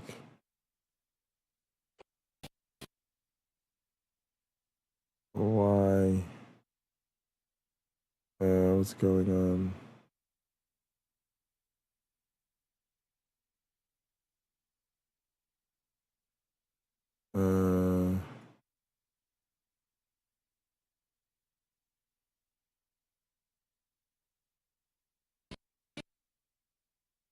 There. All right. Snap. Oh my goodness. Undo that, undo that. Select tool, snap. All right, let's get in here so we can see these edits. They're off, they're terrible. All right, that goes there. That goes there. Science bless you all. Something like that. Let's do fade out here. Fade in there. Science bless you all. What do you see? Science bless you all. Look in my eyes. What do you see? The cult of personality. Oh, I know your anger. I know your dreams. All right, let's do it again.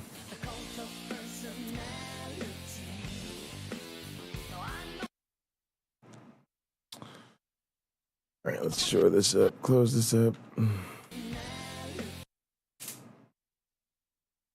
Let's see.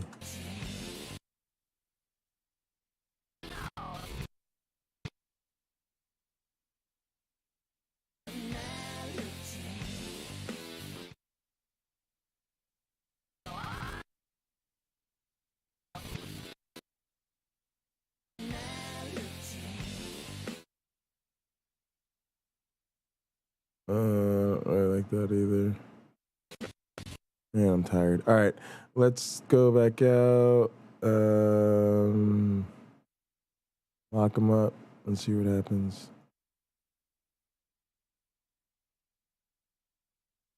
And yes, the flying man is black. Descendant Doug likes the Negro lady. Science bless you all. Look in my eyes. What do you see? Okay, that's not too bad. Once I turned it back and took a step back, it's not too bad. Yeah, these clips aren't linked. This clip isn't linked to anything. It's not snapped to anything. Yeah, it's just really weird. I don't know what I'm doing there. I'll figure it out eventually. Like I said, I'm sure it's something simple. Ah, shit, you're splitting my clips. I don't want you splitting any clips. Come on, undo that. What are you doing?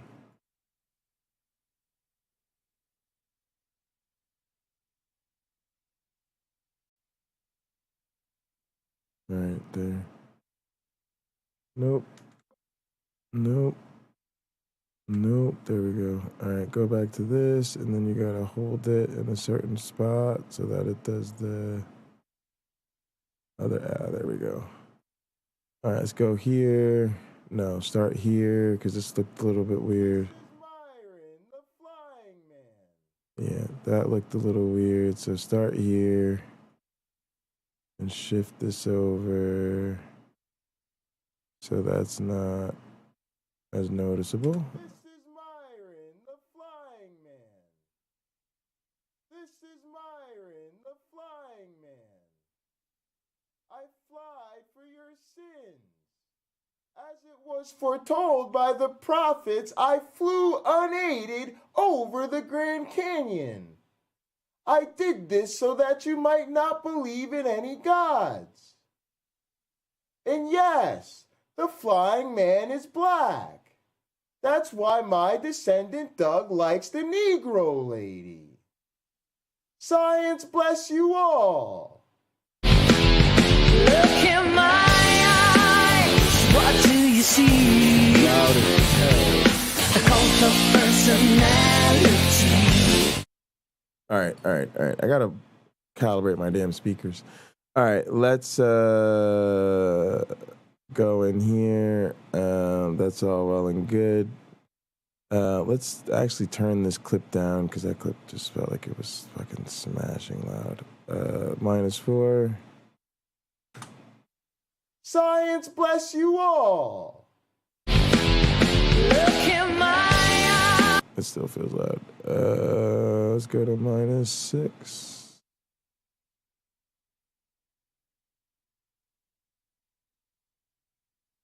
Minus.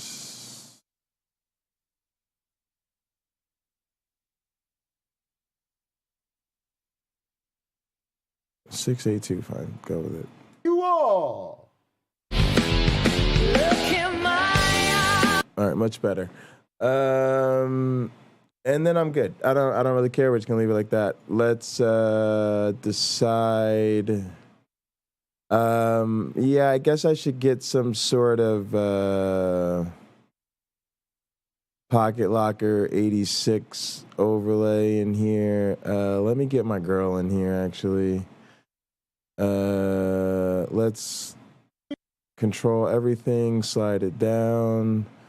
We'll do this real ghetto style. Oh, you know what? I have all my pictures on the other machine. All right, I could copy it over. It's just a picture. Let me do this real quick. So we'll go to the other machine. We'll go to our. Oh, you know what? I'll use a picture of me instead. I think probably be better. Let's see.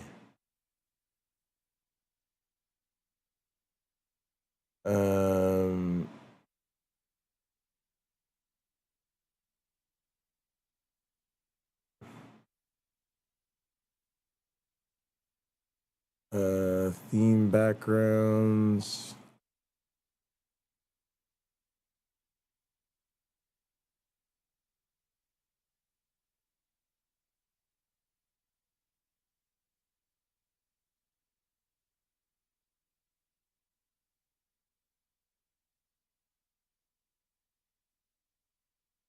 All right, let's copy this picture and send it to me in Discord. Let's see.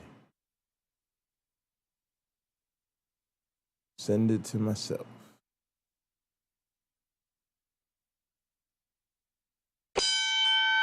None of that went according to plan. All right, wrong computer, wrong machine, wrong everything. All right. Sorry. We're up here. Copy. Up here. Paste. That's not working for some reason.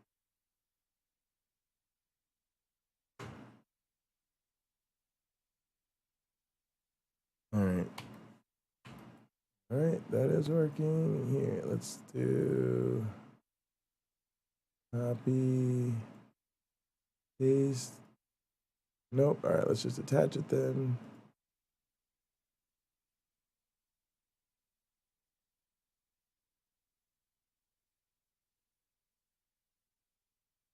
All right, let's attach a couple pictures. Let's go to theme backgrounds. Let's attach her.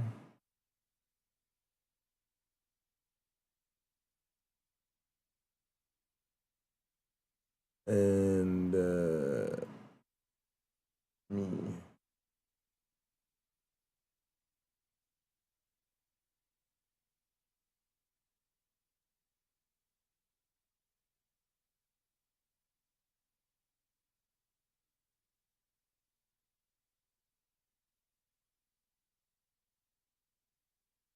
Where's my picture? Oh, there we go. All right, enter. All right, now let's pull them up over here on Discord. Might be intentional. Yeah, I turned it down.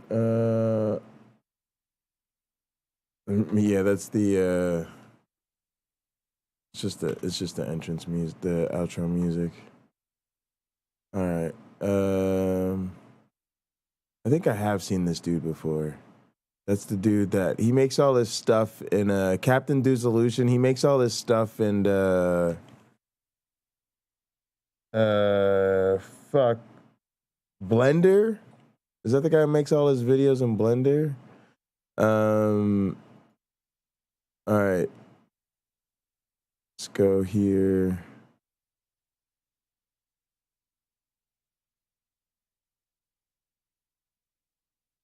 All right, let's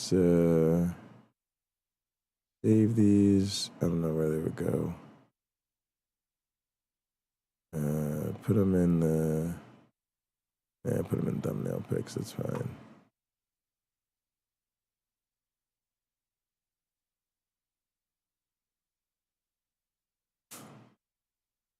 All right, great. Now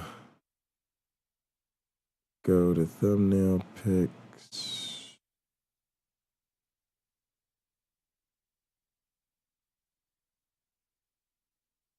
All right. There we go.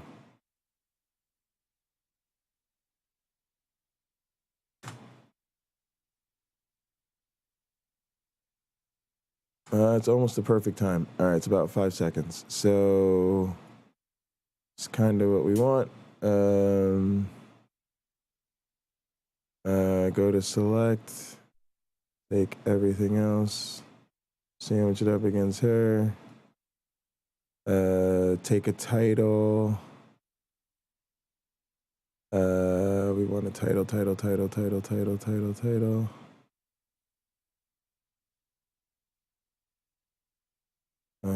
Yep. Regular text.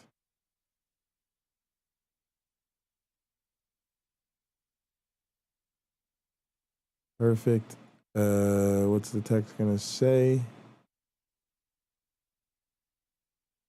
Yeah, see how easy it is to do this, guys, when it's not messed up because of the thing. All right. This is just gonna say Pocket Locker 86. No big deal. Website's at the end, Pocket Locker 86 at the beginning. Let me see how this is positioned. I guess I want it a little bit smaller.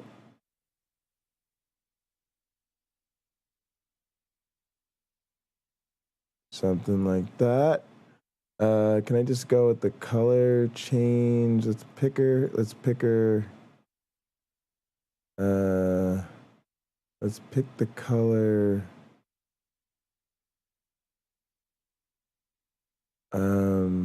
Pick screen color. There we go. Yeah, something like the color in her glasses. Yeah, like that. Yeah, like that. I actually like that. I think that's really clean. Oh, yeah, I like that. I like that. Just see that? Oh, that's slick. This is Myron, the flying man. That's it. That's it. Fly for your got the little Myron going in. Boom. This is Myron, the flying man. I fly for your sins. As it was foretold by the prophets, I flew unaided over the Grand Canyon. I did this so that you might not believe in any God. Goat bottle babies are asleep, so I'm making time for 420. Exactly, me too. The flying man is black. That's why my descendant Doug likes the Negro lady.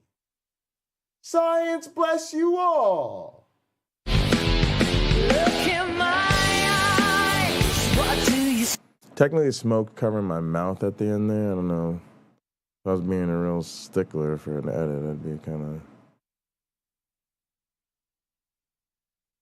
But I don't want it to get over here too early. We want it kind of like one of these deals. Let's see. This is Myron. Nope, I saw the artifact. It revealed an artifact. And we don't want that. This is Myron, the flying man. Can I read the flying man? This is Myron. All right, see, I messed this up. It was good, and then I had it, and then I trying to be fancy. All right, let's try this. This is Myron, the flying man. A little bit of artifacty, but let me see. Where's it at? There? This is my right there. All right, let me go. Myron. This is all right. So that or cover it completely from the beginning. This is Myron, the flying man. I fly for your sins. Yeah, I might go with this. As it was foretold. My hands aren't doing anything. I flew unaided over the Grand Canyon. A little bit less green screen artifacts. I did this so that you might not believe in any gods. And yes, the flying man is black. That's why my descendant Doug likes the Negro lady. Science bless you all. Still weird. Look in my eyes. All right. I'm not, I don't care though. Who cares? Let's get it up. Let's export it. I was gonna put a sound at the beginning. Let me see. Do I have sound effects here? Effects, audio effects, Fairlight effects. Oh, these are actual like audio effects, not special effects.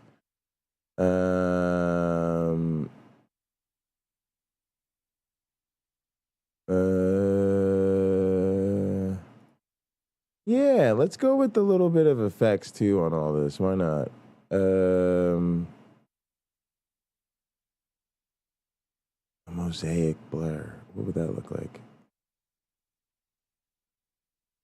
No, I'm just kidding. That looks like shit. All right. What about a radial blur? Foretold by the prophets. This looks ridiculous. All right. Let's stop fucking around. Let me. What do I want here?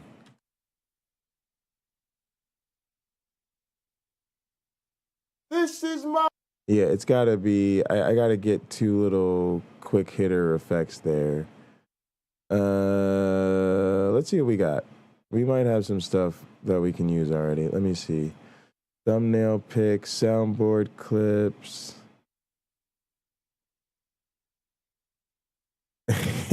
I could just put a random sound effect there. That would be kind of fun. Let's try sound effects. Cash. Oh, the cash counter would be good. Banknote counter.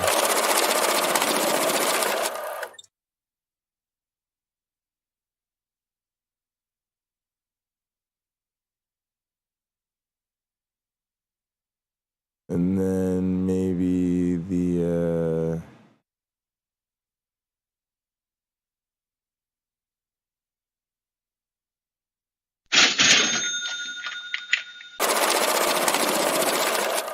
This is mine.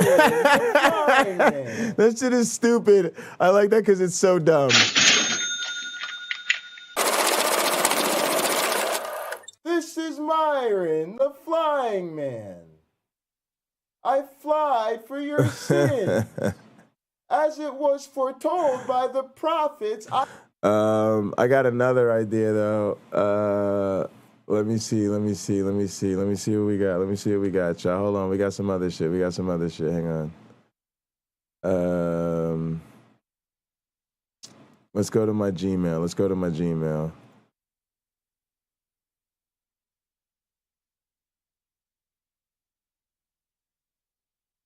We got something even better. Oh, there it is, y'all. Hold up. There it is.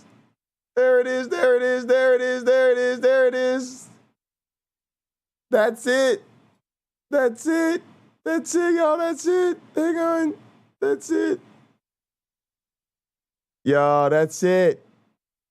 All right, so I'm going to be on this guy Lamont Stewart's podcast. And here it is, y'all. He's glad he reached out after seeing his super chat. Perfect for Kent's 300th debate. I have many in line for the 300th debate, but I've been waiting for the perfect interlocutor for this milestone. I'll book you and the rest afterwards for 301, 302, 303, etc. Thanks for joining the debate. The community, I think, going to have a lot of fun. I have several ideas in terms of debates for you in the future. Let's start with Kent. I checked out the link you sent from Erica's channel. Also checked out your channel and tuned in a bit to your live show last night. Everything looks good. YouTube handle name cracks me up. August is pretty packed with debates, but I'd love to be able to squeeze this debate into the month. Summer might make for a good end of the summer debate. In order to get everything moving along, I need to send some details. A photo. And then a scheduling. All right, I don't want to do it the day before my birthday. Maybe the 20. Yeah, I don't want to do, that would be too easy. Yeah, Monday the 29th or the 30th would be better. And then a topic.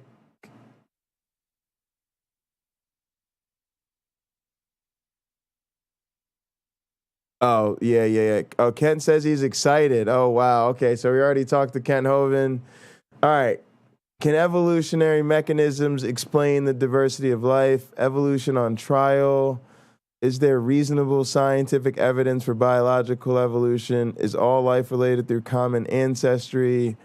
And is there reasonable evidence for common descent? All right, interesting. All right, it's on. Let's get it. We about to debate Dr. Dino, y'all. Oh, Lord, what have we got ourselves into? Jesus, help me. We need thoughts and prayers, y'all. Thoughts and prayers. All right, where'd my cousin sent me some music, y'all? That's Gone in Crunch Time. Where the other ones at? La Guardia, Boom. All right, let's download this La Guardia zip, y'all. I'm gonna try to get a sample from my cousin and use that instead. It'll be better for what we do, I think.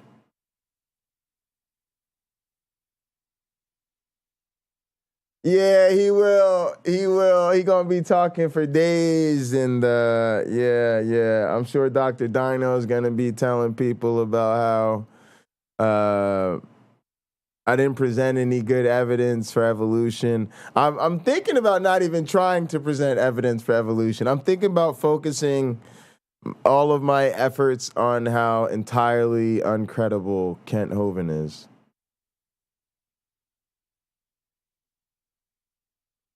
I mean, because I honestly think if you're tuned into Kent Hovind and you're buying into his stuff, it isn't about the evidence. But yeah, we'll be strategizing over the next couple of weeks, and I'll respond to Donnie tomorrow when I get up. I don't like to respond to important emails late at night because I'm tired, and I don't know. I just write better earlier in the day when it comes to things like that. All right, so let's take this La Guardia. I don't know where I want to put it.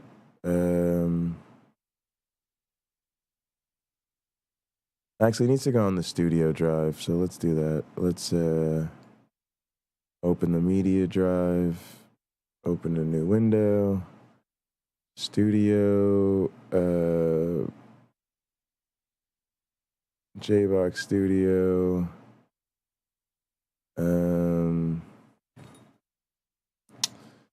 Damn, what should I put it? Let's go with the new one. Folder, music. I don't know. Rename. Let's just call it OG Roddy. And then we'll do a new folder called Lyle Guardia. And then drop that over. Unzip it.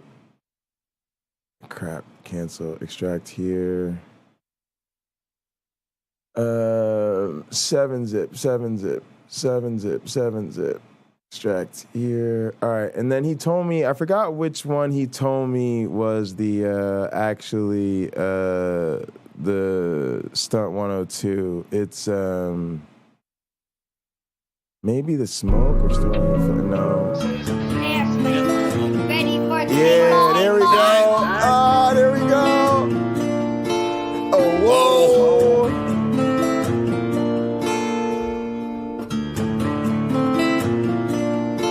Working hard on myself, what's the problem? I ain't had shit to show, being modest. Now it's grams of the wax for my conscience. Brian James in LA, you're on college. I've been jumping on them. All right, so now what we want to do is just take that, the story, and here, we want to get rid of these, get rid of that. Oh, crap, don't do that. Don't get rid of it that way. Do the backspace. I forgot this thing does that when it edits. All right, backspace, so it doesn't change our timing. Backspace. All right. Go over to the media clip. Bring that in. The story, it's loud as hell. Let's turn that down. Here? No. Yeah, there we go.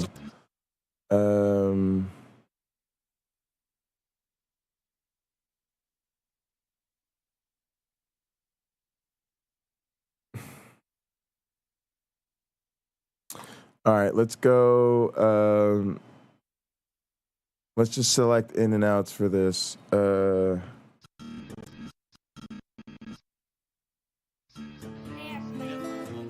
right, I'm gonna leave the in out for here. I'm gonna leave the in here. How do I set that? Turn off snap in.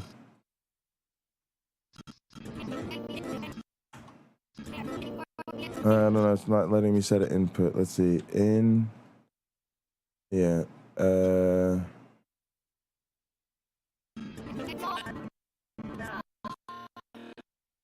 Let's set a out. All right. Go over to the edit.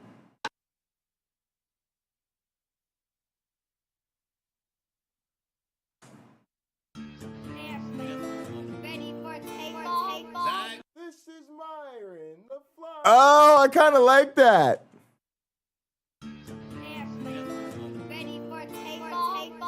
This is my And it cuts right when he says zag. That's so dope. I almost want like a burn effect to hear something. Oh, that's perfect. I'm so glad I thought to do that. That makes it so fly. All right, I got an idea. Let's go to oh, actually, you know what? We might take another sample from here. All right, but let's see. Let's go to freesound.org.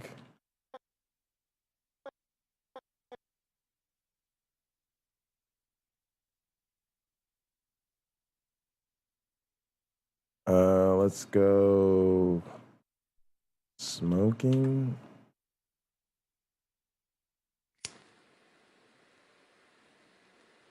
That's a good one.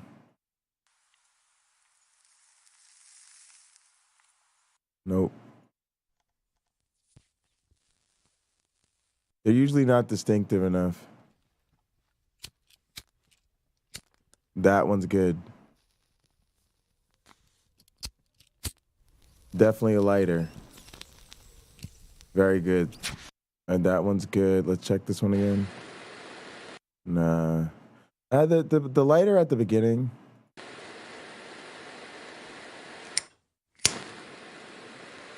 Maybe. Do it again. Maybe, probably not. Nah. This one's good. Yeah, something like that. Something like that.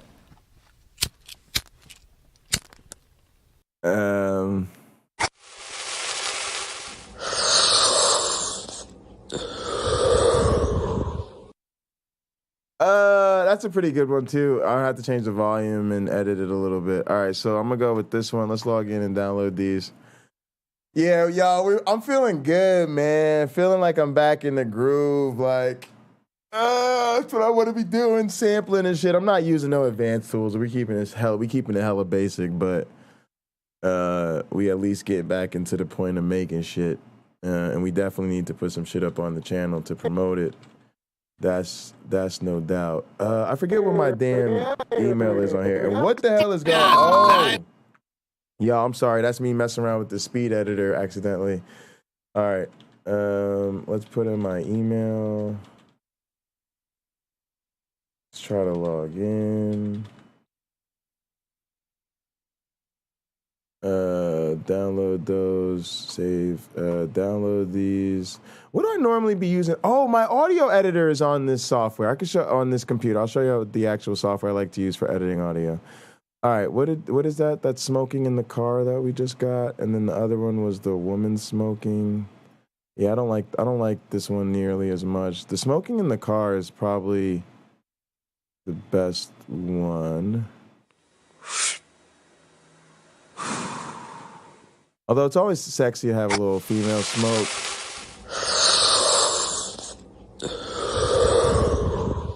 I have to turn it down. That shit loud as fuck. All right.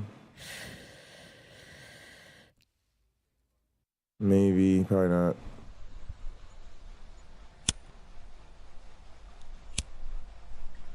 Nah. Angels on a smoke break. Y'all funny.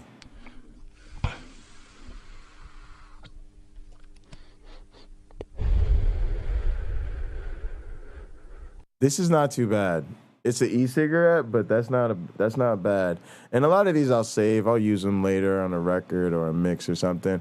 Also, my cousin approved. He said if I want to use his music in any videos and some animated shit, he said if he likes something, he might actually use it himself. So shout out to Cuzzo for we just trying to meld together, just trying to use each other's stuff, promote each other.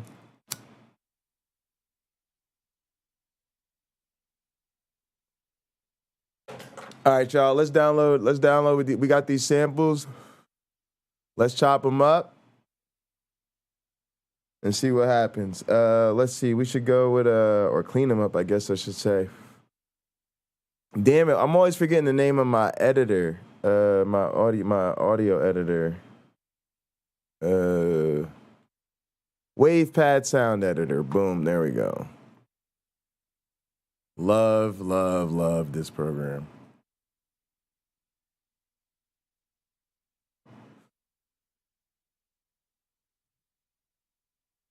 All right, now you see we just opened the ones we downloaded. See all these are the ones that a lot of the ones that YouTube Punk sent me. Actually, you know what? These are so short, they don't really need to be chopped up that much. Let's just go ahead, drop them in to resolve and see what happens. They're kind of short. I'm gonna go ahead and put them down here on a separate track from that first thing so that we could just deal with it like that. Just trying to show y'all how a lot of times we just do different things to save time. All right, I think this smoking in the car is the first one I really kind of liked.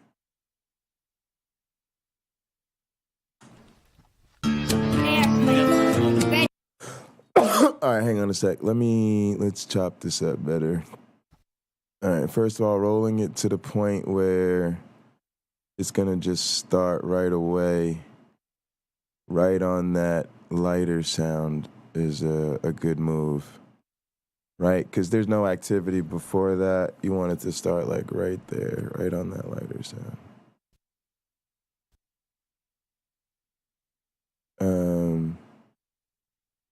But I actually think it might actually be the end of this sample that's the star. I think you might go like this.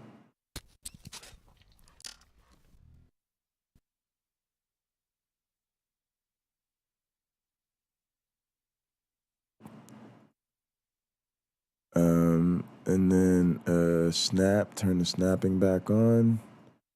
We'll snap to there, yep, all right. Now roll it back so that we get whatever's in there. Ooh, matter of fact, I'm gonna show y'all another trick. We're gonna just copy this, paste it here, roll this all the way back. Oh shit, I messed that up. All right, here's what we're gonna do, show y'all. We'll take this like that, copy it, paste it, right? Then we'll take this, we'll roll this all the way to the, We'll roll this all the way to like the, oh, it didn't, interesting. All right, here, let's do that, paste that. We'll move this, move that. All right, we want to roll this one back. Hang on, I'm showing you this a little old school. We're basically just taking this one sample, making it into two. That way we could take the best parts of it and put them next together rather than having to have it play out over so much time. So we like that end part. We like the beginning part.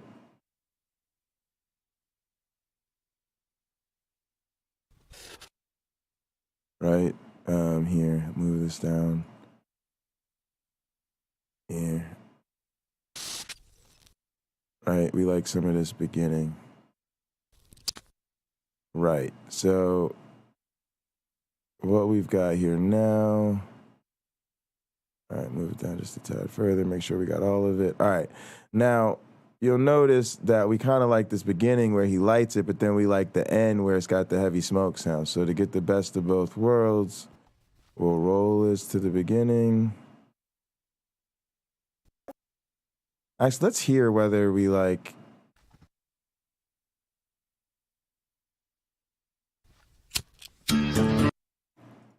Solo it.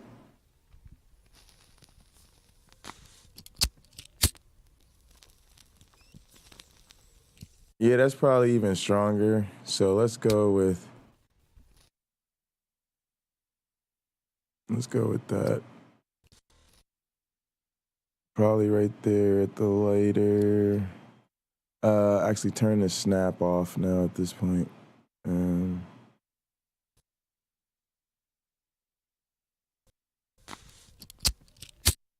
go to the strong part. No need for the weak samples. Just that real clear part.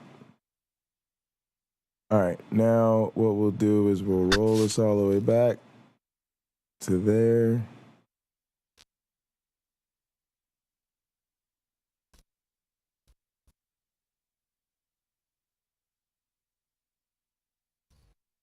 Put a tiny fade on it. All right, then we'll roll here. All right, now this let's snap them. This should sound pretty cool. Let's see. I don't want this going way up there. Probably just there.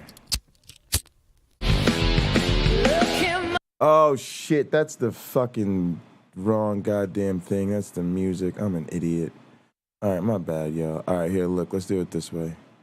We'll take this, we'll copy it, we'll paste it. All right, same idea. Roll it way the fuck out. All right, we like this cool part at the end. Oh, that's the cough. Okay.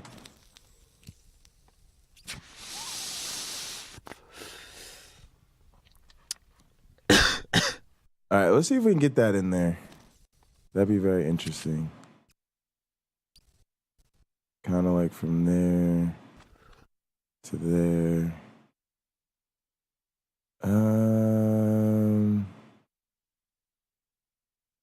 It might be kind of hard. Let's see. Ah, shit. I forgot to do backspace.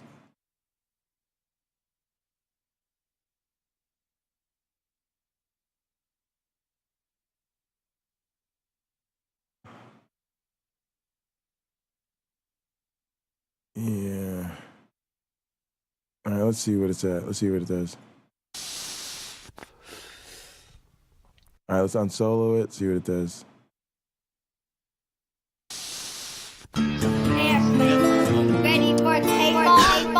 This is I kind of like it. I kind of fucks with it. Now, what's weird is that this call. It feels like that's only in one channel. This is Myron, the flying man. I fly for your. This is Myron. Yeah, that cough was only in one channel. So that's a little odd.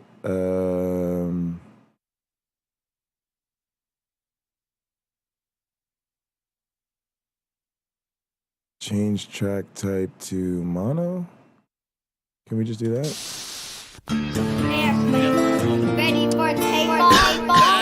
That's a lot better. That's a lot better.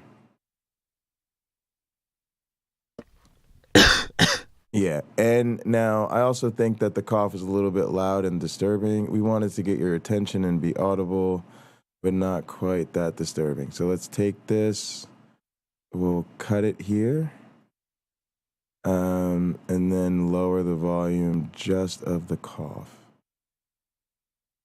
All right, here we go. Let's try it. All right, sorry, unsolo it. Start it from the beginning, home.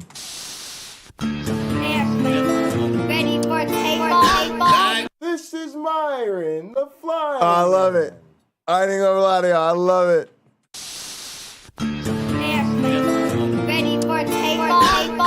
This is my. Now the only thing I like is I actually wish I did have that lighter sound here.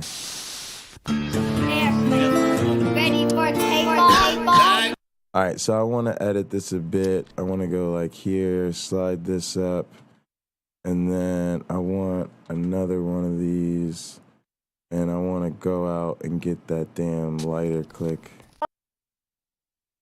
Yeah, right here.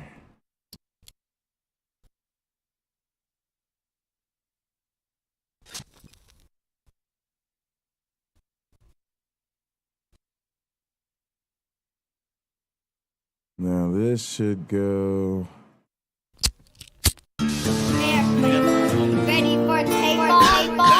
Yes, like that. That is damn near perfect. Because you go lighter, the little exhale sound, the cough while he's saying definitely smoking, and then the airplane mode ready for takeoff, and then he hits the zag with the cough at the same time.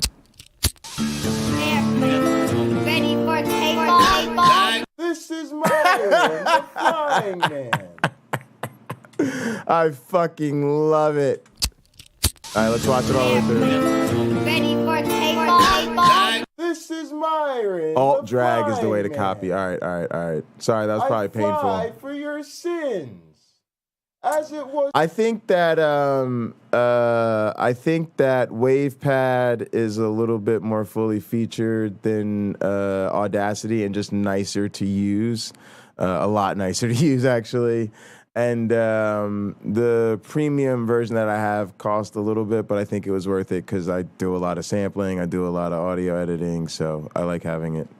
Normally, if I was chopping up longer files into shorter samples, I would, but for this, it was enough that the little bit of editing I had to do, it's fine to do it in the video editor. Was foretold by the prophets, I flew unaided over the Grand Canyon.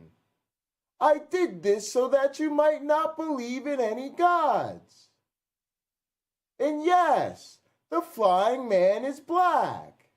That's why my descendant Doug likes the Negro lady. Science bless you all. I guess I just wish if I was being a nitpicking producer about this, I would take this scene right here and I would say, we just want this to be shifted up so that your mouth isn't being covered. Oh no, oh God, what was that? Don't do any of that. Don't do any of whatever that was. Don't do that. Don't do that. Don't do that. All right, here, do this, that, there you go. All right, and then we want to set it here. Is it still showing me at the in and outs? I don't want to see the in and outs. I want to see here.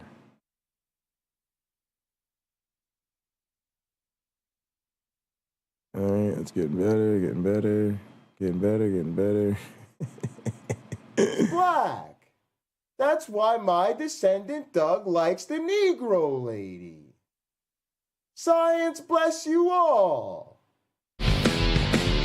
All right, now it's just This is Myron, the flying man. I fly for your sins. As it was foretold by the prophets, I flew unaided over the Grand Canyon. I did this so that you might not believe in any gods. And yes, the flying man is black. That's why my descendant Nope, liked it before. Nope, nope, nope. Veto this. This is Myron, the flying man. I fly for your sins. As it was foretold by the prophets, Damn cloud I flew generator. unaided over the Grand Canyon. I did this so that you might not believe in any gods. And yes, the flying man is black. That's why my descendant Doug likes the Negro lady. Science bless you all. All right, that was really not nearly as bad, but I can't have his mouth covered when he's talking about Doug. This is Myron. I hate being the star of my own edit.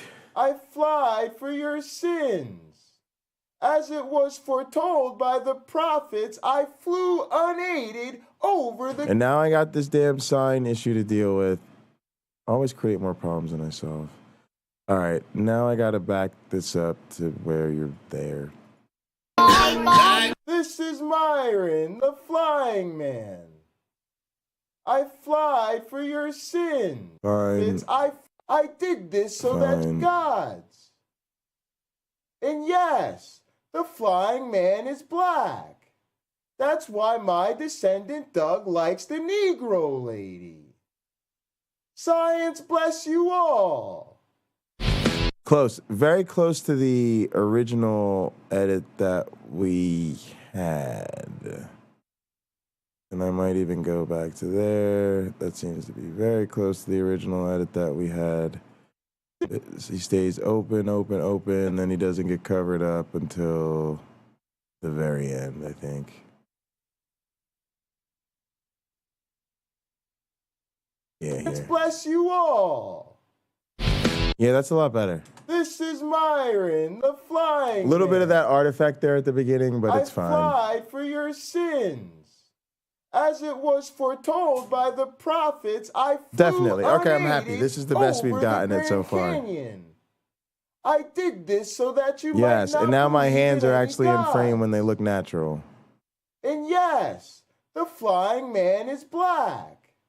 That's why my descendant Doug likes the Negro lady. I'm with it. I'm with it. I'm with it. Science bless you all. Look in my eyes, what do you see? A cult of personality. All right, perfect. Love it, love it, love it. Let's do it. Let's export it. I'm happy. Thank you guys for bearing with me. You'll learn this. Even with quick and simple edits, I tend to be very detail-oriented. When I get serious about creative stuff, I get crazy meticulous. But that's, of course, because that's what, cinematic and dramatic editing is all about. All right, so let's do H.264, browse, just get it off my desk. Media, studio, resolve exports, new folder, Myron, put it in that folder, name it Myron, damn it. Yeah, name it Myron. Come on, why is this keyboard acting up? We've already dealt with this once today. All right, change keyboards. No time for this. All right, call it Myron. Oh, now this one's not working either. Interesting. All right. Okay, then that one's fine. All right. Switch back. False alarm. Myron intro.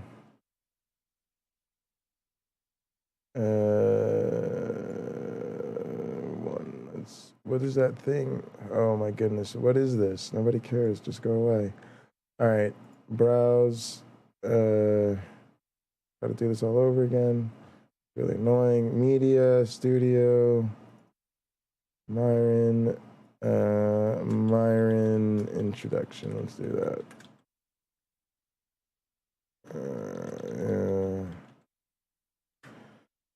Great. Add it to the render queue. Render it.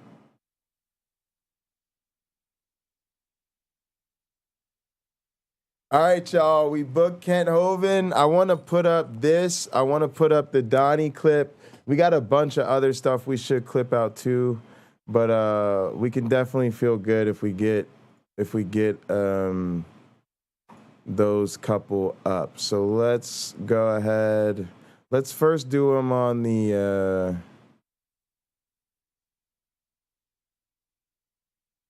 Actually, let's go ahead and put them on the Pocket Locker 86 channel first, just in case.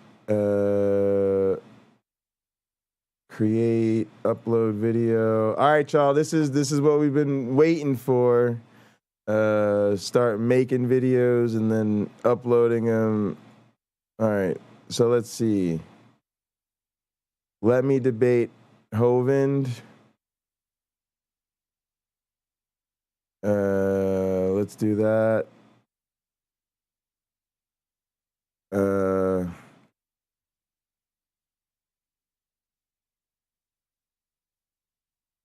Let's call it Hovind. Kent Hovind. I am coming for you. There it is. Description, we'll use we'll drop an updated default description. I have updated default descriptions, but they're on my machine. I'll transfer them over. That way I'm using sort of my most up-to-date description without having to think too much about it, and then I'll focus on what needs to be changed. So I'm gonna attach another file. I'm gonna play some audio here for a second just to break up the silence. But man, I really appreciate you guys rocking with me. It's been a crazy long stream, but we've gotten a whole hell of a lot done. We've had some momentous things happening. So, man, it's beyond all good. It's worth every moment. All right. Most of y'all probably already watched Pine Creek stream, and it gets way into the weeds with the Theist.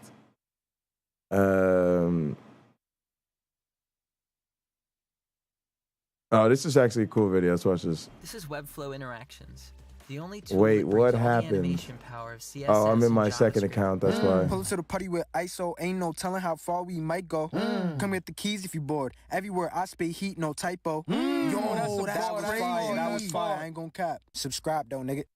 Yo, bro, I'm about to play the beat. You ready? Of course. I bet. I'm much obliged to obliterate this beat and take matters into my own hands. I have a lot to say, you know? But hold on. I will go crazy. I did not rob him, I politely took his cash.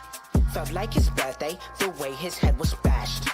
From the 1800s where my brethren blow our trumpets. When we see an op, that's a signal we can dump it. I must bring out the heat. I live what I say, he typewrites. But I know when I side up to his chariot, I will knock out his light light. Oh, no guns allowed, that's fine. I really fights. I'll turn his face into a punching bag. Left with a right. I've been looking for him since February. But he's been ducking, so I guess I'll find him February. Cause he knows it's getting scary. One must get short to the brain, I'll bet I'll leave him vegetarian. I am the deadest of asses, just check the cemetery. Yeah, hit it from the back and I'm pulling on the hair. Body built like a cola, baby, come here. Living la vida loca like we don't care.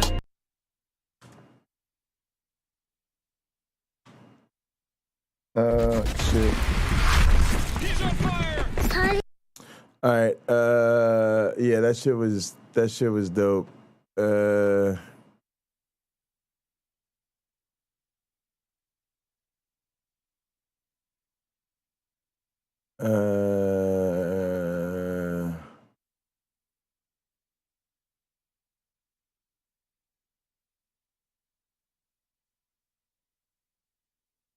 How does he keep making every movie more confusing? All right, guys. People are dying right now. There's like toxins in the air, pollution. People are choking. We need y'all help right now. Oh my God. It wasn't that shooter. And was the standing monkey. up there. I was so What are y'all talking about? Hey, I just said people are dying right now.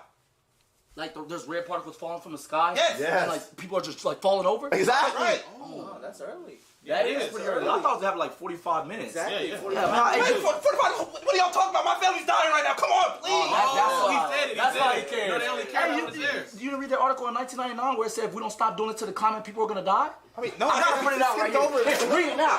Read it now. Hey, what about his from 2005? Did you read that one? Huh? What about his from 2015? Yup. We wrote a whole book. We wasted our time in 2022. What the fuck? Y'all didn't read none of that, huh? Yeah, it's too late now. You know when you can help? You know when you can help? In 1999 when I wrote the footprint too big. Ozone layer getting depleted. Sorry, guys. The ice caps are gone, right? Exactly. Yeah, there's no more animals. No. Oceans are gone. Yes. Yeah, you guys fucked up this time. No lie. We made these masks. We now we're fighting wars. We made these masks for us and our family, but y'all didn't fund them, so we did it with our own money. This is all we can make. Okay, we'll make some more money. We'll take that. So give it to us in about 10 minutes, and we'll start making them. Okay, cool. But too bad y'all didn't be dead in like 4 seconds. 4 seconds? What are you talking Yeah, because the toxins are coming through. Okay, give us the match. Give us the match. Yup. Oh, it's a rough look. Oh, that's a rough look. We was like, science bless you and everything. We tried to tell y'all, masking, social distancing, listen to the scientists. You know? I got an email from this Yo, company that called shit was Unison, and they were like, yo, check out this mini cord pack. Epic. I need to put that in like our intro. I need to make that one of the intro videos that we play right there. That was so good. That was so fucking good. That was so good. I wanted to see this one too when the producer works the show up. Nigga Steve Awesome. Fuck that nigga Stone Cold. Steve Awesome, you a bitch ass nigga. Claim you hood, but you a rich ass nigga. Why you say you tough, but you lying? Only project you ever been in was for science. Let me crank Lucas.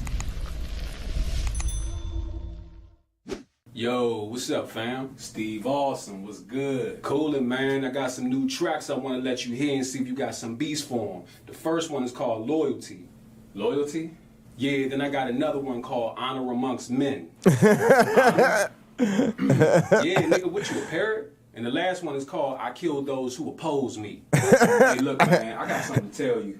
What's up? Your wife caught you smashing her grandma again. Look, man, I told you. You bought her that fake Birkin, right? Everything should be cool. I mean, if she couldn't see you and her grandma had something going on, you know she blind. She can't tell the difference. Nah, it ain't that, bro. It's about the Capitol Hill Killers. The Capitol Hill Killers? Man, fuck them niggas. What's up? You know where they be at? I slide on them bitches right now. Yeah, they was here last night. What? And you ain't hit my line? You straight? Y'all ain't get into it, did y'all? No, they came for a studio session. So you mean to tell me you recorded music with my ops? I'm sorry, bro. I didn't know it was them until they got here. Their manager called and booked the session. Like, they wanted a 10-hour block. I made like $1,500. All right, bro. I get it. You gotta get your money. I ain't mad at you. I bet their music was trash though, huh? Well, actually, I made $1,500 from the session, but I made an extra $2,500 for producing them. Hold up. You mean to tell me that you made a beat for my ops? Them Capitol Hill killer pussy ass niggas? Bro, I told you last week I needed a new transmission in my Toyota Tercel. Shit, as much as they pay, you need to get a car that's still being manufactured. But look, I ain't tripping off all that, alright? That shit ain't your beef no way. Get your bread, you feel me? It's one more thing. What? They made a diss song about you. Nah, nigga, you violated. Come on, dog. I can't tell them what to rap about. Yeah, but you could have said that's my dog. I can't record y'all disrespecting my folks. Well, I did say that. Okay, so what happened? They paid me to ghostwrite it. They paid you to write it? Listen, bro, all the royalties from the record is going directly to you, all right? But I needed that quick 10 bands. You a foul nigga for that. Let me hear that shit. Don't worry, I didn't put nothing personal about you in it. Great Lucas. Fuck that nigga Steve Awesome. Fuck that nigga Stone Cold. Fuck that nigga Steve Awesome. Fuck that nigga Stone Cold. Steve Awesome, you a bitch ass nigga. Claim you hood, but you a rich ass nigga. Why you say you tough, but you lying? Only project you ever been in was for science. That was nice. And you got first place, nigga, you smart. But all of your jewelry came from a mini mart. Couldn't even propose with a ruby. Your girlfriend got more booty than Judge Judy. Your uncle got crack hairs that he basing with. I seen him change a car battery with a paper clip. You sell smoke? Well, nigga, me too. Your weed got more C's than elementary school. I see why they call you Stone Cold so much. You drink so much beer, your gut pregnant with a gut. What the fuck? Yeah, nigga, you suck. Your career's like Ben Stiller's zipper. It's getting stuck. Okay. A lot of that shit sound personal to me. You talking about my uncle could change a car battery with a paper clip. Don't be judging my family because we won the crackhead Olympics. I mean, look, I had to give them a little bit of something, but I didn't even mention the STD. Where you go? Yo, put me on. I'm about to respond to these bitches. Okay, Stone Cold, you got it? Fuck Capitol Hill. What? Fuck them killers. Fuck Capitol Hill. What? Fuck them killers. Fuck Capitol Hill. What? Fuck them killers. Fuck Capitol Hill. What? Fuck them killers. Y'all niggas ain't no killers. Talking about a wedding ring. At least I got my bitch. You lie about everything. Took away women's rights to an abortion. Gave reparations, but blacks don't have a portion. We built this country and didn't get paid. All men created equal while you people own slaves. The war on drugs was really us, they tried to end it. But now it's y'all on drugs and it's a pandemic. You point to other countries in attempt to scaring us, but all we worry about is domestic terrorists. People that look like you 25-20s. I open up a can of whoop ass on you dummies. You gentrify neighborhoods, kick out the old dudes, move your little cousins in and built them a Whole Foods. Red lines you drew like Bledsoe, and that's the bottom line, cause Stone Cold says so. Bitch ass niggas. First the signatures and endorsements, I'm getting cursed out. Soon as she walk in the telly, she pull her skirt down, strip naked, Fitbit only. We about to work out. Gucci cardio, tape it and loop the audio. I just came to work on the plumbing, I'm Super Mario. Might see me ride with a baddie, look like Rosario, and I'ma knock her wig out he's so good. I heard that, but I just want y'all to hear that end rap that he puts there. It's so nice. That dude's really dope. Check out Crank Lucas. His music is actually really, really fire, but he makes a lot of comedy.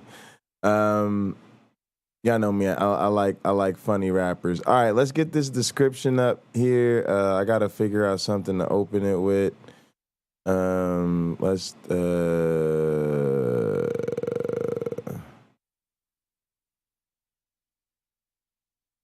save as type. Yeah, whatever. Save it as documents. Oh, you know what? There's a place for these studio notes.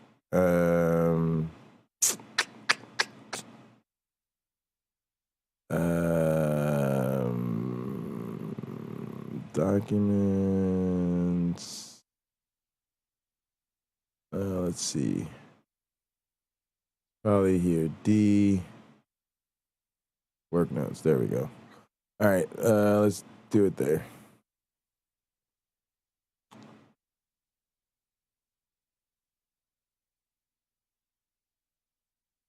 All right. Daily descriptions, the newest one.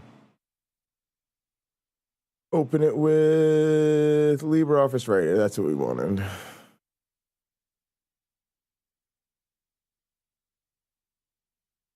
And now we are not now. All right. Question of the day.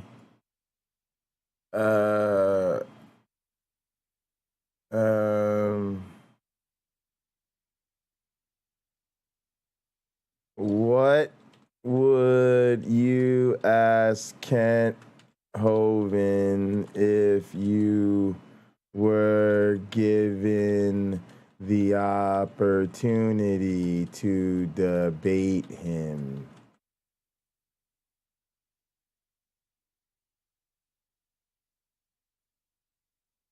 All right.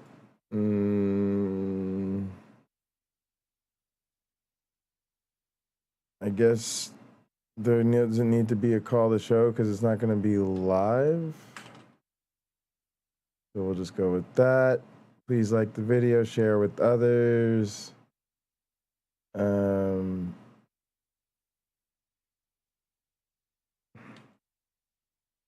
guess I should, let me see what the email from Donnie says.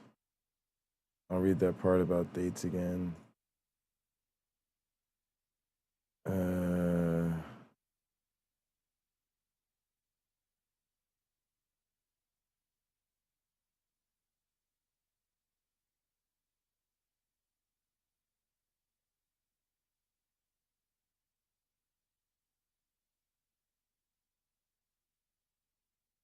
Monday the 29th or Tuesday the 30th.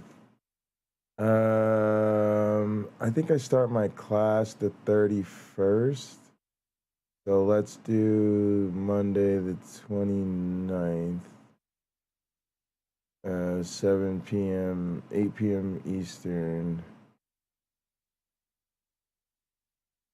All right, let's say, let me lock in the time so that I can put it in the description. Reply. Hey, Donnie. Thank you so much. Longer reply to follow. let's do it on Monday, August 29th at 8 p.m. Eastern. All right, so that was what? 7 p.m. Central.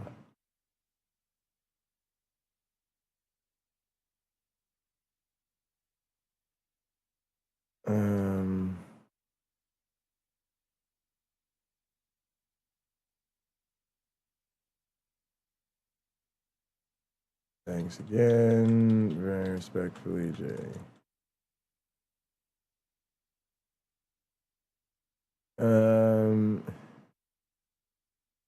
Respectfully. Hey, Donnie, thank you so much. Longer reply to follow. Let's do it on Monday, August 29th. At 7 p.m. Central. All right, thanks again. Very respectfully, Jay. What the hell is this thing?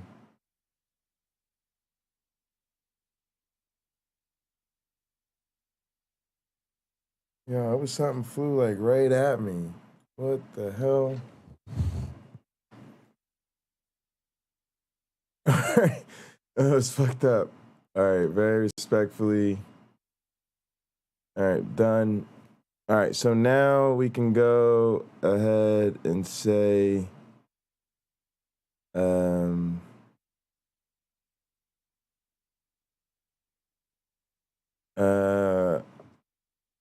I am debating Kent Hovind on August 29th, Monday, August 29th at 8 p.m. Eastern on the Standing for Truth YouTube channel. All right, I wish it was on Ken's channel. All right, let's see what we got here. Standing for Truth.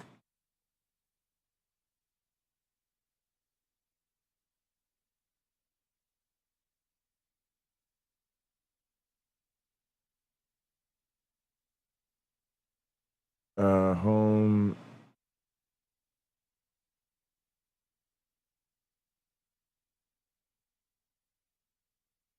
All right. Let's all right, let's just do it here. That's fine. There. Let's say yell, maybe. No.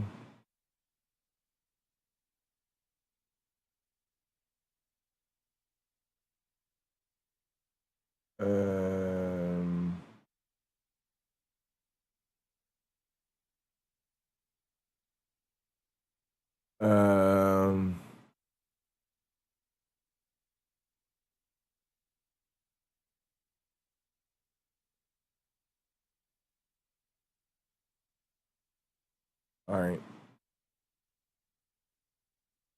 That should be pretty good. I'll go over and put that there.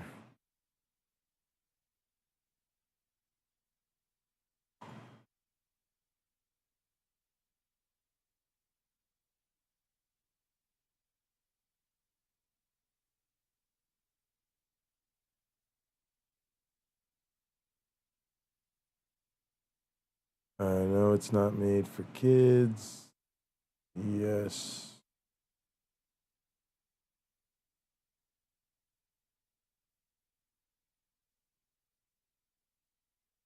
I guess you don't really need to restrict it. We'll see what happens.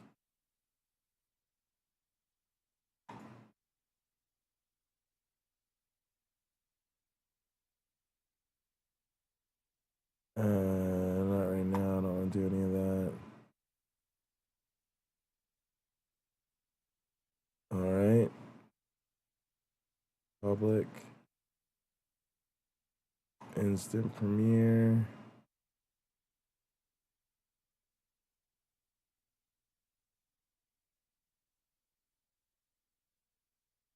That was epic. Yeah, man, it's crazy. All right, so I guess that worked. That also, I guess a little Donnie sending him that little clip helped. All right, so there's the video link. Close. It's published. All right, yeah, go guys, go check it out. We officially have a video up that's not 18 hours long.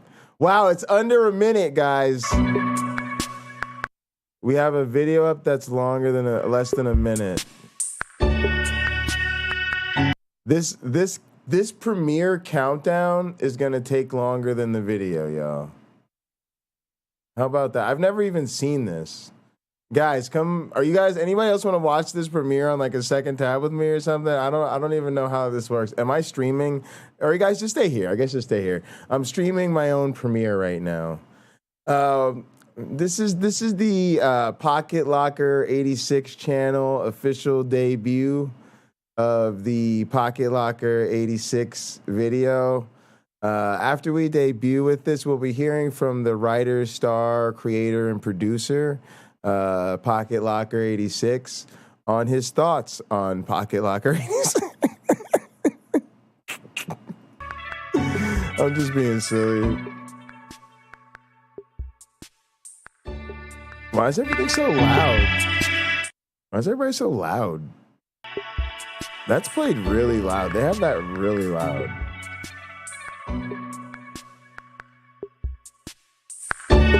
See how loud that gets? That's loud as shit. Some Inception shit. Yeah, exactly. It's a pretty cool little countdown screen they got here, though.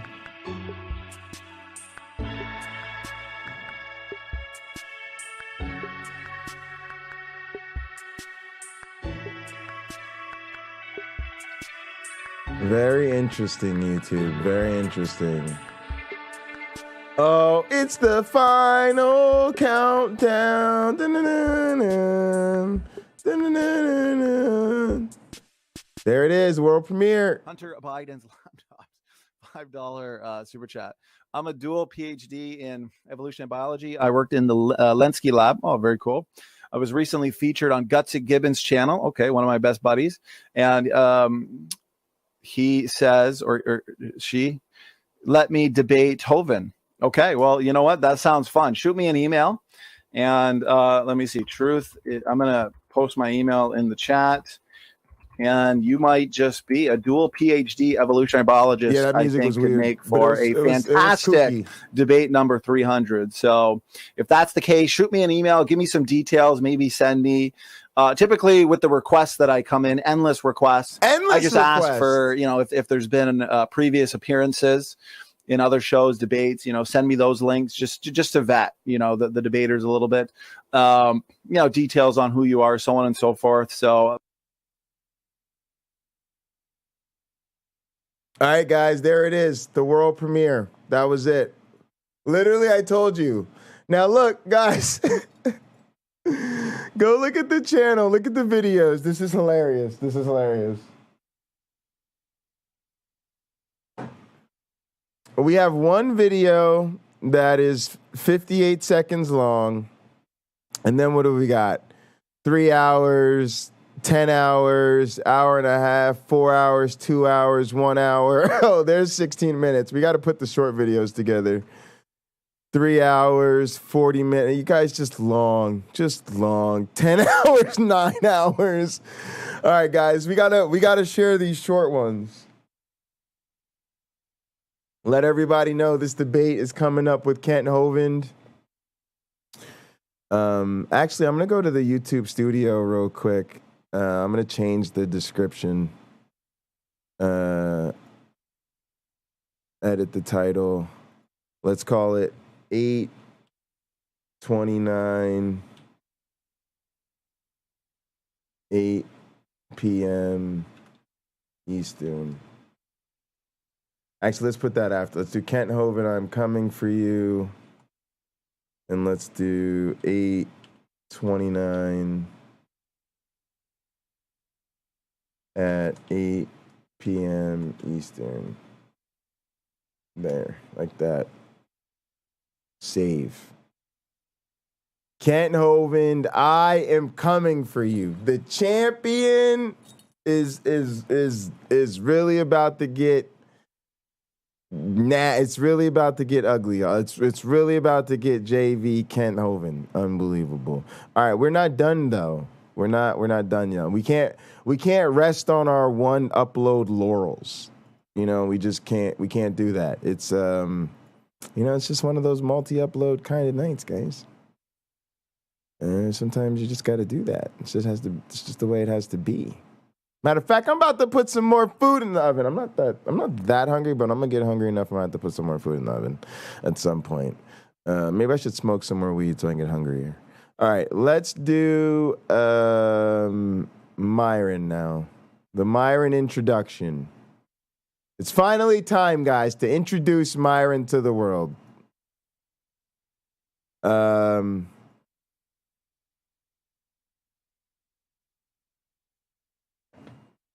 Myron, the Flying Man,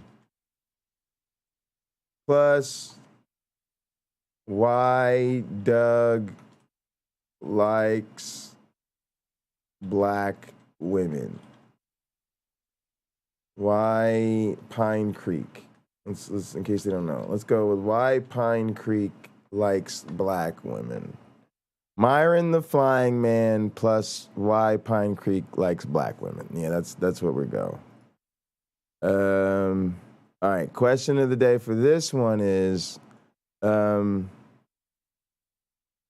he flied for your sins.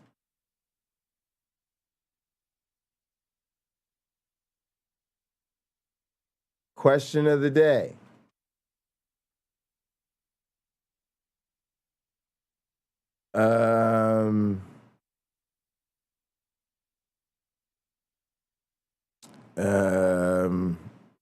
Do you believe that Myron flew over the Grand Canyon? All right, there we go. Boom.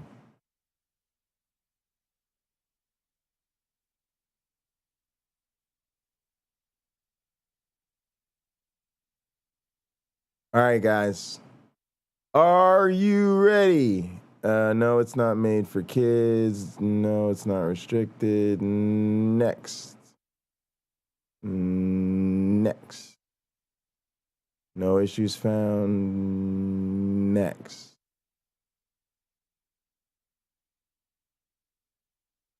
All right. Save and publish. It's public. Instant premiere. I think that's what we did before, right?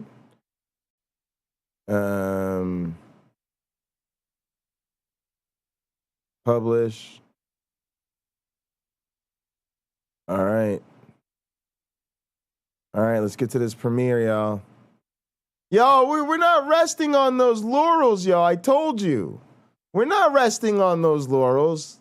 No. The first time I start dropping uploads, I'm not making it a one upload night. To celebrate the beginning of dropping uploads, we're dropping more uploads.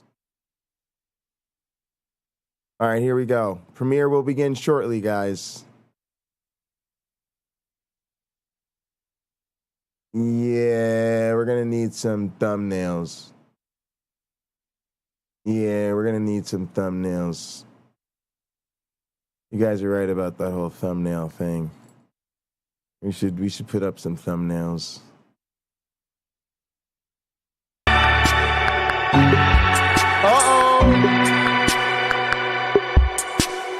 It's about to be time. I told y'all this shit is loud as fuck. It's about to be time for world premiere number 2. Guys, we're so fucking ambitious around here.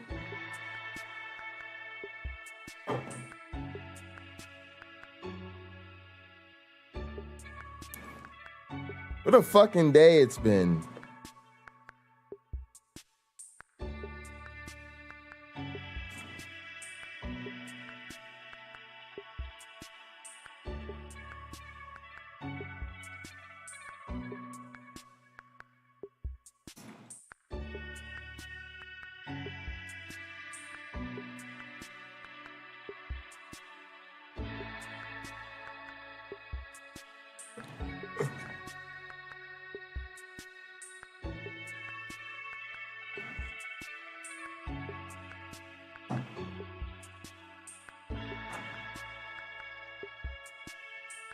All right.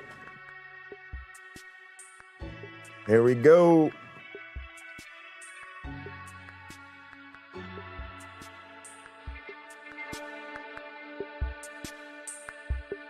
Yo, this countdown's dope, but yeah, it could use some even quirkier, like funky music or something. Ready for takeoff. Oh, I love it. This is Myron, the flying man. I fly for your sins. As it was foretold by the prophets, I flew unaided over the Grand Canyon. Give it to me, Jay. Give it to me. I did this so that you might not believe in any God. Exactly. And yes, the flying man is black. That's why my descendant Doug likes the Negro lady. Science bless you all. We did it! What do you see? We did it! A cult of personality. We did it! 2 debuts in one night, 2 world premieres, unbelievable. And folks, just when they said we can't make anything short and shareable, you know, now you've got these videos, they're short. The 50 seconds, it's even shorter. Come on now. Come on. We could put these on social media. 50 seconds. I mean, you could share this far and wide. You know, we might have to upload this on Facebook or something. Like, where else can we put this thing now? You know, 50 seconds. Come on now. But nah, that's actually pretty good. So we can actually I don't even know how to get into Facebook. Probably won't work. It won't work. What's the new password? Yeah, I really don't know. Oh, is that it? Is that my password? Nice.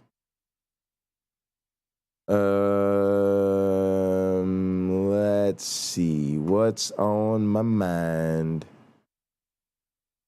Let's create a post to all my peoples.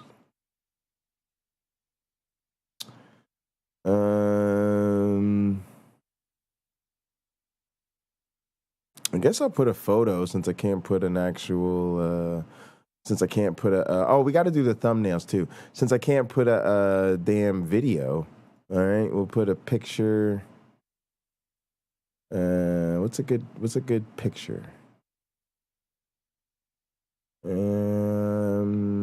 What's the ones we used for this? Let's do those. Let's see. They were under. I don't know. Pictures over here? Nope. Anybody know where we put those pictures? All right. Let's see. But really though, where did I? Oh, you know what? We got them from Discord, and then I don't know where the hell we put them after that. Oh, we did put them in thumbnails. Okay, now I remember. Sorry, I was kind of spacing out. All right, here, let's do thumbnails, I think. This should be up here. Oh, that's weird. I don't see my thumbnails shortcut. I guess that kind of threw me. All right, so where the fuck did we put thumbnails then?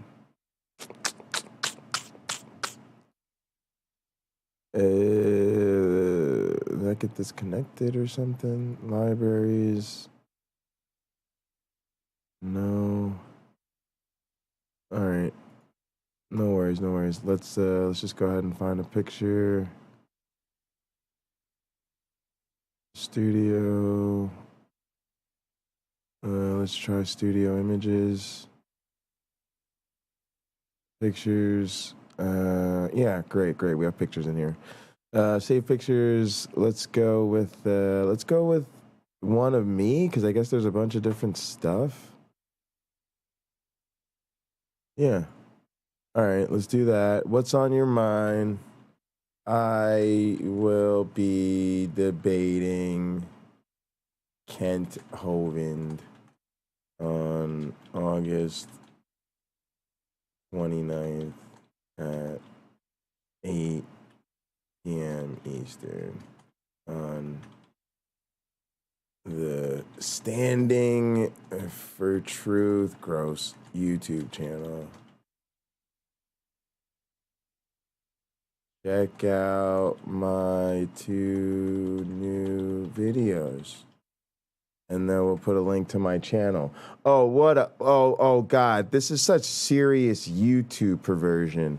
I can just feel the self-promotion grossness.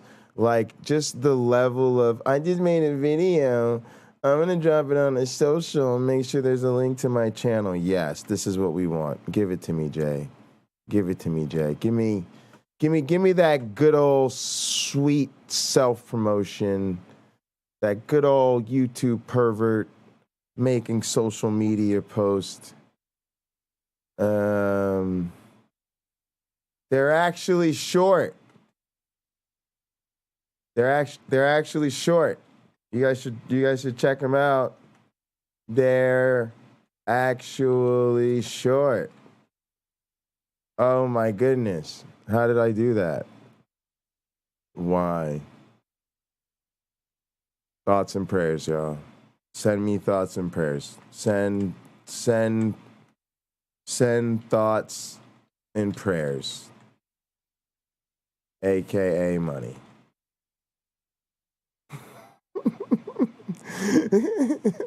All right.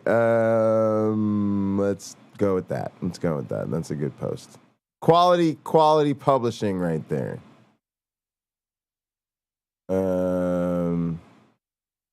Let's see that. Let's go see that post. I don't believe it. I won't believe it till I see it.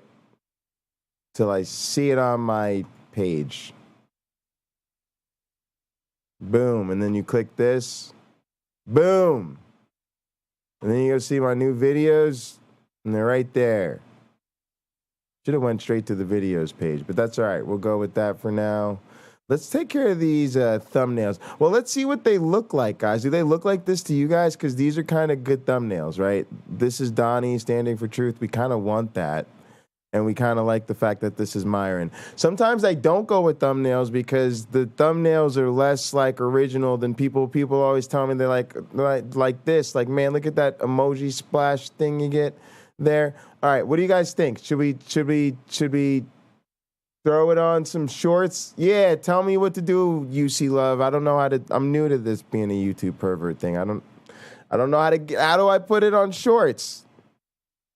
Also, should I put a thumbnail on these things? Or it's not too hard. I think I just go to the studio thingy. It's hard to put it on my live streams. I noticed that. It gets real hard.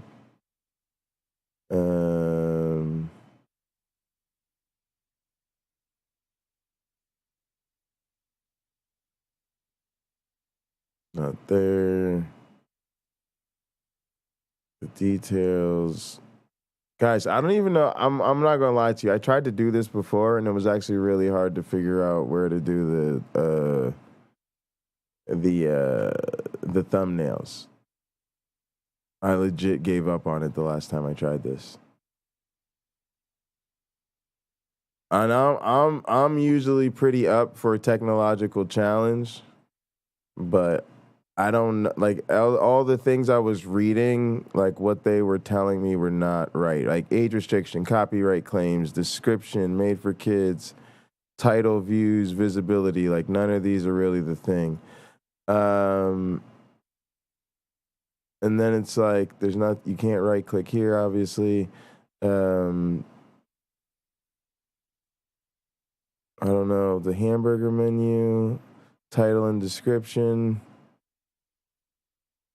shareable link, promote, download, delete, view on YouTube, comments, analytics. There's obviously got to be a way to do it. I just am that dude who hasn't figured it out yet, and it's kind of embarrassing. Oh, right. That other format. Yeah, I know what you're talking about, like when people are recording from their phones.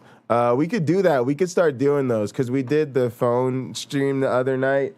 So what we could do is, like now, like y'all could just be chilling here. I could put my phone on this thing, turn it up, make sure it's right.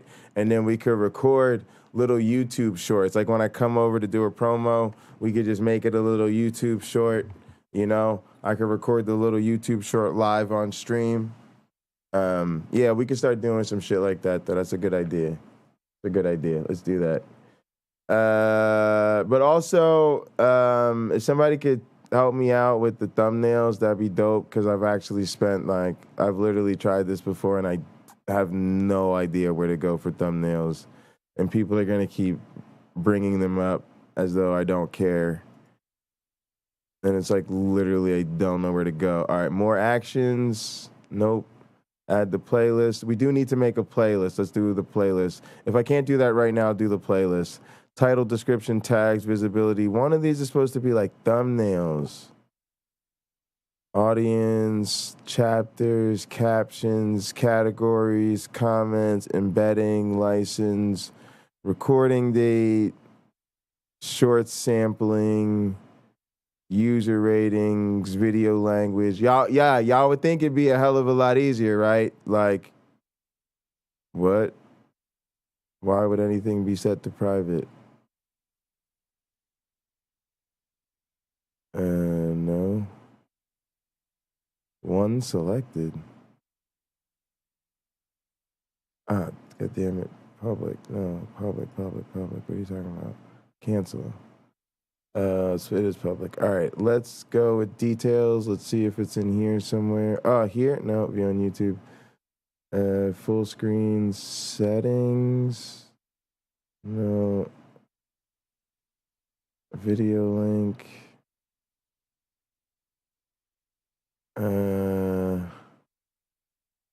Canva is a free app to make a ton of stuff like YouTube thumbnails. Pretty easy to use. So I'm not worried about making the thumbnails, although I appreciate that. I'm worried about how I tell YouTube what the thumbnail is. Once I can tell YouTube this is what I want the thumbnail to be,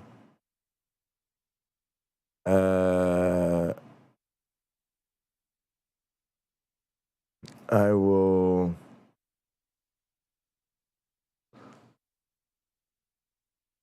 edit an image to be the thumbnail. Isn't this crazy how much you have to go through to figure this out? Y'all see me clicking like everywhere. Up here, maybe? No, download, delete, promote. Editor? Please tell me this is it. Editor, end screen, trim and cut, info cards.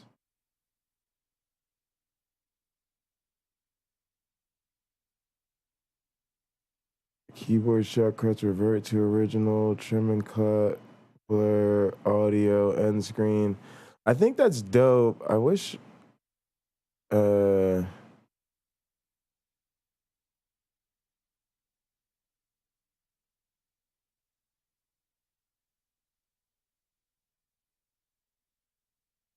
I can see how to change thumbnails easy on the YouTube phone app. Not sure how PC. Let me jump on that. All right.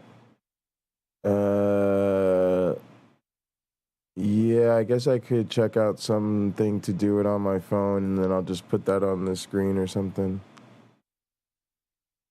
But yeah, I'd like to do it from the computer because that's normally how I hear.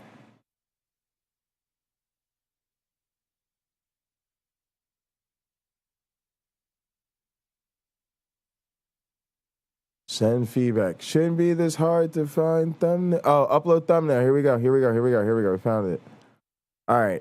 Upload thumbnail. All right, cool. And what was the program y'all said? Canva. I kind of want to use Inkscape because that's normally what I use, and I should get good at using Inkscape. But let me see what Canva is about. I think Canva is like a same deal, right? Like a vector graphics design program.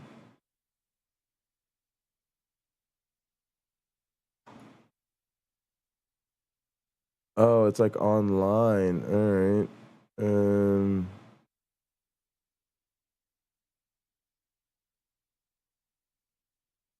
What do you mean I was right there?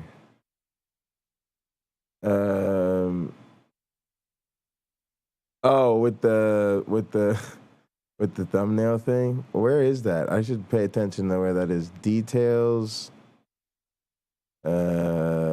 Thumbnail after video details. All right, that's good. So now we can make those template ones. All right, but let's do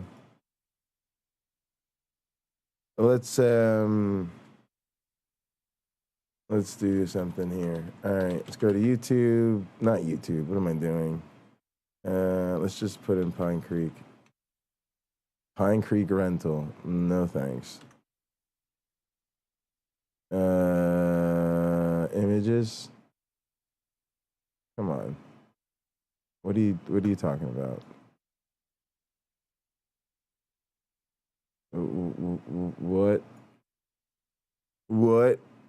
What you talking about, Willis? Yeah, and I guess there's no images listed. That's crazy. All right, so how does Doug not have any pictures? There we go. All right, let's grab one of Doug. Let's go with this one. It's kind of serious looking. All right, I got an idea. All right, so we'll save this as thumbnail pics. There you go, Doug.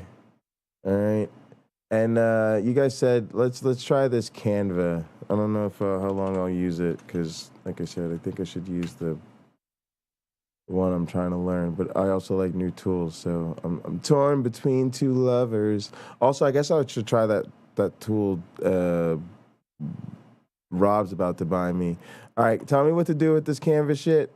Sign up for free. Continue with Google. Hunter Biden's laptops. Let's go. I'm a teacher, but also kind of a student, but also like a large company. Also, I'm kind of personal, but also I'm kind of a big deal. Like a. Do you have anything for celebrities? Try Canva Pro. No, maybe later. There, we'll go with that. All right, what am I gonna design? A thumbnail. Where do I put that at? Marketing. No. Social media, guys.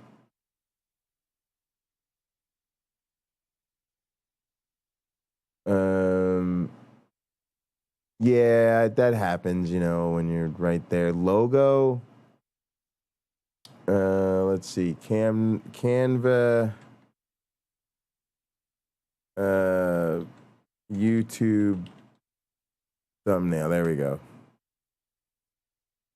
go. Boom.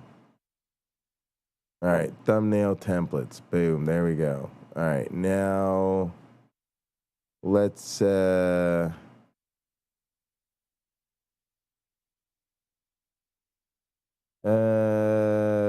let's see what I like.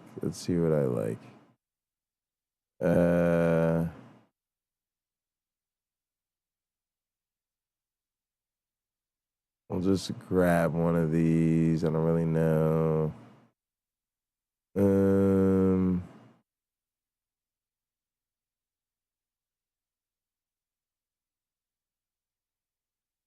Yeah, replace assets in the template. Yeah, that's the game plan. Let's I don't know, let's just go with something purpley. I don't like this one. Very Los Santos. Ooh, like my right keyboard. That says absolutely nothing about anything.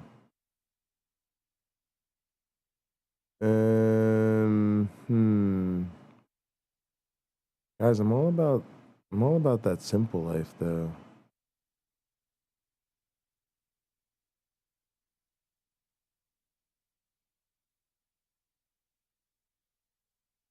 Oh, the little birdie.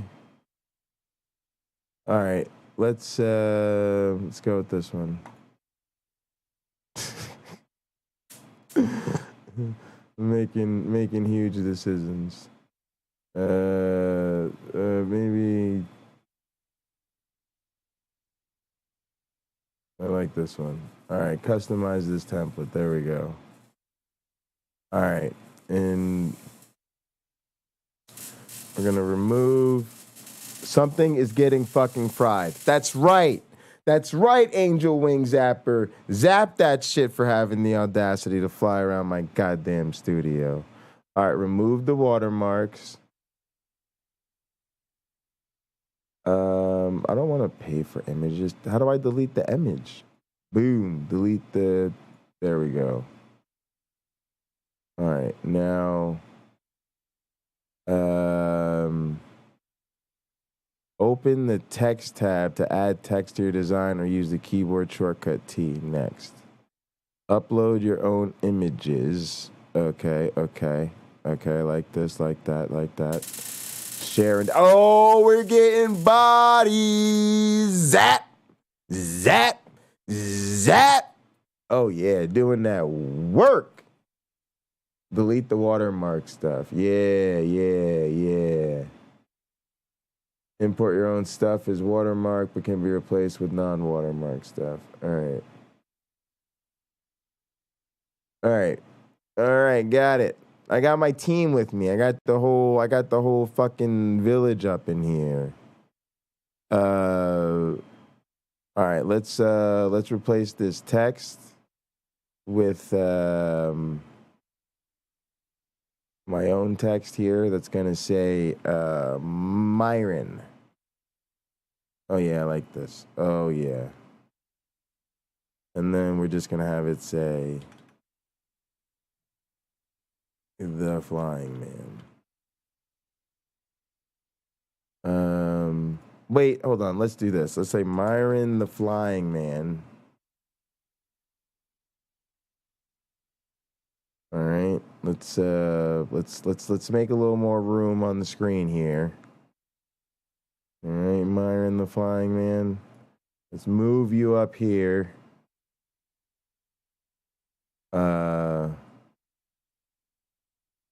And then we say Doug loves dark ladies. Oh yeah. All right, then we're gonna import a picture. I'm gonna upload a file here of Mr. Pine Creek. Oh yeah, that's what I'm talking about.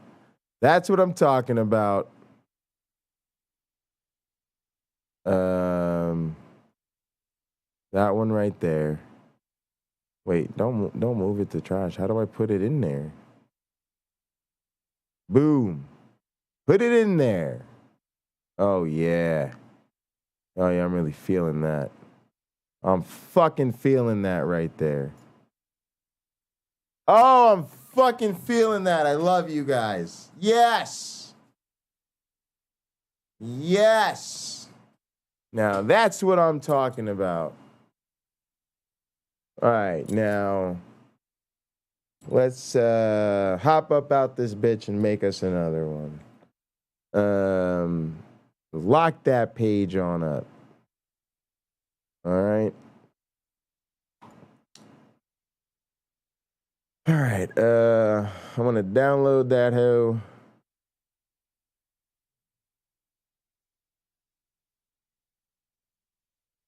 All right, what do you guys do when it comes to sharing this bitch? Because it looks like it wants me to get the Pro version. How much is Canva Pro? What are we talking about here? No, I want to see the prices. I want to see the prices. Because I'd be like, yo, Rob, I want this thing, and I'd be using this thing to be making things. So I should just get this thing. How much is it? Show me the plans and pricing. Don't waste my time. I'm like my mother. Show me the pricing. All right.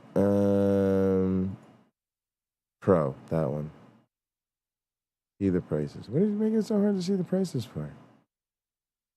$120 a year for one person. Bunch of stock photos, videos, audio and graphics, features, folders. They might throw that in there. Not too bad. What is it, monthly? That's crazy. 13 is not too bad either. All right, what do you guys download? Cameron, you gotta remember, bro. We got that government money. It should be free if you use no watermarked images in the images. Oh, the background's watermarked. Ew. Remove it. All right, I got it. I see.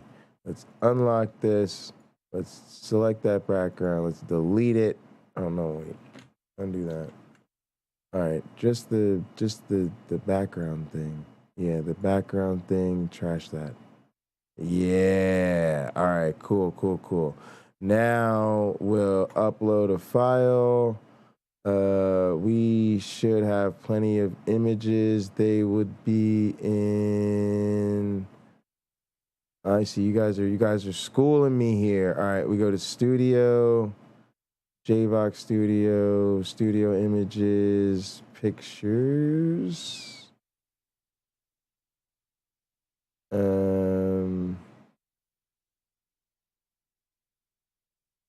Theme backgrounds. Yep. Doop.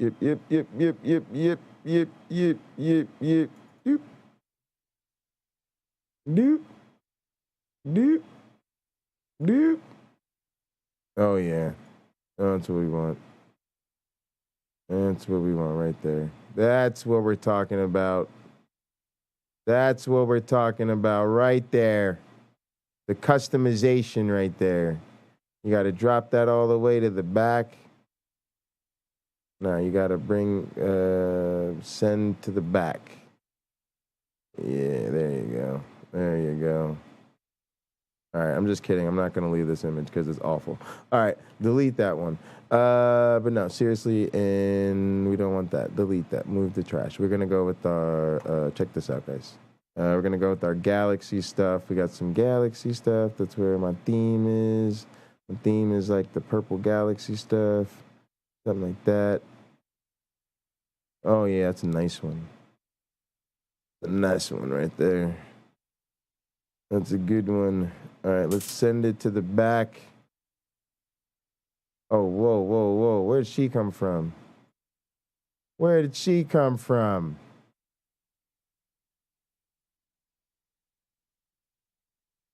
Hey.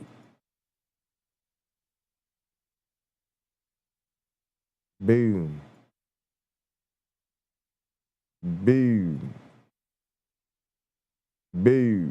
Oh, is there more than one Doug?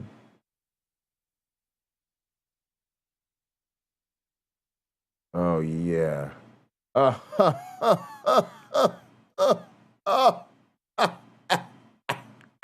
Yes. I'm taking over the internet. I just feel it, I can just tell. Sometimes you just have a hunch about certain things. You can just feel it coming. And the takeover is happening. Oh my goodness, look at that. All right, let's see if we can download that. Download. Oh, there it is. Download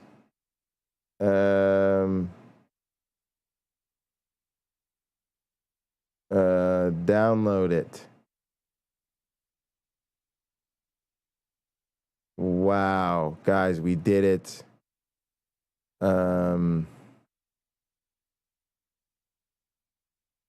Exit and close expressive. Now, what are you doing? What are you doing?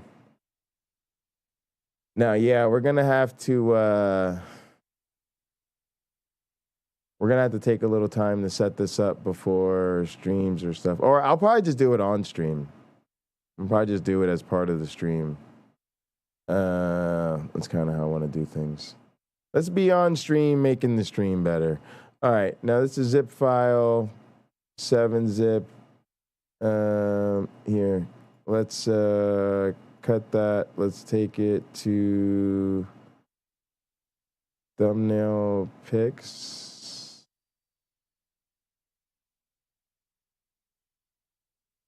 Yeah, and we'll say paste. 7-zip, we'll say extract here.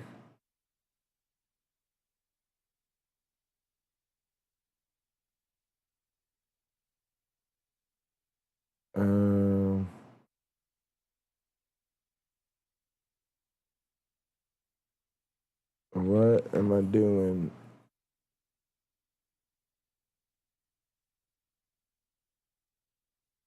All right, why didn't I extract here? Why didn't that do anything? Yes to all, I don't know. Let's go back in here. I'm not looking at something right. Nightwayne should have saved as a PNG. I thought I did save it as a PNG. All right, let's try it again. Download PNG. There's PDF. All right, there's PNG.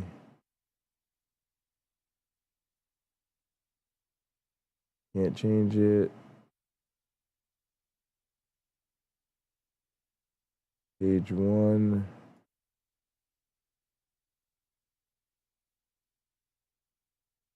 Download.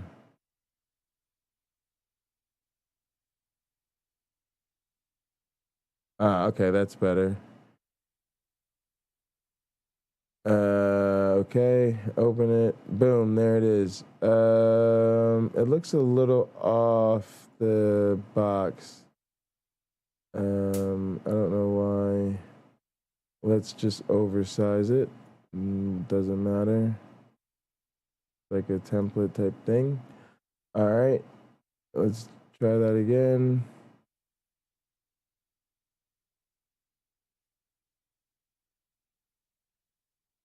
All right.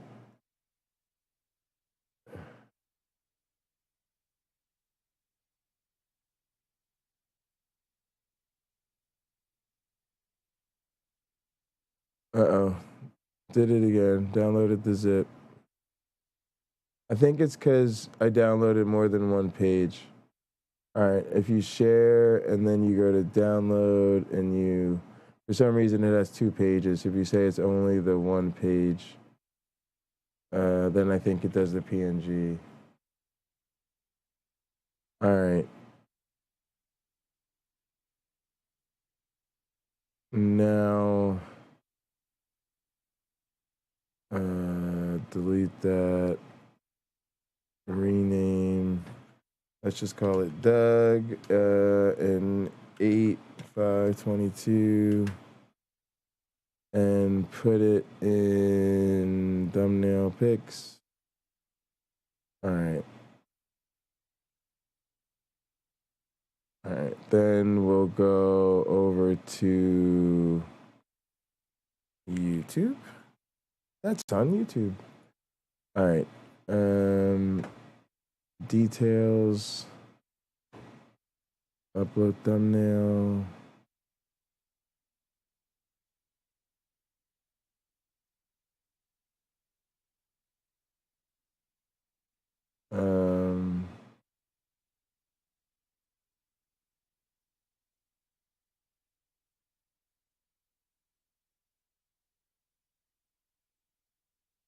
What did I? Let me see.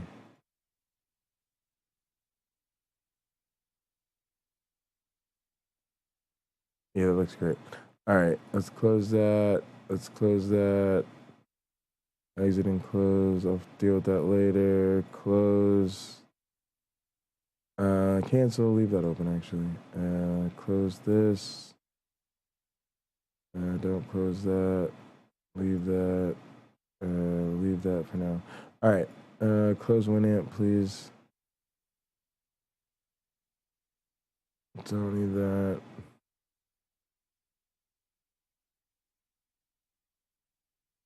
All right. Great. Save. Perfect.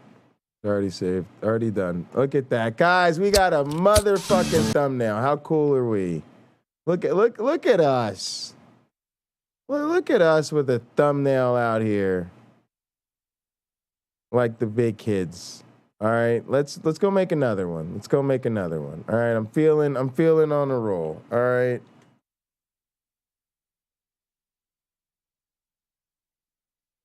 All right, let's images.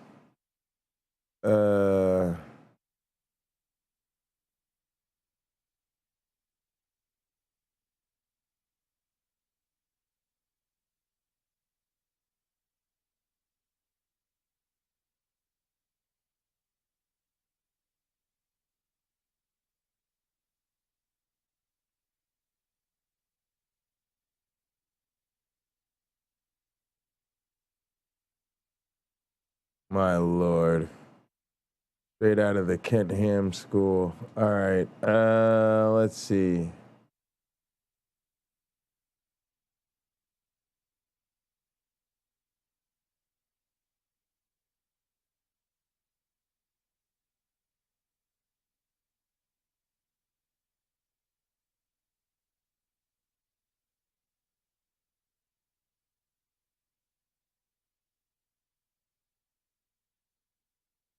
Mugshots.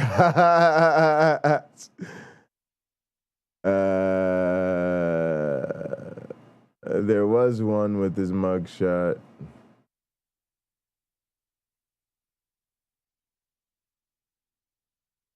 All right. I got an idea. Sure. All right. Actually, but let's get this one too. And then let's do standing for truth. No. God damn it. I don't know where these lies are coming from.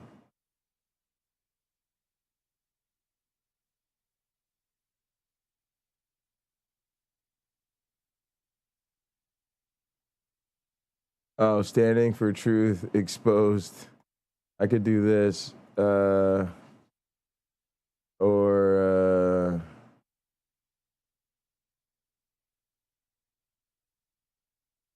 something like this.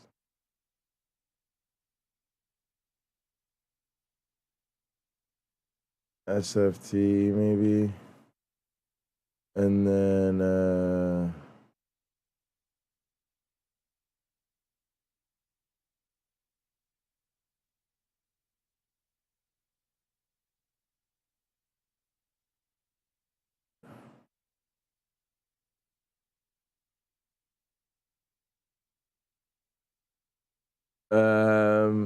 yeah, I guess I could go with like the standing for truth exposed, but like I don't know.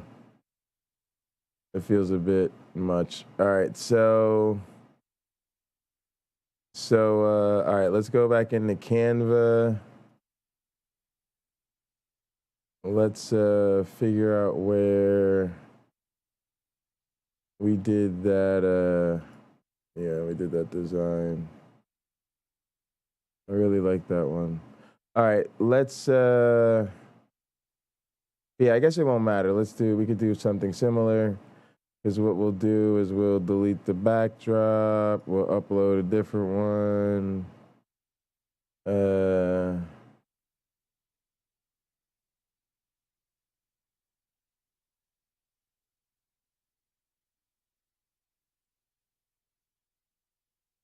Let's go with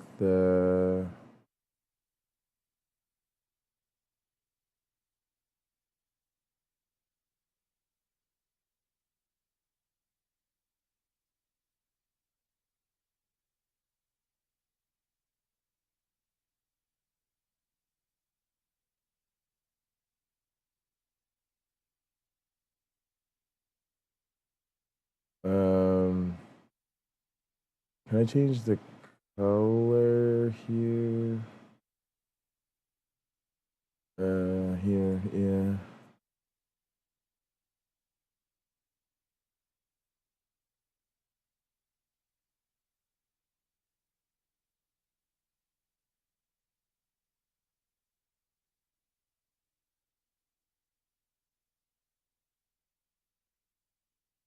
Delete the second page. Yeah, that's a good idea.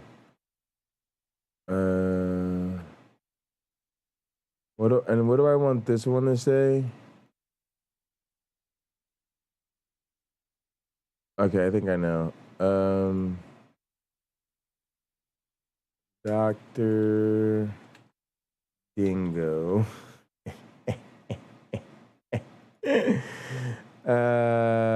No, wait, hang on. Do the whole thing. Do like that.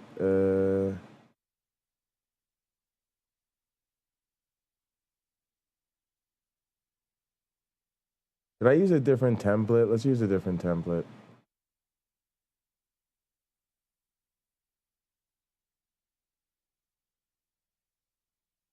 All right.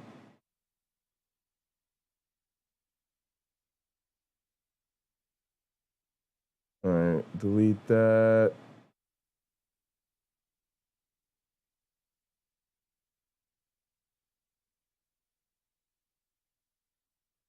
Dr. Dingo debate.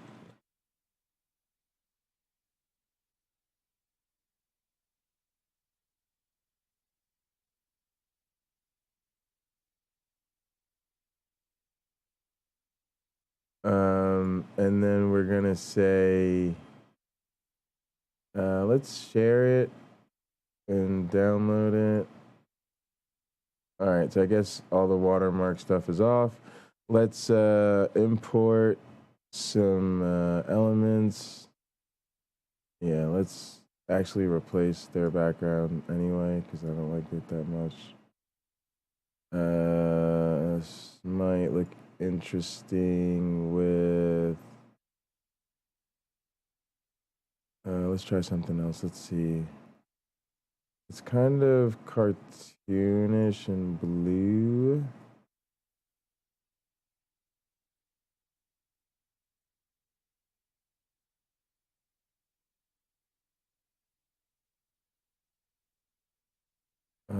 Send the back.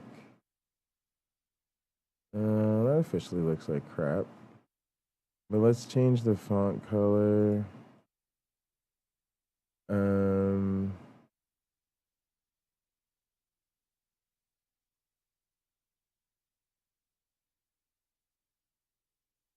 Whoa.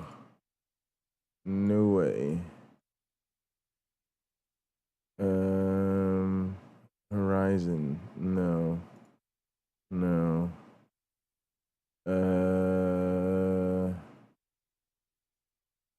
No, I think this back. Ooh, hang on.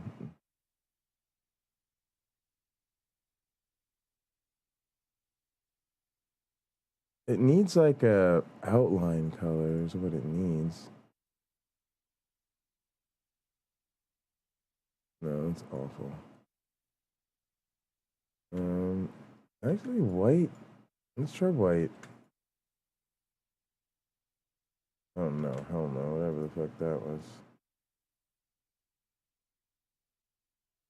There. Alright.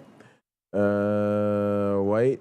Give me a try. Let's try it. We'll say we did it. Alright, let's say we did it. Let's pretend we didn't do it. Alright, let's oh, effects has drop shadow. Okay, here we go. There we go. Is shadow. All right, text. Oh, yeah.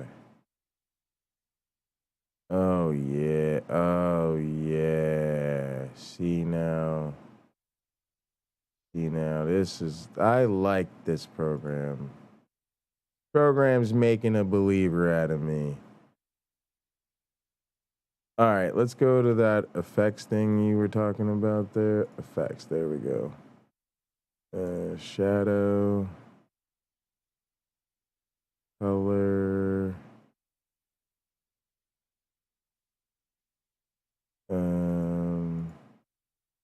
Right.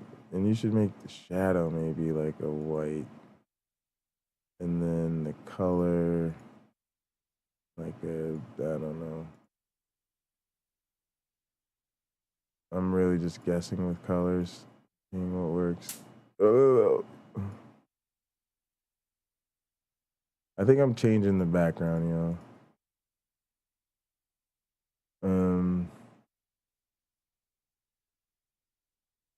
Although I have one idea here. Let's try that.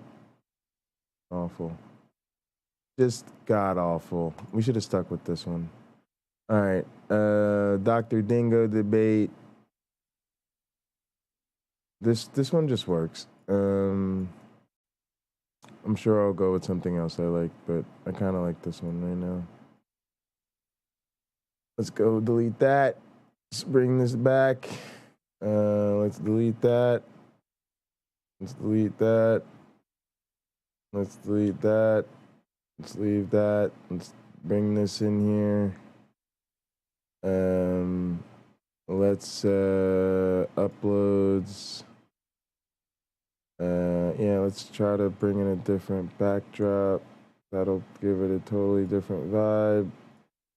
Drop it to the back.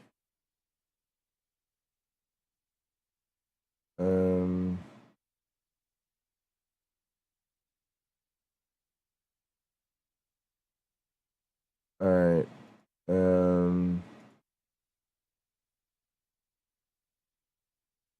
Dr. Dingo debate. Let's change the font here. No, that's a bad one. Anton's a pretty good one, I think. Yeah, I wish I could do, some spacing.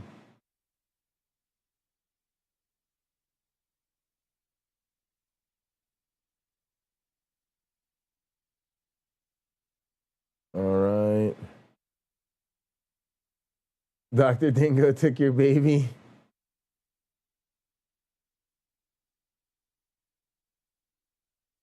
Yeah, the first one was better, exactly. All right, let's upload a file.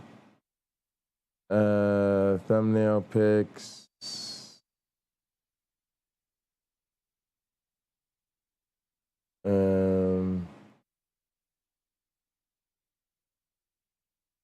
Let's drop back. Bring forward. Oh, it's back already? No. Shouldn't be.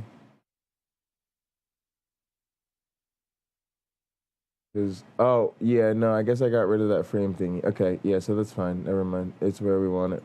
All right, yeah, I'm with this. Dr. Dingo debate. Cool. Let's see if we can get in. Oh, it even lines it up for us. That's really nice. Let's see if we can get in. There we go. Standing for truth. I don't know where I would put him. Somewhere on here. No, just kidding. Let's go like this.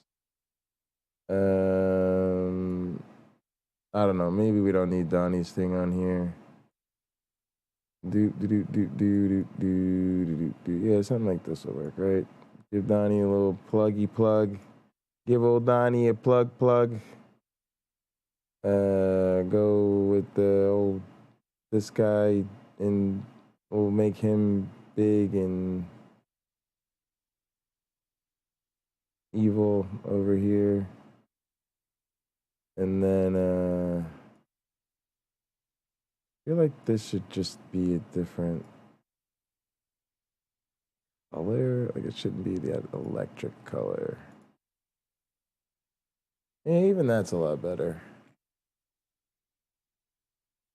I'm kind of feeling that, guys. I think we're getting somewhere for our first two thumbnails. You know, I think that's we've got two. What do you guys think? Crop it and re-import it. Yeah, I could do that. That's not too much. Although I don't enjoy doing all that work for Donnie.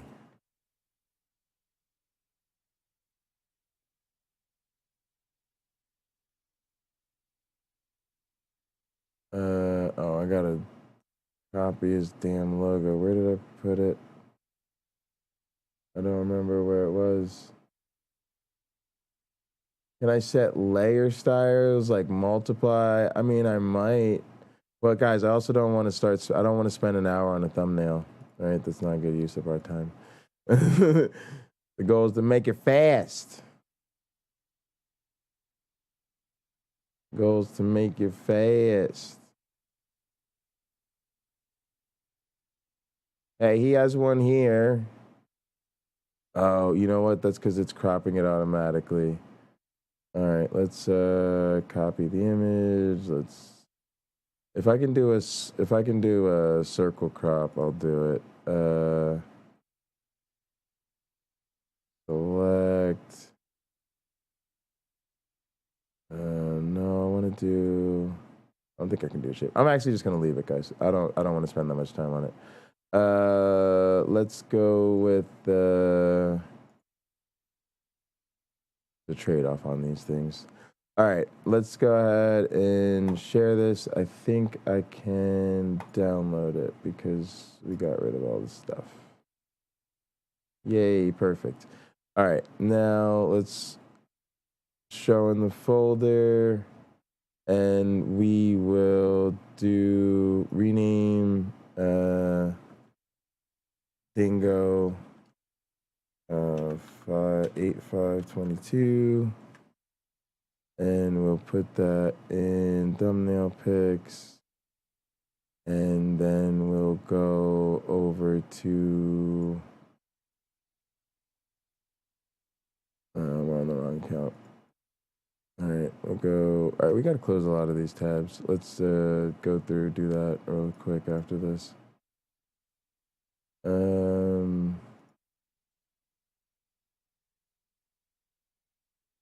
All right, that'll help. Let's go to studio, content, live, videos.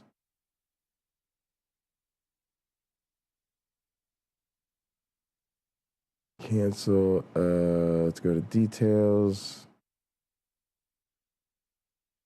thumbnail, boom. All right, save. Channel, videos, nice.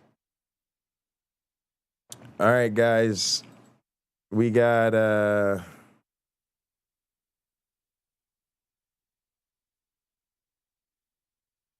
probably should have called that challenge because we'll actually have to do the debate, but that's all right. But it's fine for now. Myron the Flying Man, Doug loves dark ladies. Love it. All right, guys, we're moving on up in the world. We'll have more clips to do and more videos to make soon, I'm sure. But yeah, we're starting to get our shit together here a little bit. Great. So happy about that. Let's do something else. Let's do something else useful. Let's make a couple playlists. All these are private. All right. Let's make some playlists.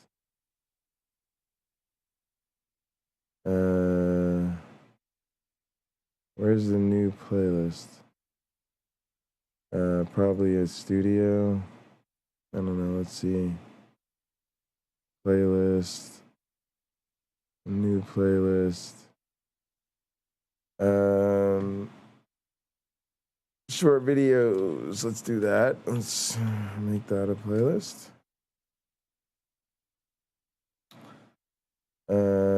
And then we'll go through our videos, and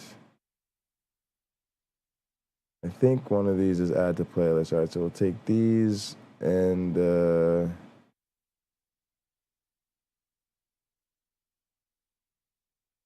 say add to the playlist short videos. And then I think maybe this one will add to short videos as well. All right, we'll make another one called January 6th. MIDI. And the same thing, we'll go to content, we'll go to live. We'll take this one.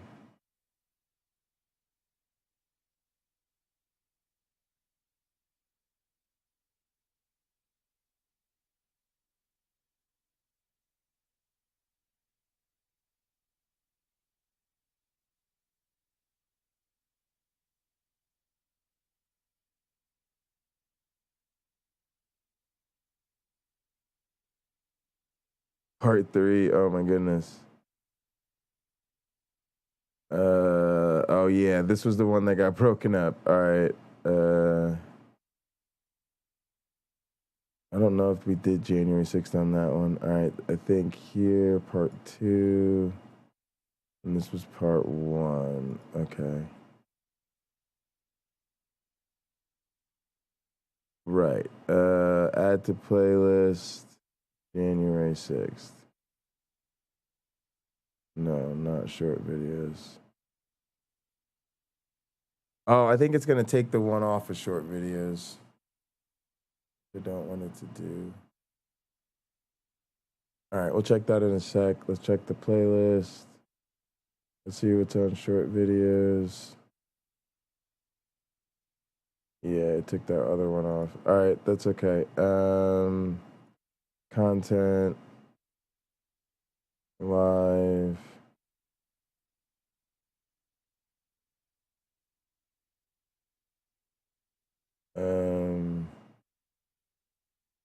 All right. Let's take this one. Short video saved there. Good, done. All right, now we want to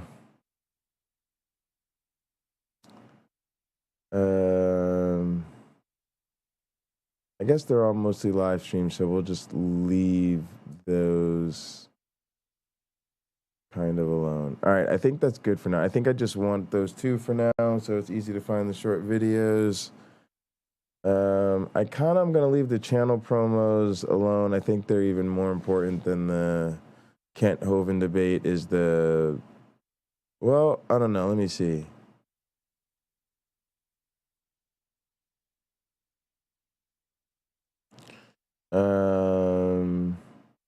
There's like a short videos thing.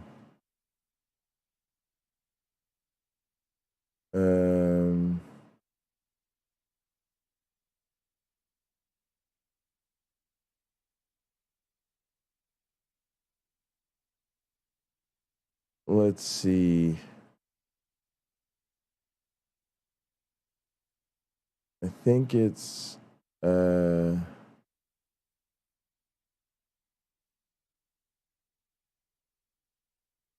I guess it's showing me who the people with the biggest subscribers are.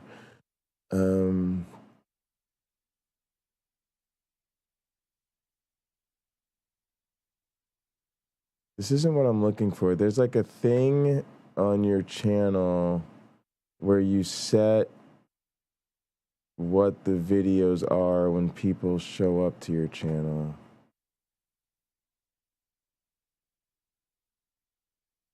All right, I'll find it later. No worries. I'm not going to worry about it right now.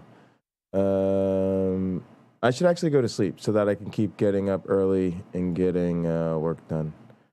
So yeah, let me. Yeah, was it like 2 o'clock? All right, I guess I can preheat my oven and stuff. I don't know if I'm quite ready to go to sleep. It still feels pretty early. Let me see. What is today? Is it Thursday? What's tomorrow? I have a meeting with Rob at 3:30 or something like that.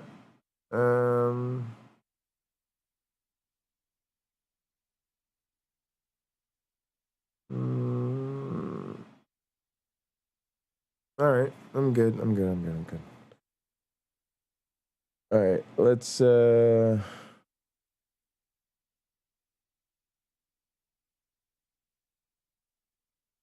Yeah, I don't know. I guess I should go to sleep. I'm like thinking like I want to eat, but I'm like I don't have the oven heated up and I'm not that hungry.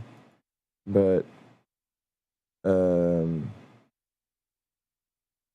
yeah, I guess I'll heat up my oven and then chill while I get some food, and then I'll see what's going on. Let's see what's going on in PlayStation World for a little bit. Let's switch over to PlayStation 4.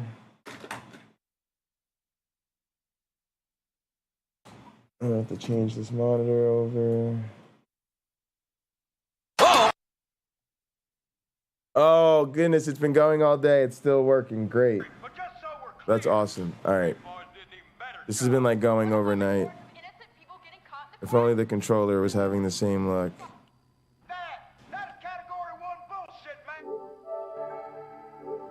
Yep, it's me, party. What are y'all doing?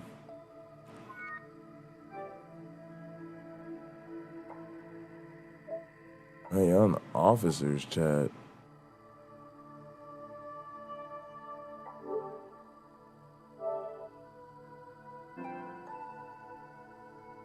That's for a drag race, right? No, for a derby. Oh, derby is gonna be like behind the penthouse. No, I know. I'm just trying to think of something different to do for the derby, like a different area. Yeah, that's what we're right around looking for, right? Yeah. We couldn't find them. Right. Well, that's what I was saying. That maybe underneath the train station. Hey, let me go take a picture. I'll show you. Alright. One sec. Also, here's another spot that we could probably do a derby in.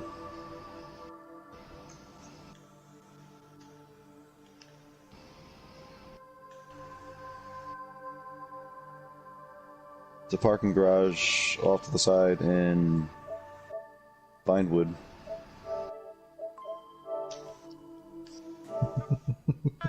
Definitely large enough.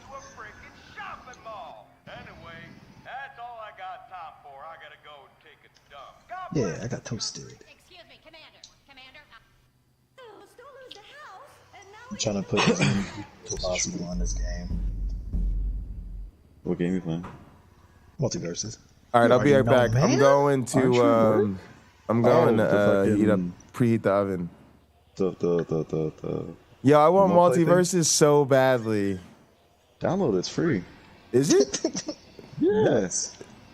I thought the shit was before it was on like early trial or something. Yeah, I'm going to download it right now. I ain't playing with nobody. It came out like last week. The early Nah, access I ain't playing with nobody. I'm going to download it right now.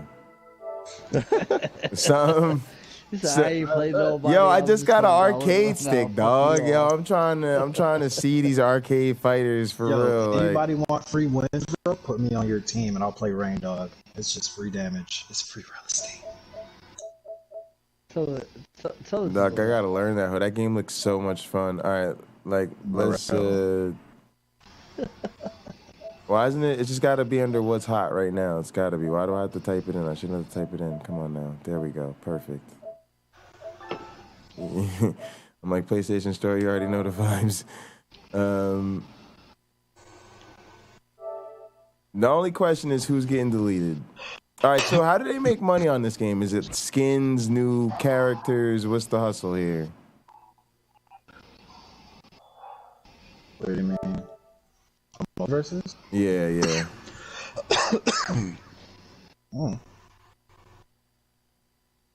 Gotta be something they want you to buy. Oh, right, LeBron check that out. James is in the game from Space Jam? That's crazy. Yeah. He's also Rick in and Morty's Fortnite. coming in a little bit too. Wait, what do you play, Pocket? Talking about multiverse. Multiverse is, yeah. Speaking of Fortnite, bye. I thought he was talking about Fortnite. Good night, Cameron. Oh, I said he's talking about LeBron James, and I said, oh, he's also in Fortnite. Yeah. Is he really? Yeah. Yeah. You can buy him in the item shop. That's wild. Drew has him. But Lo, check out those pictures. Those are the areas I was talking about. I Thank don't know you about for the underground sub. thing. It might be a little bit too small. Fort Derby? Yeah. No, that's too small. Alright. What about the other two, though? What The are other you two gonna would work. do? All right, it's letting me What are download we it, so gonna I do, guess I Great got enough Prius? space. No, it's No. too small. It's a small Not the game. other ones? A Prius Derby would be dope. That'd be funny. Shut up, Boogie. Did you check out the other? The other two are actually larger than the Derby area. I seen all three. What are we gonna do? What are we gonna do? Invite 3 people? 5 people? No, it's the same size. Look at that truck. Or that van. First Alright, picture. hold on. Let me go look at this again.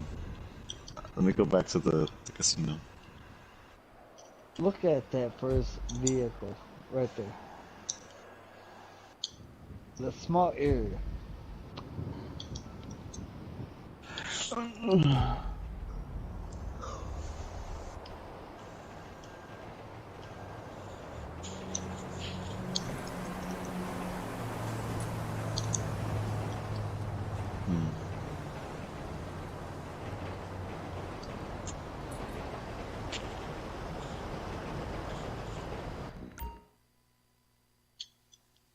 See a little human over there? Not your body, but a little human over there. Oh, it's still coming disconnected, guys. Oh, my controllers are acting like trash. They keep coming disconnected. Alright, you're right. It's a little bit smaller. What the fuck?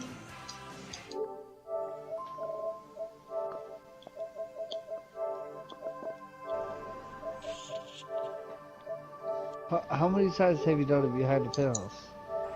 Oh, dude, all the time. We used to have this this one club that we were friends with, Forsaken Phoenix. They used to always host it there. I used to get so bored of doing that. Yo, Bio, where you at in this lobby? Honestly, that's where I put it. You know, What? Look at the very first picture, and then look at the last picture. Roughly around the same size. You said you flying around. Yeah, I'm trying to find a derby area. And you're playing? No, in my oppressor. Oh. I guess like I mentioned, like, man, I did that so many times there. Yo, what do I have to do when I'm looking at a TV to not get I think maybe, lagged out? You know the theater area? Yeah. North of Vinewood? Oh, in the back, where the where the stage is? Oh, you're talking about the... Yeah, where the stage is and everything. Maybe up there in the parking lot there? Yeah. That would work. Right over there, look at it. Yeah, that would work. I'd rather do it there. Because this spot where you're at right now, like, last spot you showed me, that's usually where I put it. Yeah, no. I don't know. There's somebody in the open there, be like, rough. You know, There's like also that the one area. that's like right before the airport. There's a huge ass lot off to the left side of it. And if you spawn out, actually we could do that in the airport. You spawn out and everything, you spawn out, you know, outside of the field. That's first Oh. wins this quick win. The whole airport? Damn. I just dropped my arcade pad. What was that noise? I dropped my arcade pad. Oh. It just fell out of my hands. It's alright. All I heard was... It sounded like somebody's dog fell down the stairs. I was like, damn, Groot. I thought he kicked one of his fucking puppies down his fucking stairs or something. Luckily, this thing's built like a fucking tank. All right. It would die. It'd die. Well, we could do that or at the airport. Well, take a look at this one. And it's got accident coverage on it. But I'm sending this bitch back anyway because the fucking controller won't stay connected. It's so annoying. That's such a message. And you got two different directions that you can fall off. You can get pushed off into the water, which is kind of funny. And then if you get pushed into the street on the other side, which you'd have to, somebody have to like bump you up over it.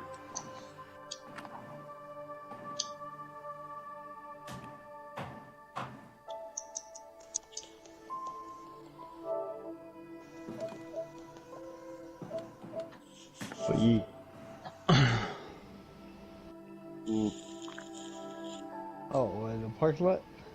Yeah. Right? That would do.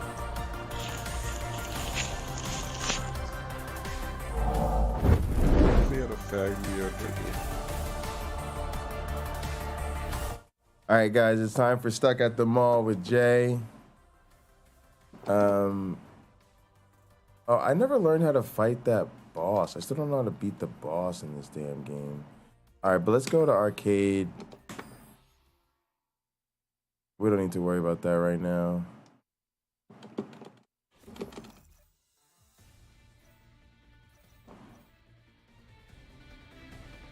They'll wait till I'm like, I don't know who it is. No. Starting the mission. Let's go. Frank, Oh yeah, there's a story brewing. who will prevail?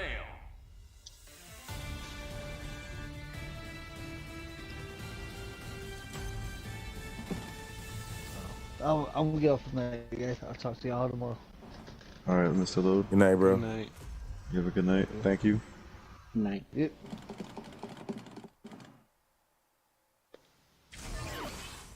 The galaxy needs more than Rosh. Alright, you guys have to jump into chat now, No coordination and no plan. I hope I didn't upset him with the idea of doing a derby in a different area. Did he sound upset? I don't know. Okay. Some drops. Okay, good. Yeah, man, I've done so many derbies there with fucking Zeus Club. Every time they host an event, derby. And I've been to like 10 other events. I even made a video doing a derby in that. God damn it. I need to hide stuff over that. Special weapons ready. I don't know what that is. Two licking the balls. Special weapons Lick my ready. balls. You're going nowhere. Lick my balls. You got me with all of that. Alright, jumping over to which chat? To what? Which chat? Which? What? Which chat are we joining? Second friends? Part 2? Damn it. Okay.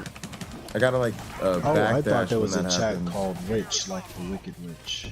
I was just like, who the fuck is Witch? Or am I just slow?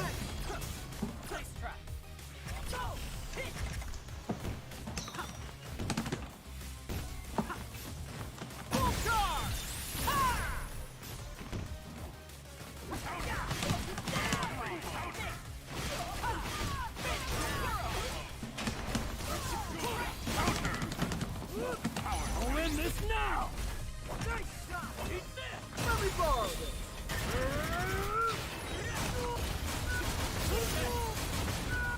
Special weapons ready. You're going nowhere. Interesting. Special weapons ready. You're going nowhere. Let me borrow this.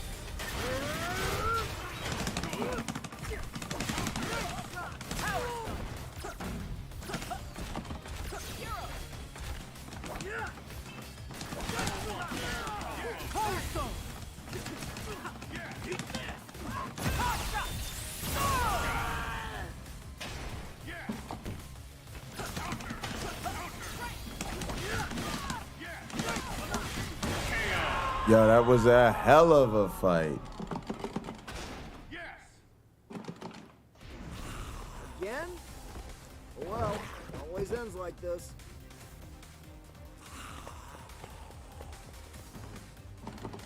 I'm still not fast enough on my special moves. They're... Only one team will be left standing.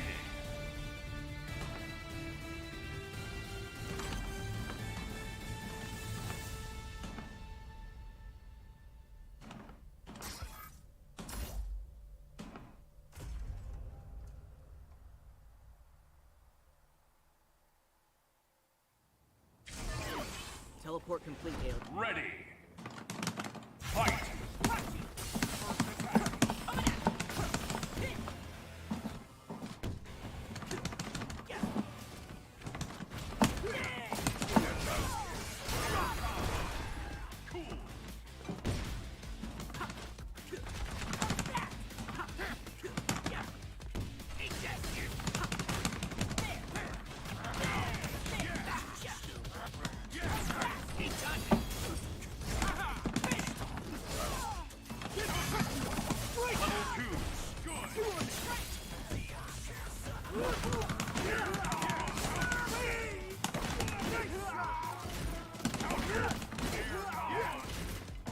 See, now I'm learning where the counter is in there.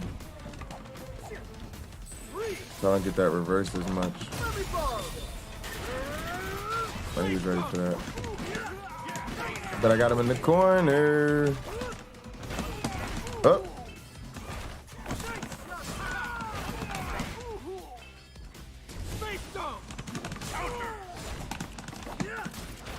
Oh shit, come on, shit. We done.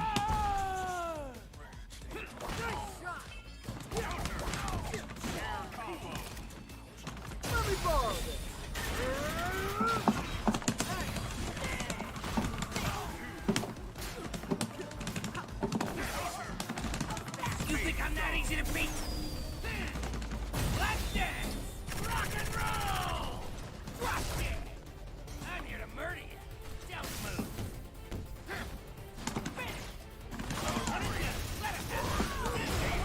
Oh shit.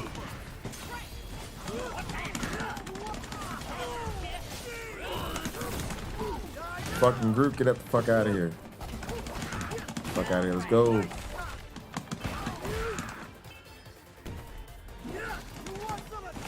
Shit.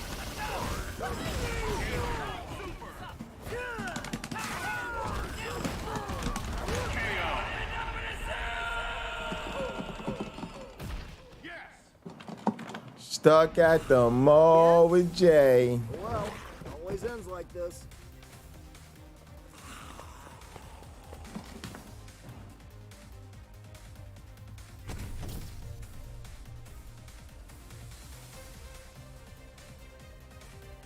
Oh, they must have jumped into the other party. The battle begins.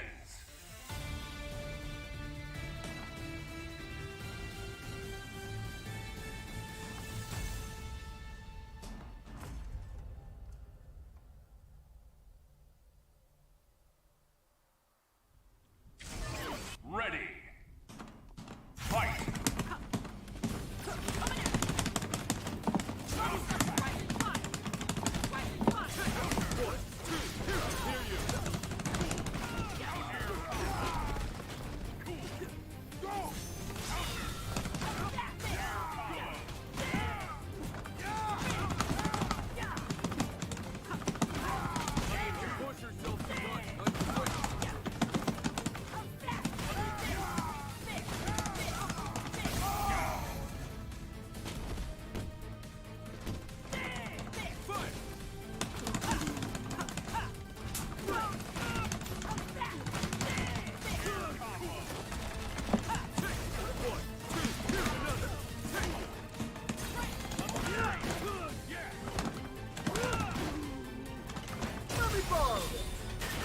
Missed him.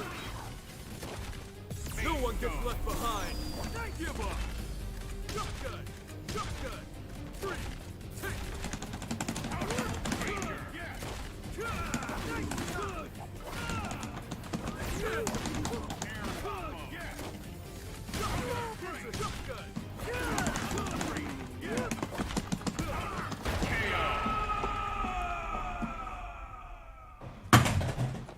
Whoa, why is everything falling today? Alright, hang on. Well, it always ends like this. That ain't right. That ain't right.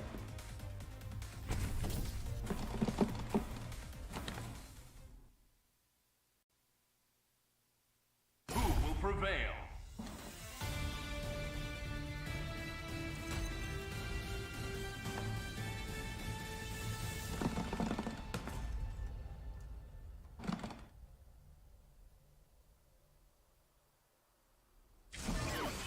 I won't back down. Ready. Fight. Let's go!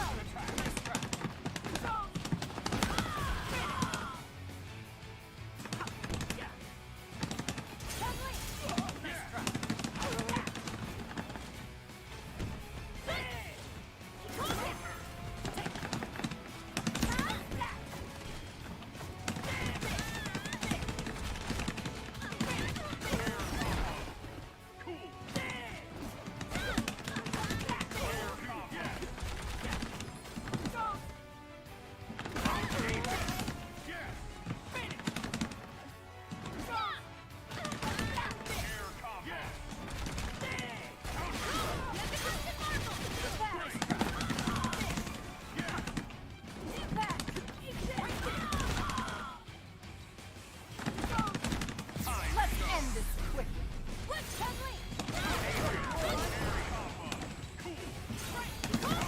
You're open!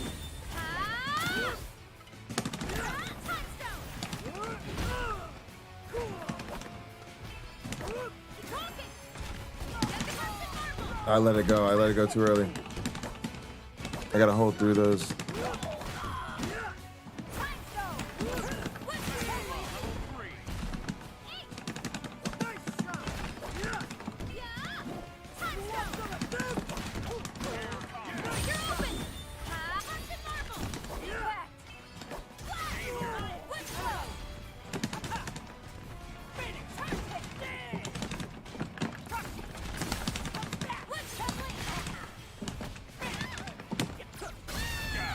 Got her.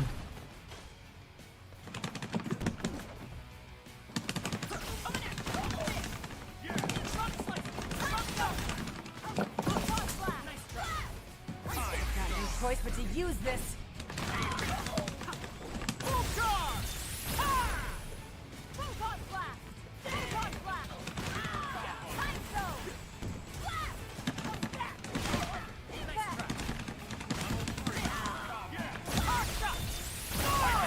Oh.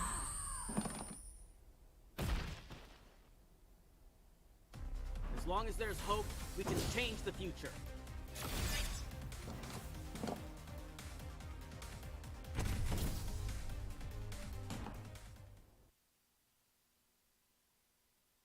Believe. Fight. Fry.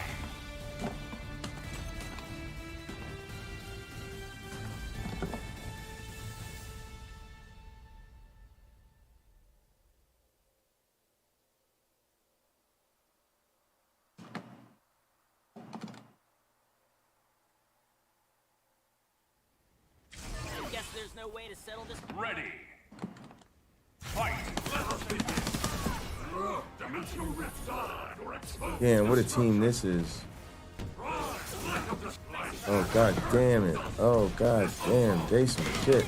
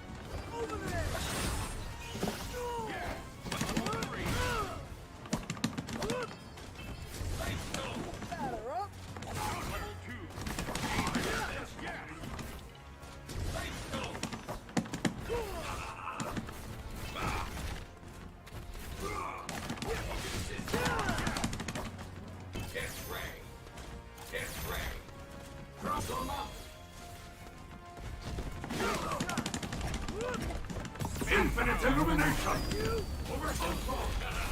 Miscalculation! Settle down! It's over! Destruction wave! Get ready! Throw! Get ready! Tombstone!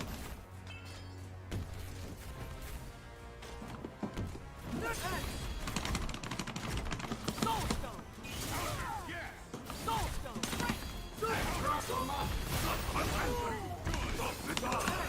Like that! Reaper! Control! Get ready!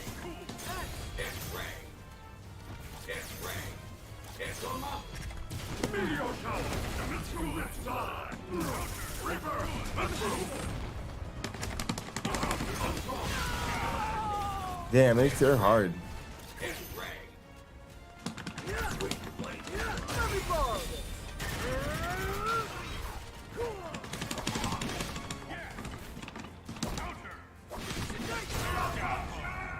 Got one of them at least. I was trying to use the soul stone real quick. Trying to mount a comeback. That's hard. What would you like me to burn next?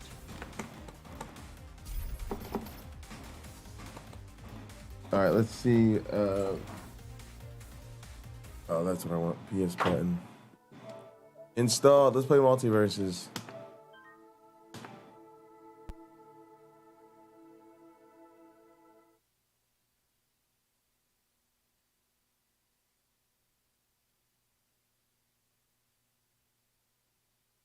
All right, let's see where they went. I think their party went to the other party, the Sacred Death members party. Or the Sacred Death and Friends party or whatever. They probably told me, but I had them muted.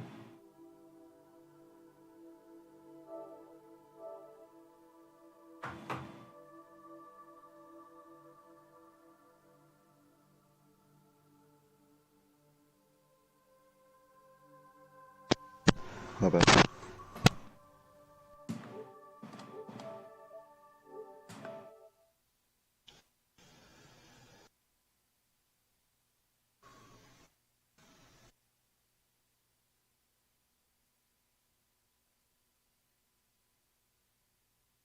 It's kind of repetitive, but we get free XP from it. Yeah, did you download Multiverse? Group? I did. Did you download it? Mm-hmm. I downloaded it. Did you guys download it? I have it. Are you able to play that game online? The game, I don't know. It was like lagging for me just in the AI pods. Really? What the fuck? I couldn't even fight the AI successfully. How will we do? Okay. We need a gun. You're playing Fortnite.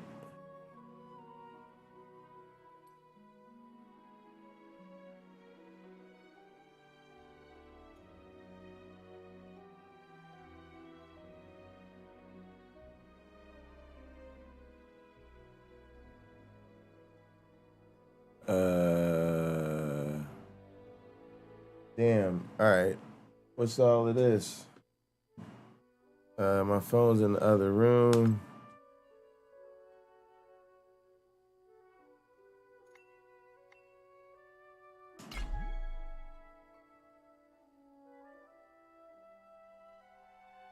Is this for real?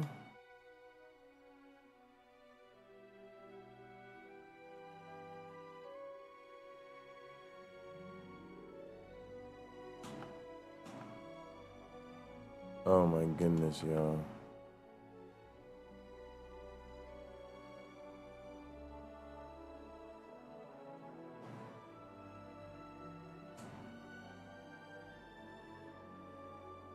Oh, that's not the way to go.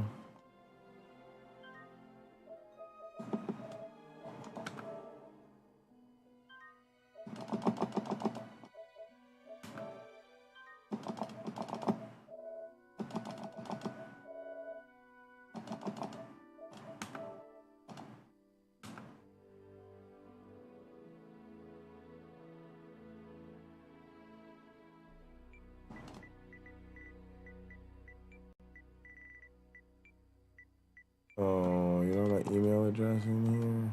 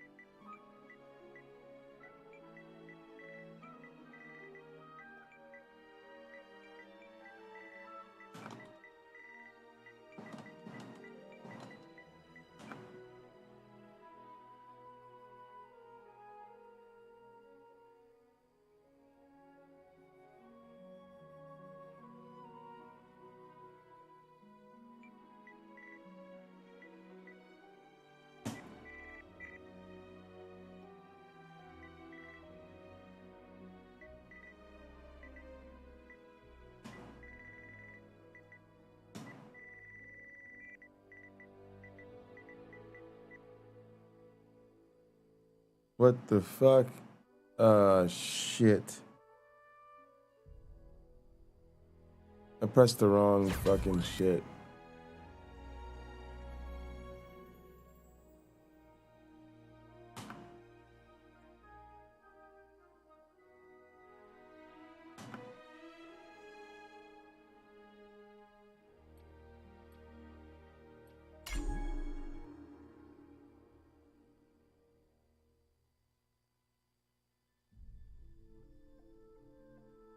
That creating my account shit did not go right.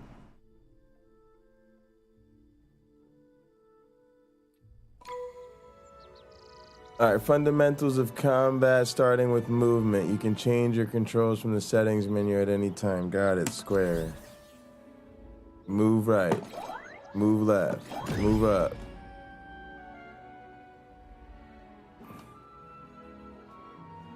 Jump.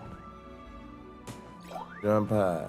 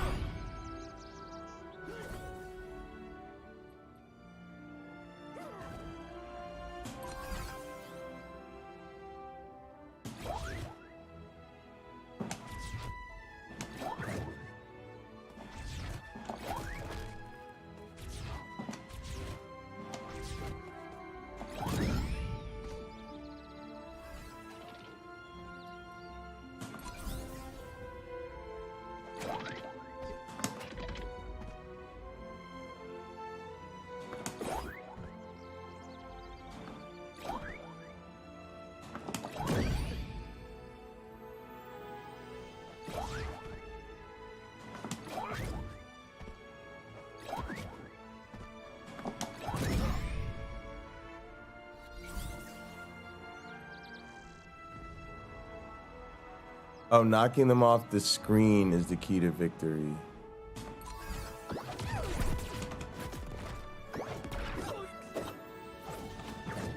Oh, that's not gonna help.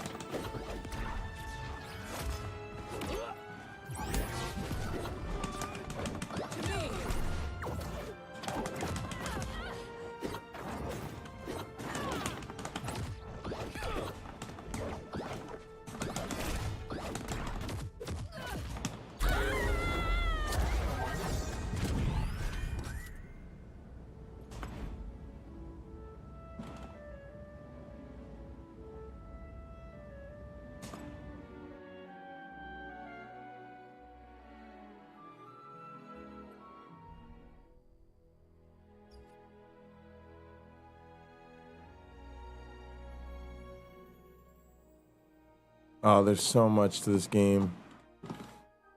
That's really dope.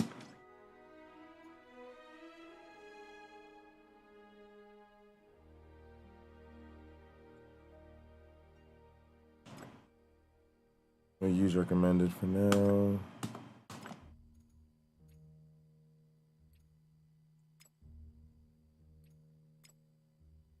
Oh my god, why can't I touch this thing?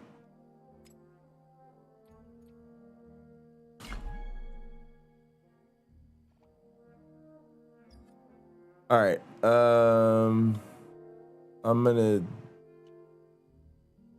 dip out, y'all, so I can go to bed, get some sleep, get up tomorrow, get back to it.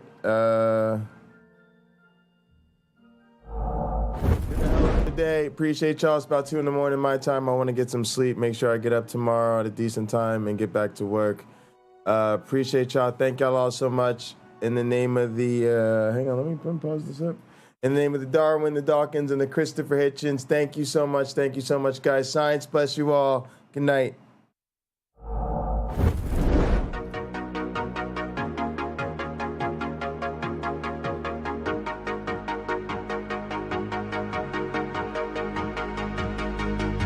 She got that sweet juice, Minute Maid, some of out that lemonade. Take a sip, blowing purple clouds, taste like lemon haze. Conversations back and forth like damn, we could go on for days. Looking back at it like damn, she bad when she walk away. Here we go, been down this road, they already know. When we go on tour, I'll take you anywhere you wanna go. People talk about us like they understand just what this is. I just wanna give you all you want and then the double it. They all say I'm